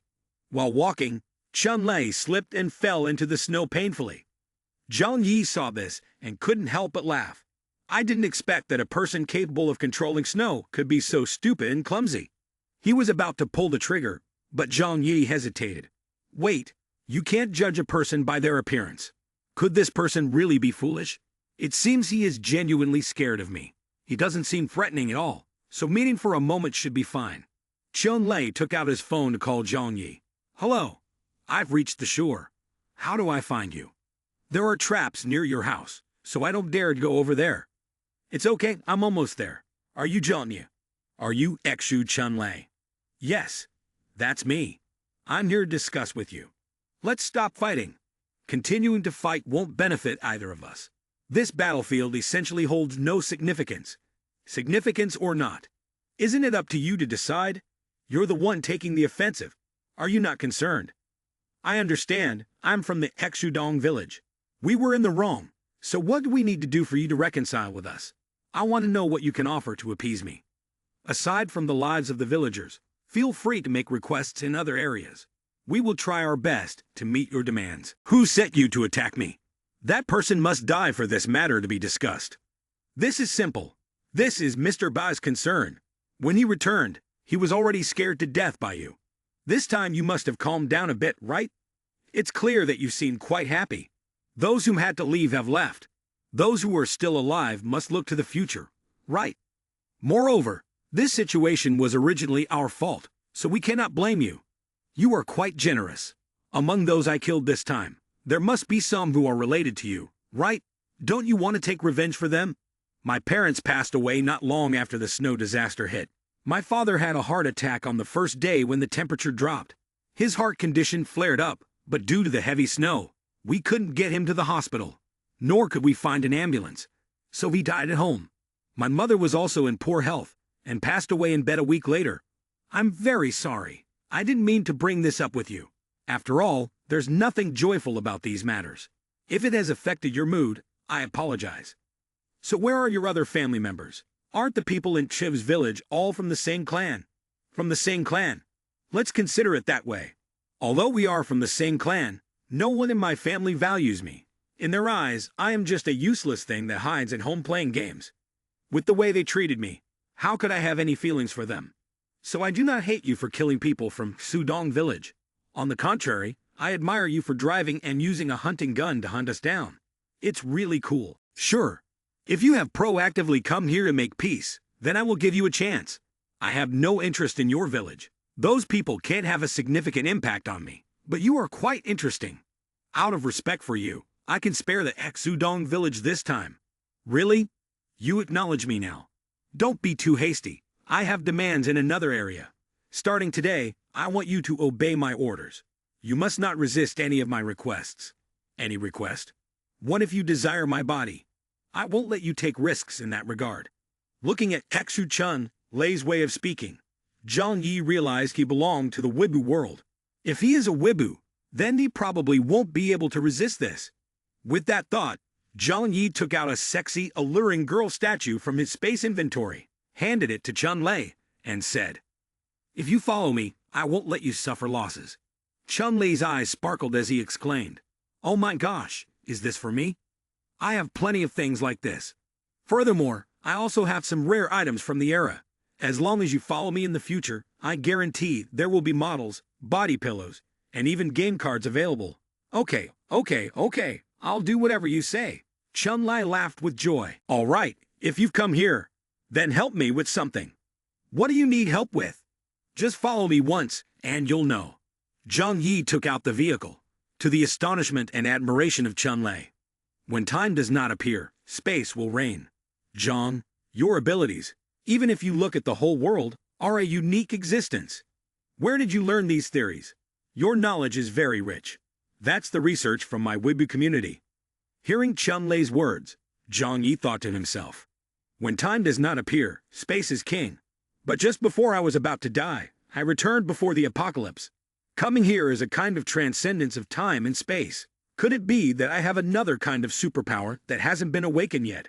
Putting these things aside, my superpower is still in the initial stage. Maybe I will become more proficient in my abilities later and discover something even better. The vehicle sped quickly on the snow. Chun Lei curiously asked, "Zhang, where are we going?" "I'm taking you to find some good stuff. Clear the snow in front of me." Chun Lei gathered energy in his palm, directing it towards the snow pile. The young man's gaze emitted a strange kind of energy at that moment. Chun Lei exerted all his strength to clear the snow in front of him, while Zhang Yi remained vigilant behind him. I can't help but be cautious. Even though I've surrendered, it's important to understand the skills of this person. 5 minutes later, Brother Zhang, is this okay? Zhang Yi thought to himself. With someone as great as this chubby guy, it will certainly be very easy to obtain resources in the future. Zhang Yi handed a chocolate bar to Chun Lei and said, "Have some food to replenish your energy." "Thank you, Brother Zhang," Chun Lei mumbled. "The taste of this chocolate bar is my favorite. It really is a flavor I haven't had in a long time." While Chun Lei was eating, Zhang Yi went into a supermarket that had just been dug out from the huge pile of snow to search for supplies. "Brother Zhang, are you done?" "I'm done." "That's great. You're amazing. Did you all never think of digging for supplies before?" "Of course we did, but because of the cold weather, we basically couldn't go too far from the village. Even though we had sled dogs, the dogs we have here are not the kind that can survive the freezing conditions of the north. Letting them be outside for too long would harm their bodies, so we can only dig up a few supermarkets and storage warehouses around Hexudong village. That's already enough for us.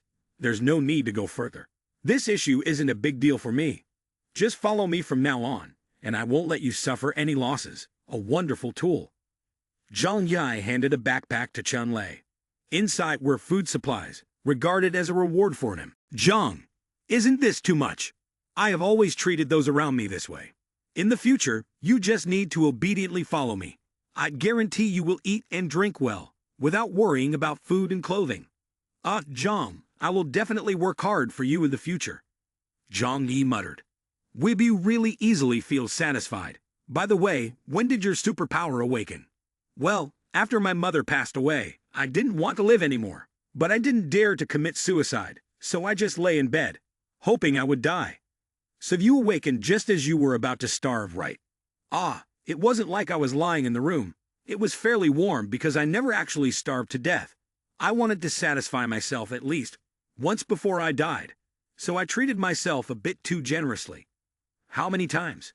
"I don't remember clearly, maybe about 20 times, to the point where I lost all sense. Then, when I lost consciousness, I suddenly felt my body change. That feeling was very refreshing and strange."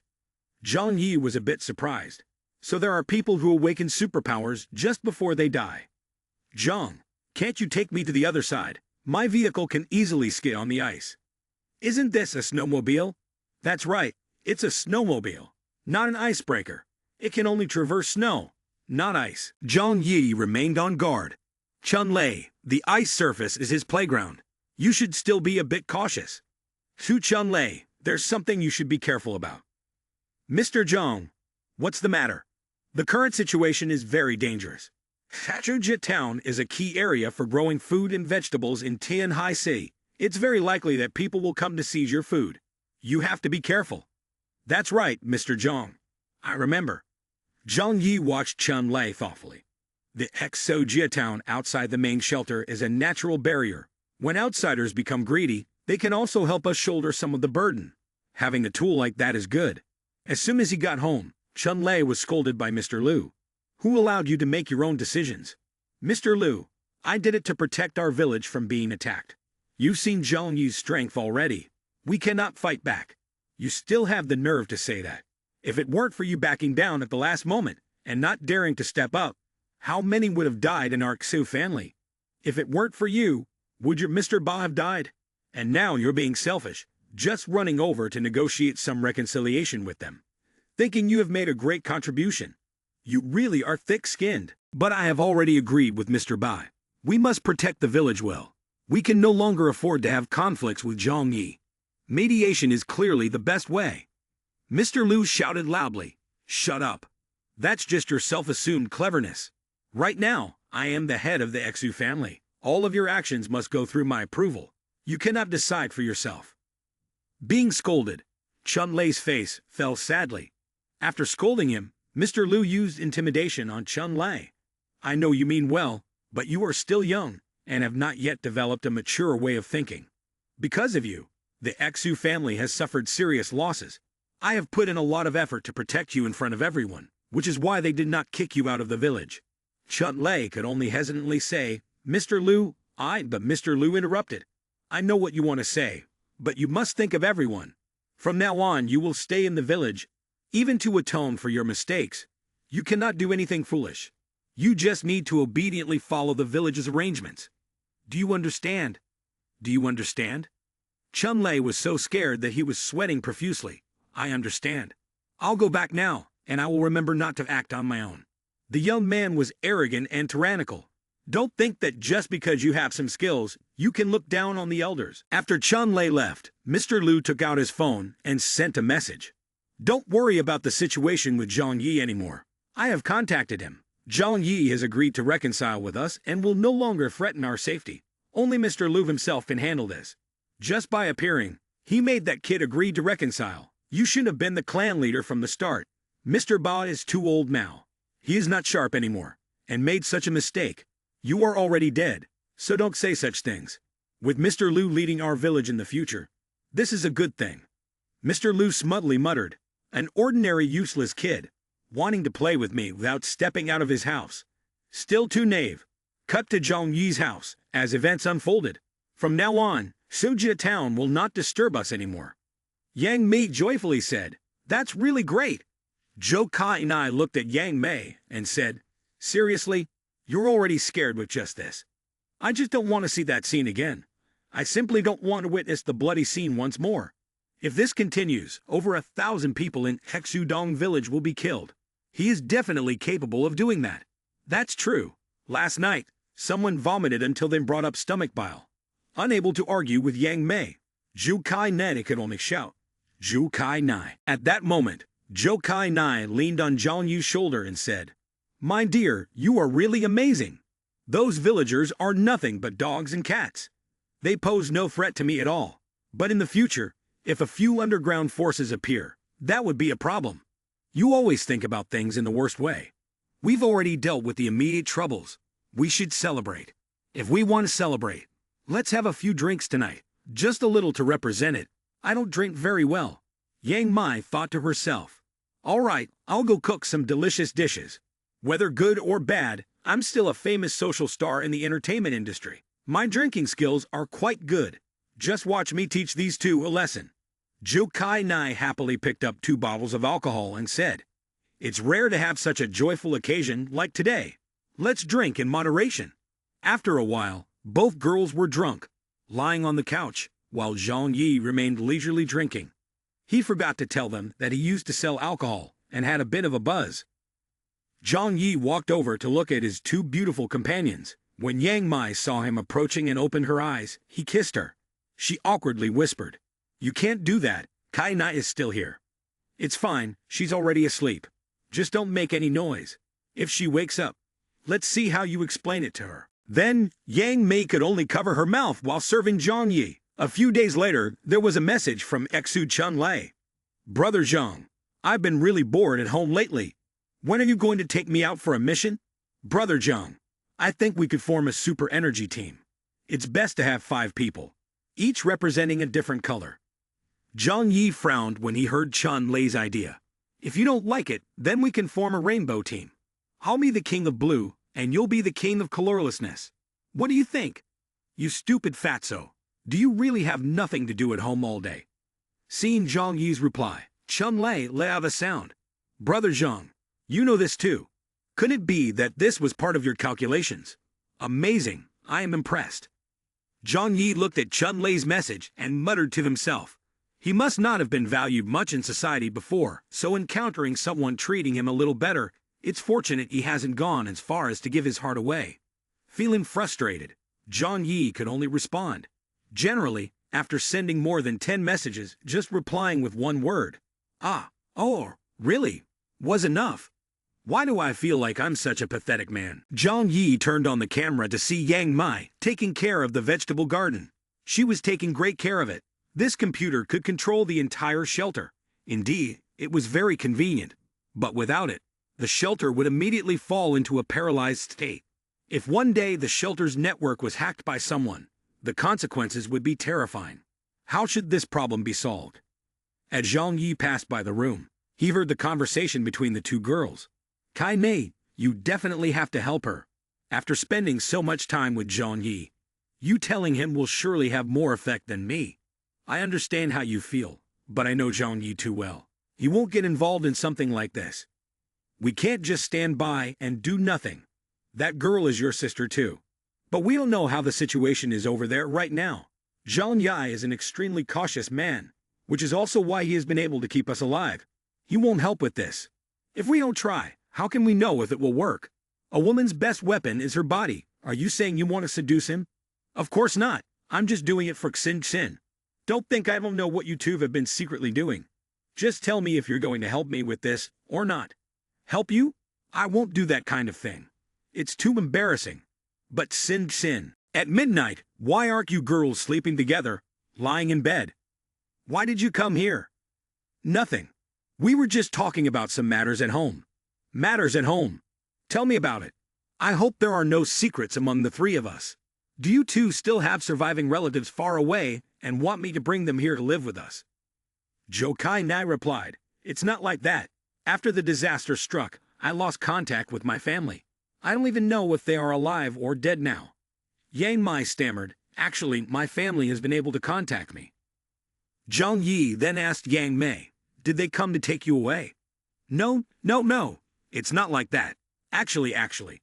Seeing Yang Mai stammering, Zhang Yi impatiently asked, "What do you mean? Your family found you. Don't they want to take you away?" "My family has indeed contacted me, but they don't want to take me away. It's that the girl is in danger, and they hope I can save her." So that's how it is. The 2 of them were secretly discussing this, wanting me to go save someone who has nothing to do with me. "Zhang Yi, please help me this time. Right now, I can only find one relative. I don't want to lose the girl." Zhou Kai Nai also spoke up for Yang Mai. "Zhang Yi, I know this has nothing to do with you, but the girl is our family. If you ask us to just watch her die, we will feel very guilty. You're asking me to save someone. Do you know what the situation outside is like right now? Don't you know? My news has been leaked, and I don't know how many people are eyeing the supplies I have, and this high-end shelter. Leaving here means going out to take risks. Would I do something like that for a stranger?" With that, the young man walked away coldly. The 2 girls continued to cling to Zhang Yi's legs, pleading, "Zhang Yi, I can't just watch her die." Zhou Kai Nai whispered in Zhang Yi's ear, "As long as you agree to save her, I will agree to anything you ask in the future. Just agree to this, and Yang Mei, and I will listen to you." Hearing exactly what he wanted, Zhang Yi asked back. Is that true? Will you agree then? Sin Chin's legs have never been good. With such cold weather and her being outside, I'm afraid she won't be able to hold on for much longer. Just thinking about this makes my heart ache. Zhang Yi exclaimed in surprise, Huh? Is it Sin Chin? The young man thought to himself, that Yang Sin Chin is the talented hacker girl they mentioned before, 18 years old, paralyzed legs, a reliable computing genius, a computer engineer that the shelter is hoping for, but still hasn't gotten. At this moment, Zhang Yi tightly grasped the hands of the two girls and said in a clear voice, All right, you two, stop talking. If the girl is your sister, then she is also Zhang Yi's sister. If the girl is in danger, how could I just stand by and watch? Zhou Kai Nai looked at Zhang Yi and thought to herself, a selfish person like him agreeing means he must really love me. Yang Mai's eyes brightened with joy. Zhang Yi, thank you so much. How is it? In your eyes, am I just a person who acts for personal benefit, not caring about human affection? Have you both misunderstood? My coldness is just the way I present myself to others. But for those close to me, I hold them in high regard. Zhou Kai Nai replied, I have never doubted you. I know you are a man who appears cold but is warm inside. Zhang Yi, this time I will definitely repay you well. Oh, was it just once that you underestimated me? How many times you can do that will depend on your ability. The next day, please tell me in detail about Sin Sin's situation. Zhou Kai Nai told Yang Mai. Why don't you go ahead and speak? Sin Sin is locked up in Tian King Academy. Tian King Academy is the top aristocratic school in Tian Hai. No information has leaked out, and ordinary people have no understanding of it. This school is an educational institution from kindergarten to university, only training noble children and also recruiting a small number of talented individuals. Anyone who graduates from there will be a seed for both the political and business arenas. I know about this, but if she is at school, how could a girl with paralyzed legs survive until now? Tian King Academy has its own food supply. The food stored in the warehouse is plentiful. Sin Chin's group is hiding in the school's canteen, which is why they haven't starved to death. But there's something I don't understand. If she could contact the outside world, then why didn't she reach out to you before and waited until now? At that time, I was just worried and didn't think to ask her. Now I'm going to call her. When Yang Mai called Sin Chin, she only heard a few beeping sounds. Sorry, the number you have dialed is not available. Please call back later. After that, I also wanted to try to contact her again, but I still couldn't reach her. Don't think too much. Maybe at first she thought you were dead, which is why she didn't call you. How far is Tian King Academy? About 10 kilometers. Tian King Academy is located in the Xi Shan area. From Yunke Manor to there, it's 22.6 kilometers straight. Given the current connectivity issues, managing to make one phone call at this distance would be a miracle. No wonder, so that's how it is. But it's also possible that people think she died young, so they are too lazy to call her. Not me. Regardless of anything, I am an adult. Let's go to the control room. Maybe we can find a way using the shelter's computer. The three of them went to the shelter's computer room to find a way to contact Sin Sin. It seems they are in an area with extremely unstable signals. Who are you? Sin Sin. Sin Sin. It's me. Where are you? Please tell me quickly, I will come to find you. I'm in the school cafeteria. It's very dangerous. Get me out of here. What's the danger? Sin Sin's voice screamed in panic. Cat. They are killing. Run away. Monster, monster, monster. A horrifying scream came from the phone, along with the sounds of limbs and bones being torn apart and gnawed. Even more tragic than what I had heard during my survival in the Yulu apartment complex. Zhang Yi and the two girls focused intently on the sounds coming from the phone. They had originally thought it would be a simple matter of arriving and bringing someone back, but now it seemed the situation was much more complicated than they had anticipated.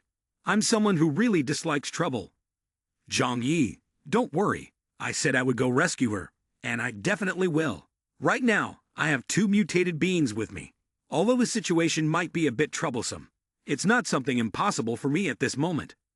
Most of those eerie sounds are likely coming from mutated people or other mutated creatures. Hey John, is something wrong? I'm going far from home to the Tian King Academy to rescue someone. You are coming with me. Rescue someone, sure, I'll go with you. No problem. If Yang Xin Xin, a girl paralyzed in both legs, can survive for a month, then it proves that this thing isn't too dangerous for the three of us mutated individuals. It can be dealt with. Overeating can easily affect movement. If too much stamina is consumed, the food and water in the virtual space should be sufficient to replenish it. We can also have weapons prepared in an assembled state and placed in the virtual space. The pistol is already equipped with rounds that have stronger firepower than before. The opponent is a special variant, and shouldn't be underestimated. John, I have crossed the river. I'm waiting for you by the road. I have to leave now. During the time I am not here, to ensure the safety of both of you, you should go to the room downstairs. Why go to the basement room?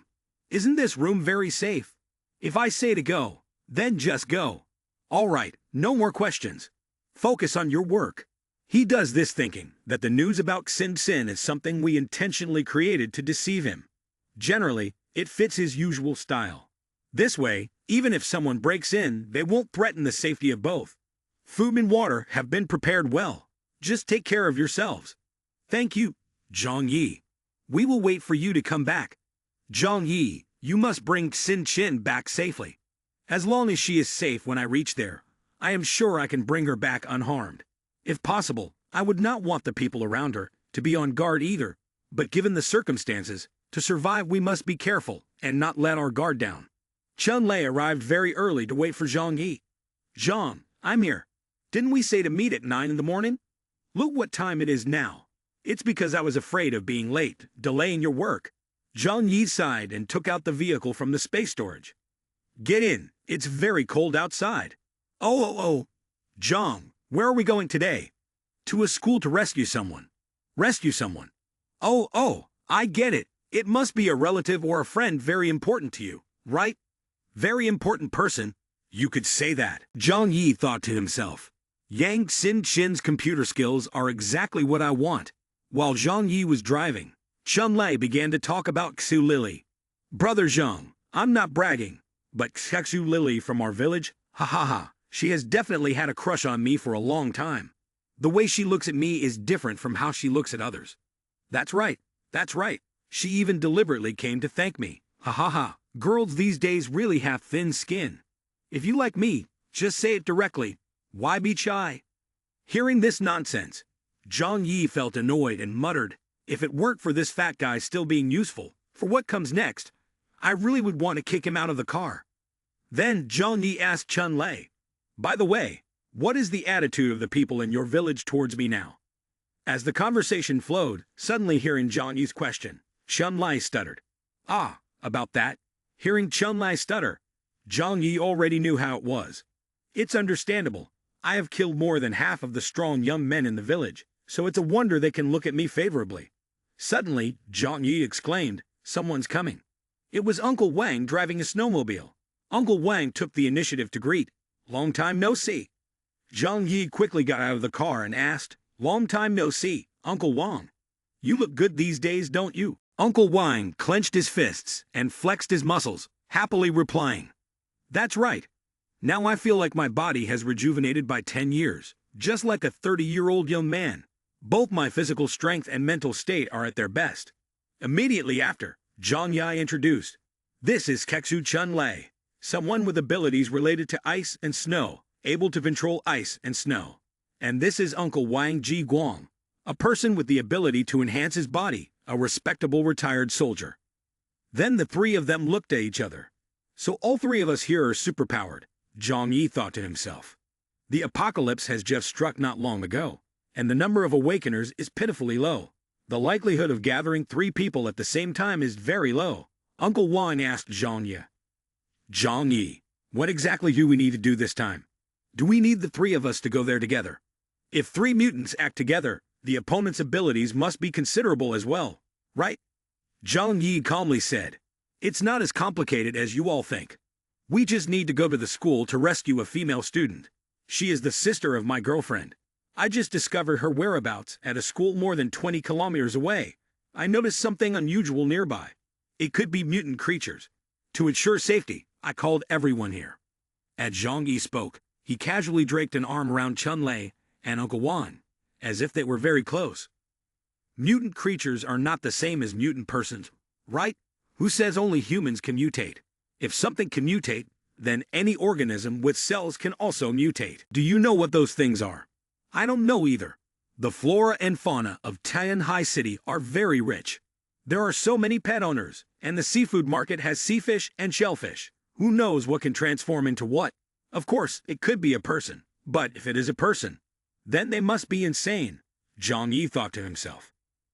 That dreadful sound definitely isn't something that a normal human can produce. It's okay. No matter what it is, the three of us can handle it. Right? I think so too.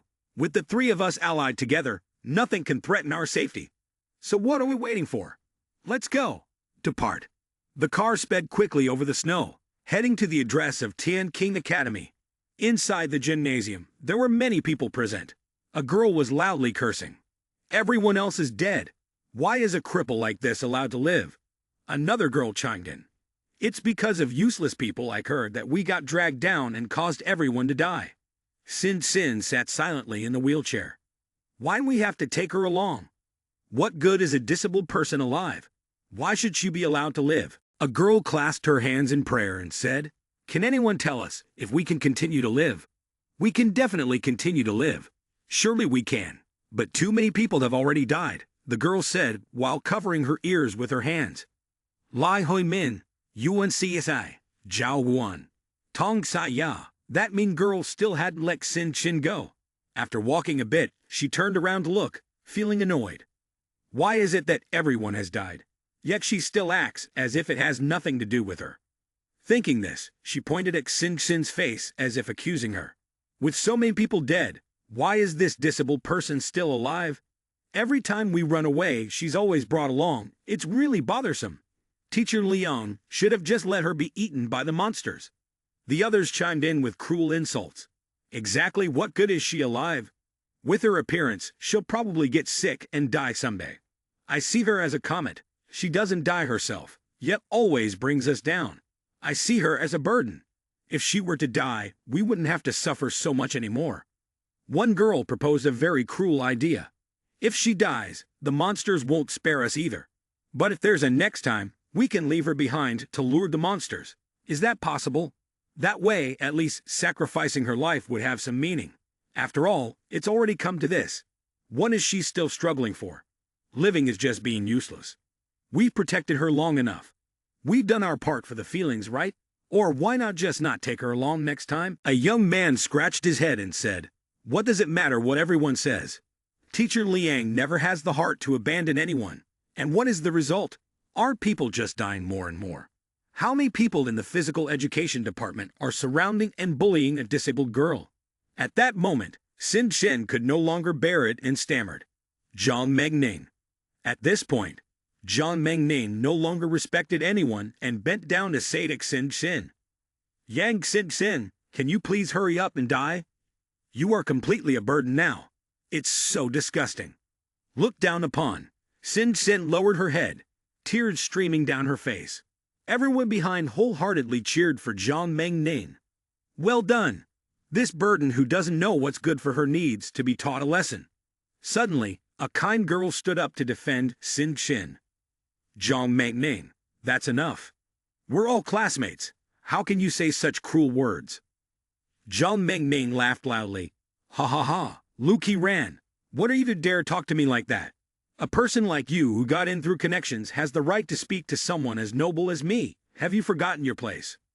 Lu Qiran angrily shouted. So what if your family has money? Now that we are in this situation, can your money save you? Shut up. No matter when, the difference between you and me cannot be erased. As long as I get out of this damn place and see the sunlight again, you and I will still be from completely different worlds. Zhang Mengning turned to Xin Chen and said, Yang Xin Chen, because you have implicated everyone. We have lost so many classmates because of you. You should just go die and stop living. Lu Qiran continued to defend her friend, Zhang Mengning. Xin Chen is a person too. She has the right to live. On what basis do you say that about her? You can't blame Xin Chen for other people's deaths. A girl from below spoke up. But a disabled person who can only sit in a wheelchair has indeed implicated everyone. People began to discuss among themselves. Zhang Mengning is right, you really are a burden. In the past, everyone tolerated you because you were a classmate, but you shouldn't take advantage of that and be so unaware of the situation. Just because you are disabled, does that mean you can bind our morals? Doing that is truly disgusting. Please don't involve us anymore, okay? It's true that if it weren't for Teacher Liang's soft-heartedness, we would have abandoned you long ago. Can't you find a place to just die? Angrily, Sin Sin slammed her hand hard on her thigh. Lu Qiran continued to argue with the others. What have you done for Sin Sin? It's always me taking care of her. Don't project your despair onto others. Lu Qiran, you are really pathetic. She is the daughter of a powerful family. You are just an ordinary student who got admitted through connections. If it weren't for her disability, would she even want to be friends with you? I think she just wants to manipulate you and feel superior. No, Sin Sin is not that kind of person. Unable to bear it any longer, Sin Sin shouted, "Too noisy." At that moment, a teacher walked over. Everyone, stop arguing. Now that we are in this situation, we need to unite and help each other. Sin Sin, you don't need to worry. Although you are very troubled right now, everyone will not give up. I believe you won't blame anyone, right? Let's continue to be good friends in the future. The teacher said this while reaching out her hand towards Sin Sin. Suddenly, a piece of metal fell from the roof. The crowd panicked and shouted, "It's bad! The monster is coming again!" From the window, a pair of sharp claws was scratching through the shattered glass. One unfortunate person was grabbed and could only stand there screaming a few ah. The monster quickly pulled that person outside, licking them a few times before chewing them violently. Screams echoed. No, everyone run away quickly. Get away from that burden. Lu Qiran also pushed Sin Sin and quickly fled. When they got outside, the door was tightly shut. Shit, it's frozen shut. Open it. If not, we will all die here. The monster slowly approached from behind, still holding a half-chewed person in its mouth. As it got closer, it suddenly sat down and began to chew the person thoroughly. Red liquid splashed out, making everyone feel like they were going to wet their pants. After eating, the monster approached the remaining people. No, don't eat me, don't eat me, ignoring her pleas and tears. The monster swiftly beheaded the girl, and then turned to the others. One person thought to himself, "This monster is deliberately taking advantage of the fact that our teacher is out looking for food and came here to provoke us." Then that wicked person pushed Sin Sin towards the monster. Lu Qiran shouted in panic, "Sin Sin," but didn't dare to get closer. Lu Qiran blamed himself, unable to move his legs. Why was he paralyzed with fear at this moment? Although Sin Sin was right in front of him, the monster seemed indifferent. The one who pushed Sin Sin was planning to escape quickly. He thought to himself, "A bunch of brainless people, go die with Yang Sin Sin." The monster stepped forward, glanced at Sin Sin, then looked at the other person. It put a foot on the wicked person wearing glasses and stomped down hard, splattering red liquid all over the floor. He screamed, I don't want to die," and crawled to plead for help from everyone. But no one could save him at that moment. Taking advantage of the monster's distraction, Lu Qiran rushed to help Sin Sin up. "Sin Sin, let's go." At this moment, the others realized what was happening. I understand now. This monster likes to attack moving objects. Just now, Yang Sin Sin crawled on the ground pretending to be dead and escaped with her life. Seeing that the monster only attacked moving people, one person said, "No wonder Lai Yong wanted to run to die the fastest." Another person said, "So what should we do? Shouldn't we also pretend to be dead?" Pretending to be dead isn't very reliable. No one knows if this monster is just playing around. The young man then came up with an idea. "We have to do this." Everyone started to stand still without moving. After a moment, the young man said again, "Hurry, while that monster isn't paying attention. We should leave immediately. If we stay here any longer, we'll die. Someone needs to go outside and call Teacher Liang back, or else we will all die." Seeing everyone running away, the young man with glasses threw Sin Sin at the monster and yelled for help. "Help me! Don't leave me behind! I'm begging you, Hao Cheng Yu. Aren't we good brothers?" Abandoned by everyone, he shouted angrily to wake up the monster. "Look over there. They want to run. They want to run. If I die, you all won't live either." The others yelled back as they ran. Dan, trying to drag others down with you at a time like this. The monster stood up and lunged at the fleeing people. The young man with glasses gleefully said loudly, "You won't survive. None of you will survive. If we're going to die, we'll die together." At that moment, the cat was too busy chasing the others, so Hao Cheng-yu's group managed to escape. He felt proud. Sorry, compared to everyone dying, it's better that you all die instead. Hao Cheng-yu, you are really smart. Tell those people to distract the monster, and then we'll run outside. That thing, I think it looks like a cat that has been mutated for a long time. Cats love to play with their prey. After catching it, they will play with it for a while before eating it. Moreover, unless it's extremely hungry, it won't be interested in dead mice. Several people were trying to distract the cat to escape, but it detected them, no matter which way they went. With a strong whip of its tail, it logged out. A frightened girl knelt down and screamed loudly, "Help! Ah!" Luckily, Ms. Liang had returned at that moment. "Evil monster! Don't hurt my students! Ms. Liang! Ms. Liang is back!" Saying that, the teacher wielded a sharp sword and struck forward. When hit, the cat transformed and let out a few meow-meow sounds. It opened its mouth wide as if to swallow Ms. Liang whole. The cunning cat easily dodged all the strikes. Ms. Liang was sweating and thought to herself, "What will it take for this monster to stop fighting? This will only endanger many other surviving students. Get it outside first." Then the cat went to gnaw on an unfortunate person, glaring at the teacher as if to intimidate her, before heading straight outside. Ms. Liang was on guard. This monster is very cunning, cannot be underestimated. Thinking that, she followed it outside, seeing more and more students falling down. Ms. Liang was heartbroken. If we keep playing this cat and mouse game, how long can I protect the remaining students? More than a month, and so many students have died. If it weren't for my lucky awakening of superpower, I might not have been able to hold on until now. Eventually, there will come a day when everyone dies here, and it will be no exception. Thinking for a moment, she went outside to find some food. When the students saw her return, they joyfully ran over. Ms. Liang, share the food with everyone. Seeing that Xin Xin was still alive, Zhang Mengning continued to berate her. "Why is it that everyone is dead, but you are still alive? You are the one who deserves to die.